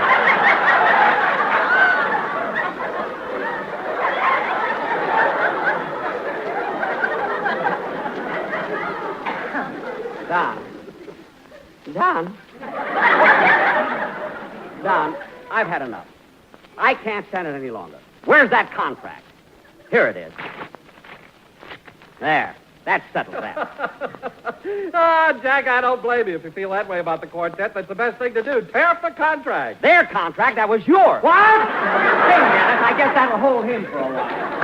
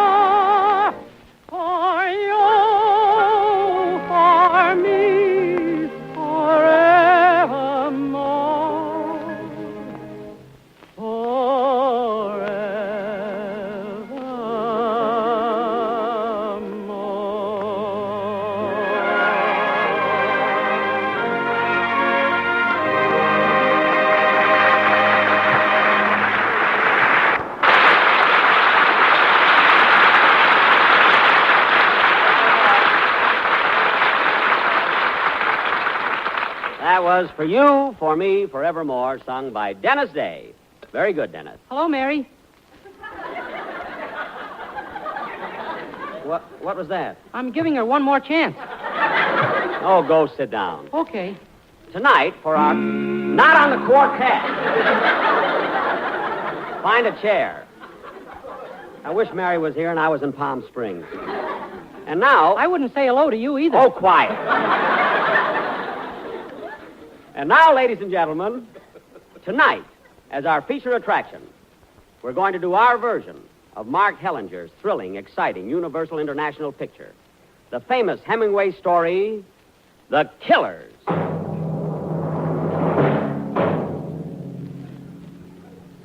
This is the story of two gunmen who walk into a little lunchroom looking for a guy called the Swede. It's midnight, and the lunchroom is deserted, except for one lonely customer.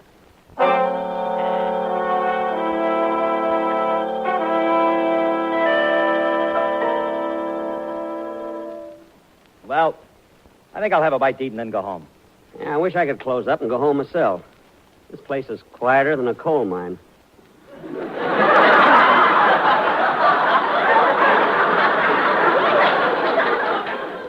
Kind of a dreary night, too. Yeah. Say, Charlie, don't the Swede usually drop in about this time? Uh-huh. Hasn't been in now for 2 or 3 weeks. Understand he's sick in bed. Oh, a Democrat, huh? Yeah. I miss him, too. Used to stay here for hours. Just sitting by the jukebox, listening to the Missouri Waltz. Now, what do you have to eat? Oh, I don't know. How'd you like some squaw baked in wine? Nah.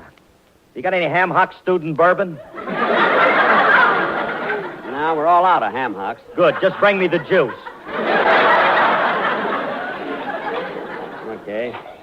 Say, Curly, next week when you come here, you won't know this joint. It's going to be real ritzy. New curtains and drapes and rugs on the floor. Nice new lampshades and everything. This lunchroom is going to be beautiful. Well, it's about time. This joint looks like the sweat band out of the Brown Derby. Well, don't worry. I'm going to fix everything. In fact, I've already hired the interior decorators.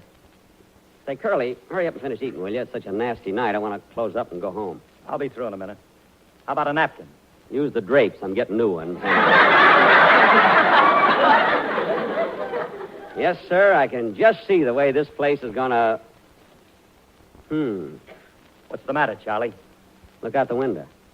2 guys just stepped off the curb and are crossing the street. I never seen them before. Yeah. They look kind of tough. Hey, I'm getting out of here. No, don't go. I don't want to be here alone. One of them guys, it looks like Edward G. Robinson. Hey, look. They're coming this way. Yeah.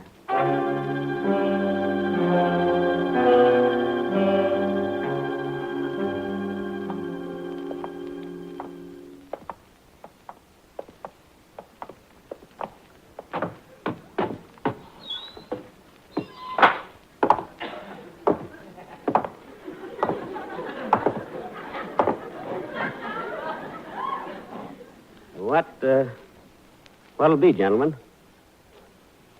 I say, what'll it be, gentlemen? Gentlemen, what'll it be? What are you shaking for, Blue Eyes?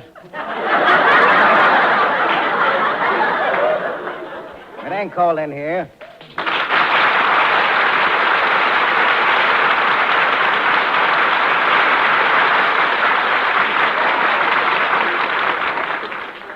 I'm getting ready to close up, gentlemen, so if you want something to eat, you better order it.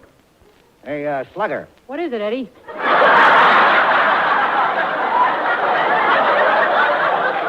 Blue Eyes is in a hurry. Maybe we ought to slow him down. Yeah, down. Now, look, gentlemen, I don't want no trouble. What'll you have? You can have some ham and eggs or some corned beef hash or a mixed green salad. Ouch! I don't like salad. Now, look, mister, I want to close up this joint, so you better order or get out of here, because if you don't, I'll call the police. Well, did you hear that, Slugger? Blue Eyes is going to call the police. Yes, I am. And one move out of you, and I'll fill you so full of holes you look like a Chiswee sandwich.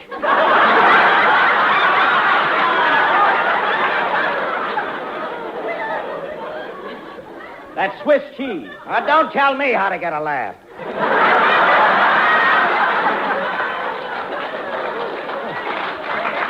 What? It amuses Slugger. Yes.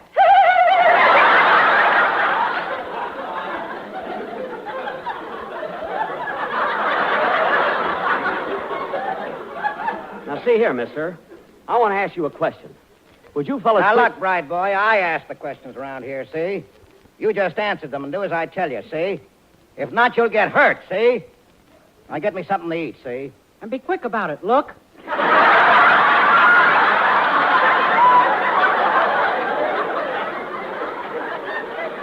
Look. Where? Oh, shut up, Slugger. Now, wait a minute. I don't have to stand for this. I'm a citizen. I pay my taxes. I got my rights, and you can't come in here and push me around. Oh, we can't, huh? No, you... Wait a minute. What are you reaching in your back pocket for? Just my handkerchief. Your handkerchief? Yeah. You must have a bad cold. Yeah, I just took those shots for it. Oh, Eddie, you keep that up and you'll be another Phil Harris. Now, look, will you fellas... Wait a minute. Now I know who you guys are. You're the killers. You're looking for the Swede. You hear that, Slugger? Bright Boy thinks we're looking for the Swede. Well, ain't we been looking for no Swede? Now, Bright Boy, we ain't looking for no Swede. We came in here to talk to you. Me? Yeah, you.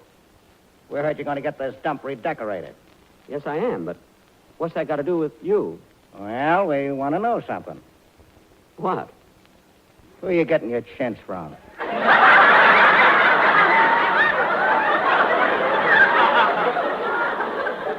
Chintz? Yeah. And the silk lining for your drapes. I'm not going to have them lined. Do you hear that? Now, listen, Bright Boy.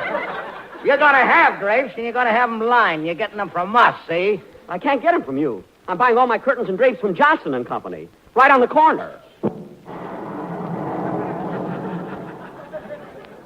Johnson ain't there anymore. You mean to say that... What's that? Johnson, he just passed by. Gee, rumors are flying, and so is Johnson. Well, you guys can't frighten me. I'm buying my curtains, drapes, and chintz from anybody I like, see? And that gun in your hand ain't scaring me either, see? I don't even think you can shoot straight. Oh, I can't, huh? See that row of plates up there? Yeah? Well, watch this. And the plate next to it. And the plate on the other side. Ha ha! You missed!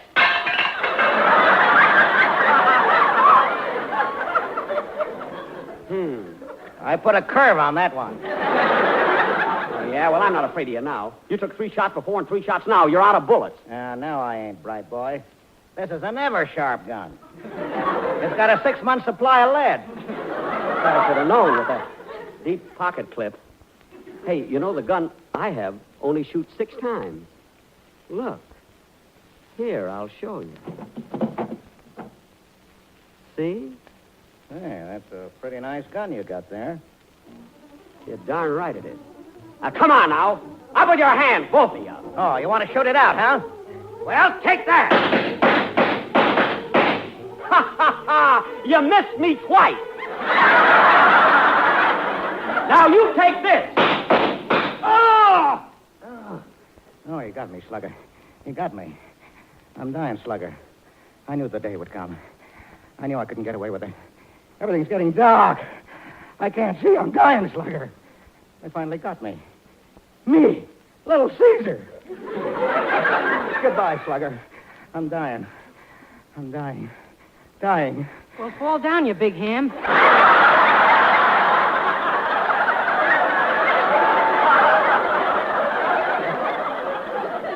Maybe this will help. Oh! Well, how do you like that? He fell on the quartet. Come on, Curly, let's go home.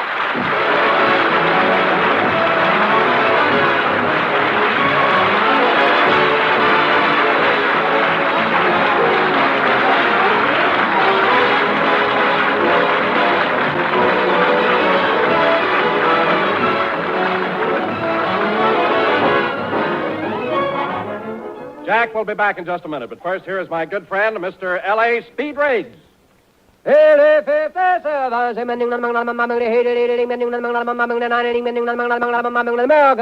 Common sense will tell you, in a cigarette, it's the tobacco that counts. And Lucky Strike means fine tobacco. Mr. George Alfred Webster, independent tobacco warehouseman of Durham, North Carolina, has seen millions of pounds of tobacco bought and sold at auction, and he said, At market after market, at auction after auction, I've seen the makers of Lucky Strike buy fine tobacco. Tobacco that makes one grand smoke. I've smoked Lucky's myself for 29 years. Year in, year out, independent tobacco experts like Mr. Webster, men who spend their lives buying, selling, and handling tobacco, can see the makers of Lucky Strike consistently select and buy that fine, that light, that naturally mild tobacco. Fine, light, naturally mild tobacco. Yes, Lucky Strike means fine tobacco. So remember... LSMFT. Lucky Strike means fine tobacco. And fine tobacco means real deep-down smoking enjoyment for you. So smoke that smoke of fine tobacco, Lucky Strike. so round, so firm, so fully packed, so free and easy on the draw. Ladies and gentlemen, I want to thank Edward G. Robinson for appearing with us tonight through the courtesy of the Thalia Productions, producers of that soon-to-be-released picture, The Red House. We'll be with you next Sunday at the same time. Good night, Mary. Good night, Mary. Good night, Herman. Herman? I'm mad at Mary. Oh, yes, I forgot. Good night.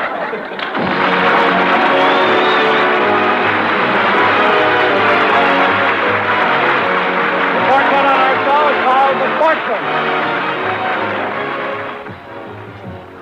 This is NBC, the National Broadcasting Company.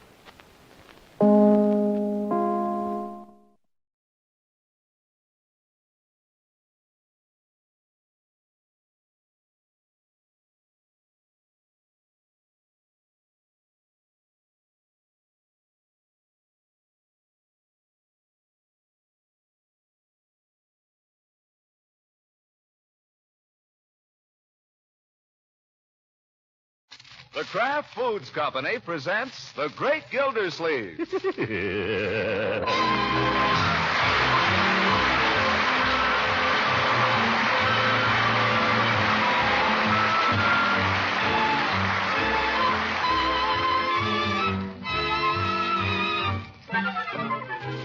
It's The Great Gildersleeve, starring Harold Perry, brought to you by the Kraft Foods Company, makers of parquet margarine and a complete line of famous quality food products. Telephone.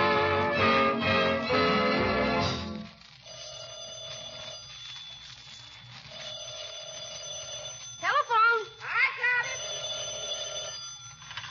Miss Gildersleeve's residence. I'm sorry that Miss Gildersleeve isn't up yet. Yes, ma'am, I'm surprised myself. Is there any message? Okay. I sure don't understand it. Mr. Gildersleeve is a man who'd rather eat than sleep any day. Got any more toast, Bertie? Who was that? Some lady for your uncle. Dames. Who was it, Bertie? I don't know, except it wasn't Miss Ransom or Miss Goodwin. Well, someone new. He didn't get in till pretty late last night. Here he comes now. Hi, Unc. Oh, good morning, Leroy. You aren't thinking of going anywhere in that sweater, I trust. Sure, why not? Because it's filthy. Change it. Good morning, Marjorie. Good morning, Bertie. Morning, Mr. Gildersleeve. Good afternoon, Unky. No, my dear. Your lady friends have already been phoning you. Lady phoned? Who? I don't know, Mr. Gildersleeve, except it wasn't one of the regulars. Yeah. I don't know what you mean by that expression, Bertie. She means it wasn't Mrs. Ransom or Miss Goodwin. Oh, did you tell her I was out, Bertie? No, sir, I told her you was asleep. That might give people a bad impression, Bertie. If it was my secretary down at the office, for instance, she might... Well, it wouldn't be good for her morale. No, sir. You want some breakfast, Mr. Gildersleeve? Yes, Bertie, I'm good and hungry. And don't forget some more toast, Bertie. I ain't forgotten, Leroy. Marjorie, I'd like to see the morning paper if you're through with it. Almost, Unky. Why, it was pretty late when you came in last night, Unc. How did you happen to be awake? I wasn't. Not till you tripped over something in the hall. Yes, I tripped over your football, my boy. I've told you not to leave that thing lying around where people can fall over it. Oh, sorry, Unc. Where'd you put it? I need it this morning. I put it where no one will ever trip over it again for some time. But, I've warned you often enough, my boy. Oh, gosh. Whenever he stays up late, this is the way. Here's the paper, Unky. Look, I want to show you something. On the society page. I'm not interested in the society page. You will be. Listen to this. Music lovers in Summerfield will have a rare treat next Saturday when the Wings of Song Opera Company makes a special benefit appearance here. Oh, let me see that. The event is being sponsored by the exclusive Summerfield Women's Club in conjunction with the sponsors committee of other socially prominent citizens. Box parties are already being planned, and the whole affair promises to be one of the top events of the season for the Summerfield elite. What does elite mean, Unc? Means a bunch of stuffed shirts, my boy. Well, they can have their opera. But, Unky, you don't want to miss this. I'm evidently not socially prominent enough to be on the committee. That's no reason you shouldn't go and enjoy the music. I wouldn't enjoy it if I went. Opera in Summerfield can't possibly be any good. I don't see why not. It's a regular opera company. There are good opera companies and bad opera companies, my dear. To distinguish between them requires rare musical judgment. Now, who has selected this opera company? Mrs. Pettibone, the president of the Women's Club. She never heard an opera in her life. Now, if they'd seen fit to consult with me, but no. Oh, no. Mr. Gildersleeve isn't quite la-di-da enough to be on any opera committee. Oh, mercy, no. Jeepers, what's he all excited about? I'm perfectly calm, my boy. I'm a little disappointed, I'll admit. There are people in Summerfield who think more of so-called ancestry than they do of real worth, that's all. I happen to believe that opera should be enjoyed by everybody, not simply by the favored few. I still don't see why you can't just buy a ticket. Because I'm not the kind of a person who likes to horn in where he isn't wanted. You mean just because you're not on the committee, you won't go to the opera? That has nothing whatever to do with it. The opera won't be any good, I'll tell you that. Some small-time company I never heard of. Any opera company that would come to Summerfield must have something to hide. I got it, Mr. Gildersleeve. Mr. Gildersleeve, President. Yes, ma'am. He's been up, about 5 or 10 minutes. Oh, Bertie. Yes, ma'am. I'll call him. Mr. Gildersleeve, I think it's the same lady. Yeah, Bertie, you don't have to tell people I'm asleep, and you don't have to tell them how long I've been up. Hello. Oh, yes, Mrs. Pettibone. Yes, I read about it in this morning's paper. Me? A sponsor? I'm pretty busy, Mrs. Pettibone. But, of course, where opera is concerned, I'll be glad to help. You bet. Any time at all. Not at all, Mrs. Pettibone. Thank you. Oh, solo mio. Da, da, da, dia. What a character. You children have to hurry and get out of here now. Mrs. Pettibone and Mrs. Bullard are coming over to consult me about the opera. I'll get right out, Unc. I could play outdoors if I knew where my football was. It's in the laundry hamper upstairs. Gee, thanks, Unc. I'll do the same for you sometime. Yes, yes. Oh, solo mio, da, da, da, da.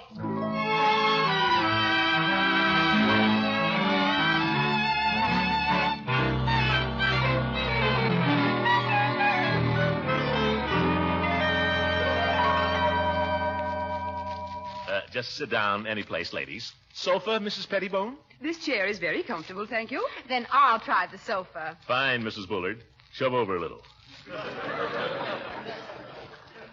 I can't tell you ladies how enthusiastic I am about this opera thing. I knew you would be. I said to Mrs. Bullard, Mr. Gildersleeve is one man I know we can count on, I said. Didn't I say that, Mrs. Bullard? She certainly did, Mr. Gildersleeve. She sang your praises. She said you're a man that knows and appreciates music. Well, I happen to have, I've had a little musical training. Mr. Gildersleeve sings, Mrs. Bullard. Did I tell you Mr. Gildersleeve sings? Oh, I've heard him from across the street. I'm afraid sometimes I forget myself. That is, I forget what a big voice I have. You need a big voice in opera, of course. Mr. Gildersleeve, don't tell me you sung opera. Well, I appeared in 1 or 2 productions at college. What opera is the company going to present? Well, that's up to the committee to decide. We'll want your advice on that, of course, as one of the sponsors. Oh, at your service, ladies. Which opera do you prefer, Mr. Gildersleeve? Well, they're all good.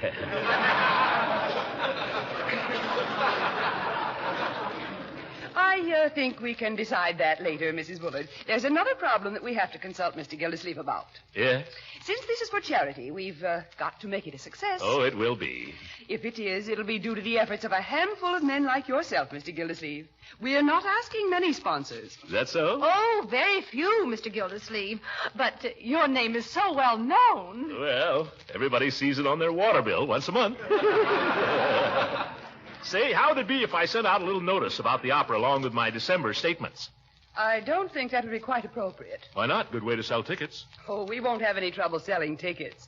People are going to be fighting for tickets. After all, Summerfield has never had an opera. I see. How much are the tickets? $5 apiece. $5 apiece?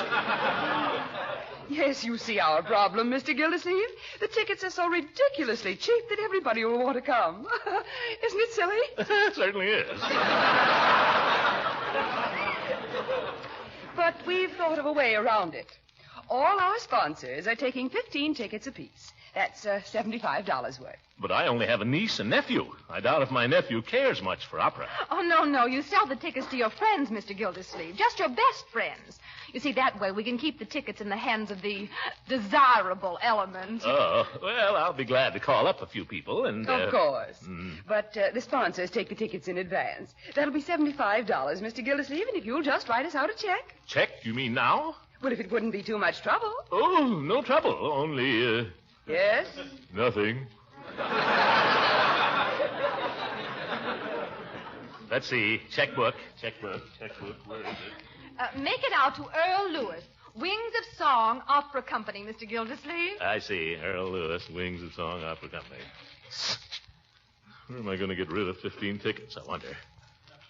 75 and hundreds. 15 tickets. Do I know 15 people that like opera? Do I know 15 people with $5? P. Throckmorton P. Gildersleeve.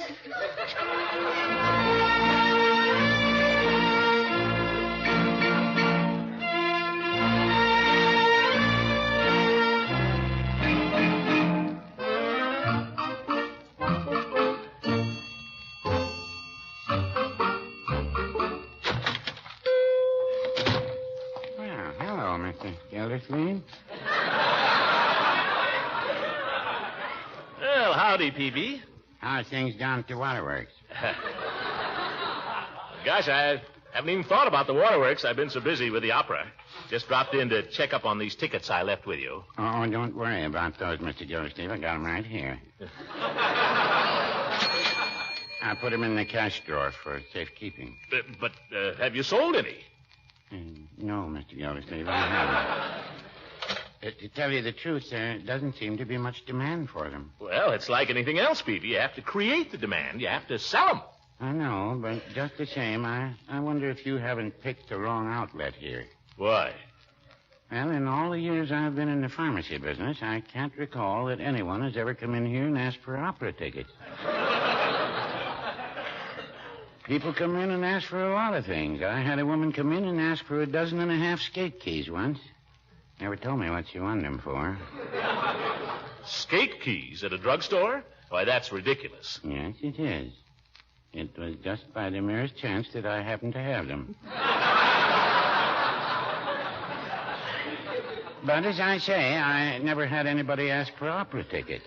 Of course, there hasn't been any opera. Yes. Well, you can't wait for people to ask you for them, Peavy. You've got to ask them. Oh, I do. Yeah. The reason you haven't sold any tickets is you haven't tried. Well, no, I wouldn't say that. If you ask me, the reason I haven't sold any is... Well, I don't like to say this, but I wonder if you haven't set the price a little high, $5. I didn't set the price, Peavy. That's what they cost. I'm not making anything on this, you know. I know, but $5. That's $10 if you take the wife. And what man would go to an opera if it wasn't for his wife? That's not the attitude, Peavy. You're not supposed to enjoy this. It's for charity. That's what I say. What charity? What's that? I say, what charity is it being given for? Oh, yes. Well, I don't know that that's been settled yet. But it'll be a worthy one, yes. Pardon me, just a moment. Customer. Don't forget about the tickets. Good morning, Mrs. Hornberg. Good morning, Mr. Peavy. Fine day. Yes, it is. Oh, is this gentleman ahead of me? Oh, no. Go right ahead. I'm just waiting. Don't forget, Peavy. What can I do for you, Mrs. Hornberg? I'd like some aspirin, please. Aspirin. Any particular brand? Well, which is best? Well, they're all monoacetic acid ester or salicylic acid. They're all what? They're all aspirin. Peavy, the tickets. Keep your shirt on. You mean there's no difference between any of them? Well, I wouldn't say that. Well, I think I'll just take this one. A very wise choice. That'll be 10 cents and 1 cent for the governor. Will there be anything else, Mrs. Hornbeck? Peavy. No, I think that's all, thank you. Any razor blades?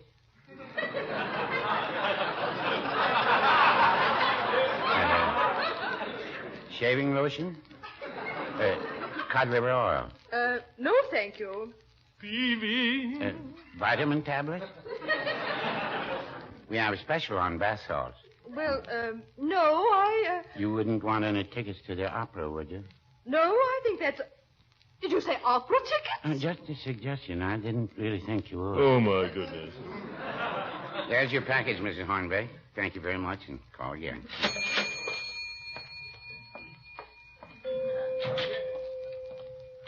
There, you see, Mr. Gildersleeve? Peavy, you take the cake. By George, you couldn't sell mittens at 60 below zero. Well, now, I wouldn't say that. Give me back my tickets. I'll sell them myself.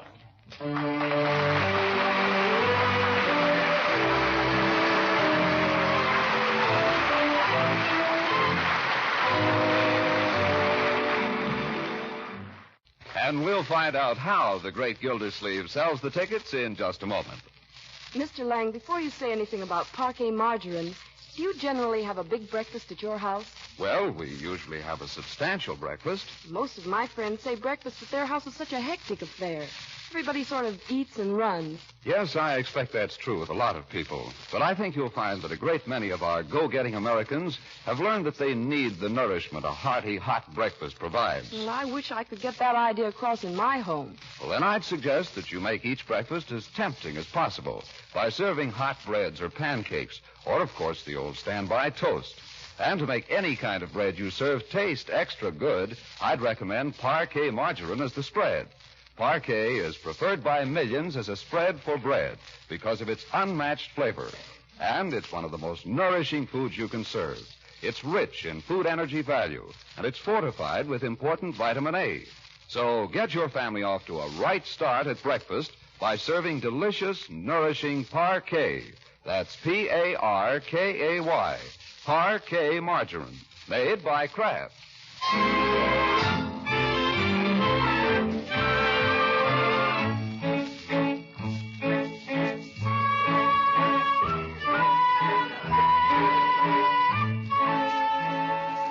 Hello, Mrs. Finley? This is Mr. Gildersleeve, Throckmorton P. Gildersleeve. You probably don't know me, Mrs. Finley, but I'm calling with regard to the forthcoming opera benefit, of which you have undoubtedly heard, and of which I have the honor to be one of the sponsors.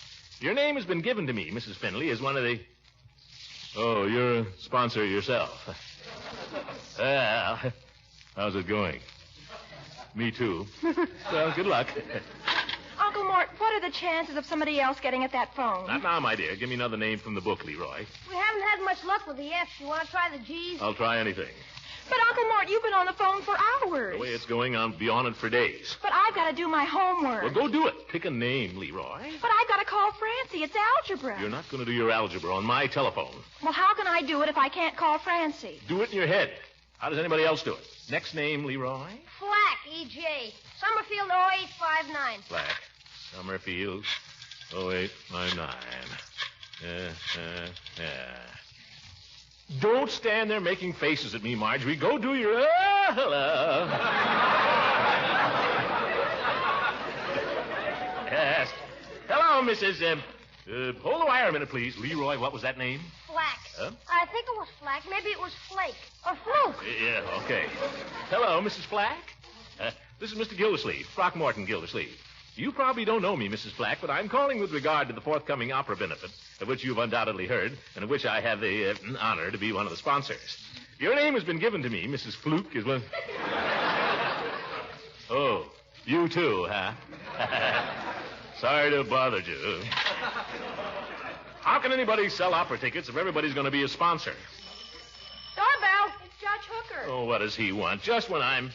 Wait a minute. Let the dear judge in, my dear. Let him come right in. Hello, Judge. Good afternoon, Marjorie. Horace, my old friend, welcome to our humble abode.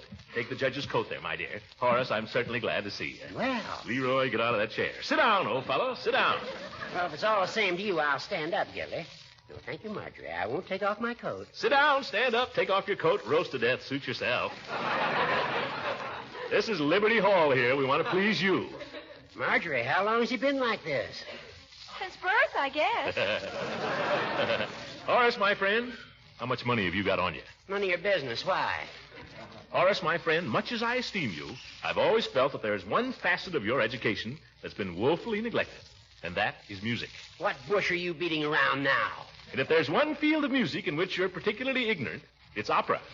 Now, I am so fortunate as to have in my possession here a few little tickets. If those are opera tickets. They are. And if you were thinking of selling me any. It was in the back of my mind. Well, I happen to be the chairman of the opera's committee on arrangements. Horace, have you sold any of those tickets they stuck you with? To tell you the truth, Gildy, I've been so busy with all the committee work I haven't even tried.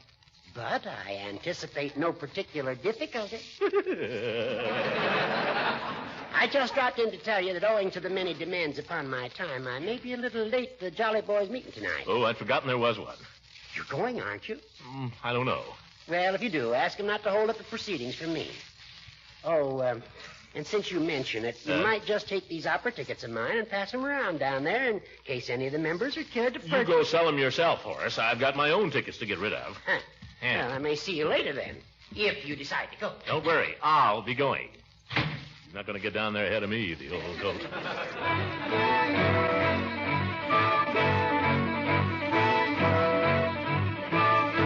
Floyd, you're the most... Boys. Let's be jolly boys, shall we? I'm just trying to make myself heard, that's all, Chief. Well, we heard you. I say we've got to get behind the opera, fellas. I say we should support it. Why? It's for charity, Floyd. Yeah, I know about charity. Give me another reason. Well, it's going to be an important function socially. I think if the Jolly Boys were to attend, it would give them a little class. A little class could ruin this club. He's got a point there. Yeah. Well, there's another thing, too. This isn't just a club here. In a way, we're a musical organization. No, I wouldn't say that. Well, you wouldn't, maybe. But, Floyd, you're a singer. Well, I can hold my own, I guess. You're as sound a tenor as I know. Gee, thanks, Commissioner. And the chief here. I don't know where you'd find a better bass. Thank you, Commissioner. Of course, the judge ain't here, so we don't have to lie about him. Yeah, very good, Floyd. So what I say, fellows, as music lovers and the only singing group in Summerfield that's worth a hoot, the Jolly Boys should not only go to the opera, they should attend in a body. How about it? He's got a point there. Yeah. Yeah, let's all go. That's the stuff, fellas. Now, I've been able to obtain a few choice tickets, which I happen to have here with me. Coincidence. Let's see. Each of us will want to take a wife or friend, I presume. Just a minute, Commish. How much are these tickets? How much are they? Yeah, how much? $5. $5? $5? $5 to take the wife to a lousy opera? $10, Floyd. The tickets are $5 apiece. You keep out of this, Peavy. Now, hold on. I'm for charity and all that, but fun is fun. Yeah. When I pay out $10, I like to get a little something for my money. Lousy opera. Have you ever been to the opera, Floyd? No, and it don't look like I'm going. Have you, Chief? No, I can't say that I have. Peavy? I saw your merry widow. Yeah. Why, gentlemen, you've missed some of the greatest entertainment in the world. That ain't what I heard. Why, it's exciting. It's spectacular. People go miles to see it. Why, in the opera Carmen alone, you know what you get? What? Bullfights, duels, parades, love scenes, beautiful senoritas. Yeah? Yeah. And through it all, gorgeous melodies. Toreador, oh, Toreador, Toreador, Toreador. What's the opera about, Commissioner?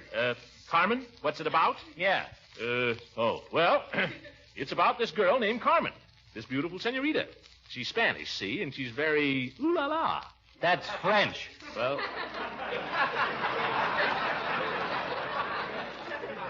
She's the French type, only she's Spanish. Oh. So in comes this fellow who's in love with her. His name is Don somebody, and he's about 6'6". He comes marching in. Toreador, oh, Toreador. You sang that. Yeah. Well, he no sooner arrives and start make loving. Well, who wrote this? He no sooner arrives and starts making love to Carmen, who, believe me, fellas, is a dish, really. And in comes another fella, Don somebody else. Right away, they're jealous. And they whip out their swords and go at it hammer and tongs. Toreador, eh, Toreador. Is that the only song in the opera? Let him tell the story, Floyd. Lloyd, don't betray your ignorance. Surely you've heard... Vesti la juba, yo-ho-ho, Pagliacci. Da-da-da-da. Yeah, that's it, Chief. Why, I've heard that. Sure, and then there's... Celeste Aida. Who's Aida? Friend of Carmen's. Oh. Celeste Aida. Da, Carmen. Is that opera? No kidding? Certainly. Oh, and don't forget Martha. She another friend? I guess so. Martha, Martha, I implore you, leave me not to pine and sigh. Say, Chief, you know that, Why, don't you? I've got a record of that. Hey, Hey, this sounds like a great show. Oh, it's even better when you see it. Bullfights, fellows, beautiful senoritas, a band of 50 pieces. Mr. Gildersleeve, are there any elephants?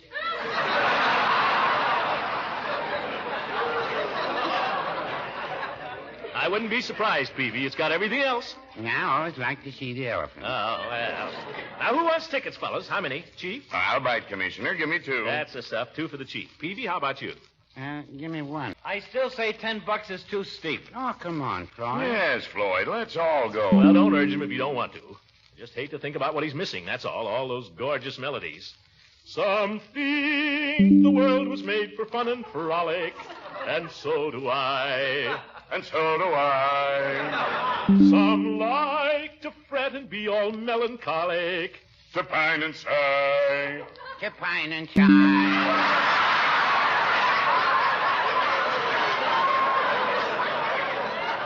Great. Come on, how about it, Floyd? Nope. But I like to spend my time in singing some joyful song. Some joyful song. To set the world with laughter bravely ringing is far from wrong. Is far from wrong. Hearken, hearken, music fills the air. Hearken, hearken, joy is everywhere. Paninkily, paninkula, paninkily, paninkula. Joy is every... Floyd, I forgot to tell you about the biggest scene in the opera. What's that? That's where Carmen and her friend, these 2 beautiful senoritas, they get into a fight over this fellow. You know, Don somebody? Yeah. And I tell you, it's really something to see. They bite, they scratch, they even start to tear each other's clothes off. Tear each other's... Yeah? Right before your very eyes. But there's no telling how it might end. Only the dancing girls come in and pull them apart. Dancing girls? You didn't tell me they had dancing girls. Oh, hundreds of them. I'll take 2 tickets. Joy is everywhere. Paniculi, panicula.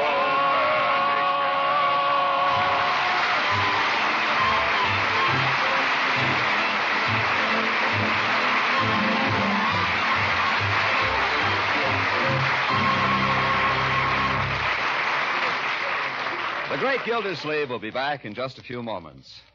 A little while ago, I had a few words to say about Parquet Margarine's fresh, delicate flavor, how it makes all kinds of bread taste so good. And I also pointed out how Parquet Margarine helps provide your family with fine, wholesome nourishment because it's so rich in food energy and fortified with important vitamin A. Now, another reason why Parquet Margarine is preferred by millions to any other spread is that it's so economical. Parquet's nourishing goodness and unmatched flavor can be enjoyed by your family for only about half the price of costly spreads. So why pay more? Just try Parquet Margarine once and see if you don't prefer it to any other brand. That's Parkay, Parquet Margarine, made by the Kraft Foods Company.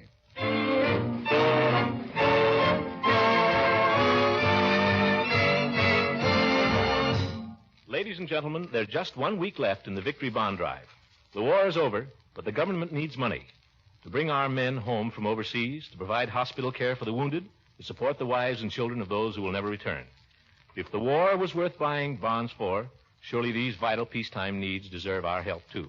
And remember, inflation is still a danger, and the bonds are the best defense against it. So if you haven't bought your Victory Bond yet, do it tomorrow. Will you? Good night, everybody.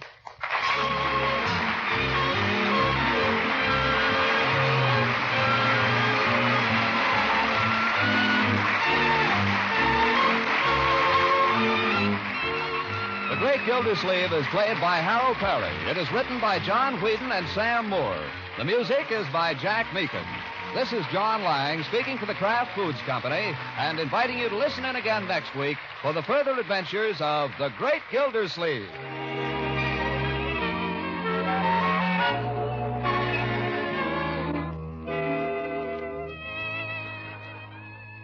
You good cooks know it's the seasoning that adds extra zest to foods. That's why there's been such a big swing to Kraft Salad Mustard for pepping up meals. You'll be delighted with the extra flavor tang Kraft Salad Mustard adds to meat, hot vegetable, and cheese dishes, and to gravies, pickle relishes, and barbecue sauce. There's another variety, too, just a bit sharper, and oh so tasty on frankfurters and in sauce for fish. It's the Kraft Mustard with nippy horseradish added. Buy both delicious Kraft prepared mustards when you shop tomorrow.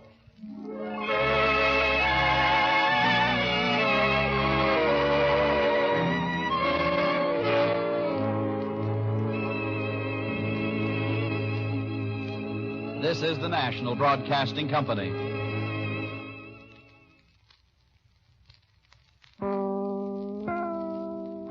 The Kraft Foods Company presents The Great Gildersleeve.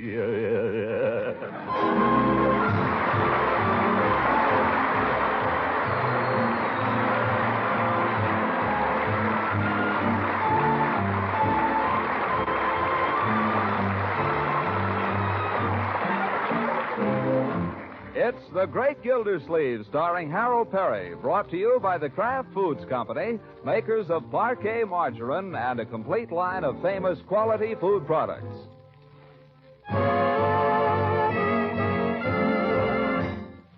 Now let's see what goes on in Summerfield.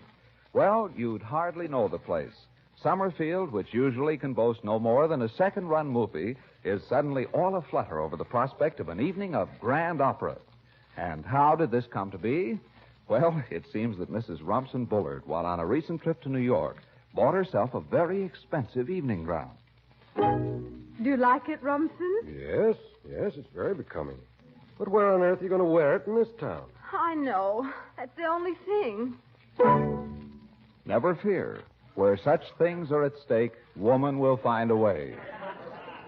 And so it is that a touring opera company is scheduled for a single performance at the dusty old Summerfield Opera House, underwritten by such prominent citizens as Throckmorton P. Gildersleeve and Judge Horace Hooker.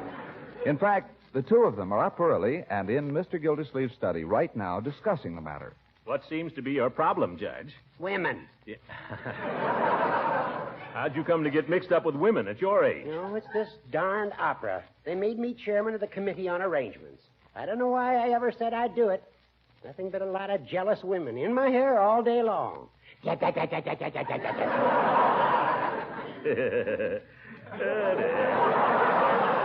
You never could handle women, you know, Judge. Well, you may be right. Say, Gildy, maybe you... Oh, no, thanks. I've done enough. I've sold my $75 worth of tickets for the opera, and that's plenty. But, Gildy, you're the man they should have appointed to head this committee in the first place. That may well be. But it so happens they didn't. Now let them try to get along without me. Gildy, that's not the spirit. If they want to appoint some tactless old goat who doesn't know the first thing about handling women, who puts his foot in his big mouth every time he opens it, and probably insults him when he thinks he's paying him a compliment. You're right, Gildy. I am tactless. I realize that. Handling women is an art, Horace. It's an instinct. You're either born with it or you aren't. That's so true. And you do it so well. I envy you, Gildy. I truly do. Well, I could probably give you a few tips, but why should I? Why should you get the credit while I... Exactly. Huh? Now, why don't we fool them, Gildy?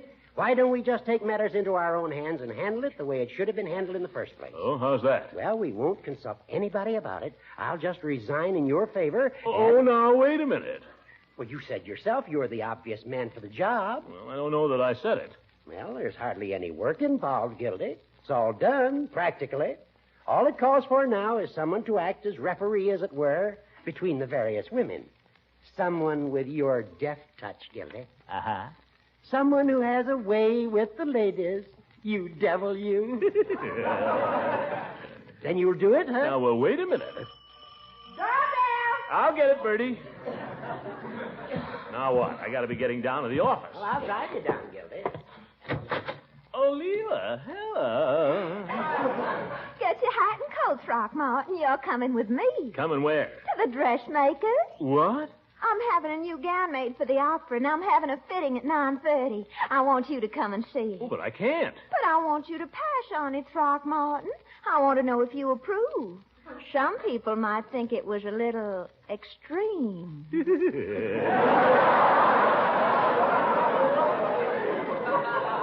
Well, I'd like to, but I can't, Leela. I got a million things to do. Oh, now run and get your coat, you hear? I won't take no for an answer. Besides, how am I going to get there if you don't drive me? Well, gosh, all right, wait there. I'll go get the car out. Hello, Leela. Horace, I didn't know you were over here. Did you hear the news, Leela? Gildy's taking over the chairmanship of the committee on arrangements for the opera. It's a tremendous honor. Horace, you didn't stick Throckmorton with that. Well, he claims he has a way with the women.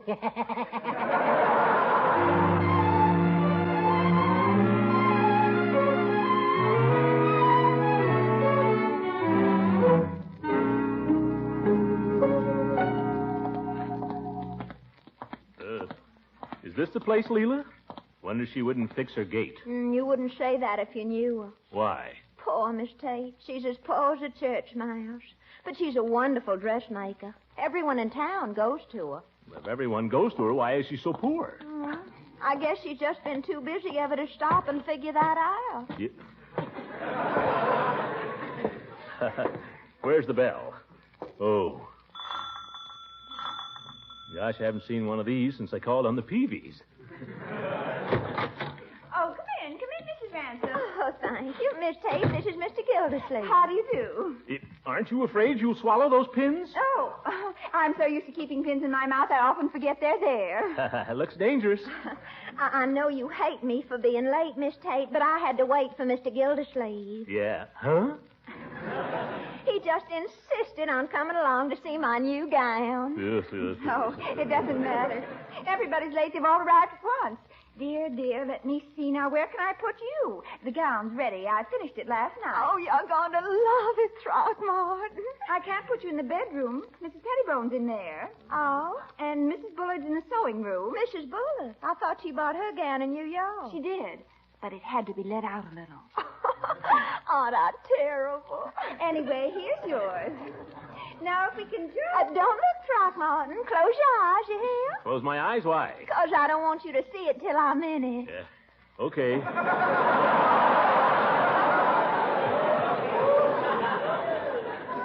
Okay, Leela, they're closed. Oh, dear, if everybody didn't arrive just at the same time. Oh, I know. I'll change in the bathroom. Oh, would you mind? Oh, thank you. I won't be in a minute, Throckmorton. Well, I won't hold my breath. Things are so upset here, I feel I should apologize. It's just been, well, it's more than I can handle, I'm afraid. You seem pretty busy, all right. Busy? Well, I've never seen anything like it. It's all right if you open your eyes now, Mr. Gildersleeve. Oh, thanks. Miss Tate, I need help here, I'm afraid. Right away, Mrs. Bullard. Excuse me. Oh, certainly. Miss Tate. Just a moment, Mrs. Pettibone. Why did I come here?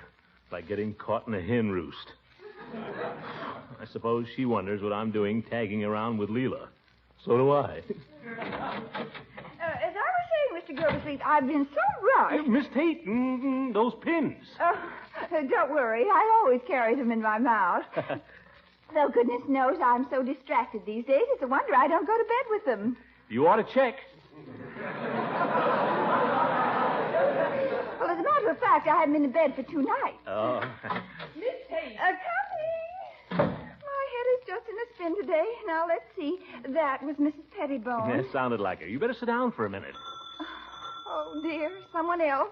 Just a minute, Mrs. Pettibone. The poor woman is running a madhouse. Yeah. It's beginning to get me.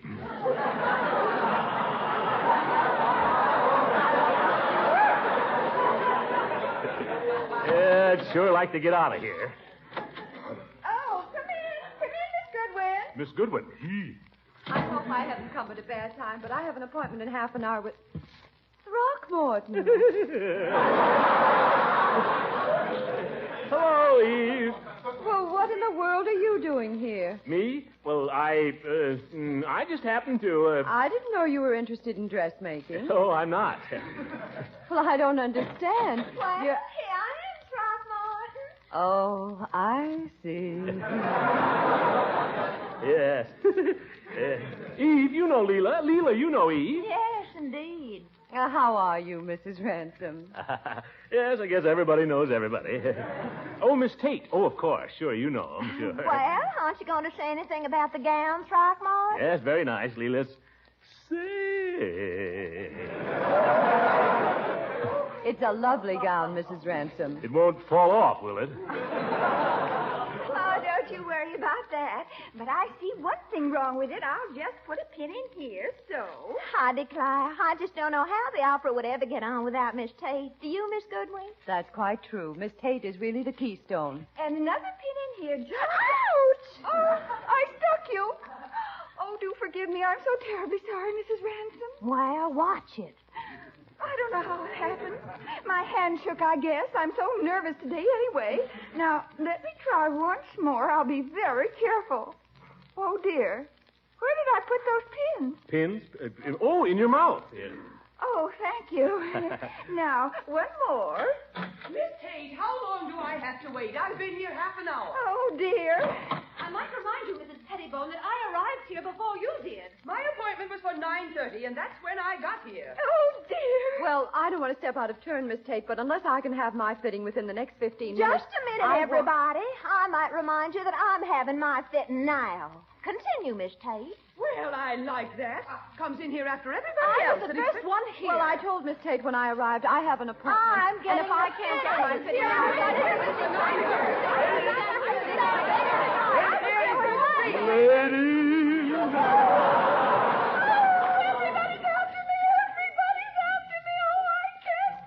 Yeah, but Miss Tate. Oh, catch her, Throckmorton. Oh, gracious. Oh, she's fainted. Fainted nothing. What happened? I know what happened. She swallowed those pins. Here, take her, somebody. Let a man handle this. Let me at that telephone. Well, there goes my fitting. Your fitting? There goes the opera.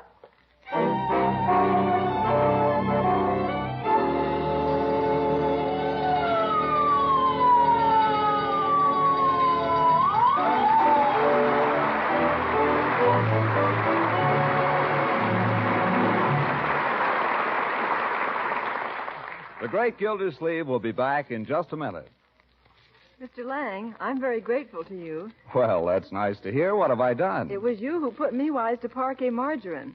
You see, I fix 3 lunch boxes every day, and it takes a lot of spread for the sandwiches. And you find that parquet margarine spreads quickly and easily, don't you? Even when you first take it out of the refrigerator. Yes, that's one reason I like to use it. Because I have to work fast, preparing 6 to 8 sandwiches while my children and husband are having breakfast.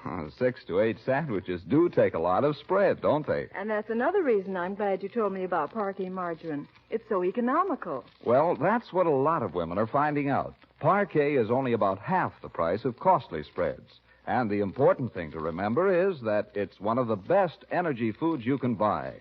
Rich in nourishment and fortified with important vitamin A. I want to say, too, that my family likes parquet's fresh, sweet flavor. Well, now you've made me grateful to you. Because I think you've convinced a lot of other people that they ought to try Parquet. That's Parkay. Parquet margarine. Made by Kraft.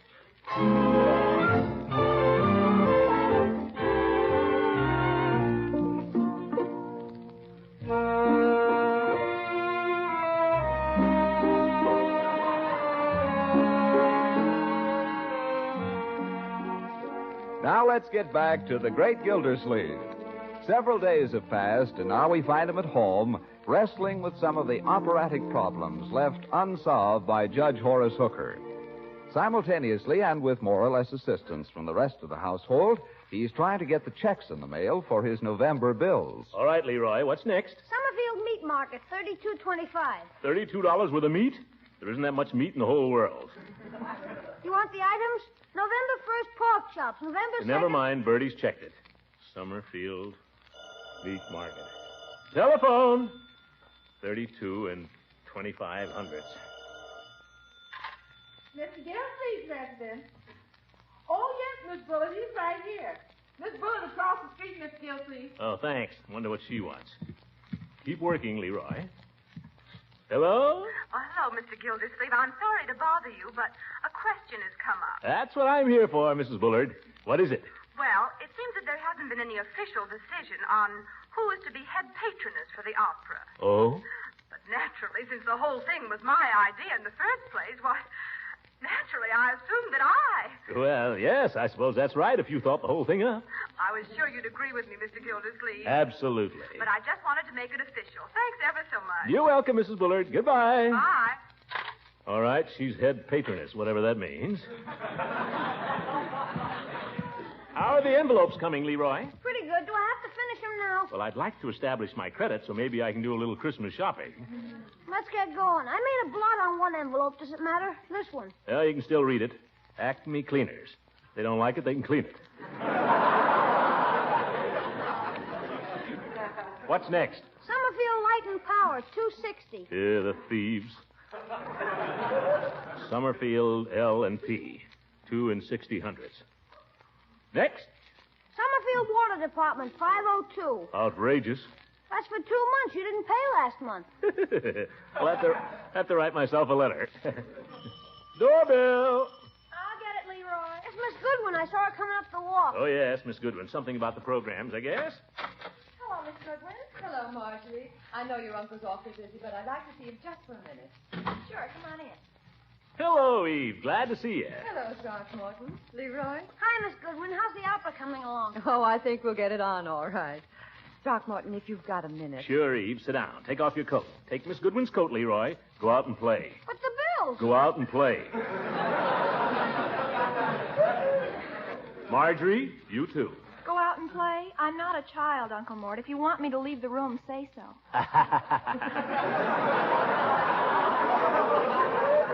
I don't think any of this is necessary, Throckmorton. But we're going to have an opera a week from today, you know. Oh, yes. The important thing is we ought to decide which one it's going to be. Oh, yes. Well, what operas has this company got? Well, they offer a choice of 3 for this kind of engagement. Carmen, Rigoletto, or Tannhauser. Let's make it Tannhauser. Tannhauser. All right, but why? Never mind why. You asked me which opera, and I told you. Bing, bing, that's me. All right, I'm glad you settled it. I must say men are awfully efficient. Well, of course, I'm an executive. But I think you're efficient, too, Eve. Oh, thank you. Yes, sir. You've got your mind on the opera, not on what you can get out of it. Well, I've got to go and see Hogan Brothers about their ad. They're taking the back cover. Atta girl. You know, Eve, you ought to get a percentage of the profits. I just hope there are some. Well, drop in anytime, Eve. Anytime you need a quick decision, bing, bing, you know where to come. It's a great comfort. Goodbye, Eve. Goodbye, Throckmorton. Oh, by the way, the program should include the name of the head patroness. I sort of wondered... Oh, you want to be head patroness, is that it? Well, then head patroness you shall be. Yes, sir, let's not beat around the bush. Well, do you really think I deserve it? I don't know who deserves it more. Consider it settled. Bing, bing. Oh, thank you. Goodbye, Throckmorton. Ta-ta, Eve. Patroness. What's the difference? Tell one, tell all. An executive can't bother with details, my dear. Oh, so that's it. Mr. Gildersleeve, you going downtown today? You're going to be here for lunch. I'll be here, Bertie, working. But I don't want anything elaborate, just a tray at my desk. Yes, sir. About a 3-course tray? Fine, Bertie. Okay, I'll get working on it. Now what? Hello? Hello, Mr. Gildersleeve. This is Mrs. Pettibone. Oh, yes, Mrs. Pettibone. How's everything going? Just splendidly. The Women's Club has sold every single one of its tickets. We're over the top. Great work, Mrs. Pettibone, great work. Well, I guess you can relax a little now. I think I should, but there's something I want to ask you. Since the Women's Club is sponsoring the opera, and since I'm the president of the club, I suppose I am to be the head patroness, am I not? I didn't catch that, Mr. Gildersleeve. Oh, yes.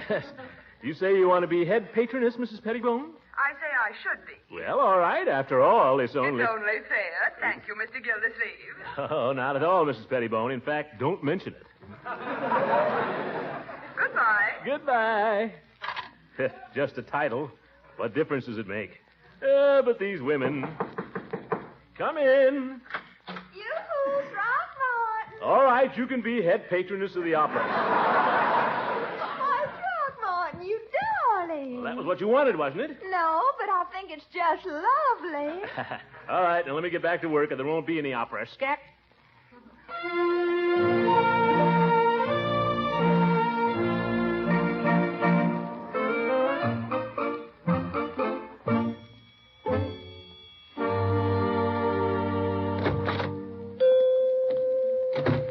Well, it isn't Mr. Gildersleeve.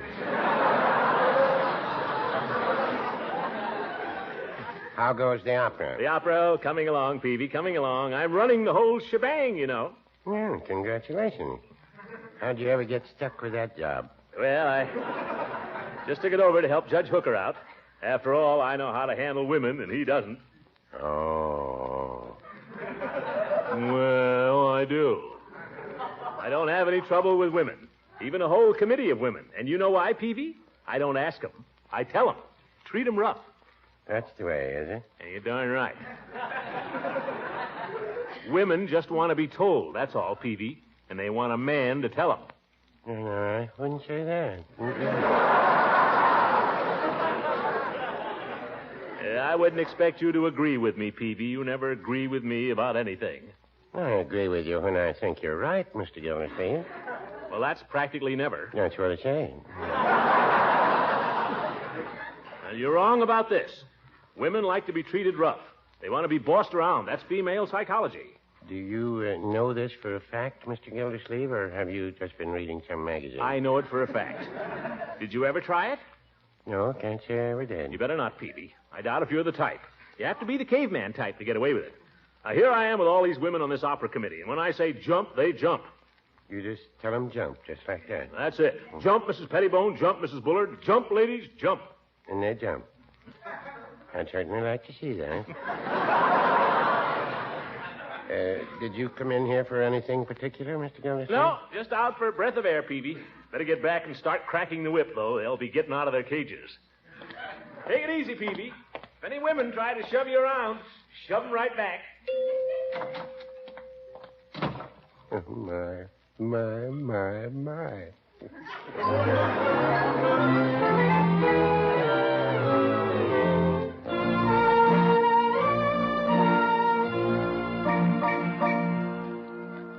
All right, now, Leroy, we'll check the list of box holders. Gosh, Unc, I'm tired of checking stuff. Why can't Marge check anything? Your sister's going to see about her costume. Costume? Is she going to be in the opera? No, she's going to sell programs. Now, box A downstairs. Does that mean she gets to see the show? I suppose so. Jeepers, what about me? I didn't think you'd enjoy it, my boy. I enjoy anything at night. Well, we'll see. Now, box A. Doorbell, I'll get it. Oh, nuts. Whoever it is, tell him I'm not at home. Okay. Oh, hi, Miss Goodwin. Hi, Mrs. Ransom. Hello, Leroy. Is your uncle home? Of course he is. We saw him through the window. Well, that takes care of that. Come on in. Oh, my goodness. Well, Leela and Eve. Come on in. Leroy, you go in the study and check this list, will you, my boy? But, Unc. Christmas is coming, Leroy. Okay. Boy, it better be good. Well, sit down, ladies. Make yourself comfy. How's everything going? Everything's going all right, Throckmorton, only there's something you'll have to straighten out. Well, you know me. Bing, bing, I give my decision. Throckmorton, you told me this morning I was to be head patroness, and now I find Miss Goodwin somehow has the impression she was to be. Oh, that. Do you remember how I got the impression I was to be head patroness, Throckmorton? Well, now, let's see. Been so busy, so many details to be taken care of. You told me, that's how. I did? You couldn't have, Throckmorton, because you distinctly told me I could have it. I didn't even ask, remember? Well, I remember something about it. Do you remember your conversation with me? I guess so, only... Only what? Oh, I don't know.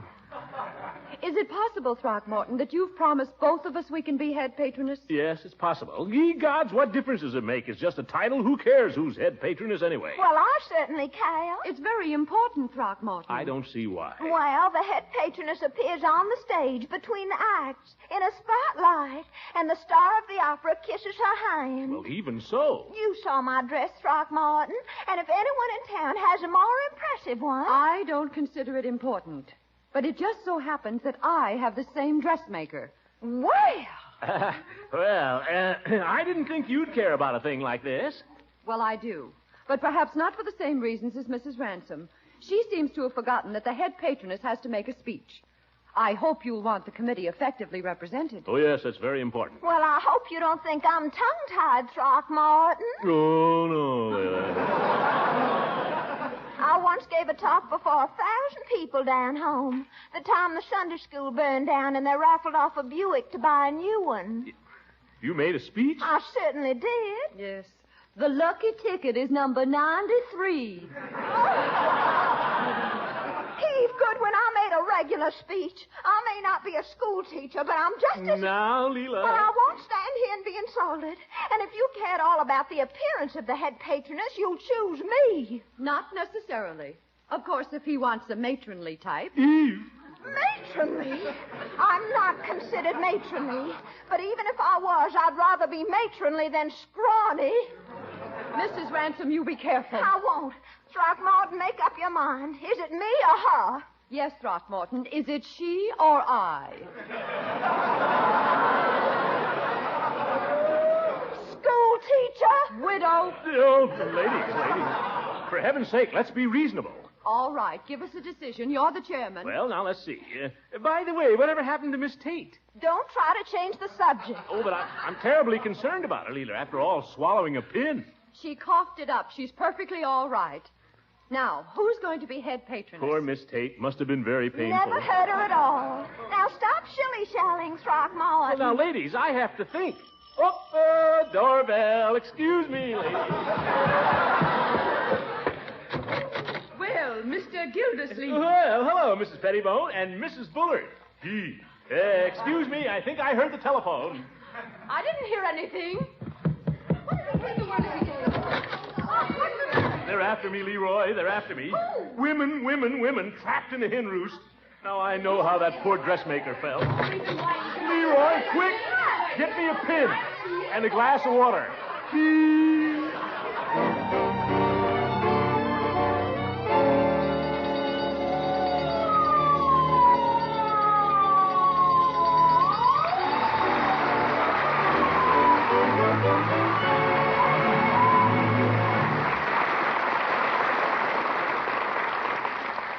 We'll be hearing from the Great Gildersleeve again in just a moment.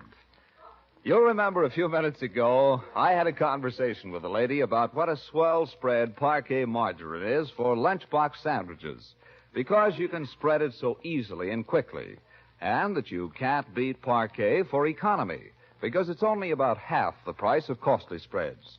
But perhaps the thing that makes parquet margarine a favorite of millions is its fresh, dairy-like flavor.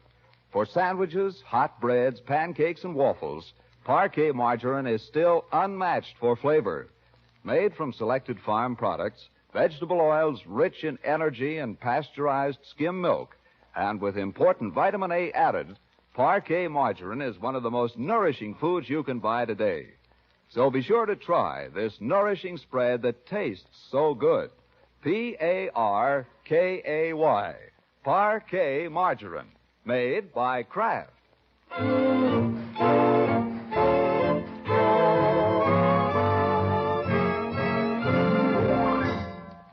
Folks, you know how kids are, always pestering you to tell them a story over and over? Well, I thought, why not just have a phonograph record you could play, make the kids happy, and save yourself the trouble? And that's just what I did. I made 3 records. Puss in Boots, Jack and the Beanstalk, and Rumpelstiltskin. All good stories with pretty music, too. You can get the album at any music store right now. Make a mighty nice Christmas present. Just thought I'd mention it. Good night. The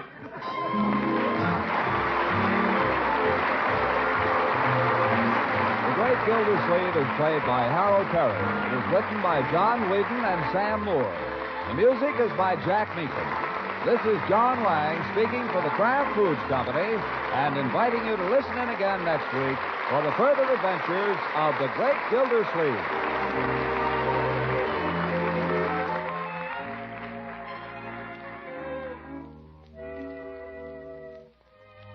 For tempting variety at mealtime, treat your family to food zestfully flavored with Kraft prepared mustards.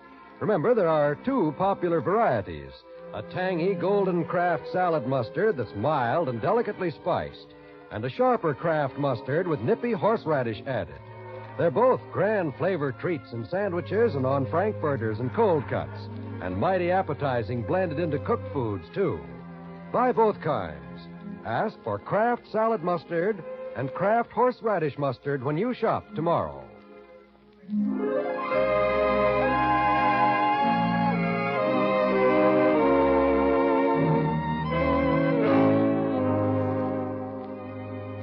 This is the National Broadcasting Company.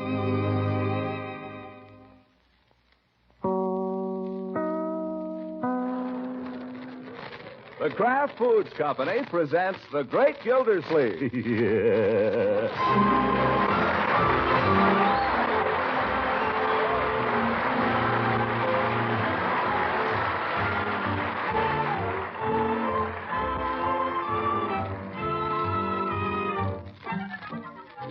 It's The Great Gildersleeve, starring Harold Perry, brought to you by the Kraft Foods Company, makers of Parquet margarine and a complete line of famous quality food products. Now let's join the Great Gildersleeve. There seems to be a good deal of activity going on in his house. Leroy, ask Bertie if she's finished ironing my shirt. Okay. Marjorie, what'd you do with my tuxedo? Your tuxedo? I haven't been wearing it. Yeah, it came back from the cleaners this morning. Someone must have put it someplace. Leroy, you going to ask Bertie about my shirt, or aren't you? Sure. Gosh, what's the hurry? There's an opera on, young man. Now get moving. Ask her about my tuxedo at the same time. And answer the phone. I'll answer the phone. It's probably for me. Well, somebody answer it. Mr. Gildersleeve, President. Oh, yes, Miss Goodwin, he's sitting right here. No, he ain't particularly busy. I'll call him. Mr. Gildersleeve, Miss Goodwin on the phone. Yeah, all right, Bertie, thank you. But I am busy. Do you know what happened to my tuxedo? It's hanging in your closet, Mr. Gildersleeve. Oh, well, what about my shirt? It's in your dresser drawer. Already? Wonderful. Well, wait a minute, Bertie. Don't go away now. Hello, Eve. How are things shaping up? Great. Look, how would it be if I pick you up around 8 o'clock? Okay, my chariot will draw up to your door at the stroke of 8. Shall I blow the horn? I was only kidding, Eve. I'll ring the doorbell. Am I dressing? You darn right I am. After all, an opera doesn't come to Summerfield every day. Okay, Eve. Ta-ta. Let me see now. If I forgot you were standing there, Bertie. Something you wanted, Mr. Gildersleeve? Yes, Bertie. Very important. I wonder if you could press my black tie, give it a little backbone. I can try, Mr. Gildersleeve. Fine. Leroy, run upstairs and get my black tie. It's lying with my collar and studs on the bed. Gosh, all this work to go to the opera. Does everybody have to go through this? Men always dress to go to the opera, my boy. It's a tradition. Yeah? Who started it? Women, go get the tie. Okay. See, a shirt, collar, tie, socks. Socks. Bertie, have I got any black silk socks? You got 3 pair, Mr. Gildersleeve. One pair never even been mended. Well, one pair ought to be enough. Let's see. What else? Oh, yes, my opera hat. Have you seen it? No, sir, not in some little time. I've worn it since the day I sat on the platform with the governor.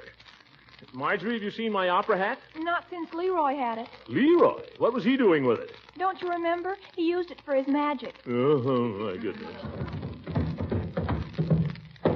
Here you are, Unc. Is this it?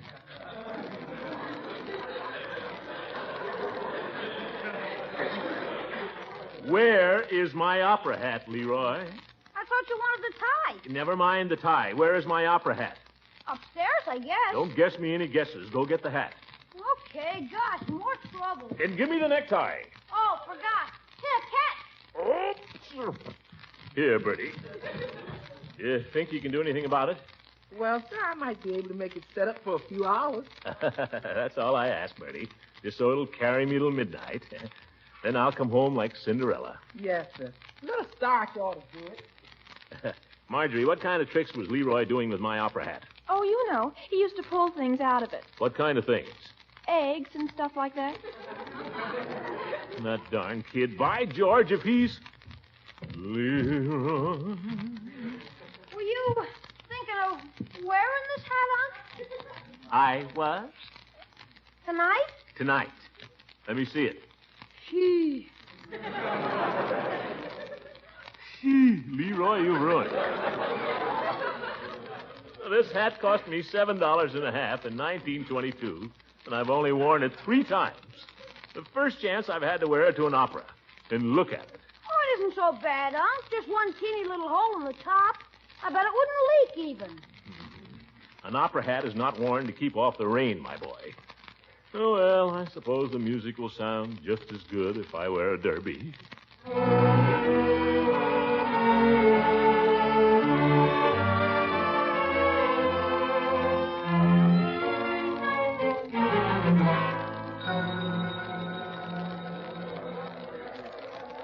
Well, here we are, folks, in the lobby of the Summerfield Opera House, where tonight Summerfield is to have its first opera since the year 1922. Now, I'm going to try to bring to our microphone a few of the leading citizens as they arrive to take their seats. So, if you'll just be patient, we expect to present some of these leading citizens very shortly. Pardon me, buddy. Could you I'm sorry we're on the air. Oh, pardon me. I thought you were an usher. Look, Lovey, this guy's broadcasting the opera. You see the microphone? Yeah, I've seen lots of them in pictures. While we're waiting, folks, I might give you a little background information on tonight's opera entitled Tannhauser. It was written by Richard Wagner, a German, and was first presented in the year 1845 in the city of Dresden, He's Germany. reading all that off the paper. Yeah, I saw 'em. Oh, I think I see a gentleman coming now I'd like to present to you over our microphone. Oh, Mr. Gildersleeve. This gentleman is the chairman of the Committee on Arrangements for tonight's opera. Did you hear that, honey? Mr. Gildersleeve's going to speak over the air. Why? Mr. Gildersleeve, will you step over? Yes, pardon me, madam. And here is our first celebrity, ladies and gentlemen, just as we promised, Mr. Throckmorton P. Gildersleeve, our popular water commissioner. Oh, thank you. Should I talk or sing? Just talk. Oh, yes. Ladies and gentlemen, it's a great pleasure to be here this evening. And as chairman of the Committee on Arrangements, I want to say it's been quite a job getting this opera on. What I mean, ladies and gentlemen, is that I personally have sacrificed my personal time and energy. So I want to... Thank you, Throckmorton P. Gildersleeve. Now, folks... Just a minute. I haven't finished. I didn't say anything about how good the opera is. Oh, I'm sorry, Mr. Gildersleeve. Everything is timed to a split second. Oh. Now, I'll move our portable microphone around a little, friends, and bring you some of the other celebrities. At the time Tannhauser was... Hiya, Commissioner. Nice little speech you give there. Thanks, Floyd. Had some more I wanted to say if you hadn't been in such a hurry. Oh, well. Hi, Commissioner. What's the matter? You can't say hello now that you're a big radio star? Oh, Mrs. Munson, hello. Say, is that darn announcer introducing somebody else? Huh? Who is it over there? I think it's, yeah, it is. Chief Gates. Chief Gates? Who wants to hear a speech from him? Now, if he'd let me develop my thought a little bit. Let's go over and listen to the chief. Maybe we can make him laugh in the middle. Now, Lovey, is that a nice thought? Well, come on, let's go listen to him anyway. And so I take great pleasure in presenting Summerfield's popular chief of police, Don Gates. Ladies and gentlemen, there was more crime in Summerfield during 1945 than in any previous year of our history. The music, Chief. Say something about the music. Arrests for every type of offense increased during the past year. Of particular importance was the rise in juvenile delinquency. Every time he makes a speech, Floyd, it's about juvenile delinquency. And in my opinion, juvenile delinquency can only be curbed by occasions such as this one. Giving our young people wholesome amusement that will keep them off the streets. I thank you. Thank you, Chief Gates. The story of the opera Tannhauser is a tragic one, dealing with a love and medieval... Well, good evening, folks. Mrs. Munson, nice to see you again. Hi, big boy. Hiya, Floyd. Hiya, Commissioner. Nice little speech, Chief. You talk into that thing like you was Gabriel Heater himself. Heaven's sakes, Chief, why didn't you say something about how much Summerfield has needed the opera? What a great thing this is for the music lovers in this town. Well, I gave my angle of it, Commissioner. You made it sound like a punishment for criminals. Well? You like it, Floyd. You like it. Well, I'll give it a listen. Come on, shouldn't we be finding our seats? Yes, by George, we should. Now, just follow me, folks.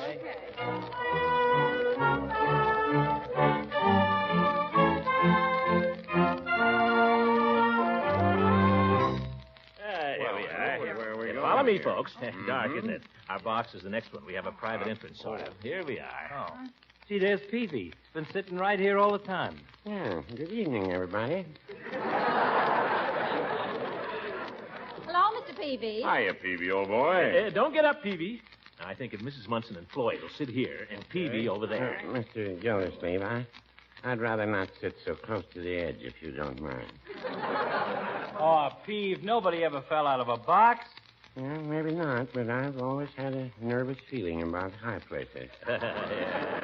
Yes. Oh, look at all the people way down there. Catch me, Lovey. I think I'm going to jump. Oh, Floyd's a clown, isn't he? Yeah, very funny. For heaven's sake, Floyd, people are staring at us. Let 'em. I bought my ticket. Yeah. It's a funny thing being nervous about high places. Psychology, I suppose. Yes. Hey, look. I could drop my program and bean the president of Hogan Brothers. Little psychological quirks. For example, I never can eat eggplant after tomato soup. Yes. Where the dickens is Judge Hooker? The show ought to be starting any minute. Some people don't like to be locked up in a small room, I understand. I tried it once and I enjoyed it. I guess it takes all kinds. Yes. Quiet, everybody. Now, here comes the orchestra. 20 pieces. I tell you, this is going to be a real show. Hey, wait a minute. That little guy with the piccolo. Don't he hustle baggage down at the depot? Jimmy Pittenger. Sure, that's him. Hey, what kind of orchestra you palming off on us here, Mr. Gildersleeve? For $5 a throw, I don't want to hear no freight handler. Well, Floyd, let's give him a chance. Okay. If he's good, okay. If he's lousy, I hope he drops a trunk on his toe tomorrow. Hey, who's the guy just came in down there with the bald head? Yeah, that's the conductor. Now they'll start. He's tapping. See? Shh.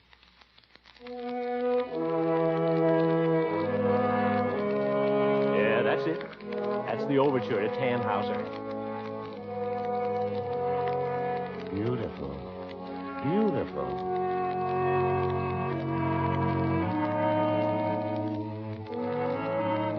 Pardon me, folks. Is this box 7? Oh, for heaven's sake. This is it, Judge. Come on in. Oh, that's you, Floyd? Yep, that's me. Well, where shall I... Quiet, you. Sit down before I choke you. All right.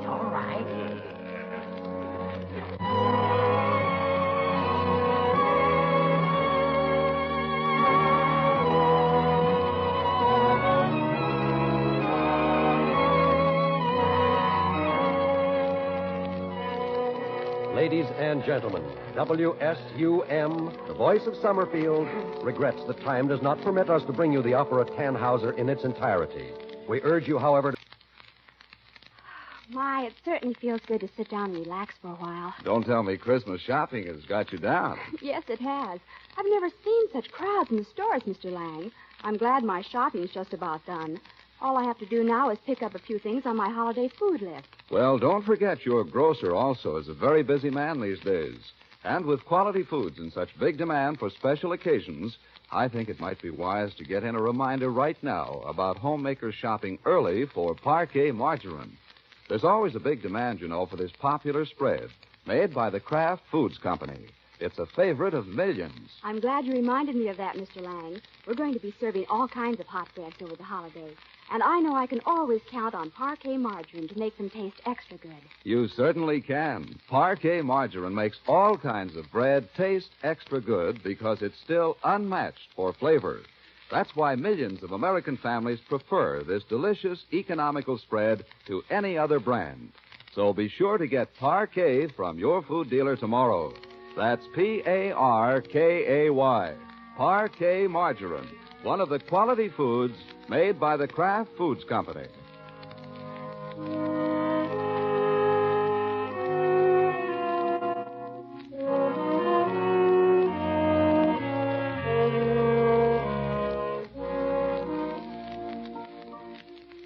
Back in the Summerfield Opera House, the last aria has died away. The last tribute has been delivered. The last bows have been taken.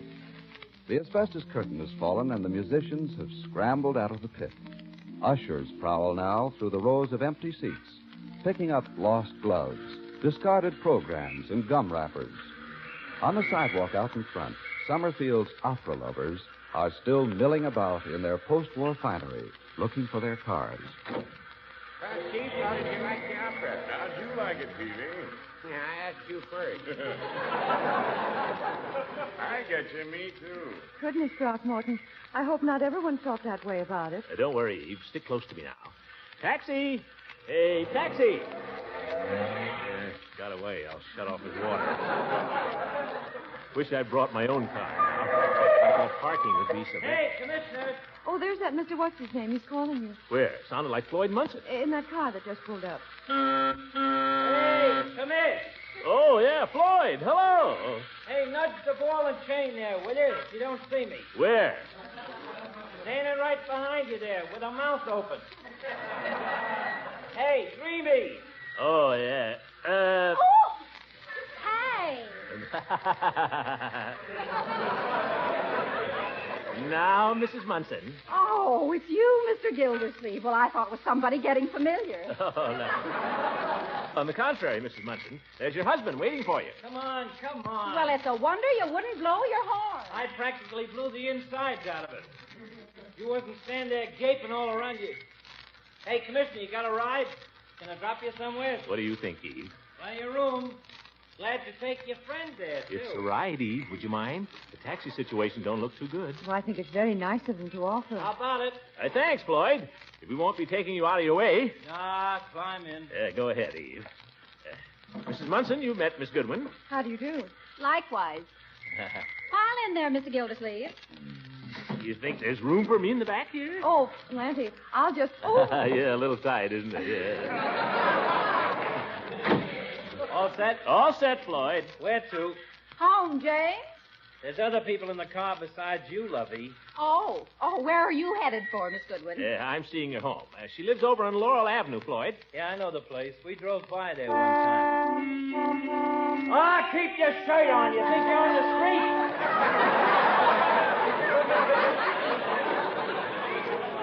That's telling them, Fearless. Now, suppose we get going. Oh, wait.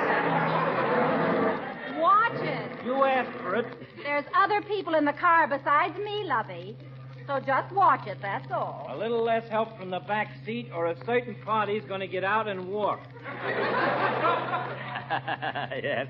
How did everybody like the opera? Oh, yes, I'm very anxious to know... opera's okay for them that like it, I guess. But give me a good musical show anytime. You're a good bill of vaudeville. Yeah. Remember when we used to go to the Orpheum every Saturday night, Floydie? Those were the days. That was entertainment.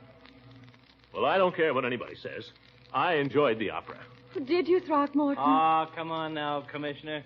I caught you dozing off there a couple of times. I closed my eyes, Floyd, in order to enjoy the music more. Yeah. Well, I don't blame you. Personally, I would have enjoyed it more if I'd slept through the whole thing. Floyd, just stick to your driving. Who asked for any advice from you?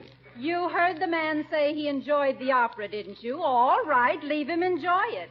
You got a cousin, you know, that likes rutabagas. Listen, you want to get out and walk? Let's not discuss the opera anymore, folks, shall we?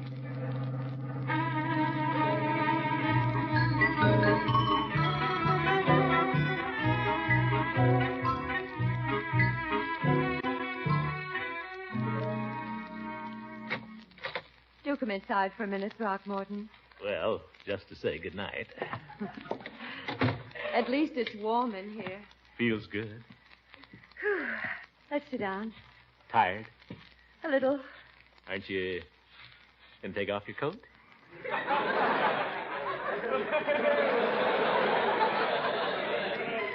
In a minute. I'd just like to sit first. Guess I'll do the same. All these weeks of preparation, and now suddenly it's over. Well, I think it was a great success. Don't you?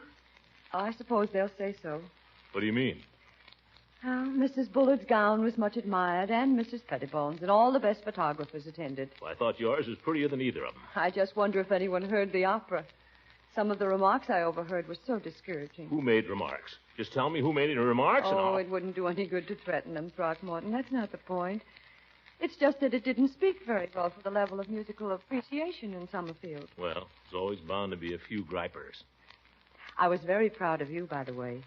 Yeah? When? On the way home, when you defended the opera, when you said that you'd really enjoyed it. Oh, I did. I think it was the finest performance of opera I've ever heard. Well, I don't know that I'd quite agree with you about that.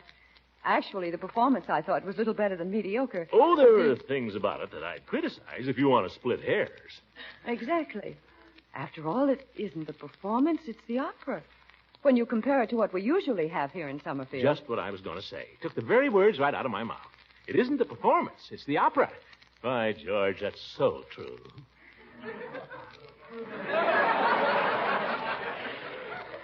You know, Throckmorton, perhaps I shouldn't say this, but I'd almost given you up for lost there for a while.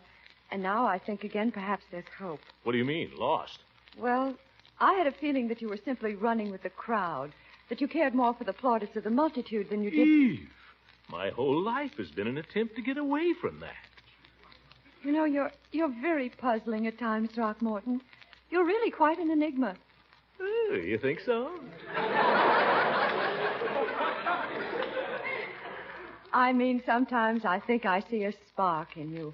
And then for long periods it disappears. I just get too busy. And then suddenly the spark is there again. I can see it. And I have the feeling that if it were just fanned a little... Fan it, Eve.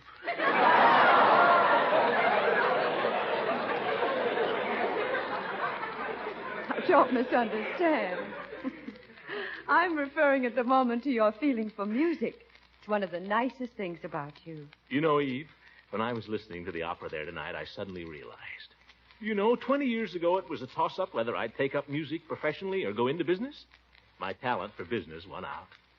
But I still wonder sometimes if it wasn't a mistake. Perhaps it's not too late. You mean you think I could... Oh, not professionally, perhaps, but you still have a lovely voice. Well, music has always been one of my great loves. Me. How does that aria go? Oh, evening star, da, da. Oh, if you studied, Throckmorton, if you really work. I will. I really will, Eve. I'll work and I'll study every spare minute I get. Oh, do. I'll let nothing stand in my way. I'll work till I've made up for all the years I've wasted.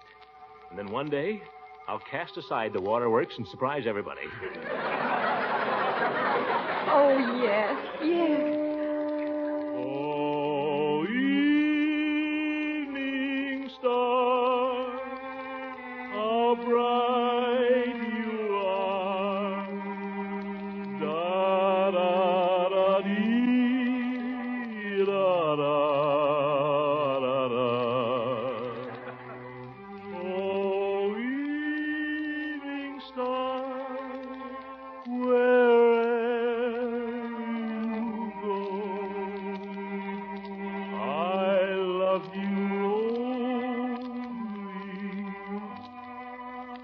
oh, Eve, if I'd only met you 20 years ago.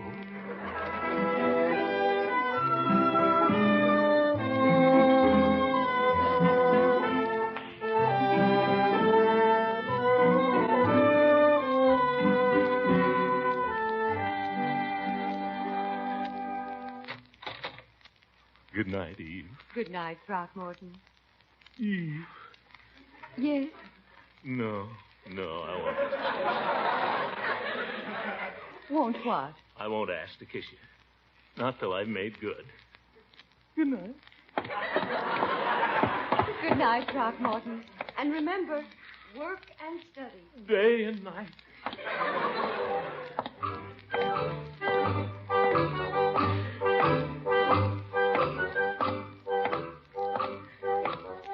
Oh, evening star, how bright you are. Da da da dee da dee da da. Oh, evening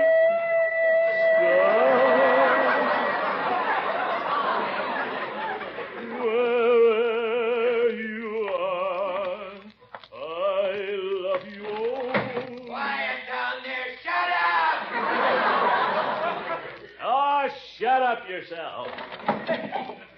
Ignoramuses, all of you. But I'll show you. Oh, no, I better not.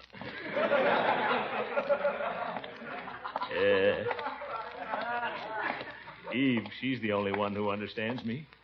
Eve has faith in me. Well, I'll show her, too. Work and study. Work and study. Yes, by George, the first thing tomorrow.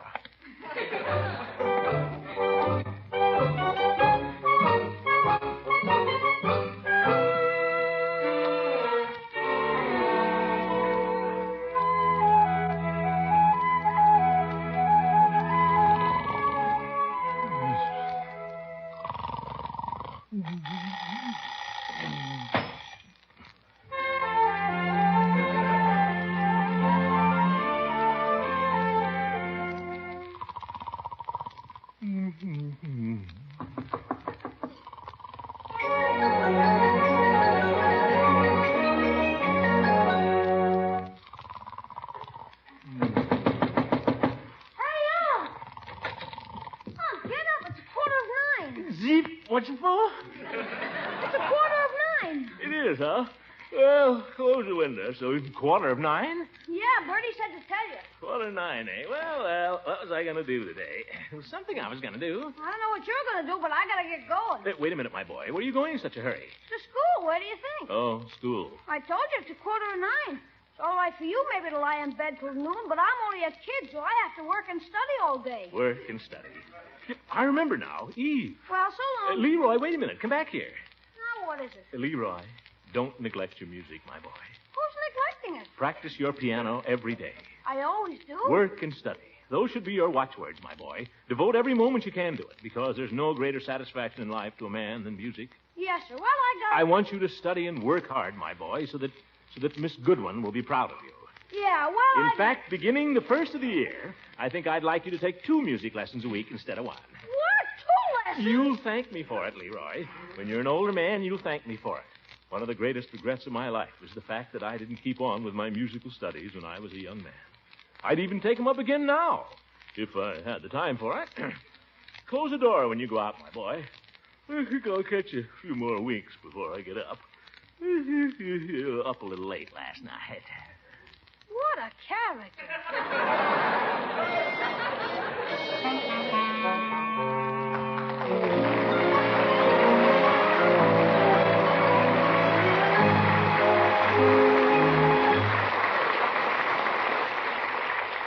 The Great Gildersleeve will be back again in just a moment.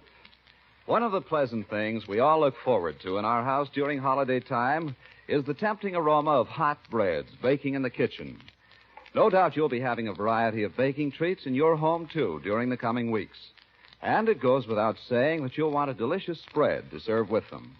So I'd like to suggest for your family's enjoyment a spread that's a favorite of millions, Parquet Margarine, made by Kraft. Parquet Margarine is still unmatched for fresh, dairy-like flavor. That's why it tastes so good on fresh-baked muffins, sugared buns, and crusty rolls. And Parquet is easy on your food budget, too. It's only about half the price of costly spreads. So tomorrow, be sure to buy delicious, economical Parquet. P-A-R-K-A-Y. Parquet Margarine. Made by Kraft.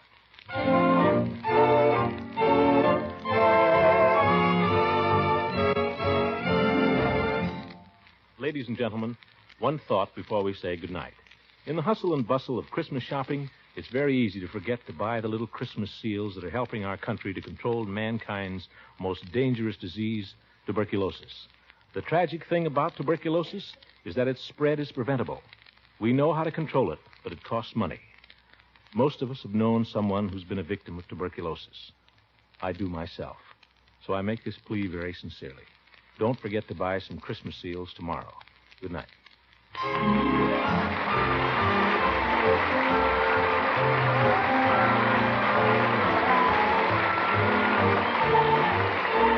was played by Harold Perry. It was written by John Whedon and Sam Moore. The music is by Jack Meakin.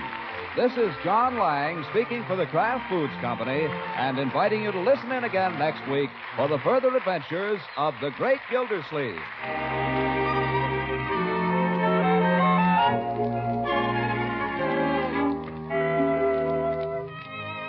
we'll soon be into the holiday season, and that's time for bright, tempting dishes. So add a lively touch of flavor to your foods with tangy, golden Kraft salad mustard. You can serve Kraft salad mustard in all sorts of delightful ways. This delicious salad mustard adds extra flavor zest to cooked egg and cheese dishes, adds lip-smacking flavor to gravies, relishes, and sandwich spreads.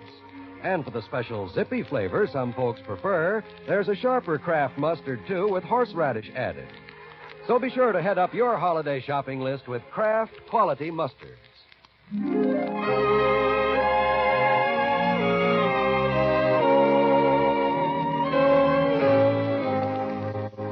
This is the National Broadcasting Company.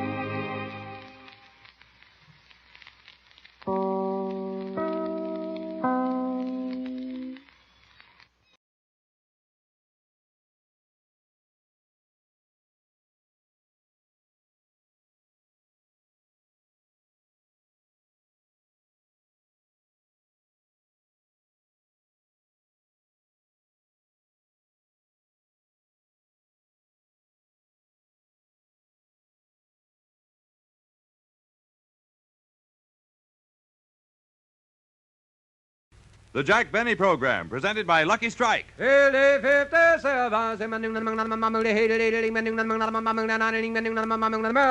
In a cigarette, it's the tobacco that counts. And year in, year out. LSMFT. Lucky Strike means fine tobacco. Remember. LSMFT. Lucky Strike means fine tobacco, and fine tobacco is what counts in a cigarette. Season after season, at market after market, independent tobacco experts, men who are right on the spot at the auctions, can see the makers of Lucky Strike consistently select and buy that fine, that light, that naturally mild tobacco. Fine, light, naturally mild tobacco. Real Lucky Strike tobacco. Fine tobacco that means real, deep-down smoking enjoyment for you. So smoke that smoke of fine tobacco, Lucky Strike. So round, so